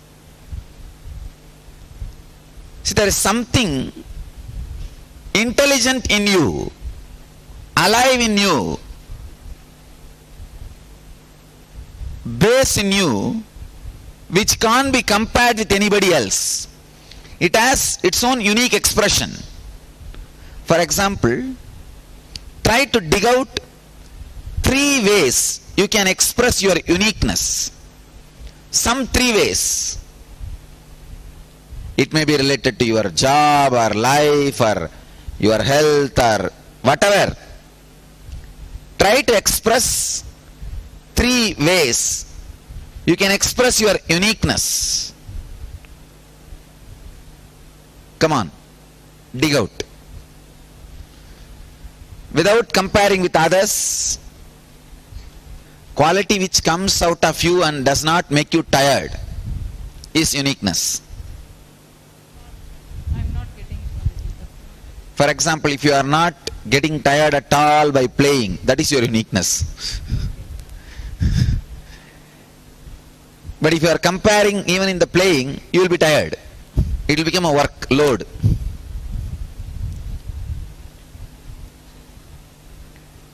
Now actually, cooking your own food, designing your own clothes is a very powerful way for fulfillment. I want all of you to know all my clothes are designed by me.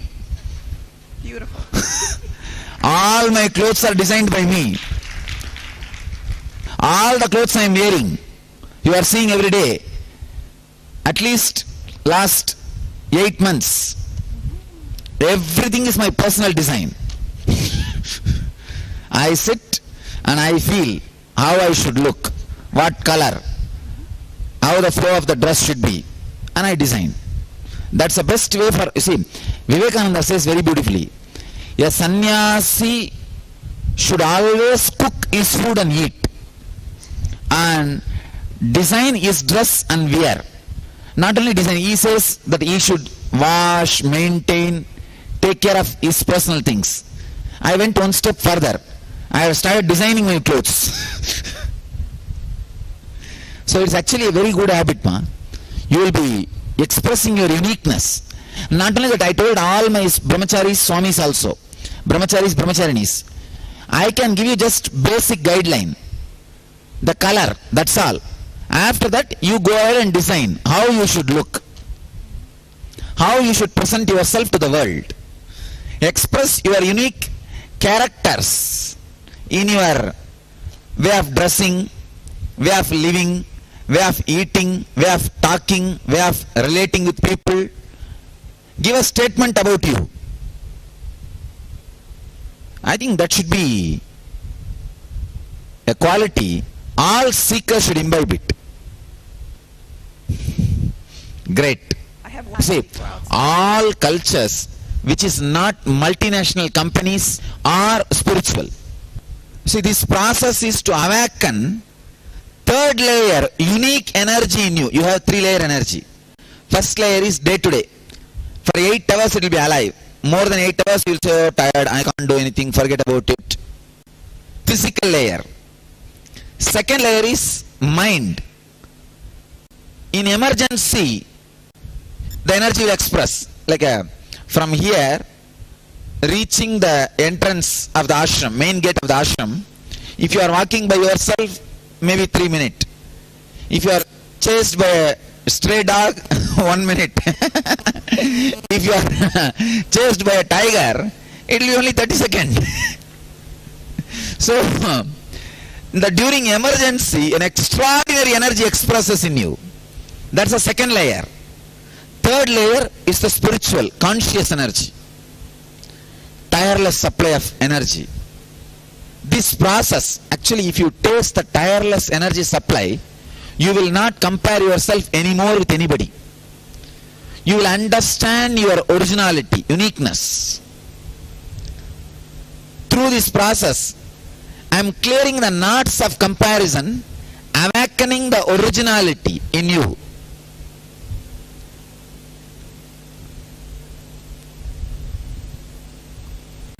It's like bringing your whole attention to throat. Visualize you are sitting in throat and moving your hands and body. You will see, you will be able to run 10 times faster, more time than you can imagine. Now I am going to make you do. Please, attention, please listen. If you have high blood pressure or any other heart conditions, don't do this process.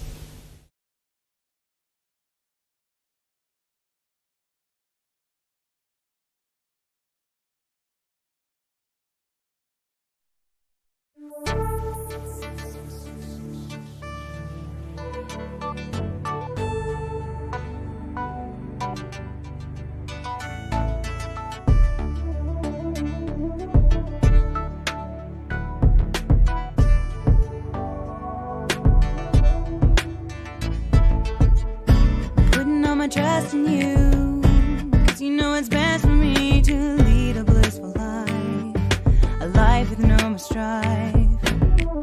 I can't believe the things I do, just to spend a little time with you, nothing will compare.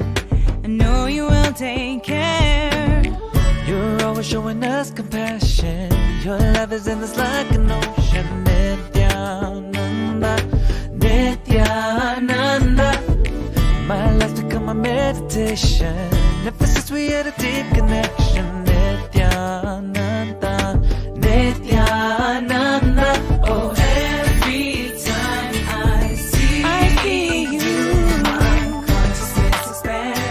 Oh, my heart begins to dance. And every time I think of you, I just start to melt. So much beauty to be found.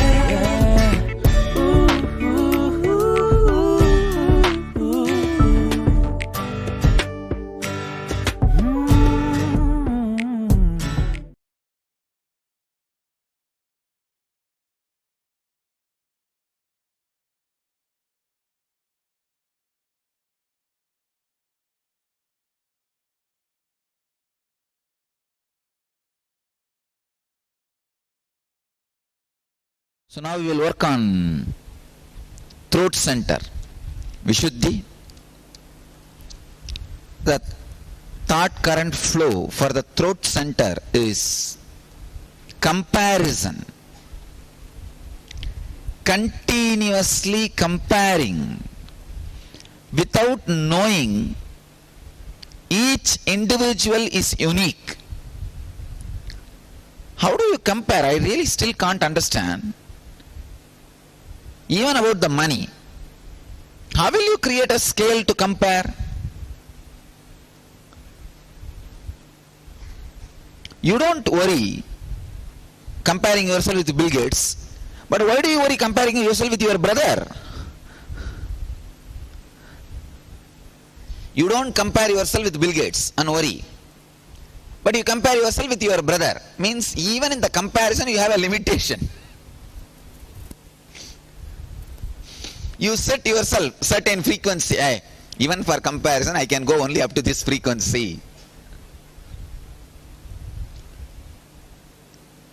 Continuously you hurt yourself and stop your creativity expressing through comparison.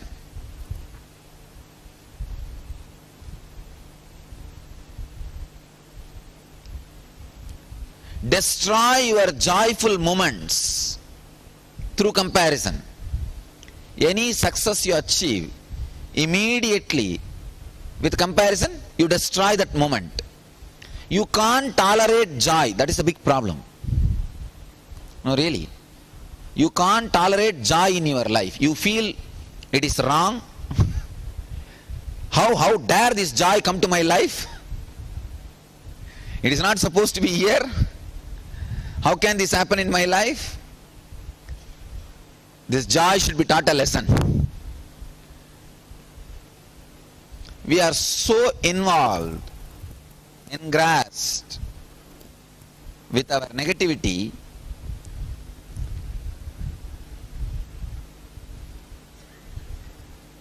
we go on comparing. I can say 5 major fields comparison: health and beauty, wealth and comforts, love and relationships, name and fame, even in spiritual experiences. You are jealous of somebody else levitating. Come on, only if you drop the jealousy you can levitate. With jealousy, not only you are postponing your levitation, you are destroying your spiritual growth. Why is he levitating? Why is she levitating? Not me. She is levitating because she is levitating. What to do? He is levitating because he is levitating. What to do?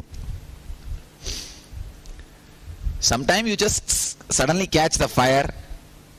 It is not something to do with your karma and all. It is something to do with the mental setup of ability to trust. You see, if you had at least one strong trusting relationship who has not betrayed you, like your father or mother or someone in your life whom you trusted but never betrayed you. Even if one relationship if you have in your life like that, that trust will directly turn towards me and you will catch the fire. You will experience the feeling connection. Simply the levitation will happen, or whatever I am transmitting will happen. If you have not had even one relationship who has not betrayed you, that is where the trusting, the feeling connection, accepting somebody based on the face value is not there at all in your system. It is a more or less a game of trust and feeling connection. It is not that big game of a practice or karma, all these things. After you get initiated, you have a solid experience, then practice may help you. Practice will make it solidified in your system. But initially, to catch the fire itself, practice does not play a big role. Practice does not play a big role. It is the just your being catching it. Kind of a, if I have to say in modern language, clicking. If you had any one relationship in your life completely that not betrayed you even once, many people have like that in their life. Usually if you are from an Indian village, you will have a father or mother, somebody, some one person. But if you are from Indian city, nothing can be done. They lost that stable family tradition. One of the worst loss happened to India after independence is that stable family concept is stolen. I feel that is the biggest miss. If we had retained that stable family concept, we would have faced anything. We would have faced anything. Our root is stable family. We lost it. I'm very clear we lost it. I don't know whether we will be able to get it back at all. If you are from a stable family background, kind of that giant family or a stable family, you will easily be able to trust and catch that feeling connection. Even in the ashram I have seen, any brahmachari, brahmacharini who come from a stable family where they had either father or mother very trustworthy, never betrayed, they immediately connect with me and race. Then after they get initiated and get the experience, then unclutching, all the other practices works. You see, by practice also you can achieve. It takes a lot of time. But if you have this feeling connection, the background of the stable family, you catch it immediately. Immediately you catch the initiation, the fire, the awakening. And then all your practices will solidify it. So blessed are those who have a stable family background.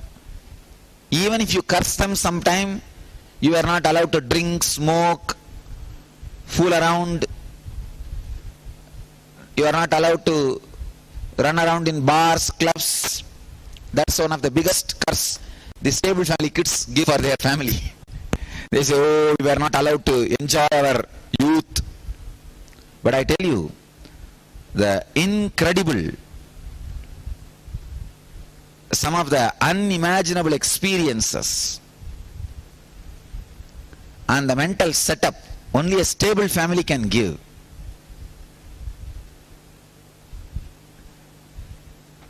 I am trying to rebuild that concept of joint family and stable family. Every 100 kilometers India has a different food, different cloth. Every 100 kilometers, travel 100 kilometers in road in India, you will not see the same food. From here I am telling you example. Travel 100 kilometers in the Hosur direction, different food Tamil Nadu. Chittur direction, different food Andhra. North Canara direction, different food.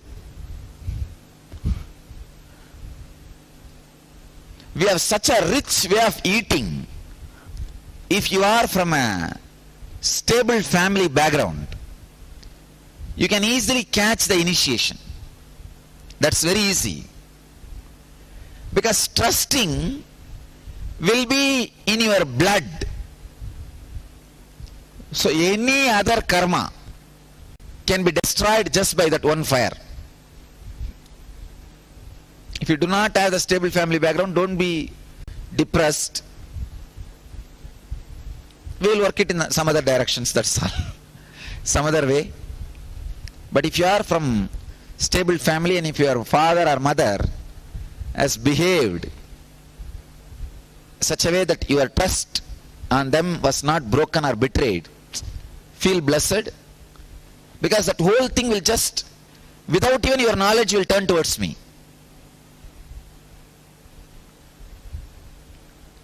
If the parents are good people, immediately he'll initiate the person into sannyas. Even if the boy or girl came out of the house fighting with them, I will not bother. I will initiate them. Because that stable family setup. If they are not stable people, even if the parents send the child, I will wait.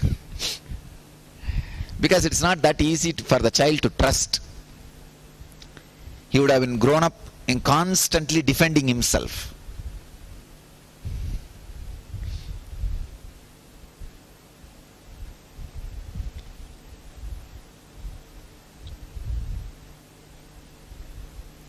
Constantly comparing yourself takes away the trust on you.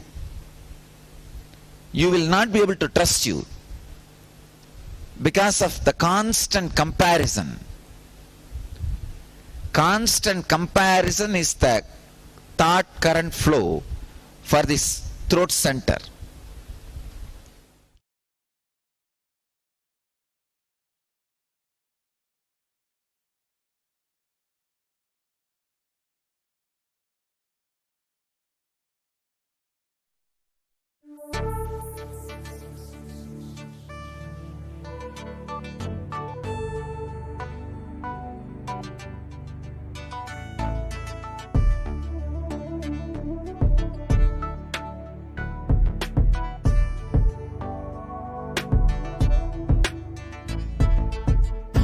Putting all my trust in you, 'cause you know it's best for me to lead a blissful life, a life with no more strife. I can't believe the things I do, just to spend a little time with you. Nothing will compare. I know you will take care. You're always showing us compassion. Your love is endless like an ocean. Nityananda, Nityananda. My life's become a meditation. Ever since we had a deep connection. Nityananda, Nityananda. Oh, every time I see you, my consciousness expands. Oh, my heart begins to dance. And every time I think of you, I just start to melt. So much beauty to be felt.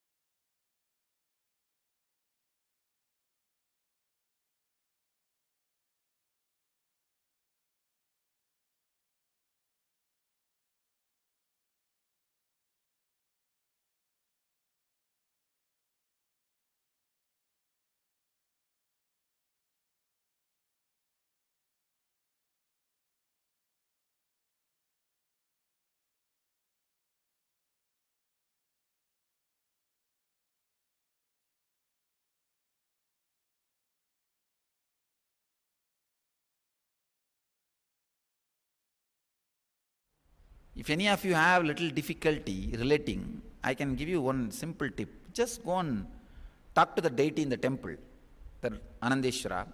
You just talk to him like how you talk to me, freely. Casually you tell what do you want.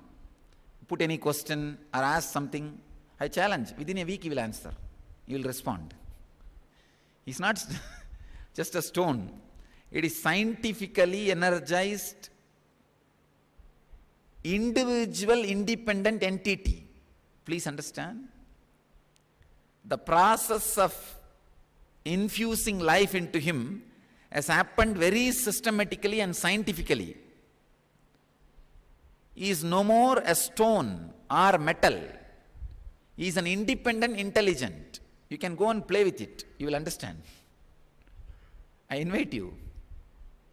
I can even challenge you. You can just go and play with it. Talk to him, ask him something. He will respond. Understand? In 1 week you are not going to go away from here. I am not going to go away. It's not, both of them are going to be here. You can ask me. I asked this thing, he is not responding. He does. He does. I have seen. Even if he doesn't want to respond, he will tell you that. Please relax now. At least he will make that very clear to you. Means he is a living intelligence, independent intelligence.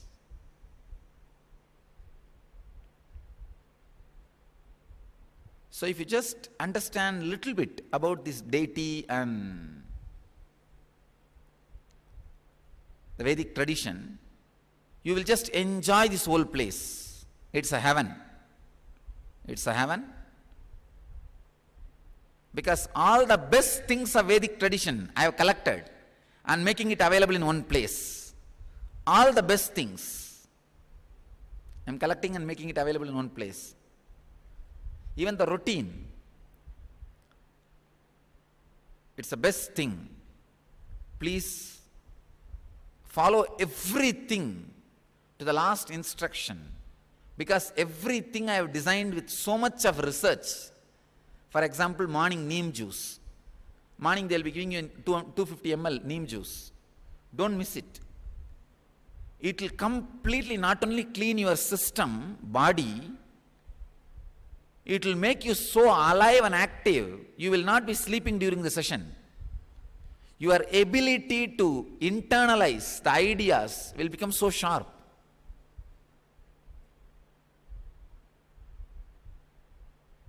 Don't say, oh, it is bitter. Just swallow. They'll give you little sesame seed balls also.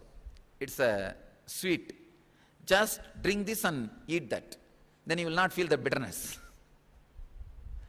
Again, that sesame seed balls is the Siddha medicine. In India, we had a very ancient herbal medicinal tradition, which is the father of Chinese medicine.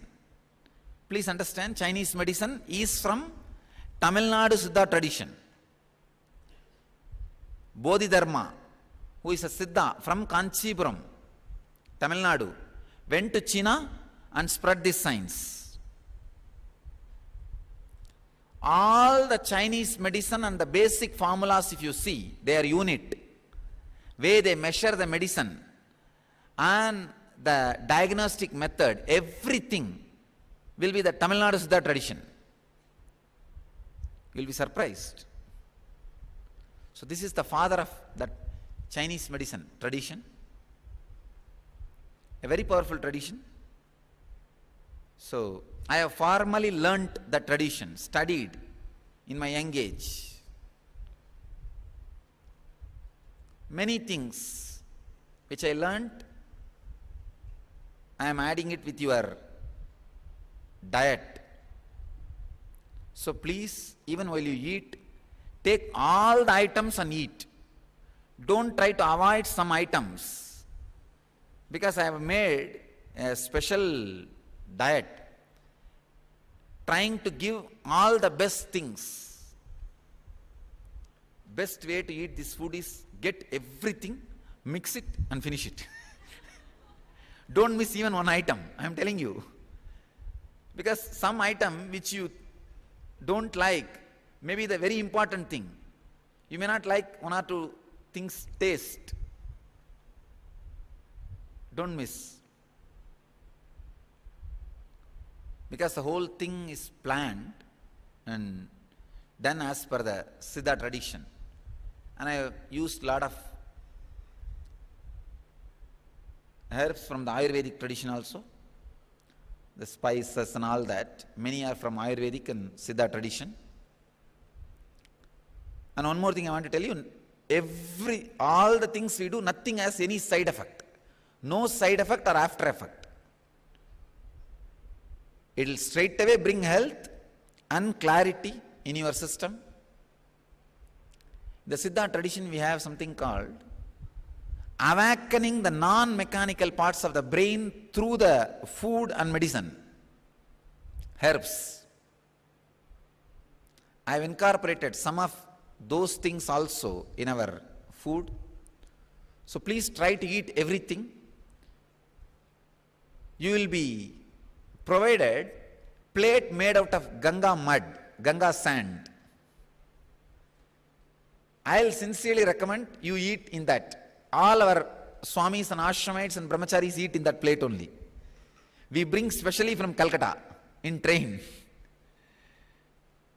This time for inner awakening also I brought.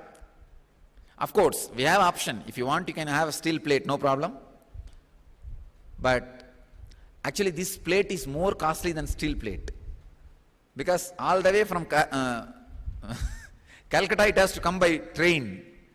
I sent our devotees. From here I sent him all the way to Calcutta and he brought the plate. Plate, cup, saucer, everything in Ganga Mati. Means Ganga mud.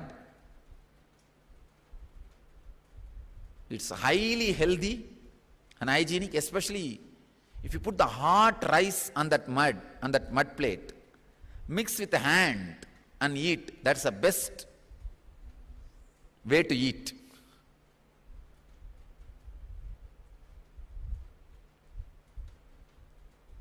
I wanted all the Westerners to know, don't think these are all new for you. These are all 100% new for all Indians. All these fellows have lost their culture 80 years before. No, just ask how many Indians, how many of you ate in Ganga plate, tell me. See, not a single guy. We lost all these things. We lost all these things.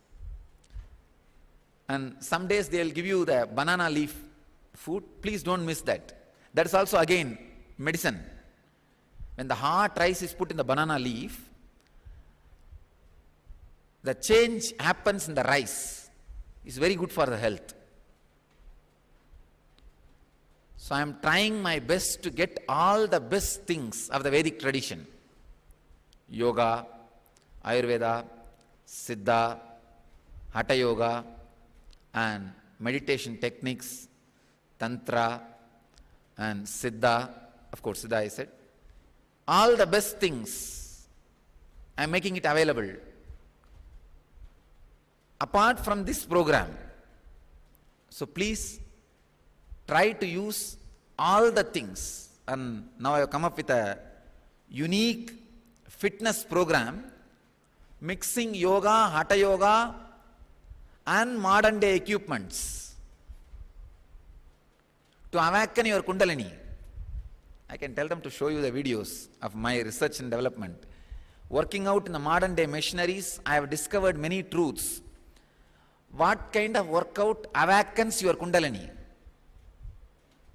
See, you are breathing full beam, 1200 breath. If it happens in your system, you can levitate within 10 days. As on now in the nostril hole, only 30 to 40% volume air goes inside. If it becomes full beam, 100%, 1200 breath, once a day, 1200 breath, you can just levitate. That's the science of levitation, what our people experience, the Kundalini awakening.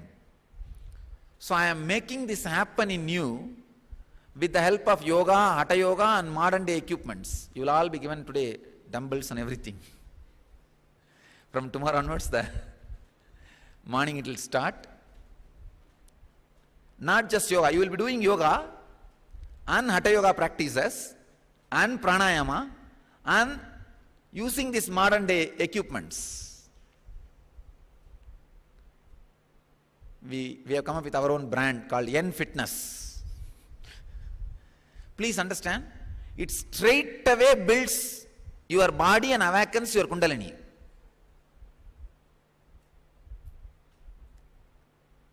So please go through that morning fitness thing without missing. It's a 1.5 hour program.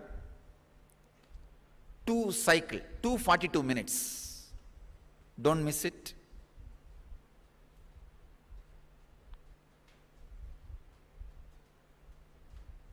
Actually, after 2 days, you yourself will not feel like missing. Then one more unique addition this time is, every day we will take bath in the sacred water body. The Vaidya Sarovar, they would have given the introduction that Shivalinga is made out of herbs, Siddha herbs.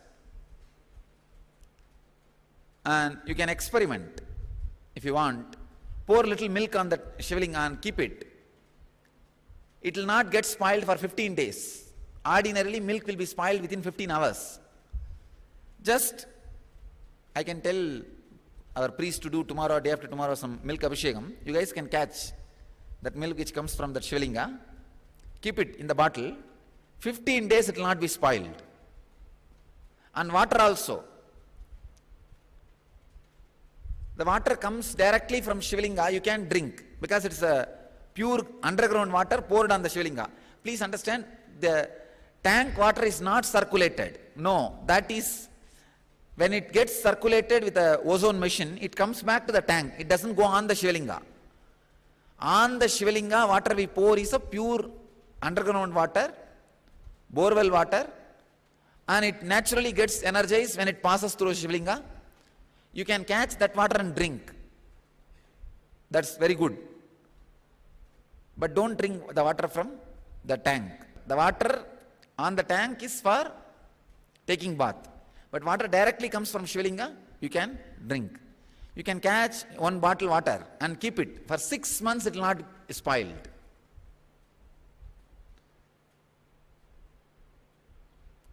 So don't miss taking bath in the sacred water body. There is one more reason. Your blood volume average is 5 liters. If 100 times more water volume, if you enter into that and take bath, your blood will feel, your body will feel the pressure from all direction, subtle pressure, which makes the blood flow very clean. I'm just trying to translate a certain Tamil verse into English. If you take bath in the 100 times more voluminous than your body blood level, you see 5 liter blood. So if you take bath in 500 liter at a time, means the water body, your blood circulation increases. If it is 1000 times, not only your blood circulation increases, it creates a certain rejuvenating effect in your system. That is the reason this sacred water body concept is prevalent all over the Vedic villages in India. All the villages built based on Vedic tradition will have this sacred water body where people go and take bath. So I sincerely request, don't miss that. Don't worry if you are having any fear, some contagious diseases will come in the water, this, that, don't worry. One thing, that there is a machine which is continuously cleaning that water. Today actually they are cleaning for you guys only. They are emptying the whole tank. By tomorrow I think they will finish the cleaning and then they will refill the fresh water. There is a machine which just through the ozone cleanses the water. And second thing, all the water gets filled after it comes through the Shivalinga. So that will have tremendous medicinal healing qualities. So don't miss even a single chance to jump into the Vaidya Sarovar, healing pond, Srikant Iyer is asking a question. Do the benefits of bathing in the water body greater than blood volume apply to swimming in a pool? Yes.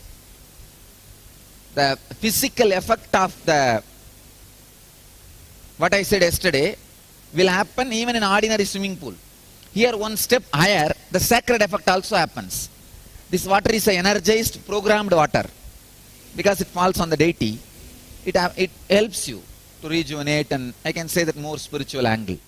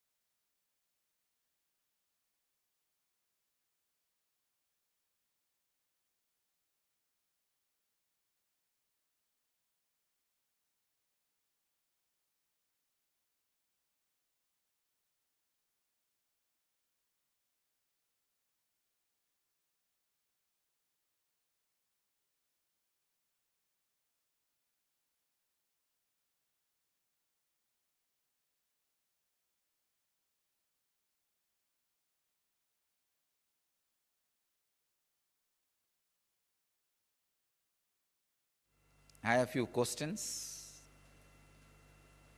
I'll answer these questions. Swamiji, we are exactly 1 month away from April Inner Awakening. Can you say a few words about uniqueness of April Inner Awakening? This Inner Awakening, I'm going to add 3 unique things. Technique for past life regression, techniques for predicting your death, techniques for changing the death, techniques for facing the death and using it as a door to enlightenment, and techniques for levitation. It is going to be a very strong special process and techniques for levitation. One question, I think these are from different centers from around the world. Difference between doing IA and multiple 2-day programs. What is the difference? Won't my mitochondria level increase by doing multiple 2-day programs? See, multiple 2-day programs may increase the mitochondria to a certain level, some maybe 100%, 200%.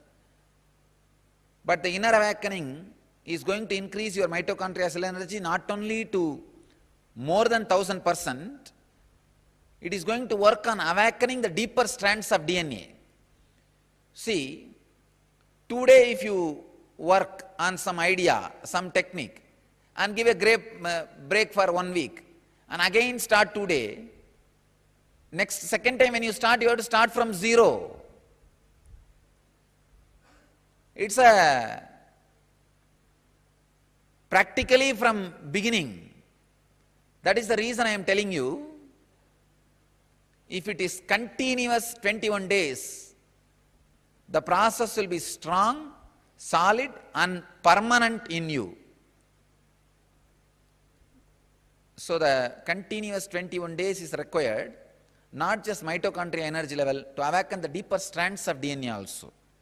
That's the reason I recommend 21-day program than multiple 2-day programs. Multiple 2-day programs are more for introduction and give you the first experience. But the 21 days make you stable in that experience. Somebody is asking, I have done LEP, Living Enlightenment process for 48 days. Why should I do 21-day IA program? Again, that LEP is more like a initial introduction of whatever I created, I just expressed. In the 21-day, everything is specially studied, analyzed, organized for the direct experience and permanent experience. That is the reason 21-day inner awakening. I am watching morning Patanjali Yoga Sutras and evening Brahma Sutras regularly.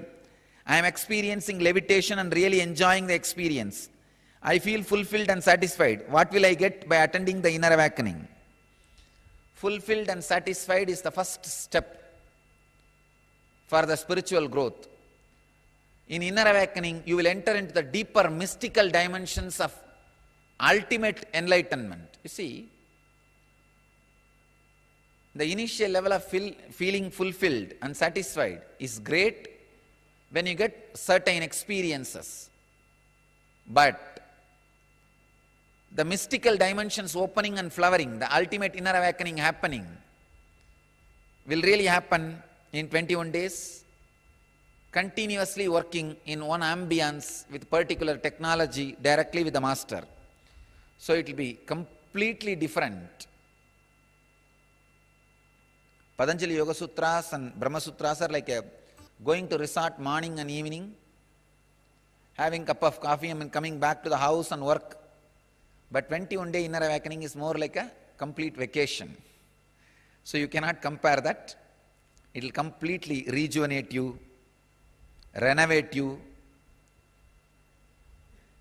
reinvent you for you. What experience will I get after doing inner awakening? Oh,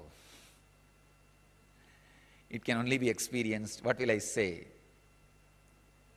You should see the experience of the people who attended the program. That will give you more understanding.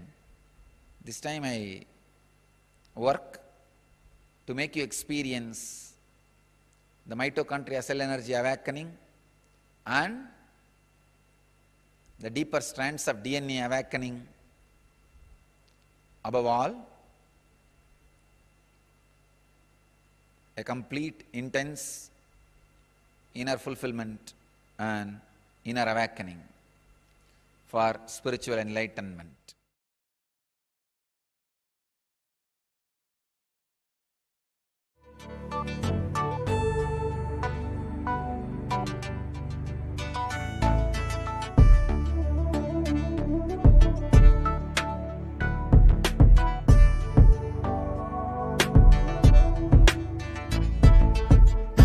Putting all my trust in you, 'cause you know it's best for me to lead a blissful life, a life with no more strife. I can't believe the things I do, just to spend a little time with you. Nothing will compare. I know you will take care. You're always showing us compassion. Your love is endless like an ocean. Nithyananda, Nithyananda. My life's become a meditation. Ever since we had a deep connection. Nithyananda, Nithyananda. Oh, every time I see you, my consciousness expands. Oh, my heart begins to dance. And every time I think of you, I just start to melt.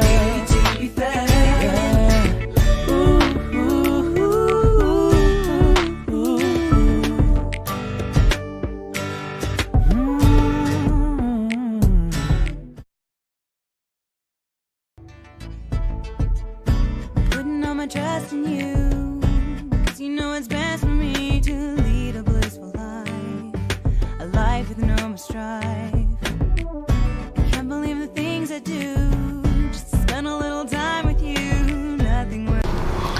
Hi, my name is Steve Tyler, and I'm a retiree from the U.S. Army. I visited the E-Kalpatura, and during the E-Kalpatura, I had a one-on-one session with Swamiji where I asked him for financial independence, and he says, I'll take care of it, don't worry. And I was like, wow, when was the last time you asked somebody for something like that? And he says, don't worry, I'll take care of it.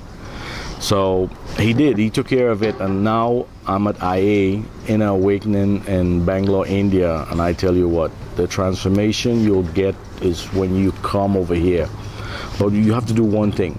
You have to take a leap of faith on yourself. If you can take a leap of faith on yourself and get over here, I guarantee your life will be changed forever, because you'll have one-on-one interpersonal skills with Swamiji. And when I mean one-on-one, I mean it's totally amazing that you have darshan with him, and the energy that he has, it flows through you. and it gives you a sense of awareness and a blissful feeling. I've been here 8 days so far, and I tell you what, every day I've been here, I've enjoyed every day of it, and I tell you what, there's more to come. I got another 15 or 16 days to go, and I'm just having a time of my life. One good thing is that when you're at the banyan tree, silence is golden, because if you want to really connect to the master and talk to him on a one-on-one, all you have to do is sit there in Vajrasana or cross-legged, put your hands together, close your eyes, and imagine Swamiji that you're talking one-on-one with him, and he will talk back to you. You know, it's like having a cell phone for him, and that's one way of connecting in meditation through him to get to him. I mean, it's utterly amazing. You can see the love, the compassion, the energy that he has. I'm having a time of my life, so if you want to change your life or have a transformation, come to Inner Awakening or check Swamiji out, you'll find him. Thank you. The first time I heard about Swamiji, actually I saw him doing a discourse on YouTube. And then from that we learned about an LA center in Montclair. And how do you feel about this inner awakening?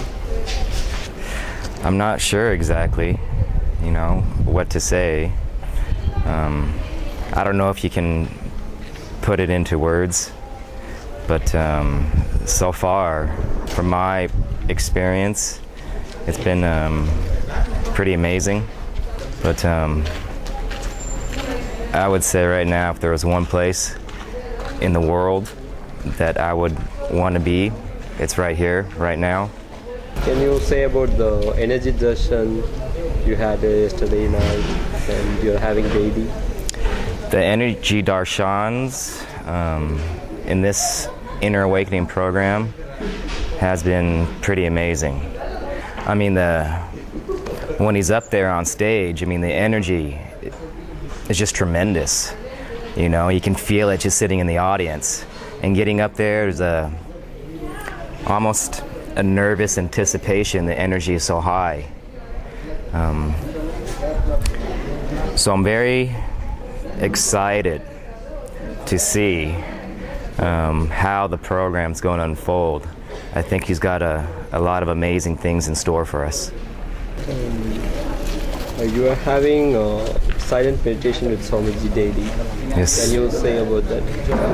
I can probably do that every day for as long as I live. If you are experiencing abundant energy, powerful clarity, a fresh impetus to explore and enjoy life, that's your inner awakening. Inner awakening is not just a program. It is tremendous possibility, discovering your innate true potential.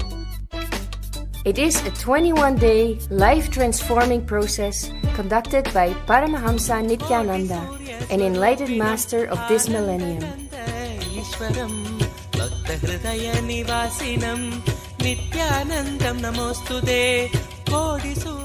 What does inner awakening add to my life? Awakens the energy channels and infuses your body with robust energy levels through yoga, specific physical postures, pranayama, breathing techniques,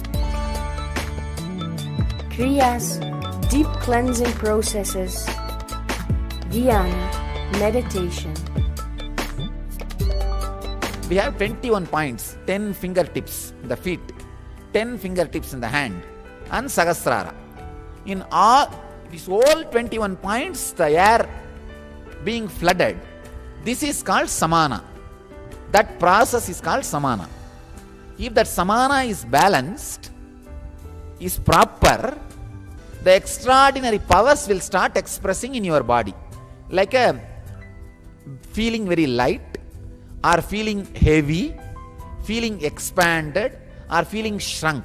Physically, if you are levitated, you have a healed samana.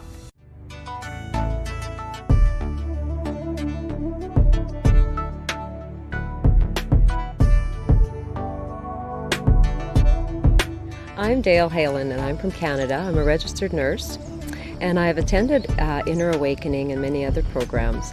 And what I want to share with you today is that in attending the Inner Awakening, I have lost in a total of 45 pounds, and my blood cholesterol has come down to normal.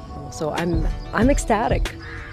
So if you want a transformational life, come here to the ashram and experience it for yourself.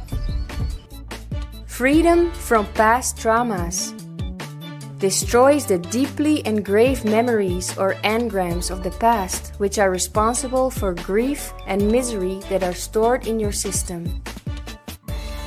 Psychotherapists Brian Elvis and Dr. Ian Stevenson reveal that past life therapy can be a cure for psychological ailments like phobias, mental blocks, unexplained fears, depression, addiction, obesity and insomnia.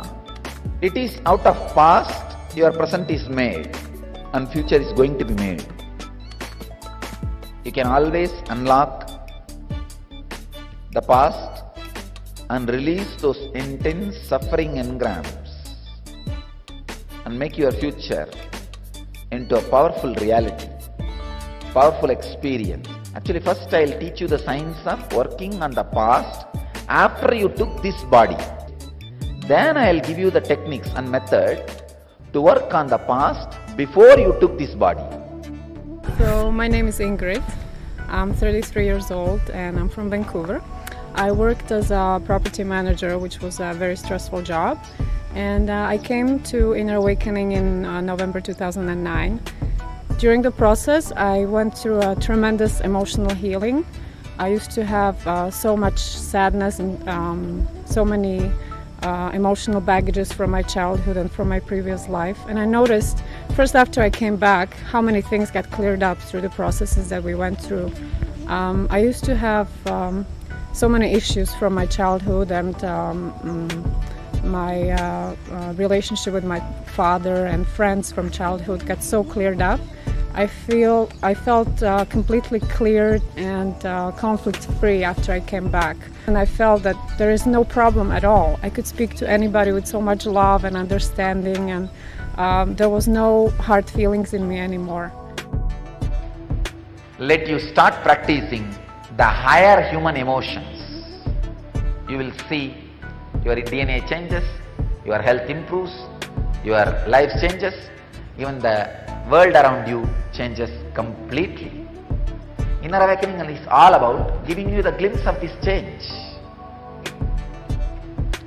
You are reprogrammed to the higher reality.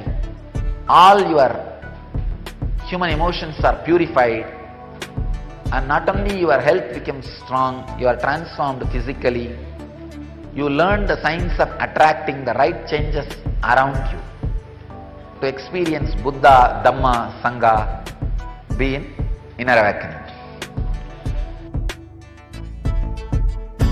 Putting all my trust in you, 'cause you know it's best for me to lead a blissful life, a life with no more strife. I can't believe the things I do, just to spend a little time with you. Nothing will compare, I know you will take care. You're always showing us compassion. Your love is endless like an ocean. Nithyananda, Nithyananda. My life become a meditation. Ever since we had a deep connection. Nithyananda, Nithyananda. Oh, every time I see you, my consciousness expands. Oh, my heart begins to dance. Every time I think of you, I just start to melt. So much beauty to be felt. Yeah. Ooh, ooh, ooh, ooh, ooh.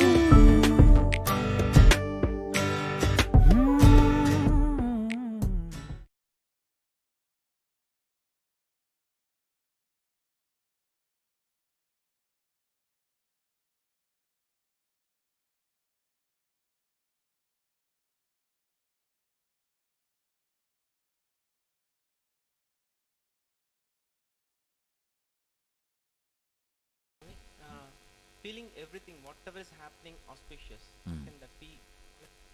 Sorry, Vitarka? Yes, it is Vitarka. I can say in a way it is more Vichara. Thinking like that is Vichara.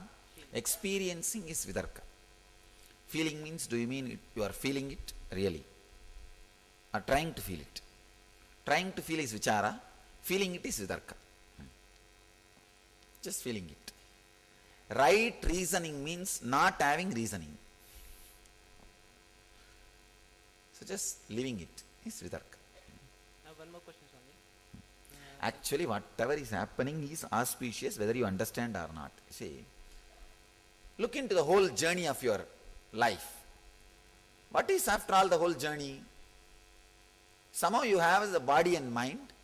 You need to reach the space where you can be yourself, ultimate, having everything without the need of body and mind. So every experience adds to you, saying that, adding you to go beyond body and mind. So even what you think as suffering is nothing but teaching you, without body mind you will be better off. So constantly this truth is added to you. So in that way, if you see, everything is adding. So that is why I say there is a constant expansion in the universe. Everything is adding to you. You are constantly expanding. Anybody who understands the constant expansion in the universe is in cosmic auspiciousness. We always think, no, how can it be only expansion without contraction? Even the contraction leads to next expansion. Because it leads to next expansion, it is the process of expansion. Because the ultimate outcome is expansion, even the contraction or any low or slagging or anything is expansion. You related Vichara to an understanding, a click. From that knowledge, how do I move forward against the fear and all the resistance that I have So to just experience? you don't have to be, the moment you understood, the moment you say you understood, then there can't be fear. You don't have to be a liar to argue with you. I know. You know the fire burns, then you don't put your hand there. Do you argue? No. Fire as per the law, code, this. If you put your hand in fire, it burns. You don't argue. Just you know. Be a little more intelligent. Now you know. Vitarka is right. Just live. Don't care for the fear. Just be a little more intelligent. Don't be so weak. Weakness is no way spiritual. Just be strong. Weakness is not spirituality. And weakness is sin. Can't be forgiven or can't be accepted. The other day you said the soul is everywhere, and we were just wondering, a few of us, when we describe the Swadhisthana chakra, we say the being is established in that chakra. I can say the point may be where it is closer. That's all. Where you feel the being does not mean it's a soul. Maybe I can say that is where you reflect directly.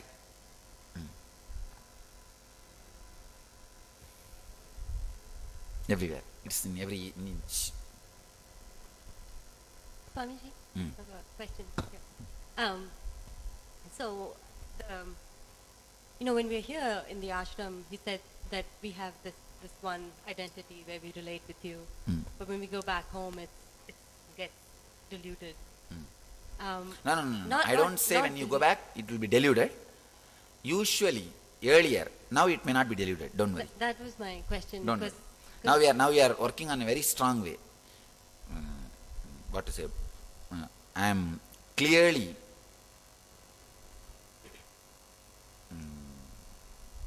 I have to use the right word. Bolting the Savikalpa Samadhi in you guys. So no problem. Because it was actually a really big problem for me when I went back home last year. It was no problem. Don't worry now. And the other question, so, we are having all these, beautiful scenes with you in it, and they're making these deep images in my mind, and I know that when I go back home, all those scenes are going to keep coming back for the rest of my life. Coming back, but you will not be missing anything. Don't worry. It's- It will not create a sorrow of our missing in you. Okay. It will only be just filling you. But that's not clutching, right? Because I No, know it's I'm going not. to be thinking It's of not. that all Don't the worry. time. Okay. It's not clutching. It's clutching to unclutch. It will not be clutching. Don't worry. So it's okay to do not. Just go through. Relax. When it is needed to be, when you need to unclutch even from that, I'll do the job. I'll never be a hindrance for your enlightenment.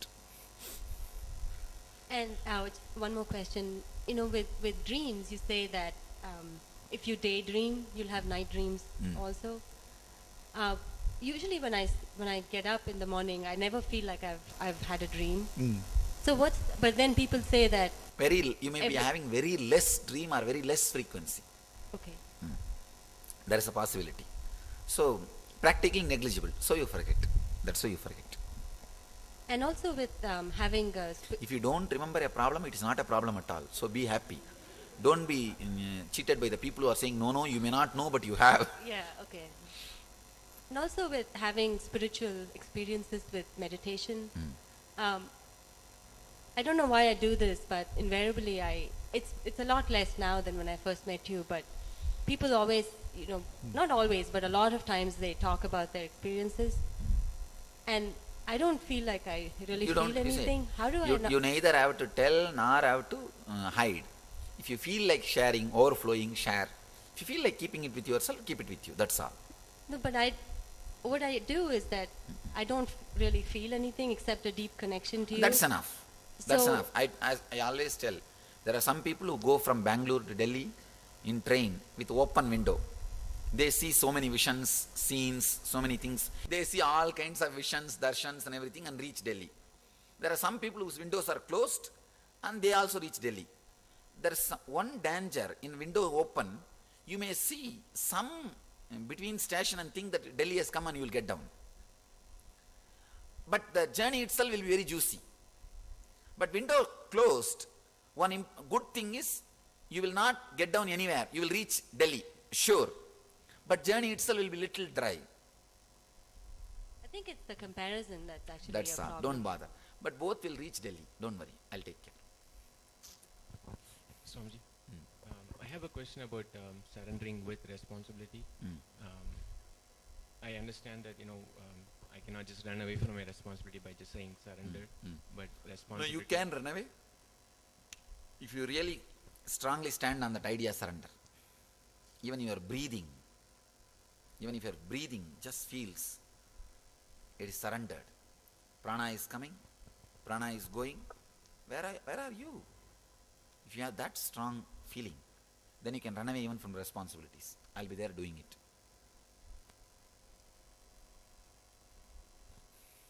And I do many times. Swamiji, and the responsibility will be taken care of by you, Swamiji? Not only it will be taken, I don't want to say that taken care by me means what you understand by me. It will just flow. It will just be taken care. You will see you yourself will be handling it without any problem or pain or feeling that you are responsible. I don't feel I am responsible for this whole Sangha. You will not even feel responsible and you will be doing it. That is what I am calling living enlightenment. Swamiji, couple of questions. One was, I just see that whenever some thought, it's like Kudarka comes up, like Deeper is going on and just drop. It's right. It's good. Means that inner guru is started working. Not completely awakened, at least started working. The other is with the current mental setup. See that nerves and becomes beautiful when you start enjoying the trust of the nectar of Vidarka. The nerves itself feel uncomfortable when you have Kudarka. Your nerves become so sweet with that nectar feeling continuously with the Vidarka. It just starts enjoying Vidarka. Then after that you will see, even if Kudarka comes up, you feel the suffocation and you say, get out. Even if it is wrong or right, I am going to be with him. I am done with my all the other analytical mind. So that kind of feeling comfortable will start happening. That's what is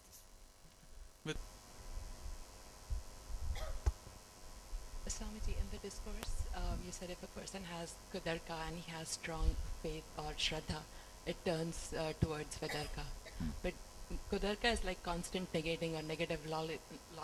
Is it possible to have deep Shraddha and Kudarka both at the same time? No, it will not be there. Both will not be there at the same time.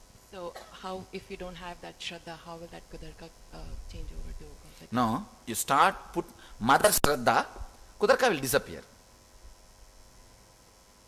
You understand? Continuously Mother Shraddha. Kudarka will disappear. Maybe during the process you will feel both exist at different times.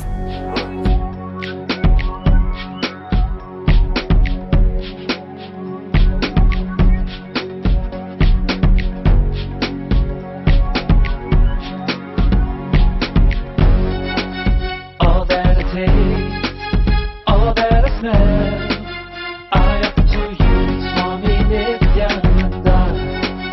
All that I see, all that I hear, I offer to you, Swami Nityananda.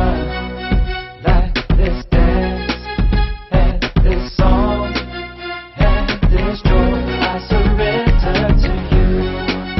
All that I feel, all that I am, I offer to you, Swami Nityananda. Puragaram, Karunavataram, Samsara Saram, Bhujagendaharam, Sada Vasantam, Hridayarvinde, Bhavam Bhavani, Sahitam Namami.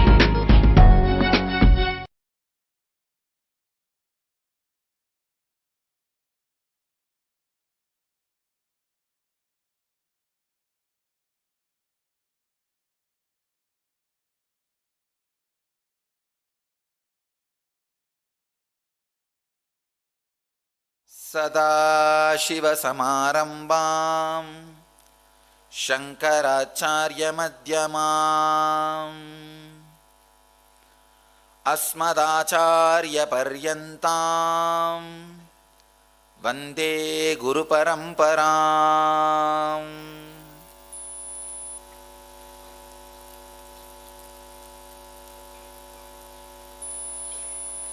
I welcome you all with my love and respects.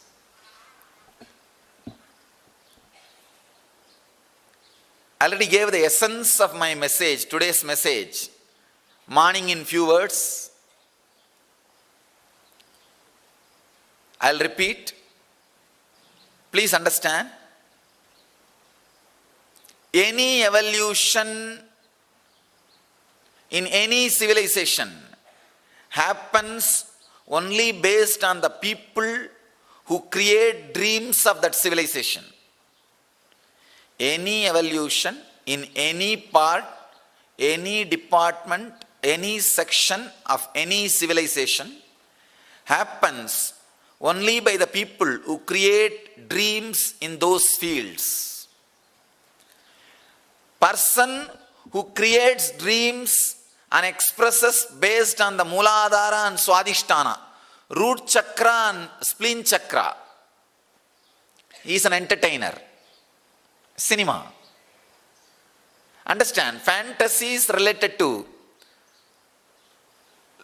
Mooladhara and the ideas related to Swadhisthana, thriller movies, violent movies. Person who dreams and expresses the dream from Mooladhara and Swadhisthana is an entertainer. Entertainment field. Person who expresses dreams based on heart is an artist, painter, architect, a sculptor. Person who expresses dreams and expresses his dreams from heart center is an artist. Person who dreams and expresses the dreams from the crown center is Acharya.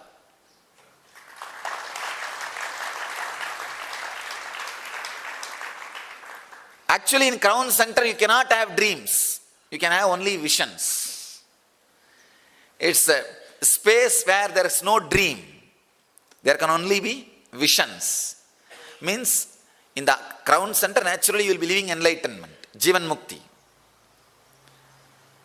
Expressing that Jivan Mukti, oozing out that Jivan Mukti in your life is Acharya.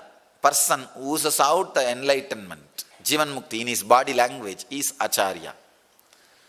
So, highest dreamer is Acharya. Acharya is a person who experiences and expresses the highest possible dream.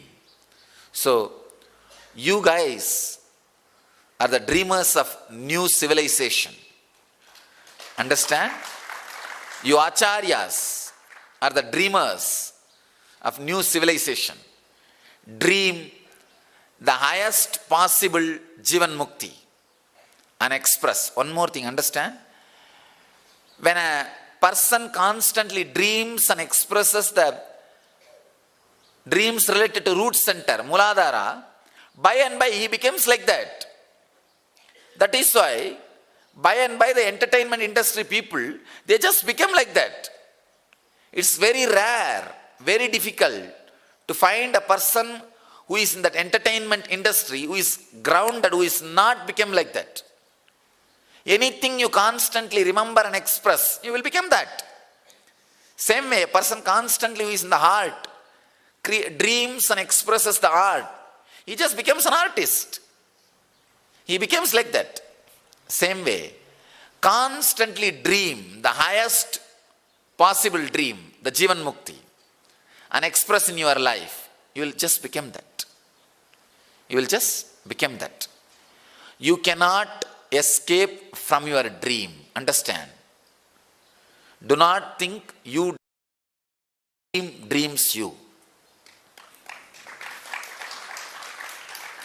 Dream dreams you. That is the truth. So when the dreams constantly express itself in its highest possible space from you, through you, you just become that. When Arjuna asked Krishna how a Jivan Mukta walks, talks, sits, eats, Krishna just expresses what he is doing. That is the Acharya Lakshana. And he is setting up a trend how an Acharya should be.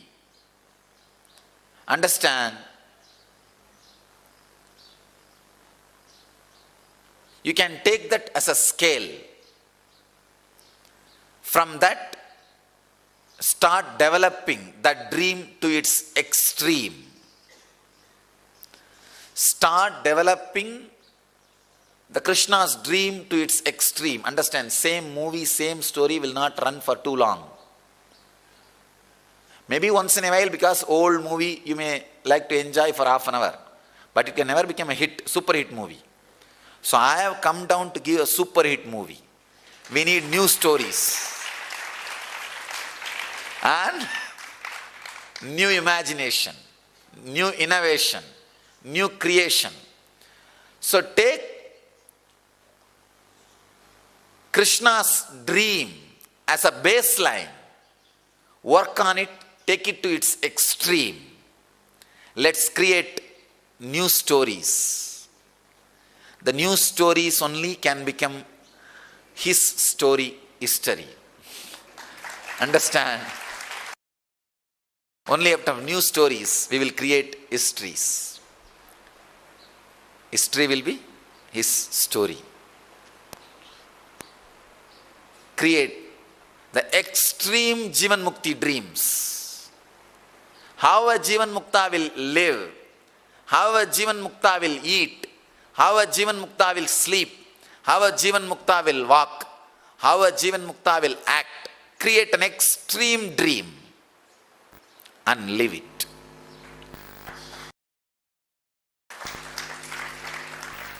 That's all is the essence. So, my message for all the Acharyas, Acharya's day message is create the Jivan Mukti dream. How a Jivan Mukta will speak, How a Jivan Mukta will conduct a class, how a Jivan Mukta will teach yoga, how a Jivan Mukta will do puja, how a Jivan Mukta will give life solutions. Create the extreme dream and live it.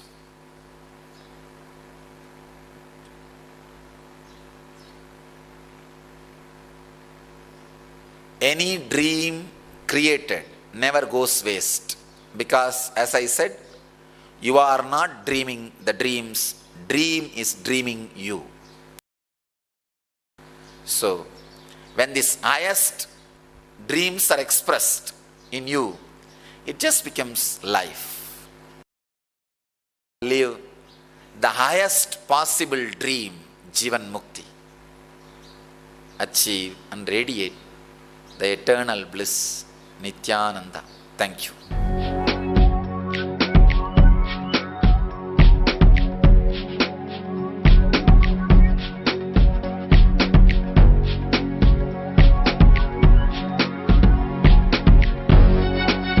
All that I taste, all that I smell, I offer to you, Swami Nithyananda. All that I see, all that I hear, I offer to you, Swami Nithyananda. Like this dance, and this song, and this joy, I surrender to you. All that I feel, all that I am, I offer to you, Swami Nithyananda.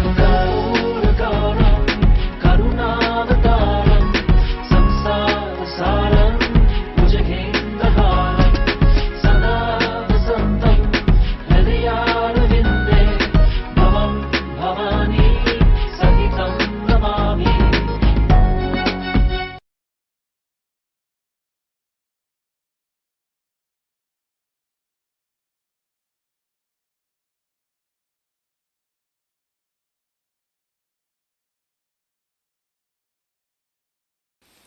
Your idea about this hanging decoration cloth is one nadi. Your idea about this bed, one nadi. Your idea about your friend, one nadi. Your idea about your spouse, one nadi. Your idea about your favorite food, one nadi. Like the 72,000 nadi you have in your conscious play. See, it's like that light reflects on me, and that reflection reflects. The reflection reflects is the nadis, and that reflection on this body is individual self. All of you are able to catch what I am saying? That example? Is it clear? The body is the mirror, the reflection is the individual soul, and that reflection also will be reflecting like a light. It will be radiating. That is what is nadi. Some nadis are spent in your attachment, some nadis are spent in your detachment, some nadis are spent in your fear. That's what is engrams. That is engrams. Too many nadis, if they are entertained outside, then naturally more suffering, whether to live or to leave. Even while living, more suffering, or to leave, more suffering. But at least if 10,000 nadi is centered, yes. See, this is what. Just a simple example. This is superconscious. This light is superconsciousness. Sun. This is the body. And here is a reflection of that light. You are able to see that light reflection? Not. Now, okay? See, this is what is depression. This is the expression. And now this reflection is falling on all of you guys. Are you able to see? This reflection is falling. This is what is 72,000 nadi. Now I have 10 nadi for this light. Means on 10 people it is reflecting. On how many information it is reflecting, that many nadis are extravert. You understand what I am saying? See, now this reflection, this is body, this is individual soul, that is cosmos, the superconsciousness. This reflection is falling on 10 people now. So this reflection, individual souls, 10 nadi is extravert. Means caught. In the 10, he may like 2, he may hate 2, he may be detached about 2. So the more nadis are functioning towards outside, more suffering for living or leaving. More nadis are looking at the source. For example, now I am turning. See, now he is enlightened. Now he is dead. Understand? Now he is dead. This is what is death. This is enlightenment. This is worldly life. And this is depression. Means little deflected. Depression. That's all. Whole life is this much only.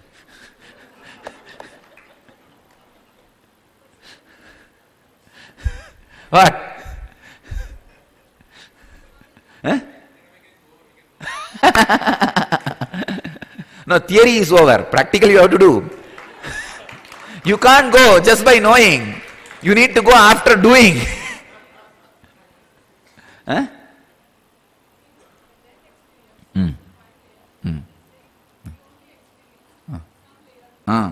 Yes. Means in that layer only you are caught too much.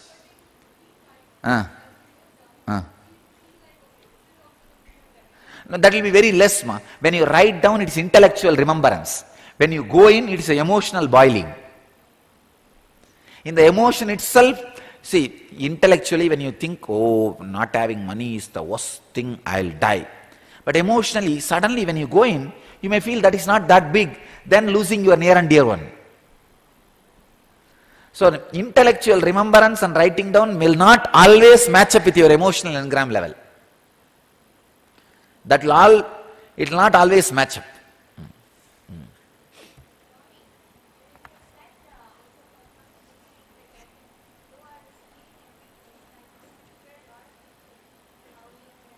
That is okay. That is okay.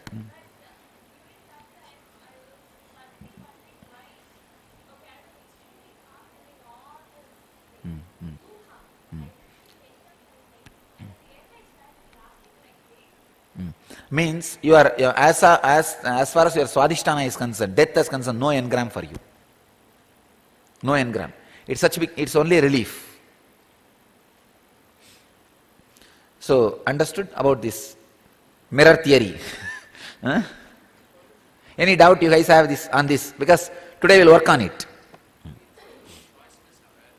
Choiceless awareness. See, now there's a reflection. That reflection may be reflecting here for 2 centimeter by 2 centimeter. In the 2 by 2, when it goes out only 70,000 nerve.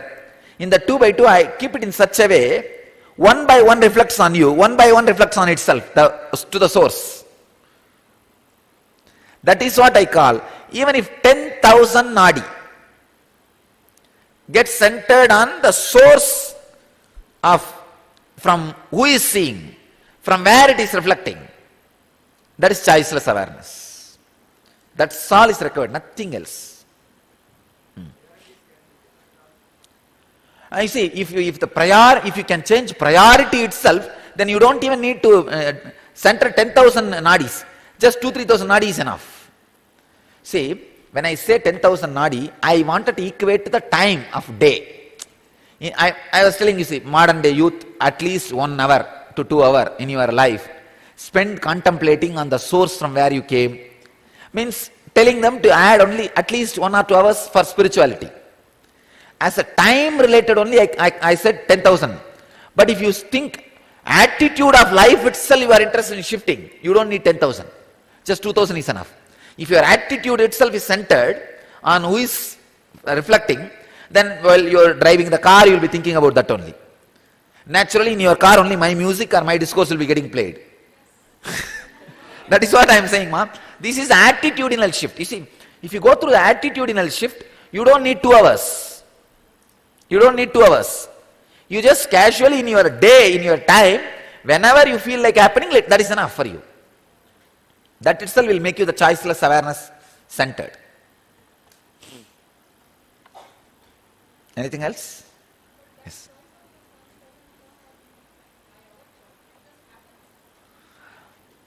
but you chose it. See, it happens, true, but you decided to buy a ticket for flight, and you decided to come to Bangalore, and from there to come to Bidiji by taxi, and from there you decided to go to Welcome Center, fill, pay, and go and stay. All these movements you decided. That is what I am saying. The inside decision is made, so it all looks so simple, easy. Friend's house is never far away, because the moment you decide to go there, the distance you travel, you will forget. Friend's house is always very close, even if it is thousands of miles away. The moment you decide to go, and the moment you see him, all the travel, all the effort, all the things which you did is forgotten. You see, half of you guys, not half of you, more than 70% of you guys have traveled half of the globe to be here around me. But you don't have pain about it.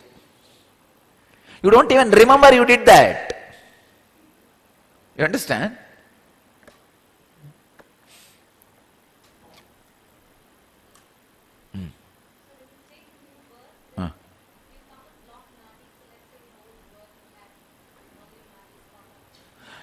When you come back, the nadi ratio is exactly same how you left the body. That doesn't change. Okay? See, now this reflection. Let me see. The reflection. You guys are able to see? Reflection. That soul, the superconsciousness, God, individual soul, body, on which it is reflected, it's a world. For this soul, it's a world. And sometime that reflection is such, the world and the reflection of God, both is seen in this. That is what is Guru. I don't know whether you are able to catch. No, if somebody else is holding this mirror, if in the reflection I am also seen. So I am telling that reflection, look back to your source. That's what I am saying. The person who is telling you to look at the source is source. If I am telling you to look at the source, I am telling you to look at me. Because I am the source, you see, so understand, when I say look at the source, because I realized I am the source, I am telling you to look at the source. That's all. I am clear.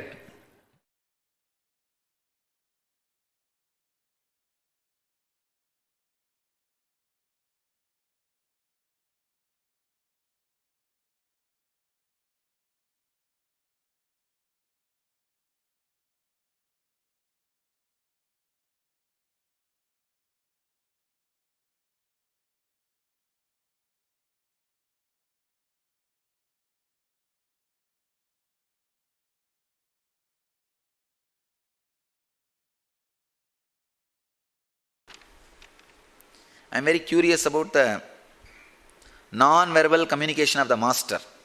Jana, that is what is Upanishad, just sitting.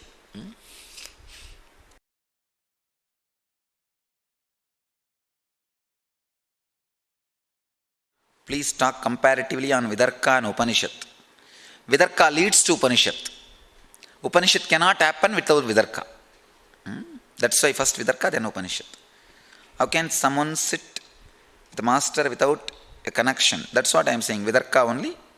Does Vidarka deepen Upanishad? Only through Vidarka Upanishad happens. Otherwise no Upanishad.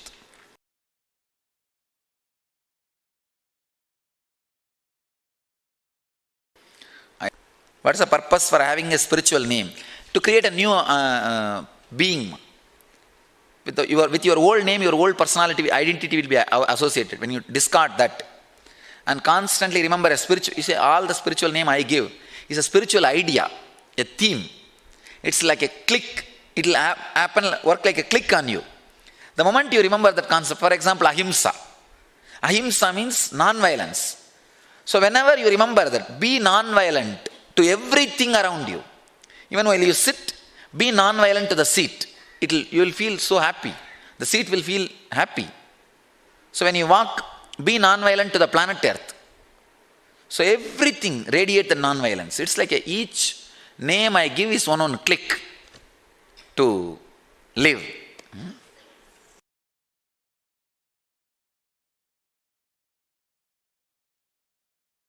When you experience the state of no I, you will not exclude body. You will include the body with the cosmos.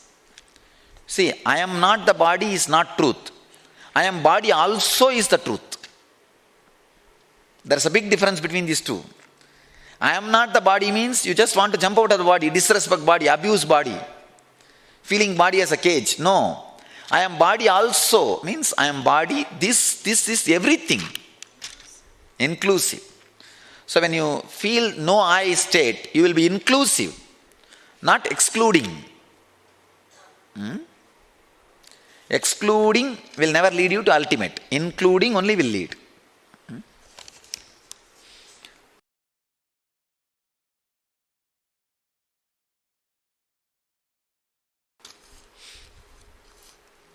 From the video Collective Consciousness, is Satori a physical experience or it is just an understanding or click?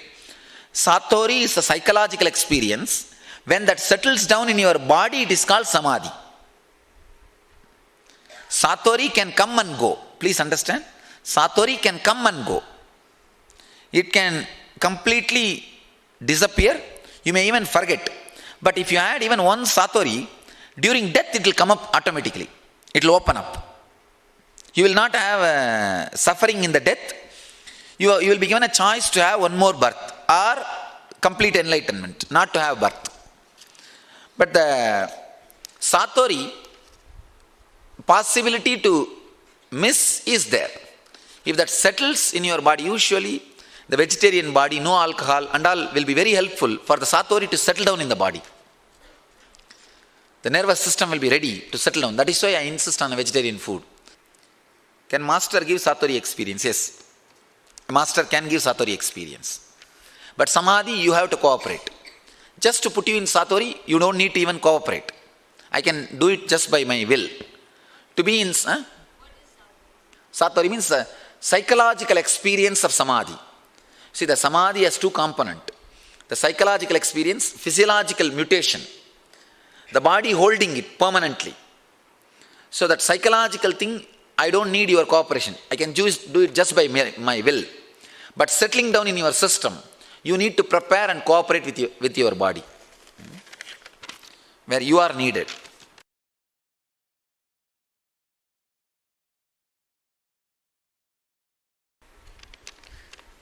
Intelligent and humans can choose to be fools. Understand?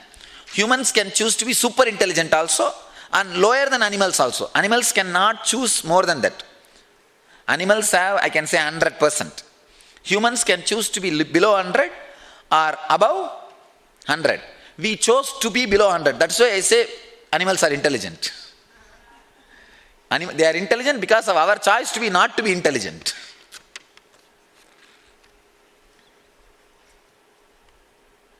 Your statement is right. Animals are intelligent with nature but cannot attain enlightenment. Humans are fools with nature, but with the foolishness of the nature they can't attain enlightenment. They have to raise themselves to be intelligent with the nature, only then they can attain enlightenment. The humans have to come to the animal level, then only can go to the God level.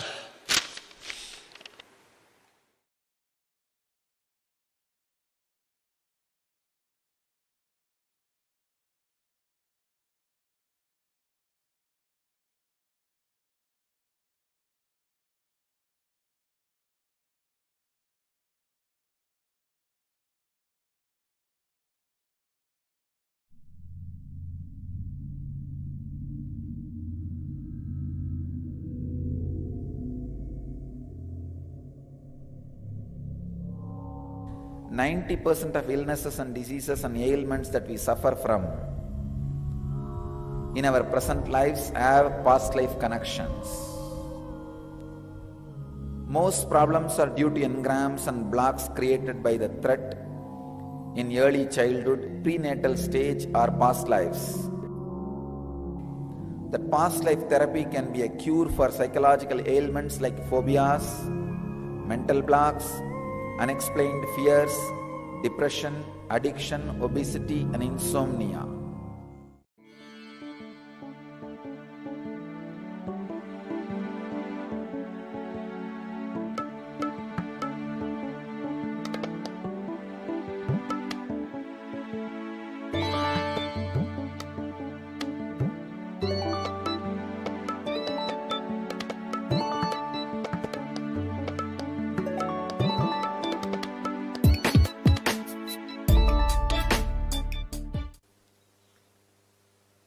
Coming to terms with the past will awaken the intuition in you to come to terms with the future.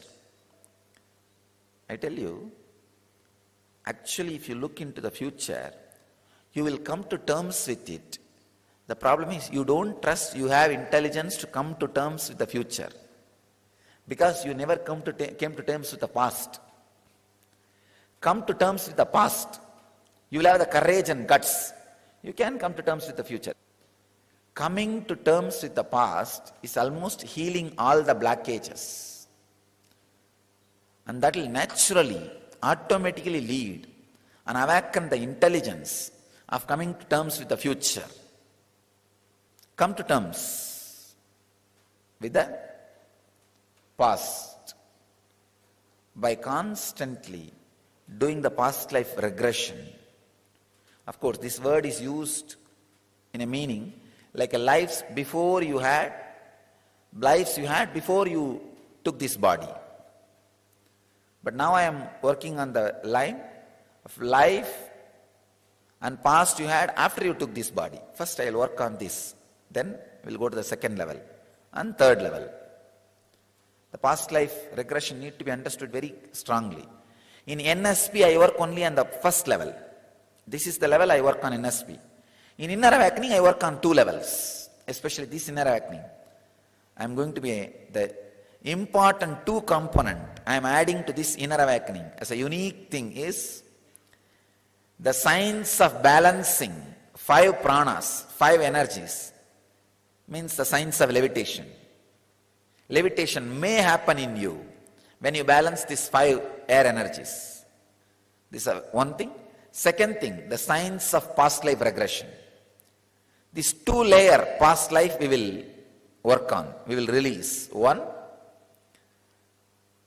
the past after you took this birth, this body. Second, the past before you took this body. After you took the identity which you are carrying.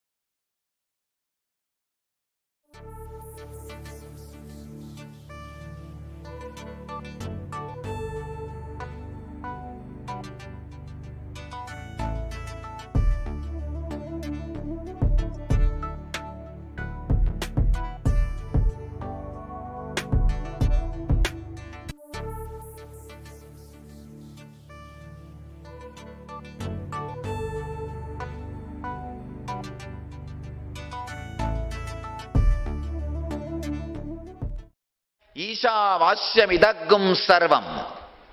Whatever is consciousness. So if you associate yourself with a small body, you will not live the whole thing. So renounce and enjoy the whole. That is what they meant. Otherwise, how will you renounce and enjoy? So what rishis exactly wanted, renounce this small idea of I. See now, the whole is there. Because you associate yourself with this small, you miss the whole. Because you associate with the small, you miss the whole. You just renounce this small, you can enjoy the whole. That is what rishis meant by the word Tena tyaktena bunjita makrita kasya sviddanam. Just a translation, the whole thing is different.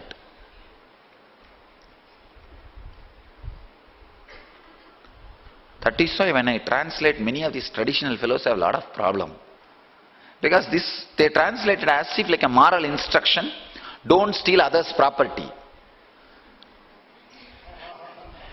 Not to steal others' property, why should it be told in Upanishad? First of all, in the cosmos, there is no such thing as others' property and your property. Exactly, Rishis wanted us to know. Isha vasya midaggo sarvam yatkincha jagatyam jagat tena tyaktena bunjita makrita kasya sviddanam. Tyam jagat means the whole thing. Whatever exists is energy. Understand? Now you don't need to believe all these ideas. Already Einstein has proved whatever exists is energy. There is no watertight compartment, border line between matter and energy. There is no border line between matter and energy. It is just constantly moving.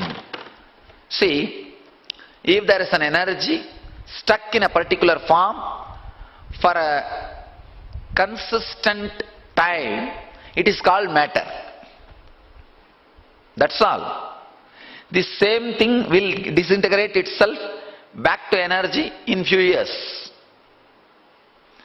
So, only these few years you call this as matter. Before this, after this, it is not matter. Then how can that be matter now also? If something is not going to be matter after some time, it cannot be matter now.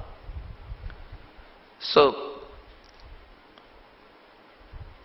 the idea, whatever exists is energy and all, does not necessarily need to be, to say that.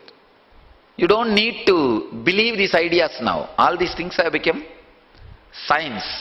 The quantum physics has clearly proved whatever exists is energy and constantly things are moving.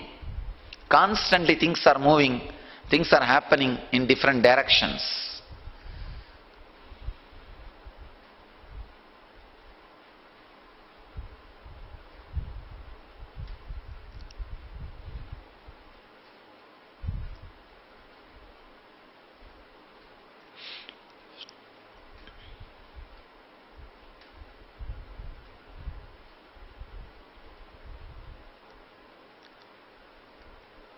There is a beautiful example by Ramakrishna. He says if the bamboo is floating on the Ganga, you will call it as a right side water, left side Ganga. Right side Ganga, left side Ganga. You just lift the bamboo. Ganga, you can call it as one Ganga. When the stick is lifted, it is just Ganga, not one Ganga. You can't even use the word one Ganga. Same way, whatever exists is superconsciousness, energy. As long as you have an identity you covet a small part, small thing as you, then you call it I and world. It becomes two. If you just relax from that idea I, then there is no I, no you, just is. That isness is Isavasyam. Isavasyam idaggun sarvam yatkincha jagatyam jagat tena tyaktena bunjita makrita kasya sviddanam. Understand? Whatever exists is energy. If you think you are this body, you steal some part from the energy and think it is you. That is what Upanishad Rishis are saying. Do not steal others' property, not others' wealth. Do not steal some part of the energy and claim it as your own. The moment you claim it as your own, it becomes matter. It becomes matter. Just relax from the idea of claiming it as your own. They say beautifully, enjoy through renunciation. Means what? Renounce this small identity, enjoy the whole. The big problem is, we hold on and don't enjoy. Just by holding on, we are not enjoying. Kurvanneveka karmani jijivishechataggo samaha evandvayinanyate tosti na karma lipyate nare. By doing karma, indeed should one wish to live here for 100 years for a man such as you. There is no way other than this, whereby karma may not cling to you. Again, the poor translation, very poor translation. What to do? See, the Sanskrit, the masters are so intelligent. They have hidden all the truths in the same sloka. In which level you are looking at, you will get only that meaning revealed. If you are in a high evolved, same state of Rishi's consciousness, you will know what they are uttering through that words. Otherwise, not. It's a very poetic expression. See, the funny thing is,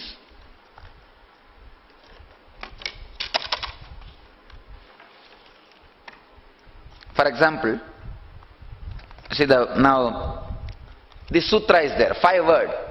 Word 1, word 2, word 3, word 4. Each word can be translated in 5 ways. Like a 1, 2, 3, 4, 5 translation. 1, 2, 3, 4, 5. Like this, each word can be translated in 5 ways. You can be caught with body. But here, you should have body and you should not be caught. That is what I call Jivan Mukti. Say, without having body and without being caught is not a big thing. Just go and sit in Himalayas. You don't have to watch movie. You will not be disturbed by a movie poster or by a TV channel if you are sitting in Himalayas. So moving away from things and not being disturbed is one way of life. Living with the things and being caught is another one way. But here Rishis are saying, you are supposed to be moving in and but not caught. Just this clarity, nothing else. Just this clarity. Decide, I am not going to steal one part of the cosmos and possess. First thing.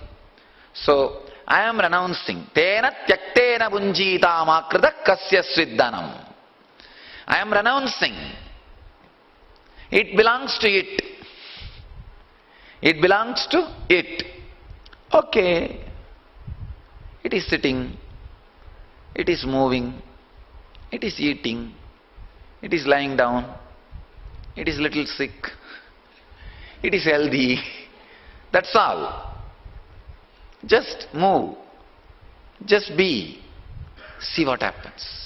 You will see what Upanishads, Rishis call Kurvannevega jijivishet sadakno samaha. Kurvannevega karmani jijivishet sadakno samaha.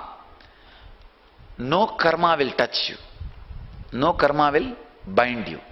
There's a beautiful story. Krishna wanted to cross the Yamuna. He went and stood near the Yamuna and says, actually all these Gopikas and Krishna, all of them had a lot of fun, jumping around, dancing, and they all ate fully and they wanted to cross. That day was Ekadasi. And Krishna says, if it is true that I am fasting for Ekadasi, oh Yamuna, give way. And Yamuna opens and gives way. These fellows all have crossed that side. Then Gopikas asked, how come just now you ate so much? And you are saying that if I am fasting, let Yamuna give way, and Yamuna gives way. What is going on? Krishna beautifully says, this ate because this needs to move, and this ate this, that's all. What was swallowed and what swallowed are all in the same frequency. There is no I swallowed something. So I am in fasting. Untouched, that's all. Say, untouched by the karma. Completely untouched by the karma. You can say that today. You can say that today. Just see, oh, this is swallowing something. This is swallowing what is needed for this. This is lying down. Oh, this is moving. This is eating. This is drinking. This is lying down. Just today, one day, try. This is the click. We need to work today. Nothing else. Evam tvayinanyate tosti na karma lipyate nare. There is no other way to be a Jivan Mukta. There is no other way. I tell you, there is no other technique except this. This is one, only and best technique. Just do not steal the property of the cosmos and possess as you. Just do not steal the property of the cosmos and possess as you. That's all. This is just flowing. When you try to possess, you try to give different name, different work, different art, different dress, different color, different all your drama. Understand, cosmos do not even know you are in bondage. So do not expect cosmos to come down and liberate you. It does not even know you are in bondage because you are not that big guy. Your bondage is not that big problem. Be very clear. Cosmos do not even know. People ask me, Swamiji, are you an incarnation, came down? Maybe for your understanding I am using that word. Otherwise yourself, you don't need God to come down and tell you. Just wake up. Simple thing. Just simple thing. Work just on this one truth today. Just see, oh, this is moving. Oh, this stomach feels like this. Oh, this hand is feeling like this. All right. Let this be. Oh, this is feeling bored. Okay. This is feeling tired. Okay. Just sit with that. You will see completely the shift in the energy. Complete shift in the energy. I am telling you. Even physical sickness will become all right. Sickness is your unnecessary interference with the body. It's like you shout at your child and that fellow is slowly getting settled by evening. But before he settles down, you try to pacify and patch up. And he become again, he will sit on the top. And just now you can decide. Decide, this is this and this is going to become this. That's all. Why unnecessarily suffering? Holding on to it, this is mine, I have to wash with the Dove soap and I have to... No, I am not saying don't take bath. All I am saying, too much of catching. Here, there, here, there, here, there. I am telling you, too much of catching your body is the root of arthritis. No, really. Too much you are catching your body. That is arthritis. Means possessing your body. Constantly thinking, this is me, this is me, this is me.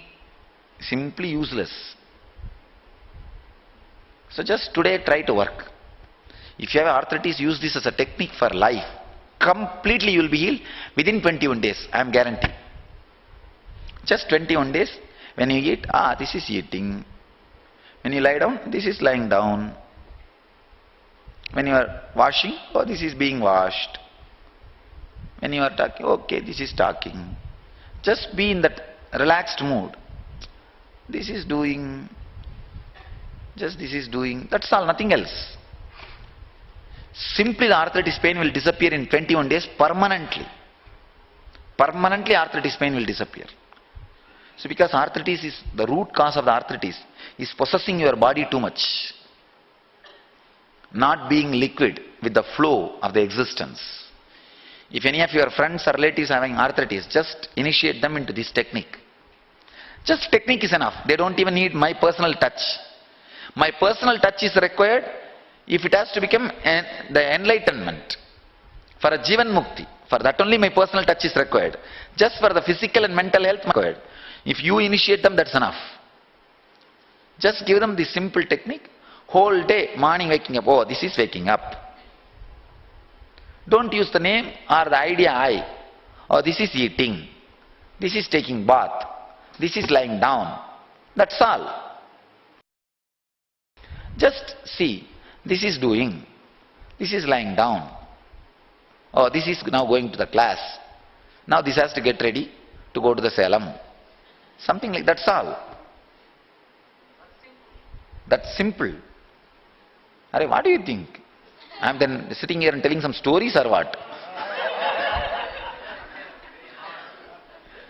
Because you are always trained to do things in a very hard way. You are always trained, all things are very hard. No, it is not. It is not. When you don't know the right technical twist, it is hard. I am giving you the right technical twist, which is required. See, driving and reaching a place is very hard if you don't know just one direction. The right direction and the GPS is there. Simply it is doable. If you read this translation, it is hard, you will struggle for 100 years. Nothing will happen. Simply just know, understand. If you are this alone, then what is it which is going every moment inside your body and keeping the life? Prana. To whom it belongs to? Whole. The whole is traveling inside your body every moment and keeping it alive to be with the whole. Be very clear, the whole is going, the whole is inside, the whole is moving, in the whole thing is moving. Just you get out, that's all. You get out of your body, you will see in one day what can happen to your body and you. Just get out, tell, oh, it's moving. Something, oh, this whole cosmos is just alive and going out. It's happening. It is happening.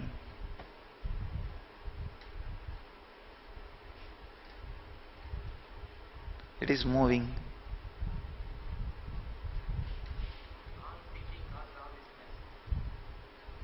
Don't even look back and say, what caused all this mess? Just dump it and escape. If you try to find out what caused all this mess, it's like a hen going and sitting in the garbage can and moving, trying to find out the source of the garbage. Oh, I think this Coca-Cola can, maybe that guy drank and threw in this garbage can. What is the use? You know it is garbage, just dump it and move aside. Don't even try to find the reason. Just do not associate with whatever is happening. It is telling it is drinking, okay. See, who is telling? There is no solid being behind. There is no solid being behind. Only when you experience that, that will be known to you. As on now, just relax. See, one thing is sure, this body is not yours. You did not create it. You are not keeping it alive. You are not going to take care after whatever time it is. That's all.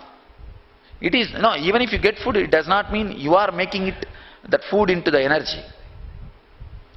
So, the majority of the components are beyond your control. Only few things are under your control. I can say if it is 100% activity, maximum 1 or 2% originally under your control. 99 is not under your control. Only when 2% is under your control, how could you say that whole company is mine? You are a negligible 2% shareholder. They can sell it to anybody any time without even informing you. You will not even know your share is gone. There's a beautiful song by a Siddha, an enlightened master from Tamil Nadu. நாய் நமதெனும் நரி நமதெனும் நாளை திங்கும் பேய் நமதெனும் பிறப்பும் நமதெனும் பெருந்தூரை கழுகும் நமதெனும் வாழ்வுரை பேணும் ஈரும் நமதெனும் வயிற்றுரை காணும் கயிறும் நமதெனும் நாளை நாம் புசிப்போம் என்று நம்மவன் காத்திருக்க நடுவில் வந்து நான் நான் நமதென்று நல்லும் உடம்பு. Let me translate. You know Tamil, you would have understood. See, the dog and the wolf and foxes in the graveyard and the Indian cemeteries, they are all looking and telling, no, no, no, take care of your body, it's mine, mine. I need more flesh. And the worms underground, they are shouting at those dogs, no, no, no, it is mine. And the fire, it is saying, no, no, no, they are going to cremate, it is mine. And the dandruff and lice in your head, that is saying, hey, forget about it, it's all later on, now I am only enjoying. And the worms in the stomach, they are saying, hey, you are outside, I am sitting inside and enjoying. And Yama is telling, fools, it's after all mine in the end.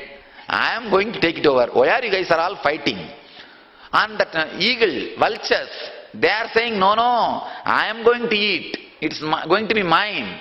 It's going to be lying in the graveyard and I am going to be eating. Hey, fools, why are you fighting? So with all these guys fighting, you are also fighting. No, no, it is my body. It's some 30-40 fellows are claiming and you are also in the fight claiming it is mine, mine, mine. That's all. Nai namadenum, nari namadenum, nalanguttu kazhugum namadenum. Each thing is fighting, it is mine, mine, mine. Between in the time, meantime, the gap, what you are saying? You are saying, no, no, it is mine, mine, mine. See how much claim a vulture has over your body, how much claim a fire has over your body, how much claim the dog and fox has over your body, how much claim the Lord of Death has over your body. You have less claim over your body than all of them. Then all of them. Understand? Just one day relax with this idea. This whole is going inside as prana and keeping it alive and leaving the body. This whole is doing as whole.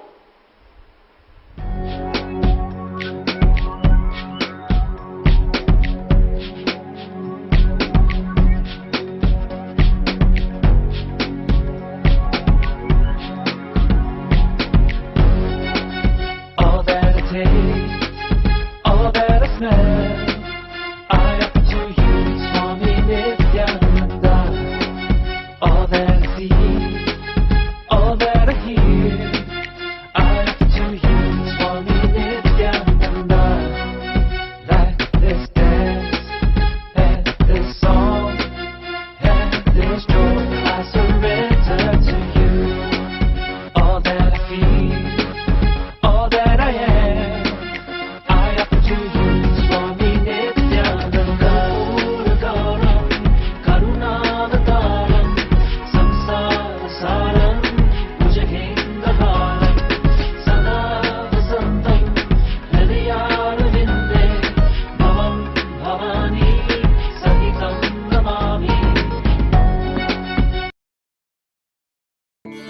If you are experiencing abundant energy, powerful clarity,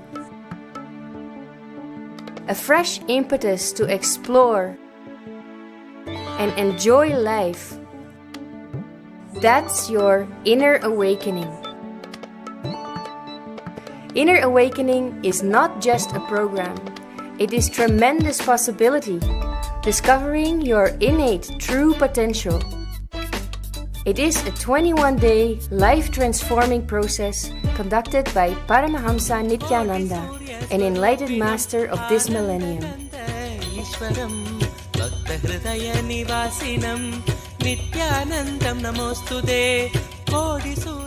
What does inner awakening add to my life? Awakens the energy channels and infuses your body with robust energy levels through yoga, specific physical postures, pranayama, breathing techniques, Kriyas, deep cleansing processes. Dhyana, meditation. We have 21 points, 10 fingertips in the feet, 10 fingertips in the hand, and Sahasrara. In all these whole 21 points, the air being flooded, this is called samana. That process is called samana. If that samana is balanced, is proper, the extraordinary powers will start expressing in your body. Like a feeling very light, or feeling heavy, feeling expanded, or feeling shrunk. Physically, if you are levitated, you have a healed samana.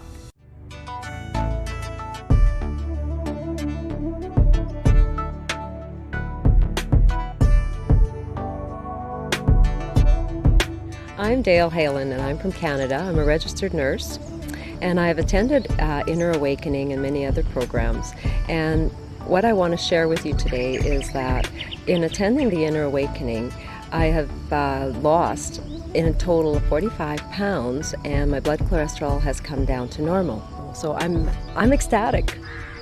So if you want a transformational life, come here to the ashram and experience it for yourself. Freedom from past traumas destroys the deeply engraved memories or engrams of the past, which are responsible for grief and misery that are stored in your system. Psychotherapists Brian Elvis and Dr. Ian Stevenson reveal that past life therapy can be a cure for psychological ailments like phobias, mental blocks, unexplained fears, depression, addiction, obesity and insomnia. It is out of past your present is made and future is going to be made. You can always unlock the past and release those intense suffering engrams and make your future into a powerful reality, powerful experience. Actually, first I'll teach you the science of working on the past after you took this body. Then I'll give you the techniques and method to work on the past before you took this body. So my name is Ingrid. I'm 33 years old and I'm from Vancouver. I worked as a property manager, which was a very stressful job. And I came to Inner Awakening in November 2009. During the process, I went through a tremendous emotional healing. I used to have so much sadness and so many emotional baggages from my childhood and from my previous life. And I noticed, first after I came back, how many things got cleared up through the processes that we went through.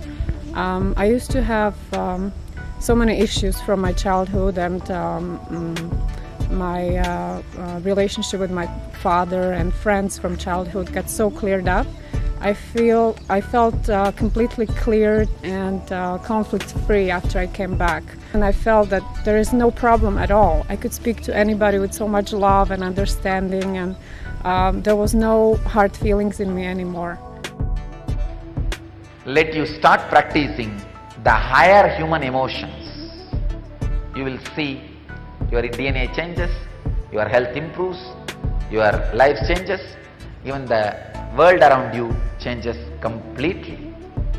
Inner Awakening is all about giving you the glimpse of this change. You are reprogrammed to the higher reality. All your human emotions are purified, and not only your health becomes strong, you are transformed physically. You learn the science of attracting the right changes around you. To experience Buddha, Dhamma, Sangha, be in Inner Awakening.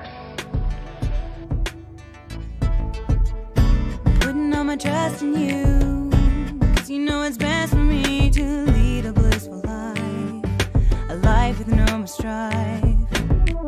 I can't believe the things I do, just to spend a little time with you. Nothing will compare, I know you will take care.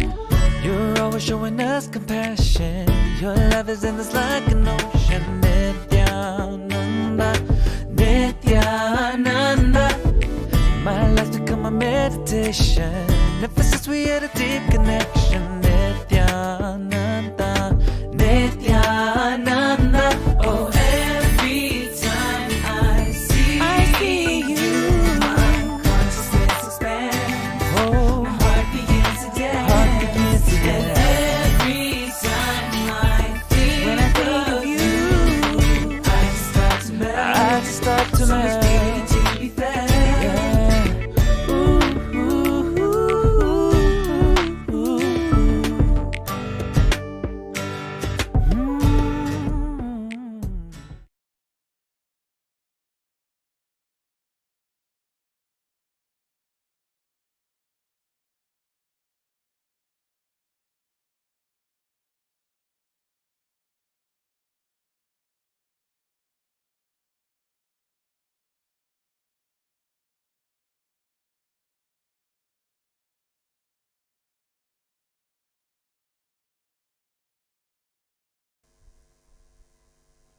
Two-step, understand clearly. First, to see boundarylessness the outside, you need to see the boundarylessness inside. The nameless, formless, boundaryless experience had to be experienced inside. Only then it can penetrate your eye and appear outside. Understand the science of the meditation? Understand the science of the whole process? So first, see it inside. Close your eyes. Just be boundaryless inside. See, all your thought starts with the basic idea of your boundary. Unless you have an idea about you, you can't have thoughts. You understand? For example, if a thought comes, for example, let me go and eat. It means what? You have an idea of me, boundary. So, unless there is a base, you can't have a thought. So, any thought happening means you are feeling you have some boundary. Relax from that. Understand? No. Just relax. Constantly relax. Suddenly you will see inside itself you will have the idea of boundarylessness. Then open your eyes. Whatever you are seeing, maybe different color, different shade, different light, different thing. Do not name them. Do not name. For example, this shade, this size is computer. This shade, table. This size, this shape, tablecloth. This size, this shade, throne. This size, this shape, Swamiji. Don't name. Just do not name. Gaze just with that boundarylessness inside. All of you are able to catch what I am saying? A little subtle thing. When I do the process, you will understand. I'll make it happen. When I do the process, I'll make it happen. I can say these are all the breaking the ice. Breaking the ice. First, inside be boundaryless. Then, when you open the eyes, do not label anything. Whatever you are seeing in front, you don't have to concentrate on me. Please understand, you don't have to center yourself on me. You can look at anything. Just look around. Just do not name. Look at everything. Do not name, that's all.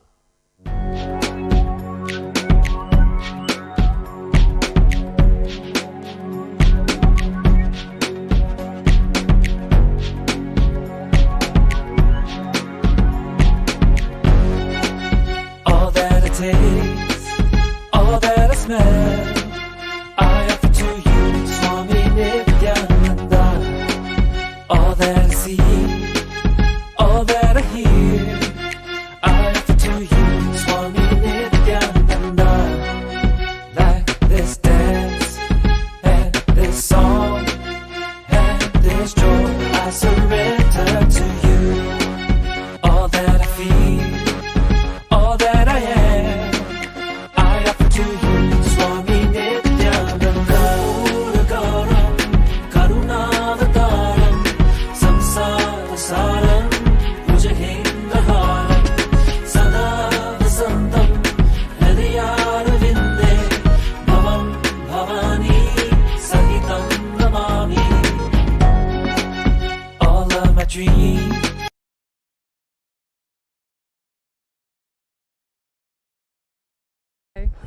my name is Ingrid. I'm 33 years old and I'm from Vancouver. I worked as a property manager, which was a very stressful job. And I came to Inner Awakening in November 2009. And it's really hard for me to put in words what Inner Awakening gave me. But I could sum it up maybe in 2 words. It really caused a psychological revolution in me. All of a sudden I felt that there is no problem at all. I could speak to anybody with so much love and understanding, and there was no hard feelings in me anymore. And I also noticed how much spontaneity came into my life. I started living without planning and starting living so effectively that whatever I decided to do, I didn't think about it. I had so much energy to do it without thinking, oh, how am I going to do it? How is this going to be possible?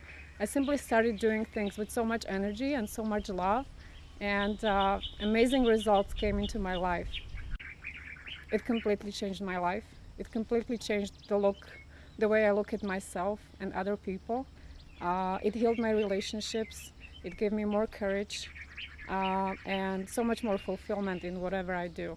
Just do the jump, because I did that, and I was hoping to completely change my life, and it really did that for me. So it was the best thing I could have ever done. Peter Jack. Do you like packing up?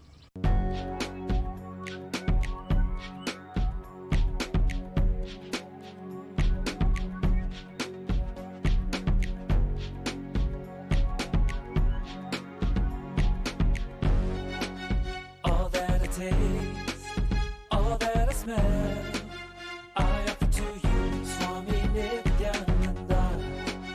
All that I see, all that I hear, I offer to you, Swami Nityananda. Like this dance, and this song, and this joy, I surrender to you.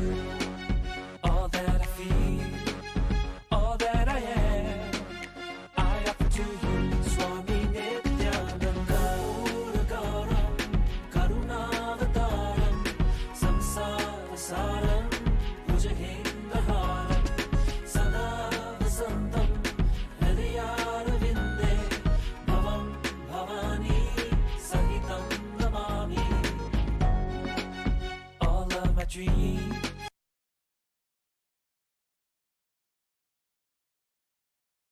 I thought it would be like any other program where you would do one technique and follow it up the next day so that you could improvise and be good at it, like how every other program is like. But when I came to IA, I realized that each day was different. Each day had different, so it was like a process, like where you do meditation, different meditation each day.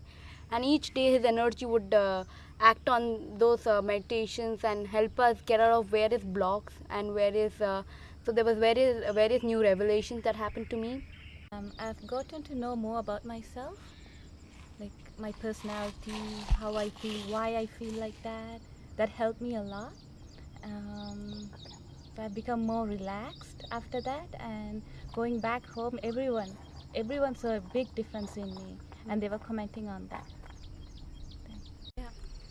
I'm definitely eating healthier. I don't have, I used to have a lot of sugar cravings, and those have definitely subsided.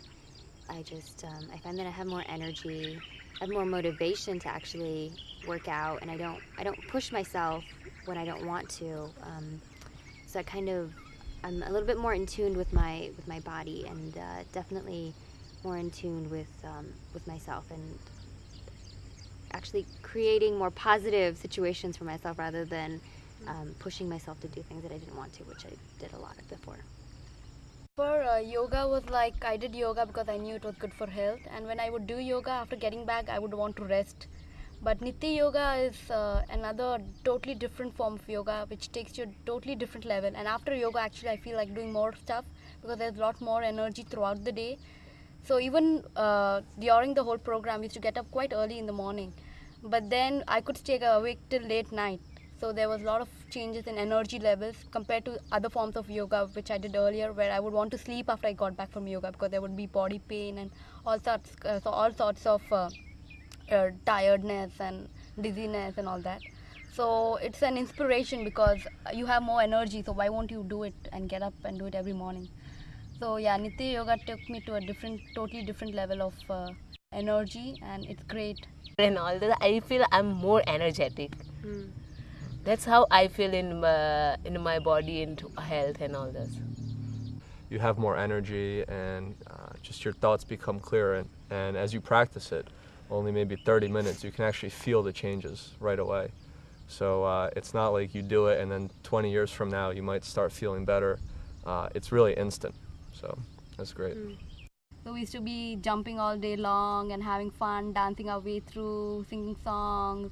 It was a lot of fun. Apart from transformation, there was not transformation with hard work, it was transformation with fun. I didn't feel too good about myself before this program, and Swamiji has taught us that each one of us is unique. And if he said that we are all made in a unique way, and to appreciate that, so that has helped me a lot. Now I appreciate myself, I'm happy about myself. Normally, you know, when you're young or you're just leaving school or just starting working, there's so many different things pulling at you in different directions, and you don't really know what to do, and you can't take a step back and see things as they are, and that's one of the most important things that we learn. That's true.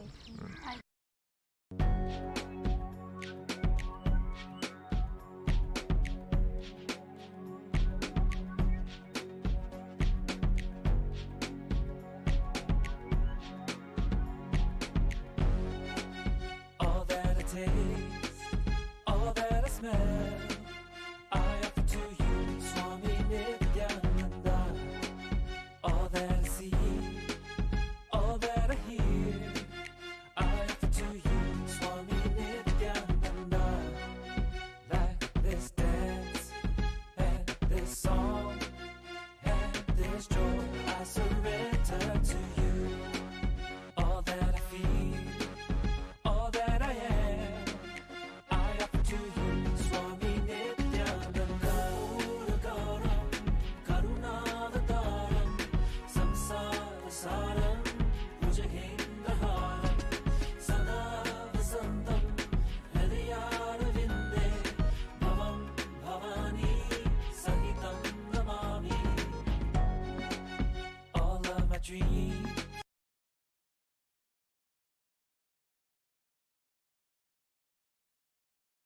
Hi, I'm Dale Halen and I'm from Canada. I'm a registered nurse and I've attended Inner Awakening and many other programs. And what I want to share with you today is that in attending the Inner Awakening, I have lost in a total of 45 pounds and my blood cholesterol has come down to normal. When I started the program, my blood cholesterol was 7.24, which is at the very highest limits.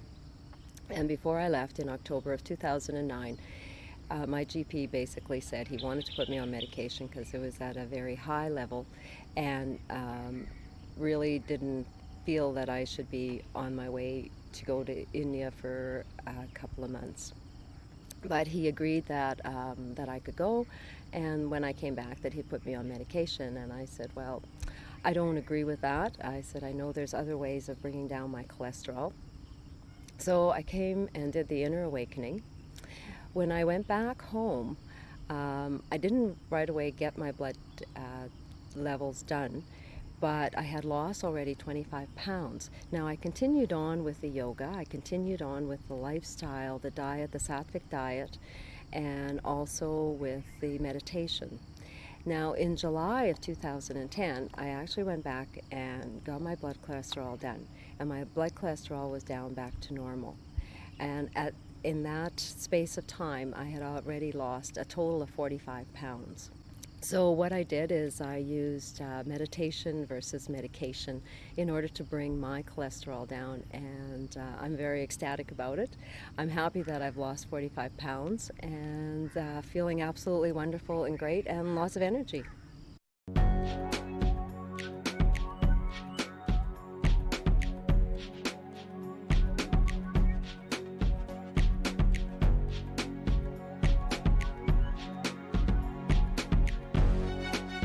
All that I taste, all that I smell, I offer to you, Swami Nithyananda. All that I see,